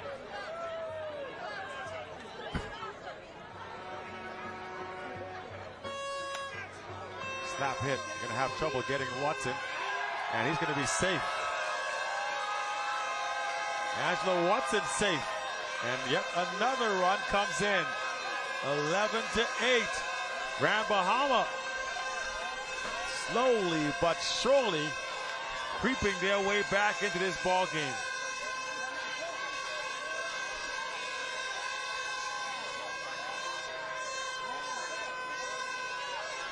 This has turned into a ball game. The Eleuthera fans are getting mighty quiet over there in the bottom of the 5th.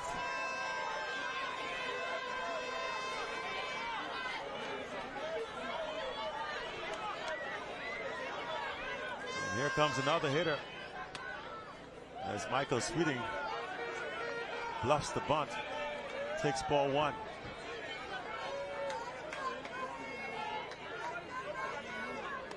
Now 2-0, right ball gets away from the catcher.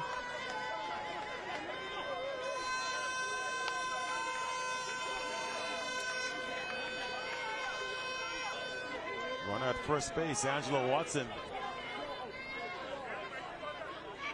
Lagged out an infield single just a few moments ago. 2-0, meanwhile, the count to Michael Sweeting. Boy, I tell you what, Norman Bastian came in relief and got the first 2 hitters out, and you thought that they were cruising their way through the inning, and all of a sudden that's changed. 3 balls, no strikes now. And the pressure's starting to mount.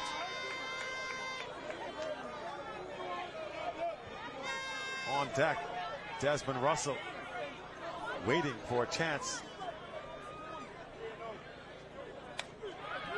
A strike. 3-1. He was taken all the way.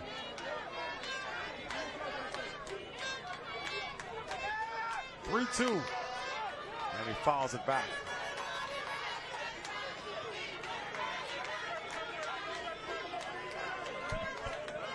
Three balls, 2 strikes now to Sweeting.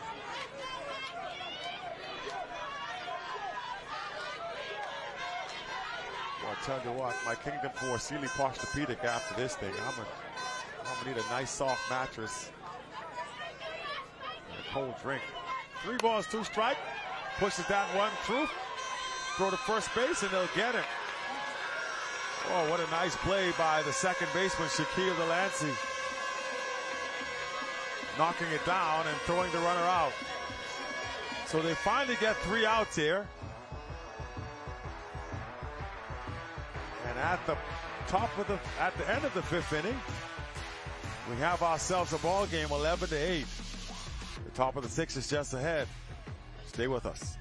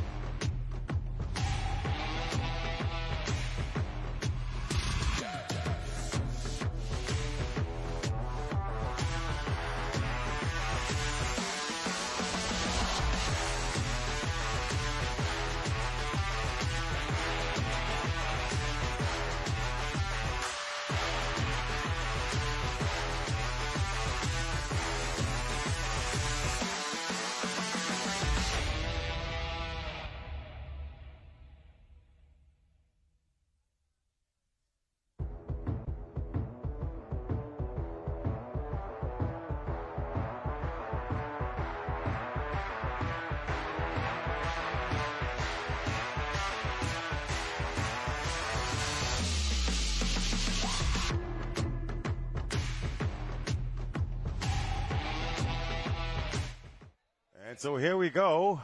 We move to the top of the 6th inning. And Bahamas fought their way back into this game. Now back within 3 as we sit at 11-8 on the scoreboard.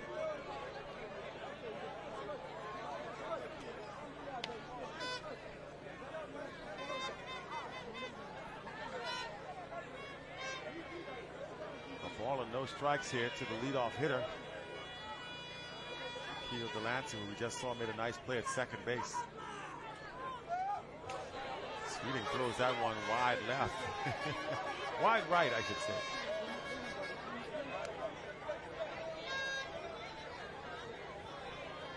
Actually, that was left. Wide left. There's Lolly back there with the Jungle costume. Listen, somehow Lolly always finds his way into the arena. He is walking around with that tum-tum drum he always has. 2-0.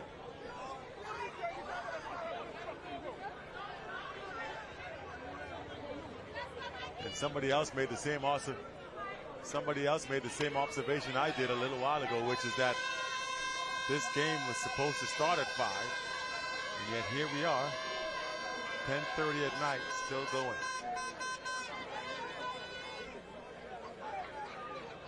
Games were scheduled for 11, 1, 3, and 5 o'clock today. Obviously did not go according to plan. But the fans are enjoying it. A leadoff walk.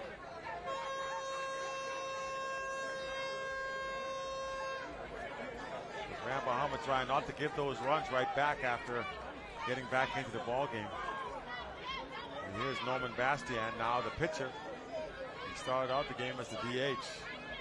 Delancey at first. Here's Norman. Shows bunt, pulls it back. Ball 1.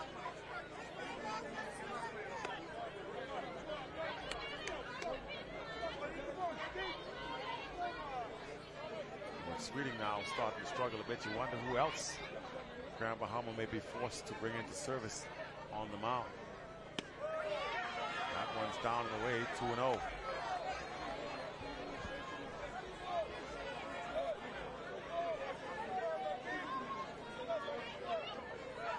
Two balls, no strikes. There's a strike. 2-1.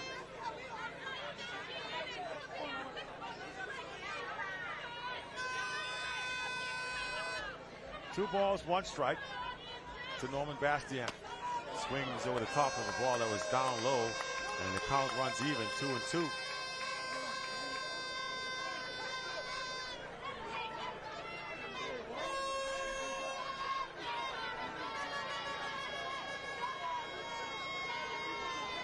Two balls, two strikes now to Norman Bastian. Runner at first base, Shaquille Delancey. Sweeting on the mound. Ready to deliver the 2-2 pitch. Inside. Jumps out of the way. 3 balls, 2 strikes. So he tried to get in on the hands, but it came too far inside. We're looking at a 3-2 count now. Sebastian. And here's the pitch. 3-2, and he fights it off. A foul ball to keep the at-bat going.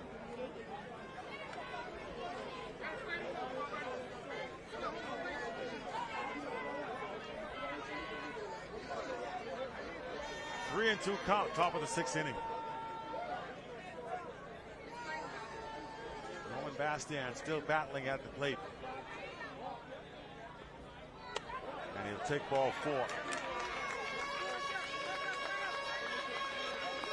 So first and second now for Luther. Nobody out. And it looks as if they're going to try to make a pitching change yet again. What to do, what to do.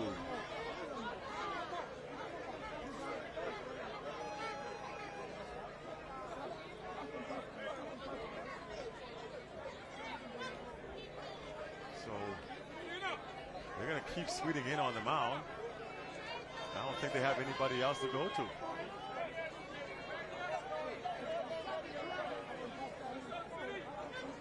So imagine Brandon Jones just wanted to go out and try and settle this guy down. First visit here in the inning, so he doesn't have to remove him.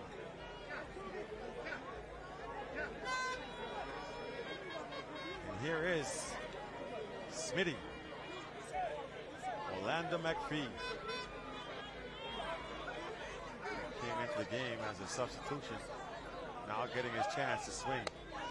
Shows bunt. Ball 1.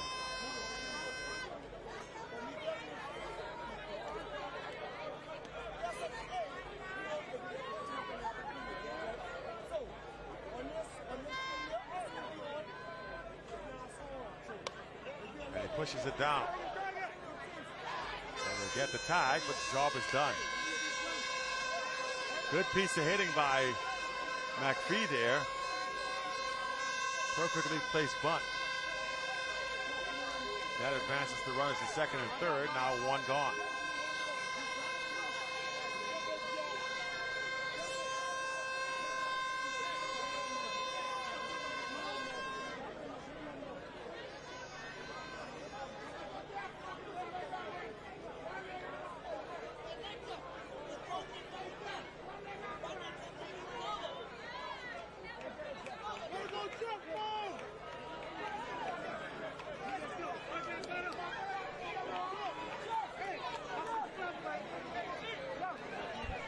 Now, here's G. Bethel coming to the batter's box.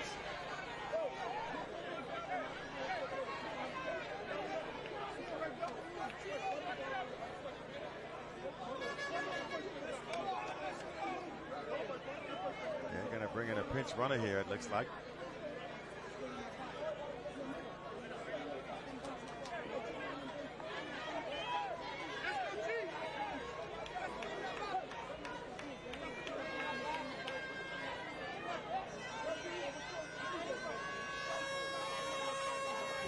G. Bethel swings at the first pitch. That's going back. That is going back. That is gone. G. Bethel. A grand slam home run, and they are right back in charge.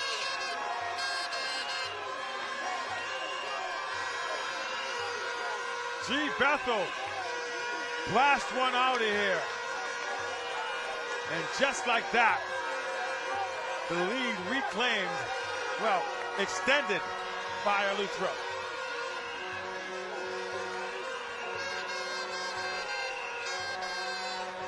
(15-8) now.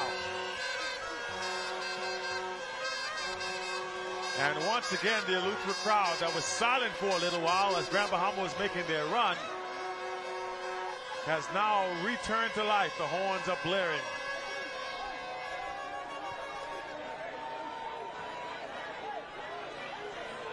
(15-8) score as Eleuthero once again surges out. Another hit deep and back to back.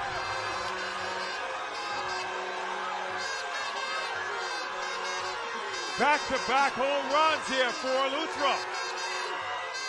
16-8.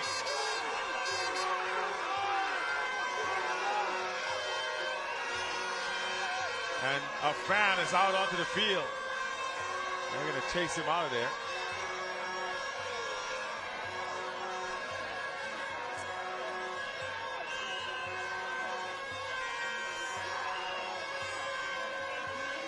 The Eleuthero faithful have found their voice here in the top of the sixth. 16-8. Two officers taken the police officers. We would like to ask two officers over at the entrance gate in the field. So with that happening, the umpire, that's going to be it for Sweeting. They're going to lift Sweeting out of the ball game. But the damage is done. They're going to go with Darren Mortimer now. They bring Darren Mortimer into the game to pitch now. Does Grand Bahama. I'm surprised they didn't go to Mortimer earlier.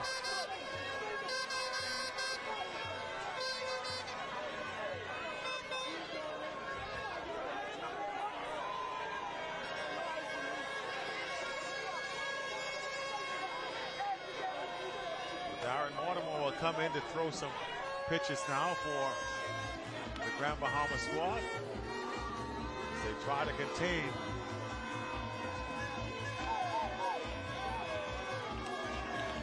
what has become a blowout again. Top of the sixth, the lid has come off. Back-to-back home runs for Luther. As Sheldon Pinder follows up G. Bethel's grand slam with a solo shot. 5 quick runs to make this an 8-run lead.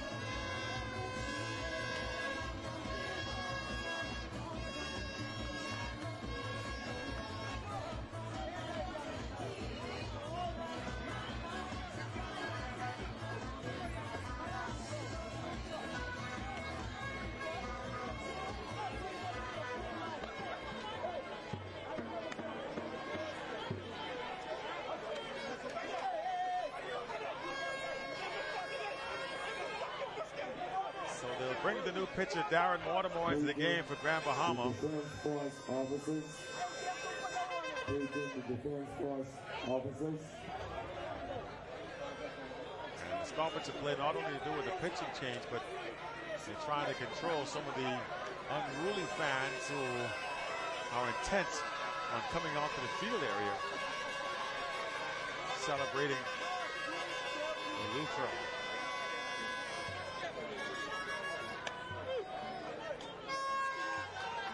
Darren Mortimer in now to try to contain the damage a little bit. That's a strike.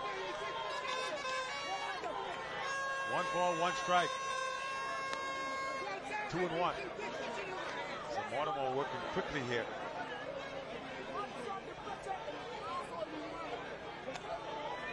Outside, 3-1.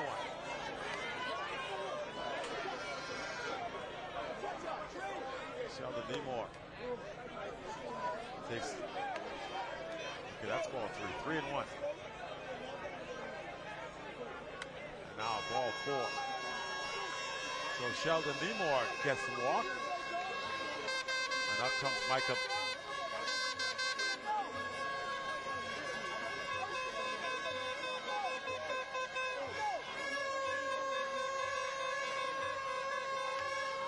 So it was Sheldon Nemore that hit the solo shot.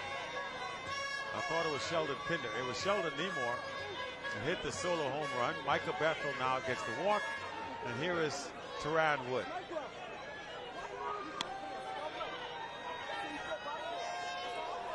Takes ball 1. That's why I kept getting confused, because they had moments at the DH. Threw me off for a second.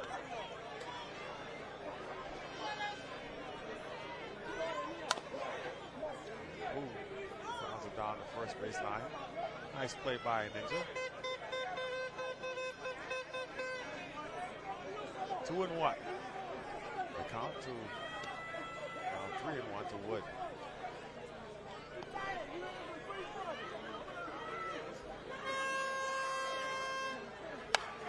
That one's driven to the outfield. Could it be another home run? You better believe it. Teran Wood, his second home run in the ball game.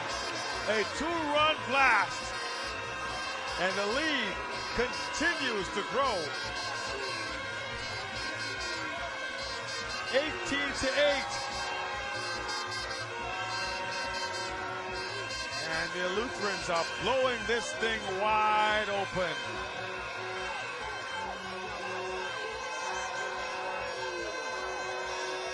Party going on in the neighborhood.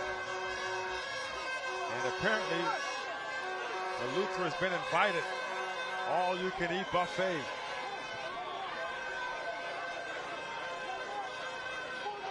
Boy, that thing might still be traveling. He got a hold of that one. And here's Marvin Wood.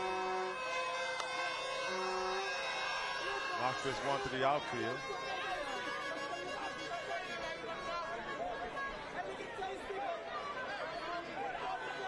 And quietly a base hit. Single by Marvin Wood. It almost seems anticlimactic. And onslaught continues. Let's hear Shaquille Delancey. Takes a strike.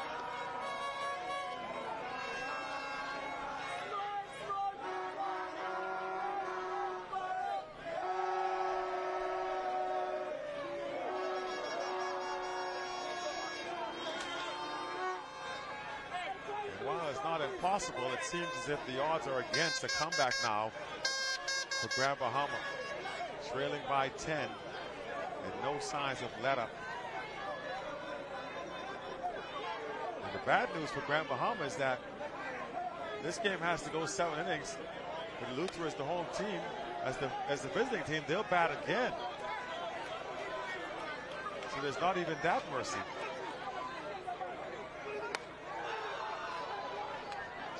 To left field. Watson settling down and makes the catch. Made it look adventurous out there, but that's the second out.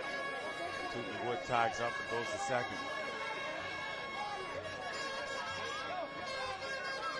2 outs now here in the top of the 6th. Darren Watermore facing off against Norman Bastian for strike 1. Inside, 1-1 now. Darren Watermore working extremely quickly. Catch it and go. Norman Bastian. And that's gone.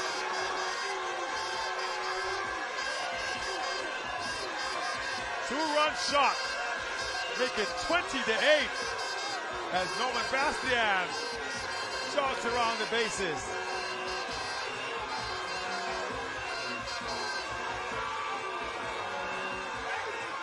They are taking no prisoners here in this gold medal game. They are pounding Grand Bahama.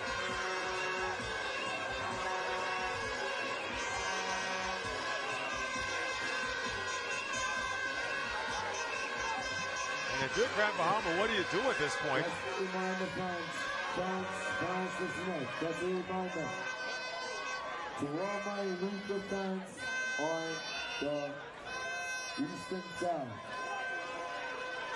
Let's try not to run on the field after the game is over. Let's let them celebrate. Hold on. Let's let the players celebrate first. Then you guys can go.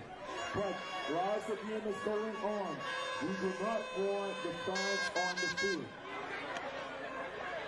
It's going to be tough to contain the Eleuthera jubilation. They're ready to charge the field as soon as this game is over. I mean, we're far away from that. Finally could be the third out in yesterday.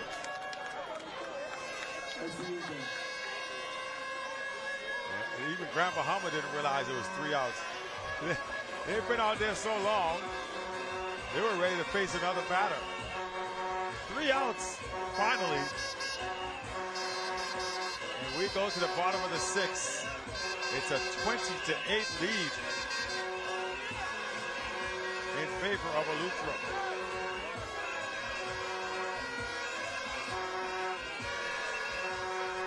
There's the exciting moment for these Eleuthera fans. What a great way to end the game for that island. The Bahama games, that is. The umpires. At this point, what do you do? Yeah, that's still going for Luther like that. Going on basketball, now he's going to go on softball as well.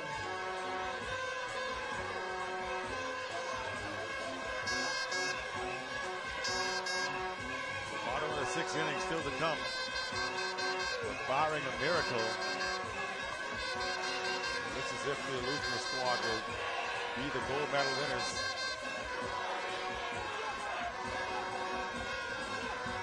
They certainly seem to think so. And they're going to come back with Sheldon Pinder now to try and finish this game off. Also SN 0556.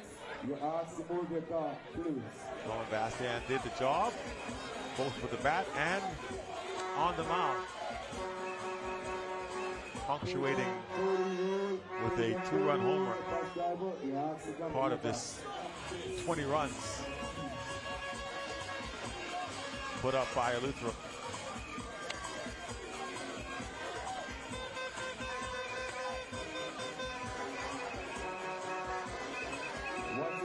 Driving a self-drive car, SN 3358. You have to move the car. Right now, I'm just in stunned disbelief that we are still on the air here. 10:49 in the evening. And still more softball to play.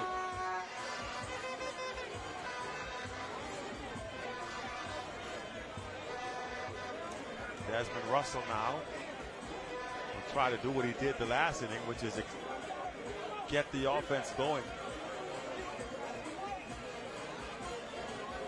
It was his at bat that allowed Grand Bahama to put up 5 runs to make it, at that time, a 3-point game. But it was 11-8. Now it's 20-8. Well, that pitch is good, and it's in there for a strike.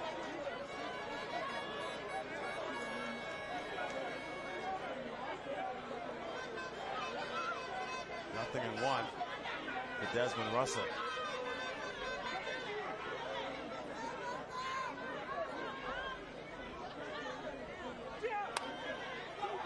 Pops him up. G. Bethel underneath it, makes the catch, 1 gone.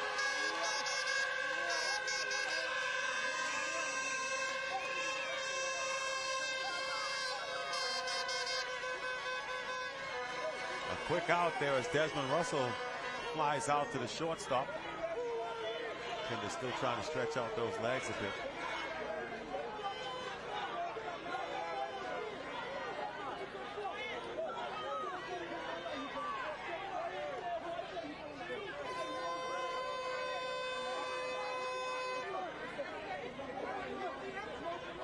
Stunning turn of events here. It happened in the top of the inning as Eleuthero just exploded. 2 home runs in that inning. Strike called. Nothing in 1.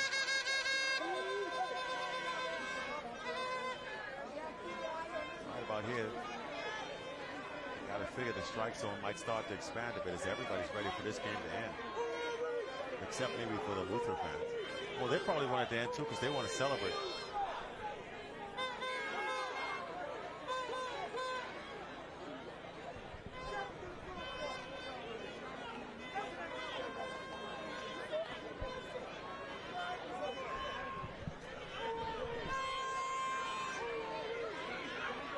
Here's the pitch.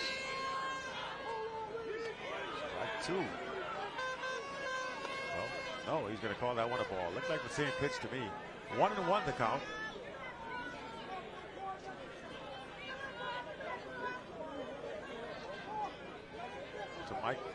To Mikel Bethel.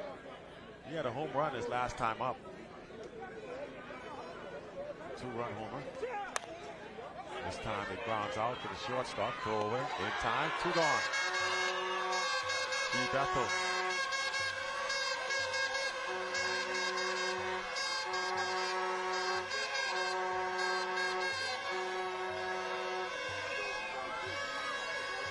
Two gone in the bottom of the 6th.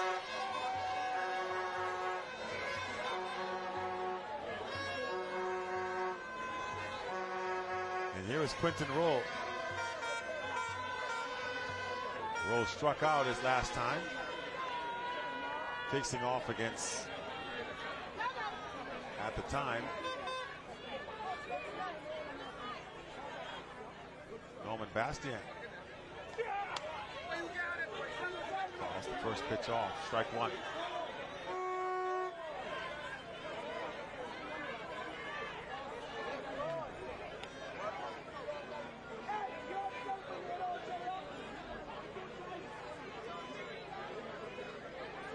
So these 7-inning games have, with no mercy rule, have made this a long day at the office here.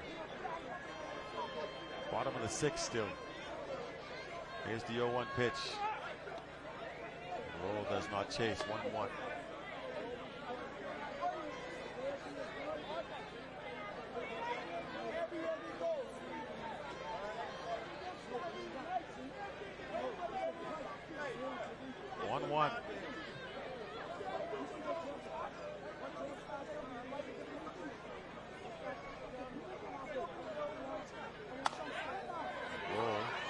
Short bounce, and he's going to get on. Orlando McPhee couldn't feel it cleanly. The inning continues. Takes away the 3 up, 3 down for Pender.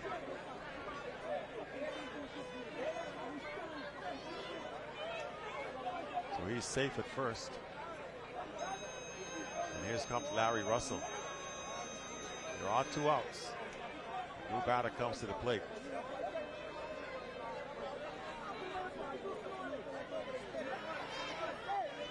(20-8) is the score. Luther at full command here at the bottom of the 6th.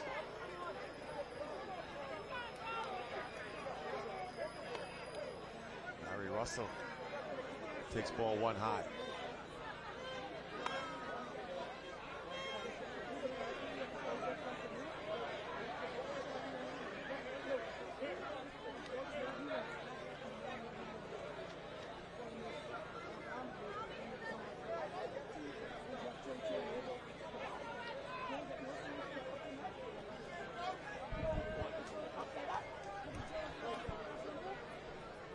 Pinder facing off against Larry Russell, and he gets to the chase off the plate. 1 ball, 1 strike now.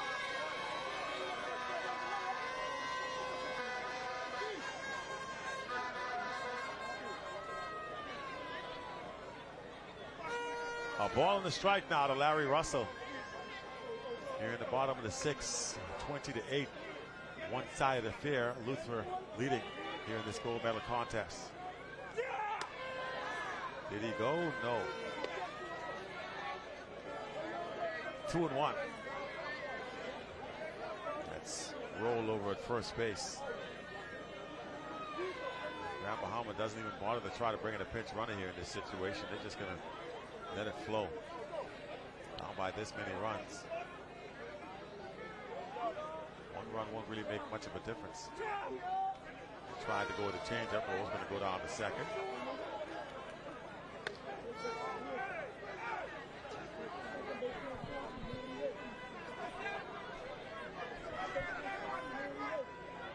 Two balls, 1 strike.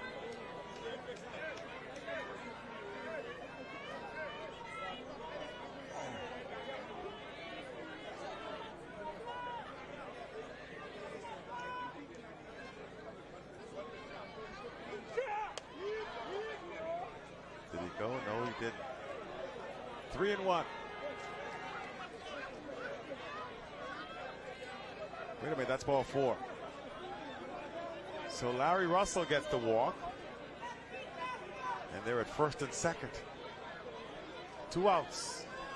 Shaquille's just like, just put it there. Don't worry about being fancy. Just throw it on in there.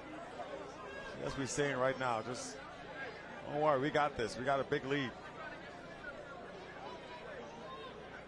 So here's Quentin Cooper. Oh, sorry, I forgot Quentin's already out of the game.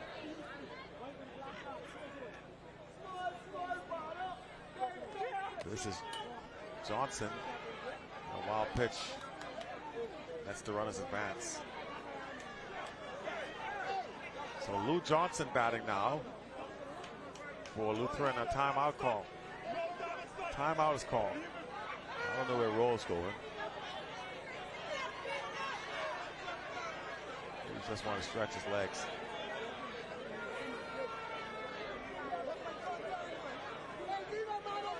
Suzuki says, in you we trust. Sheldon Pinder.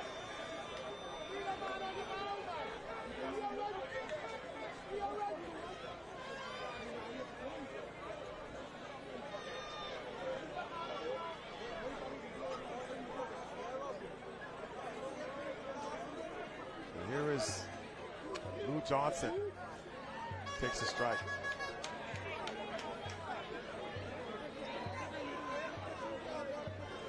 Strike to Lou Johnson. I think it's 2-1 here. Let's see. Here comes the pitch. That gets away, so now it's 3-1. A run does score. Make it 20-9.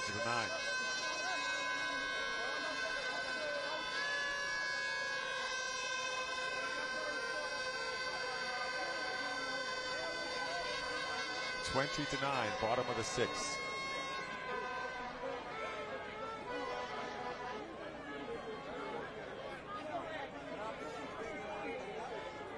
A 3-1 count now to Lou Johnson. And here's the 3-1 pitch coming in.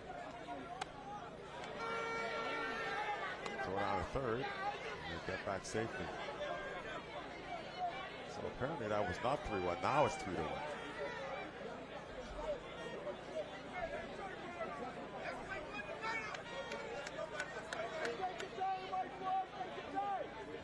One out here in the bottom of the 6th. One run is in. And Lou fouls it away, strike 2.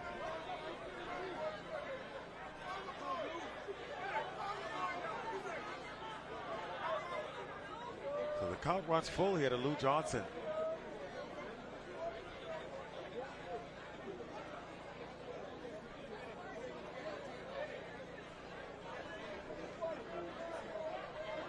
Pinder wants to know the count. He's just trying to get this one out here in the bottom of the 6th. Lou waiting on the pitch. And so what's going on here? I swore that there it is, ball 4. Okay, so I was like, how many do you get? So ball 4 to Lou Johnson. They're at the corners now. 2 gone here in the bottom of the 6th.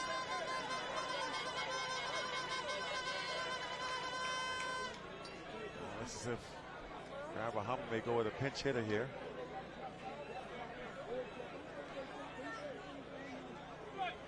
Trying just about anything here to try and get some runs. Pinder just trying to get me one out here. Bottom of the 6th. Here is Lyndon Richardson. Ping swings at the first pitch. And that's going to fall for a base hit.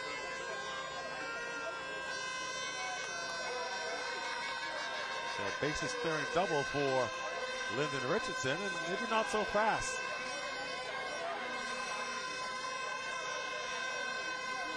Two-run scoring now for Grand Bahama.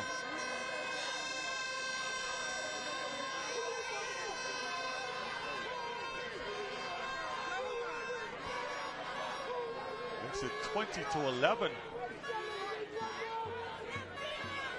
That's what's showing on the scoreboard.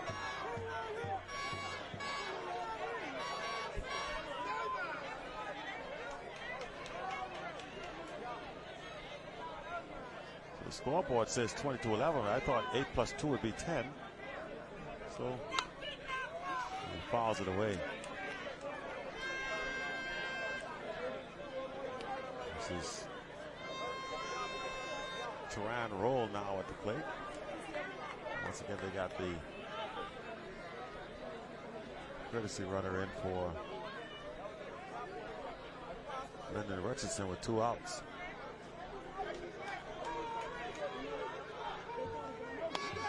That's a strike. So now 2 strikes on the hitter. Pinder 1 strike away from getting out of this inning.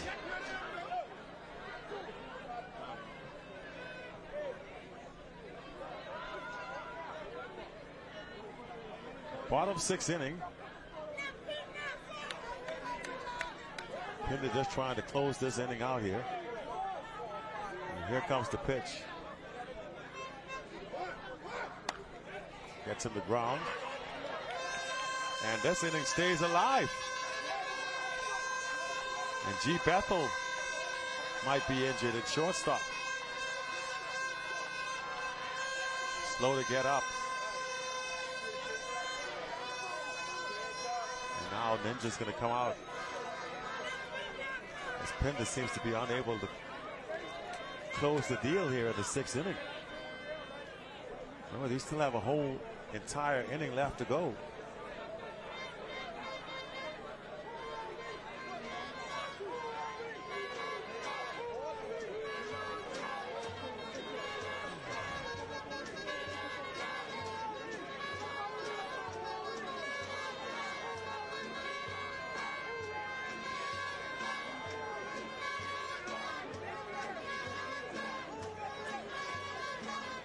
So Pinder, who just needs one out here, is having some difficulty. And here is the top of the order again as Angelo Watson steps in. Now it starts to get iffy as you bring up the good hitters for Grand Bahama.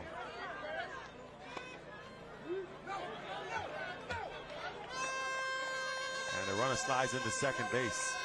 The scoreboard says 20-11.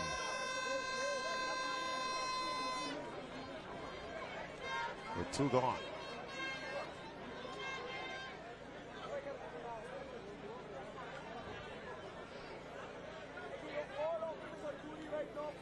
Angelo Watson. Oh, and gets away. Another run's going to score. 20-12 now. So you're still having some drama here. You thought this game was over,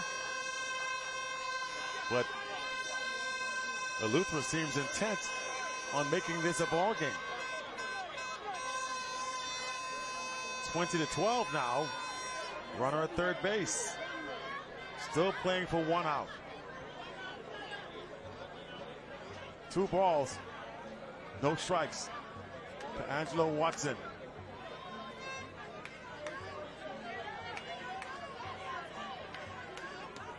Three and 0.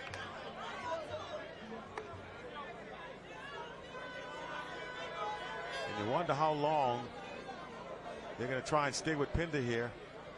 He's obviously having problems with throwing strikes here. 3 and 0. I know it's a big lead, but and that's ball 4 now. Another run is going to come in. 20-13. And you can tell Pinder's got no legs now. He's got no legs.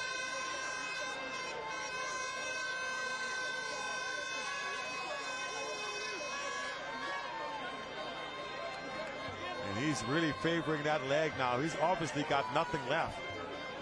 Well, they're going to keep riding him.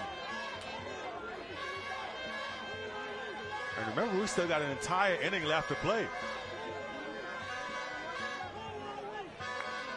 I applaud the guts, though. Sheldon just trying to gut his way through. Give his team 1 out here. The lead starts to diminish. Darren Baltimore. Ball 1.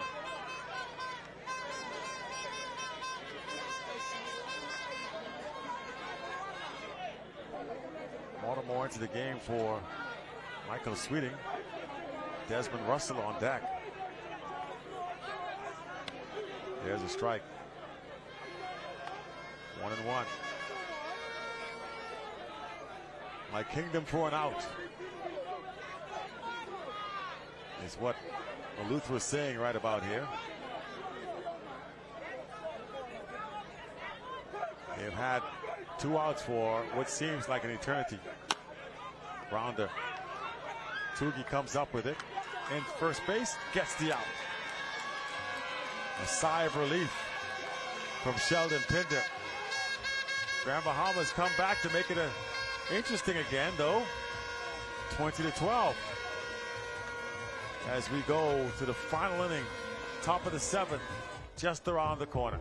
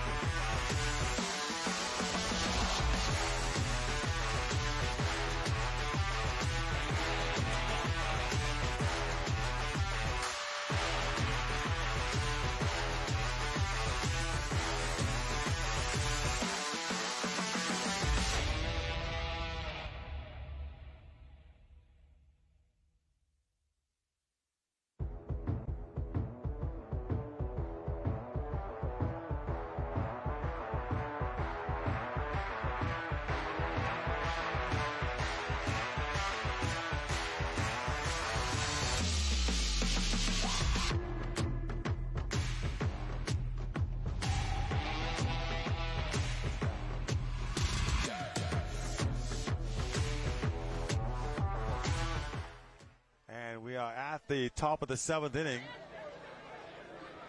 And it looks as if Grand Bahama has gone back to Quentin Cooper here to try and, if they can, keep Eleuthera from scoring. The lead has been cut down to 8. Grand Bahama would still have another chance to bat.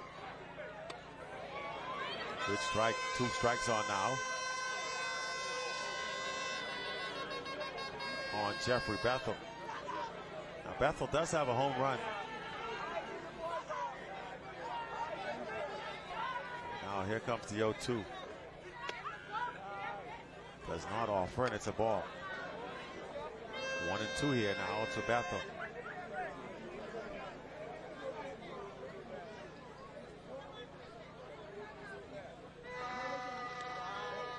2-2 now as Cooper spins that one into the dirt.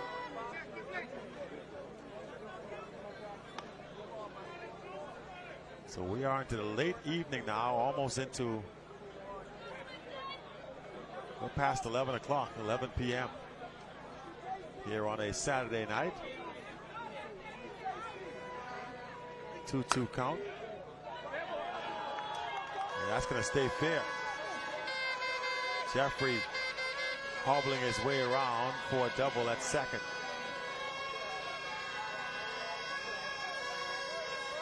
And they're going to bring a pinch runner in for him.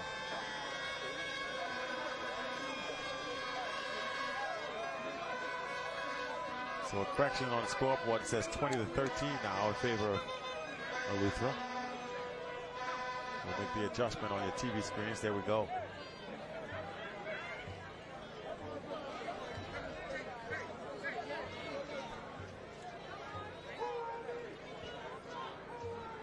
G. Bethel, who had a 3-run homer, now at the plate. Takes the ball inside. The runner's going to head on down to third and arrive safely. So Eleuthera trying to get some of those runs back. We saw this happen in the 6th. And with nobody out, you figure you get one here at the very least. So G. Bethel will look to make some contact. Ball 1. Now 2-0, and he's going to try and score, and he gets in there. That didn't take long. 21-13 now.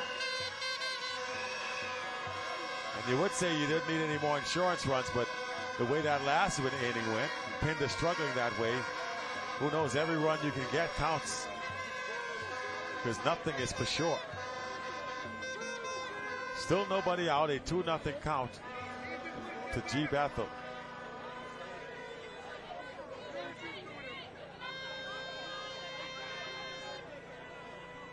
Here comes the pitch. Pops him up. Drifting over, Desmond Russell makes the catch. Out number 1. One gone. The driver of a red Honda Fit, a self-drive car. SN 0556. Anytime soon, the record will be. I'm just throwing it out there. It's going to be. You're going to have to induct somebody else to do an interview after this game. I don't know if I have to. Here we go. Pops it up and back out of play for a foul ball. Once again, that's SS 0556, a red Honda Fit. So Cooper facing off. A big strike, swing and a miss. He was trying to leave the yard with that swing.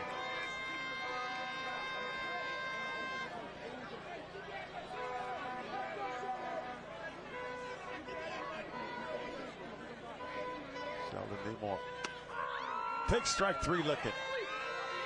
So Sheldon Nemore down on strikes, 2 gone.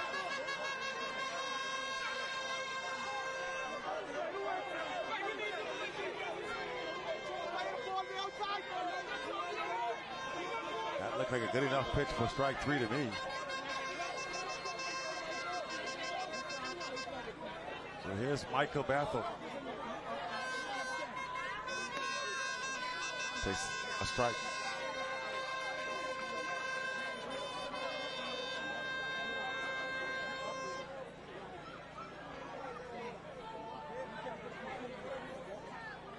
Nothing in one to count to Bethel. 1-1.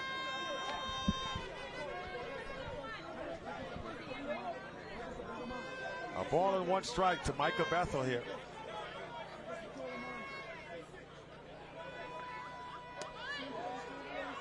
That one misses away. 2 balls, 1 strike.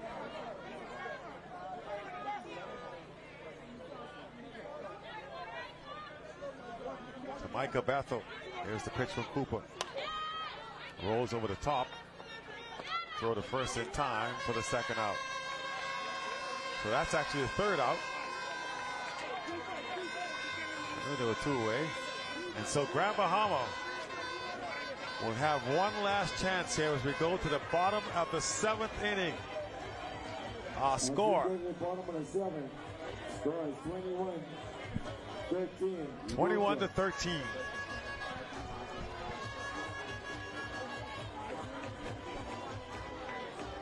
Eight-run lead for Luther. As we go to the bottom of the 7th. That's some serious hard work by the umpire, Spurgeon Johnson. He's very meticulous cleaning off the rubber there. So trot Pinder back out one more time. They must really have nobody else to go to. They lifted Norman Bastian.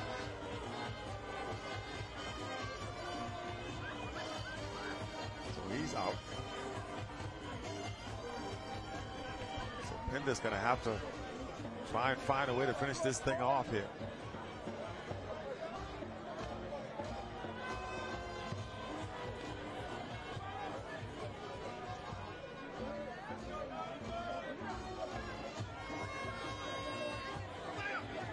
So 3 outs left in this ball game for New Providence, barring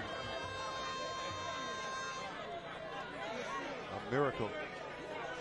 And starting things off will be Desmond Russell.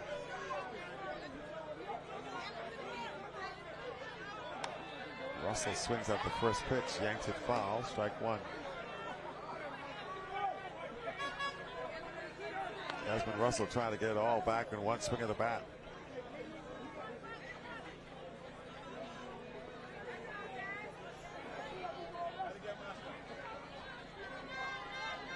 Ball, no strikes. I mean, 1 strike, I should say. Sorry. Now one's a ball. 1-1.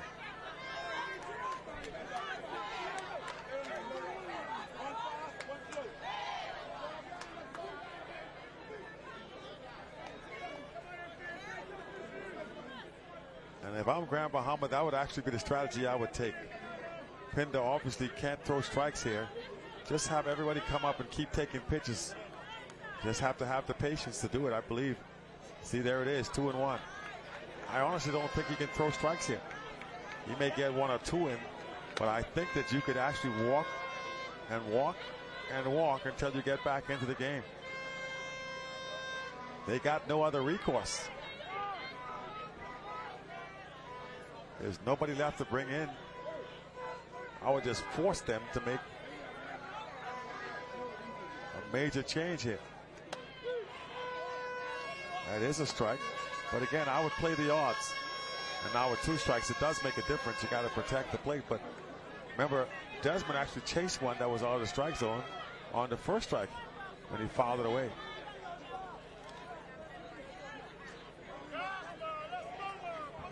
Two balls, 2 strikes. Maybe I think too much. I don't know. See what I mean? Chase the ball up and above the strike zone. Just trying to do too much with it. And Desmond's a good player. I understand you're down by a bunch here and you're just trying to will your team back into it, but maybe the way to do it is to just take a few pitches and get on base. Base runners will add up. 2-2 now. He tries to change up, and he touches it and sends it foul.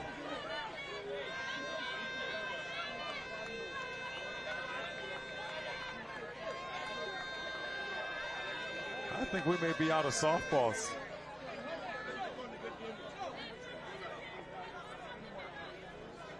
And here comes one more into the game.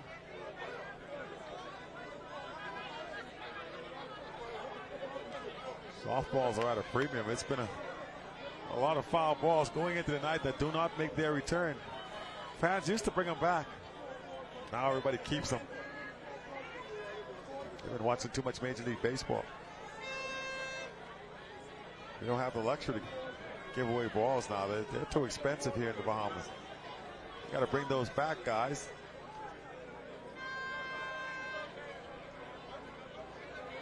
Saw that happen at the Baseball Nationals, and people just started keeping the baseballs.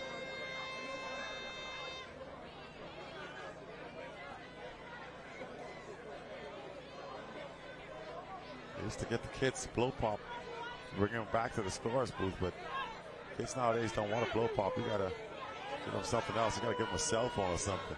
They're not interested in the lollipop anymore. Inside, 3-2.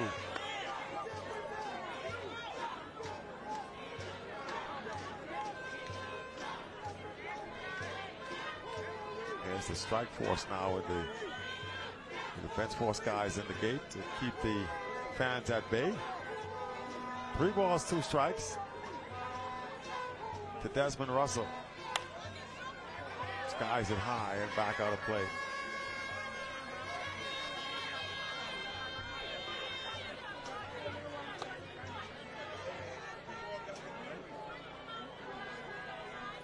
So a good at bat here for Desmond Russell, trying to set the tempo, set the tone, I should say, for Grand Bahamas. They try to will their way back in this final at bat.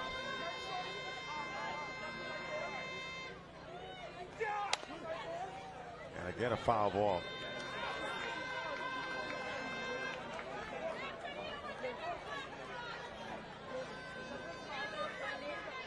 (21-13) score, 3-2 the pitch count here in the bottom of the 7th. Grand Bahama down to their final 3 outs.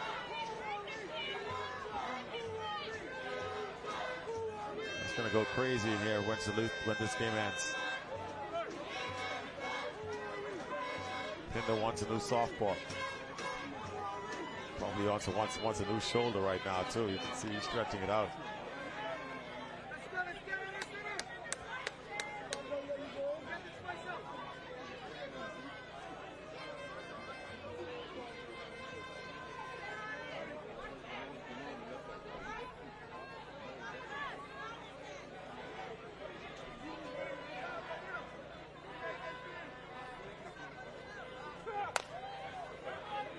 Oh, over the head. That's a base hit.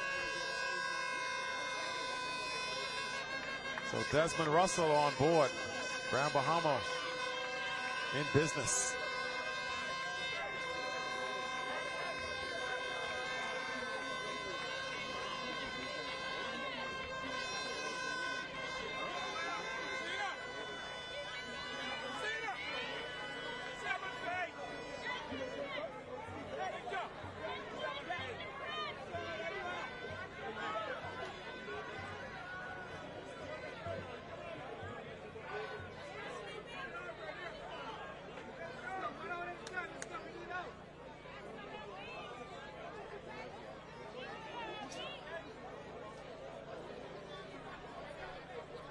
So we are still going here in the bottom of the 7th inning. Desmond Russell with a leadoff single. Grand Bahama still with life. He'll drop the bunt. And he'll be safe. And I think they're going to say he double hit. I think he touched it twice in the batter's box. The umpire there appealing to the home plate umpire.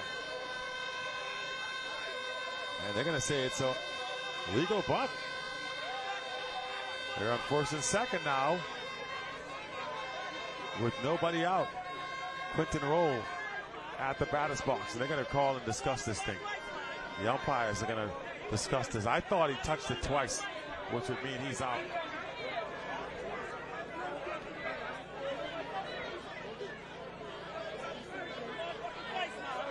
going to be tough. This place is going to, and he's going to be out.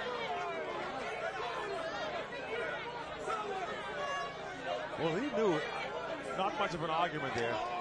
I think he knew he double hit it. He's going to make a show of getting angry at the umpire, but it was pretty obvious that that's what happened.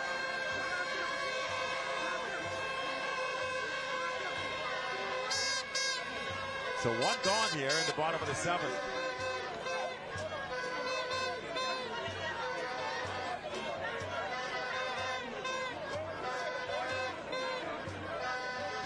And he's arguing a lot, but I think you saw he wasn't overly surprised when the umpire said he was out. He knew he double hit that. And now Brandon Jones wants to come out and get some clarification.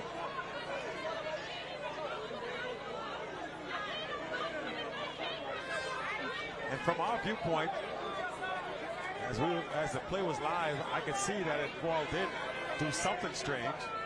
It definitely looked like it hit the bat twice.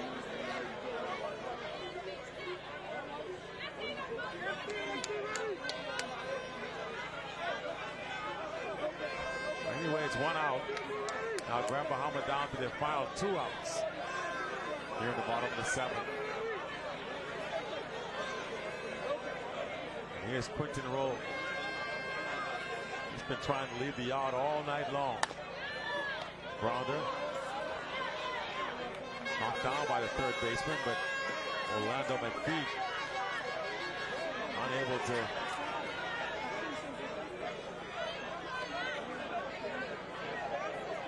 knock it down, but that's about it.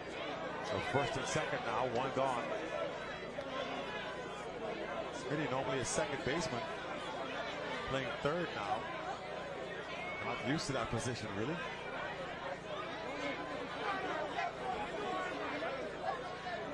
Here is Larry Russell. Puts a charge into one. Center fielder drops back and makes the catch. 2 gone.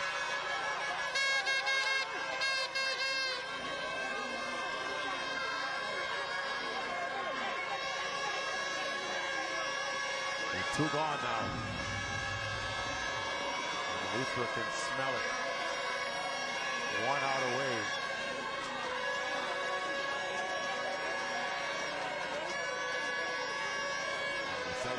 Celebration starting now for the Luther faithful. 21-13 score. 1 out away.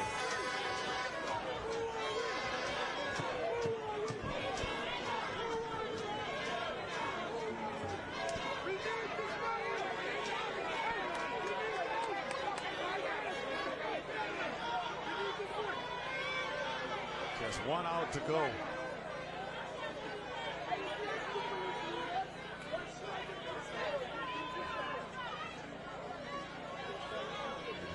Quinton Cooper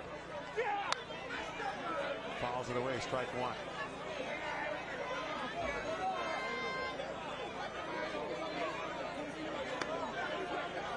Luther 1 out away from claiming the gold medal here against Grand Bahama.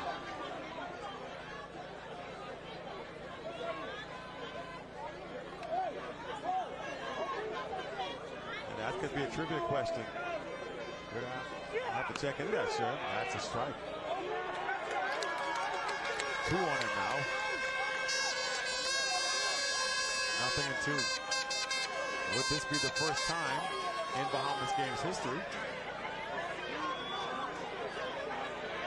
Gold medal for Luther in the softball and in basketball. My crack statisticians are on it. The lie detector determined that was a lie. Not over yet. Rolls.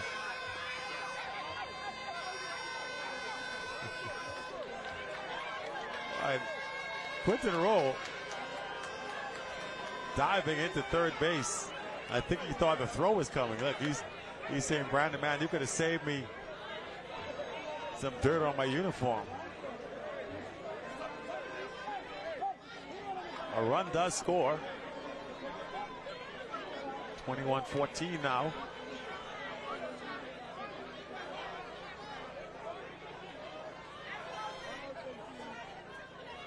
And this is where we've been before, trying to get that last out, right? Ping. Still showing he can swing the bat.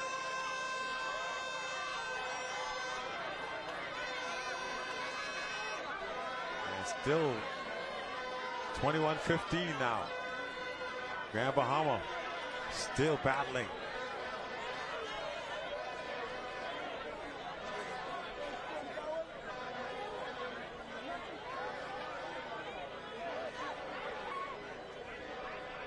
And Pinder just trying to get that last out of the ball game.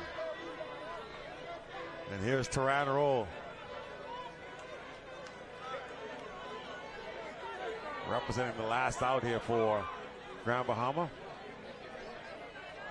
His job to try to keep this game alive. Got to get 3 outs to end it. And we saw last inning, that third out could take a while. Ball throw down to second. He's going to be out. Why? Why try and steal the base there?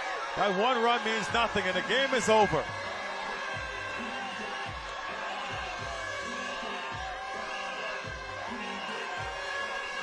That stolen base attempt made absolutely no sense.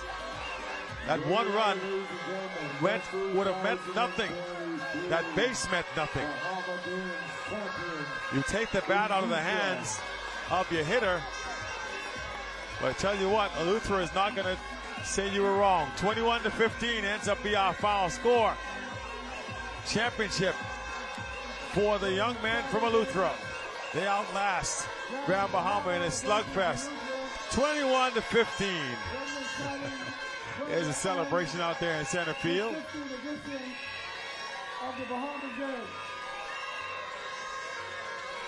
Eleuthera's men's win it.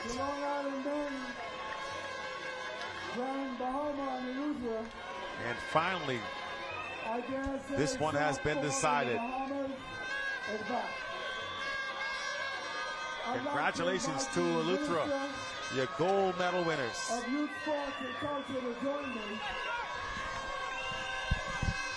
We'll be right back, folks, as the celebrations continue here at the Blue Hills playing field. Along with the Minister of the Environment and something else, Vaughn Miller. And I don't take in mind telling you that he's from Eleuthera. I'd also like to invite another Eleuthera from the north, Sylvanus Petty, to the field. I'd also like to invite the technical director of the Bahamas Softball Federation, who's done a yeoman's job. I'd also like to invite my boss, the Secretary General of the Bahamas Olympic Committee, to the field. I can tell you that these have been the most exciting Bahamas games. After 22 years, my Minister of Youth, Sports and Culture said we must have these games, and here we are. My Minister is on the line of good. Mr. Mario Boland, the owner. A round of applause. John Bahama, you did a yeoman's job, and I know in 3 years you will be back. Rhode Island, both men and ladies, a tremendous game. Thank you very much. And to the fans, you have made softball the #1 sport in the Bahamas. I say that without fear and without favor.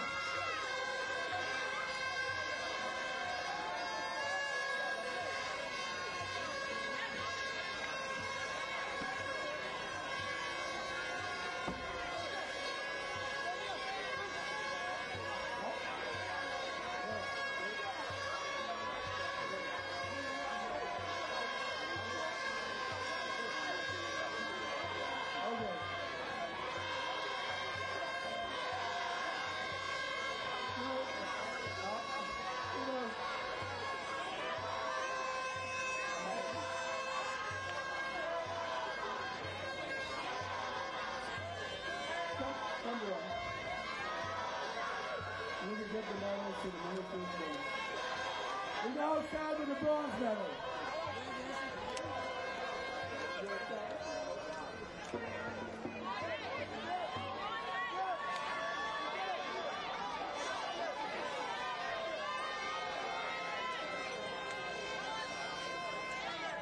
My goodness. My goodness. Who would have thought? Who would have thought that Micah would been a bronze medal in softball here at these Ghost Saturday games? Can I get a representative of Micah? Audience officer, I saw you earlier. And ladies, to all the ladies from Micah, congratulations. You have played these games most exciting. No, we got to do it.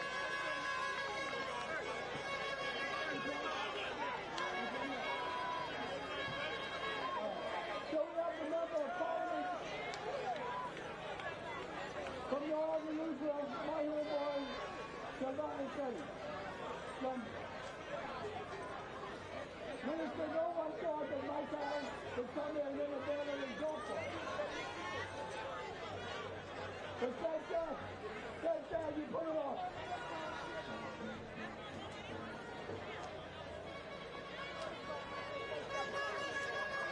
Congratulations, Mike Lady and Fosterson and Company, Sunshine and Company. You should be very proud. And we look forward to seeing you in the very near future. Ladies and gentlemen, I tell you that fair favor that these have been the most exciting Bahamas games. Thanks to the encouragement of our Minister of Youth, Sports and Culture, he said these games must happen. And here we are.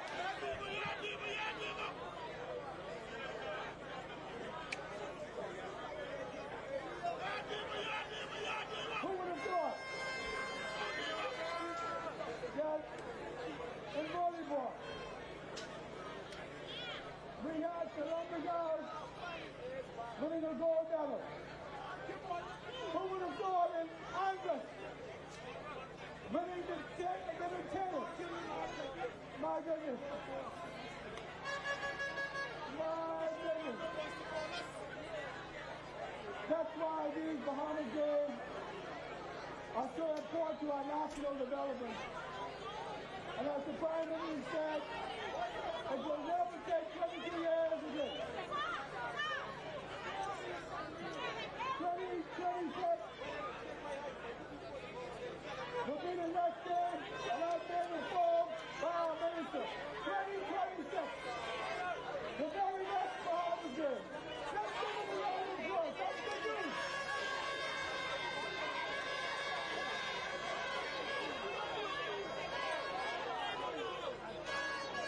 I want to thank the Broadcasting Corporation. First, ournews, the Broadcasting Corporation of Bahamas, again, the Roland Club, and promoting these Bahamas games.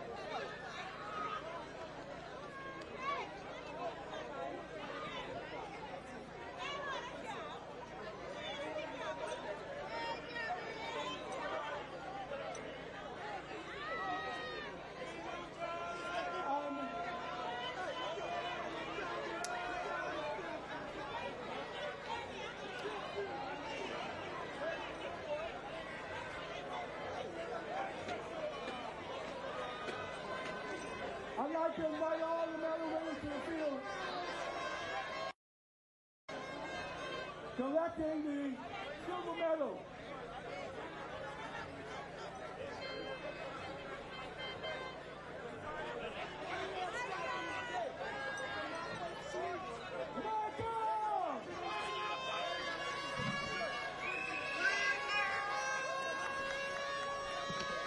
Collecting the silver medal in the women's division of these Bahamas games.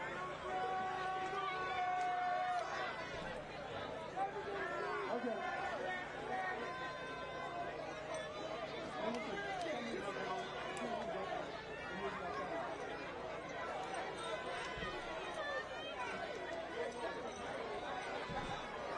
All the way from New Providence, the silver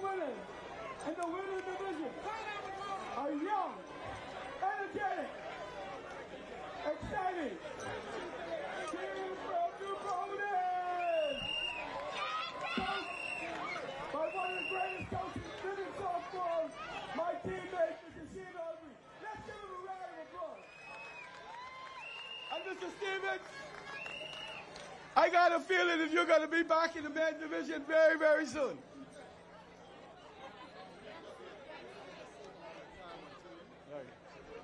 Okay. Yeah.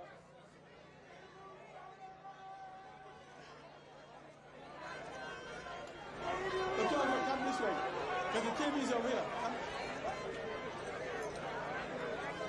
Okay, let's move. The TV's over here. Right up, Minister. Yeah. So let's move quickly. We have a limited amount of time, and we want to maximize the television coverage. So, I think television coverage. You know, Salvan is probably the only luchador that knows softball.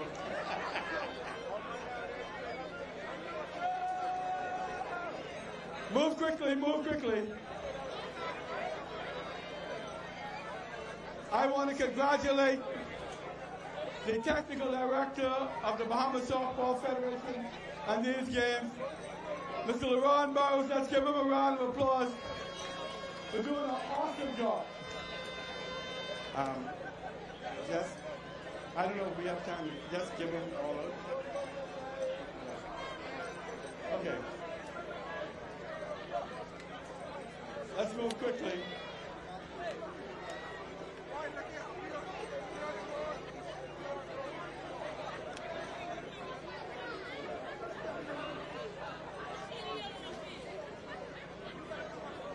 Let's move quickly.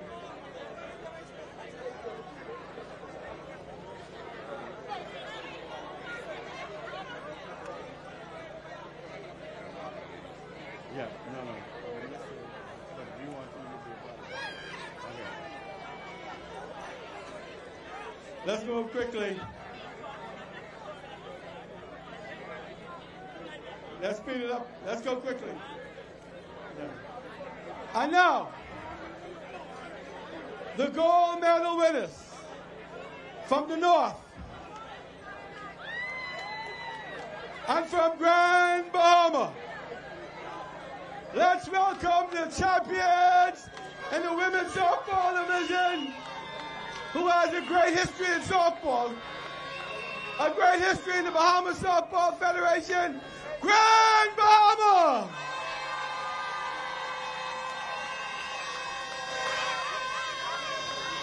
Let's go quickly.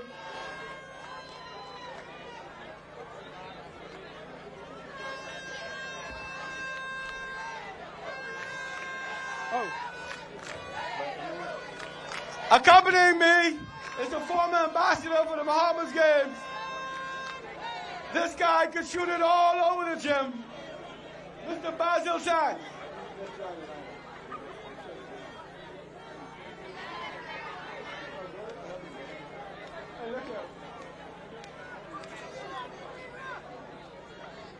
Let's move quickly, please. Come.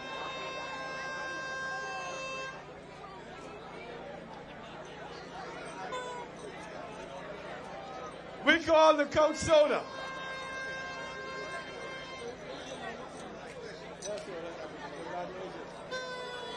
And now, the champions from the north, Grand Bahama. Let's give them a round of applause. Grand Bahama! Let's move quickly, ladies.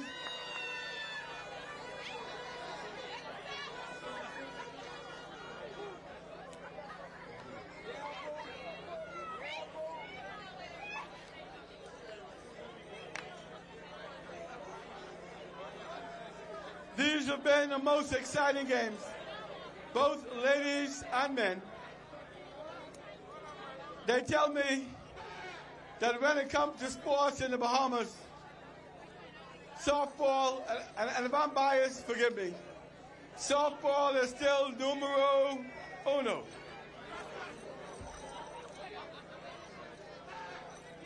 I want to congratulate all the sports councils who have done a yeoman's job at getting their teams here to these Bahamas games. too many to mention tonight, but you will receive your reward and a special commendation from our minister and perhaps our prime minister. The good news is, the great news is, in 2026, we will be back.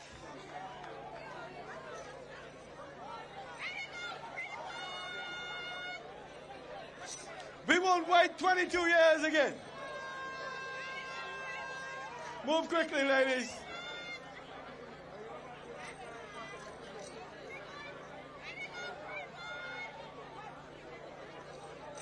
The next medal presentation is very, very, very, very, very special.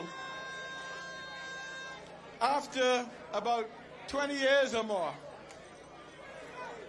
with no softball, these guys from Long Island, they put their money where their mouth is. They said they wasn't going home empty-handed. And I can tell you that they have a very rich history in softball. Move quickly.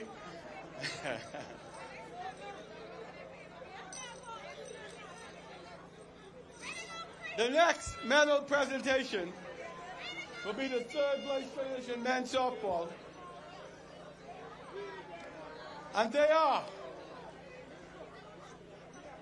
It's not a surprise to me.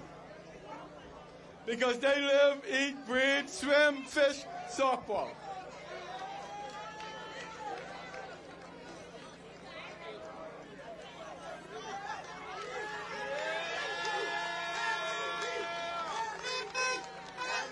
Uh-oh, MVP to China. This the 13-year-old pitcher? Congratulations. And now in the men's division. Yes. In the men's division, nobody would have thought, but they love softball, they eat softball, they drink softball, the Long Island Sheep Runners!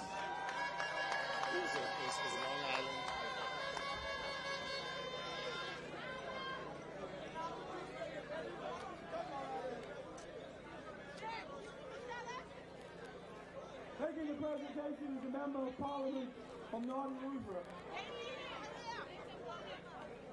The Deputy Speaker and the Chairman of the Water and Sewage Corporation.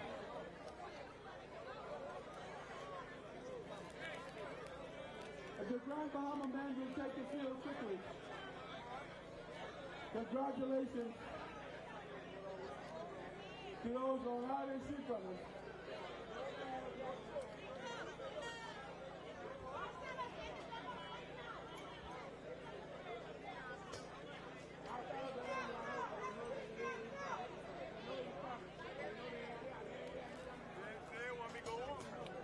Let's give Long Island another round of applause for a good job here at these Bahamas games. They made great representation, and I can't wait to see them in 3 years. Winning the silver medal. All the way from the north. Grand Bahama! Let's give them a round of applause.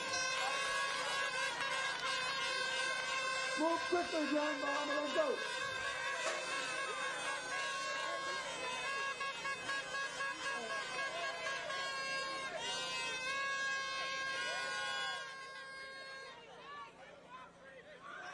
Grand Bahama put up a great fight during these championships. They was hitting some shots left, right, and center.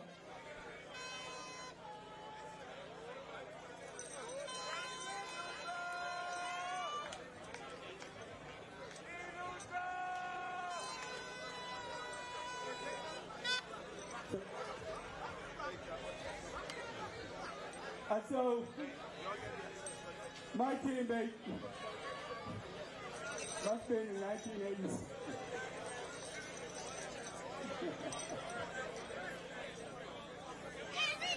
Grand Bahama!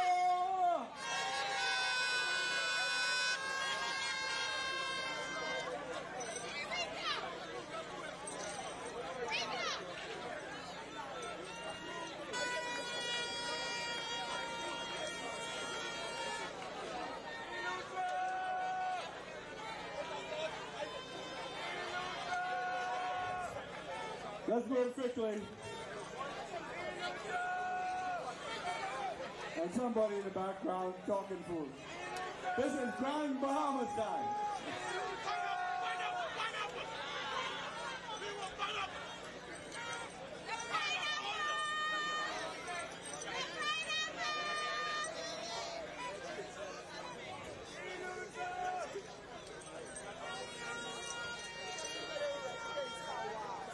You know, when I lived in Grand Bahamas, some of these kids were in the border.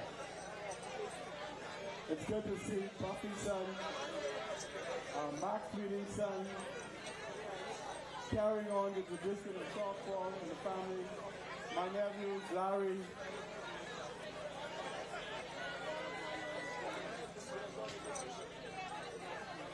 and Desmond, and my teammate, Malakas.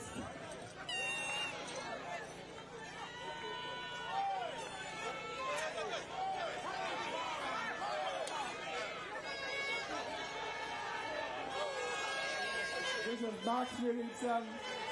Where are you from? JC or Reggie Down? Reggie Down. There you go.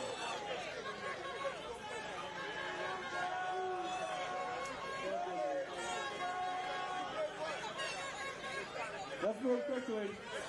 Come.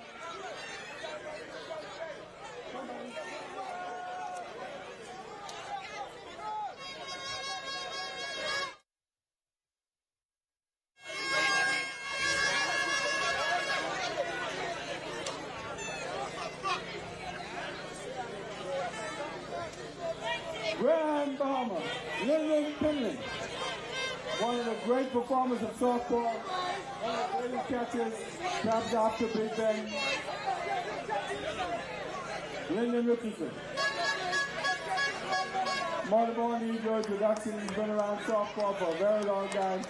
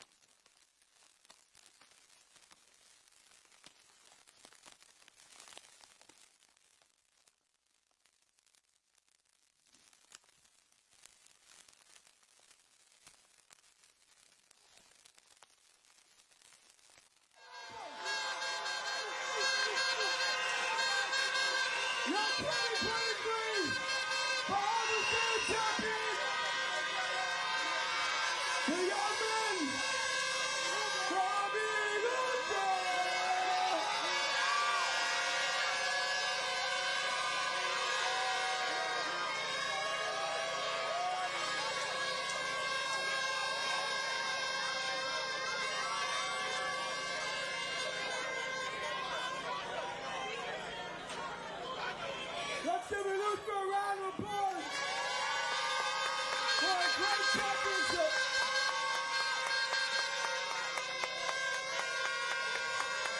Managed by my friend, my brother, Brian Ninja Neely.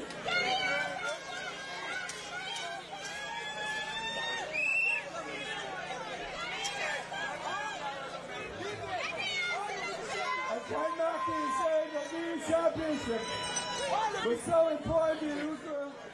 They didn't just want it. They didn't need it. Congratulations again to the Pineapples from Illustra! Your 2023 Bahamas Games champions!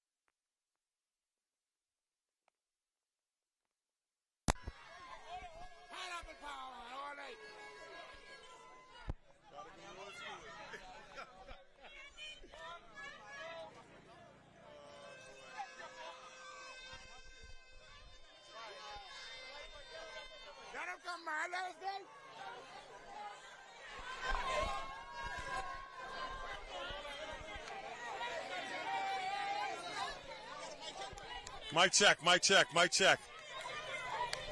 Well, good luck having some quiet now because it's about to go crazy. What happened? So 1, 2, 3. 1, 2, 3.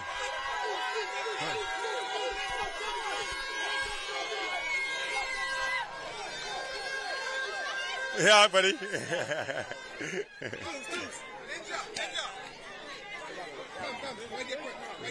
All right.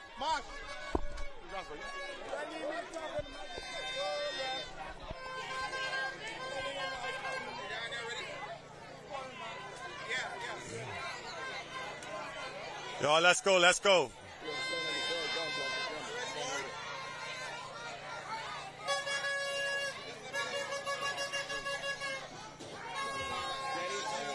Hi, waiting. Y'all been telling me stand by a long time.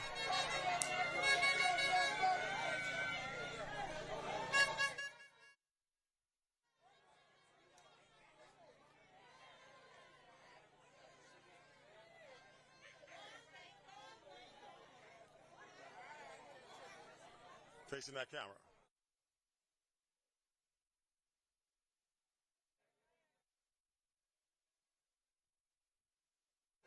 And here we are at the field. As you can tell, the celebrations are going on. Still behind us, Eleuthera finishing off these Bahamas games as a champion.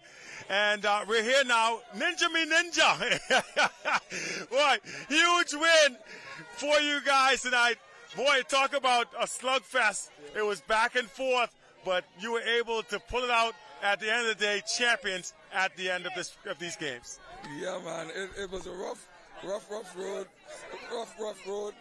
and we pull it out at the end. I mean, hats off to these guys, a group of great young men that we haven't played softball on the island of Eleuthera for a number of years, and to come down to Nassau and carry back the gold is a wonderful feeling. I mean, I cannot explain because I lost my voice, as you can see. And hats off to these guys, man. These guys come out here and they do their job. And you guys overcame a little controversy. You thought Edney the Heat Bethel and all that stuff, that's about water, but you found a way to not only overcome that, but here you are as the gold medal winners. Well, things are happening, and if they have their rules, you got to go by the rules. And as you can see, Eleuthera, I want everybody in Eleuthera to know, we win the gold without Edney the Heat Bethel tonight, okay? Edney did not win this gold. We win without him. He had a chance to next day to come and join us, but he chose not to. But you see that, Eleuthera's still number one without the Heat. There you go, Eleuthera. They say it's the home of softball. They certainly proved it tonight. And here's the guy that got it done on the mound, Mr. Pinder. I got to call you Mr. Pinder. Boy, you gutted it out, man. I tell you, you were out of gas. They came out for an inning, came back. I saw you favoring that leg, but you found a way to get those outs. Yep, couldn't do it without the good Lord and my team behind me. You know, that being said, it's got to be a satisfying win for you guys to come out here and get it the way that you did against a tough team from Grand Bahama. Yep, that same team, most of them on that team beat me in baseball about almost 20 years ago, and I wanted revenge. And revenge you did indeed get. Congratulations, job well done. You're the gold medal winners here at these Bahamas games. Eleuthera stands supreme. Thank you, sir.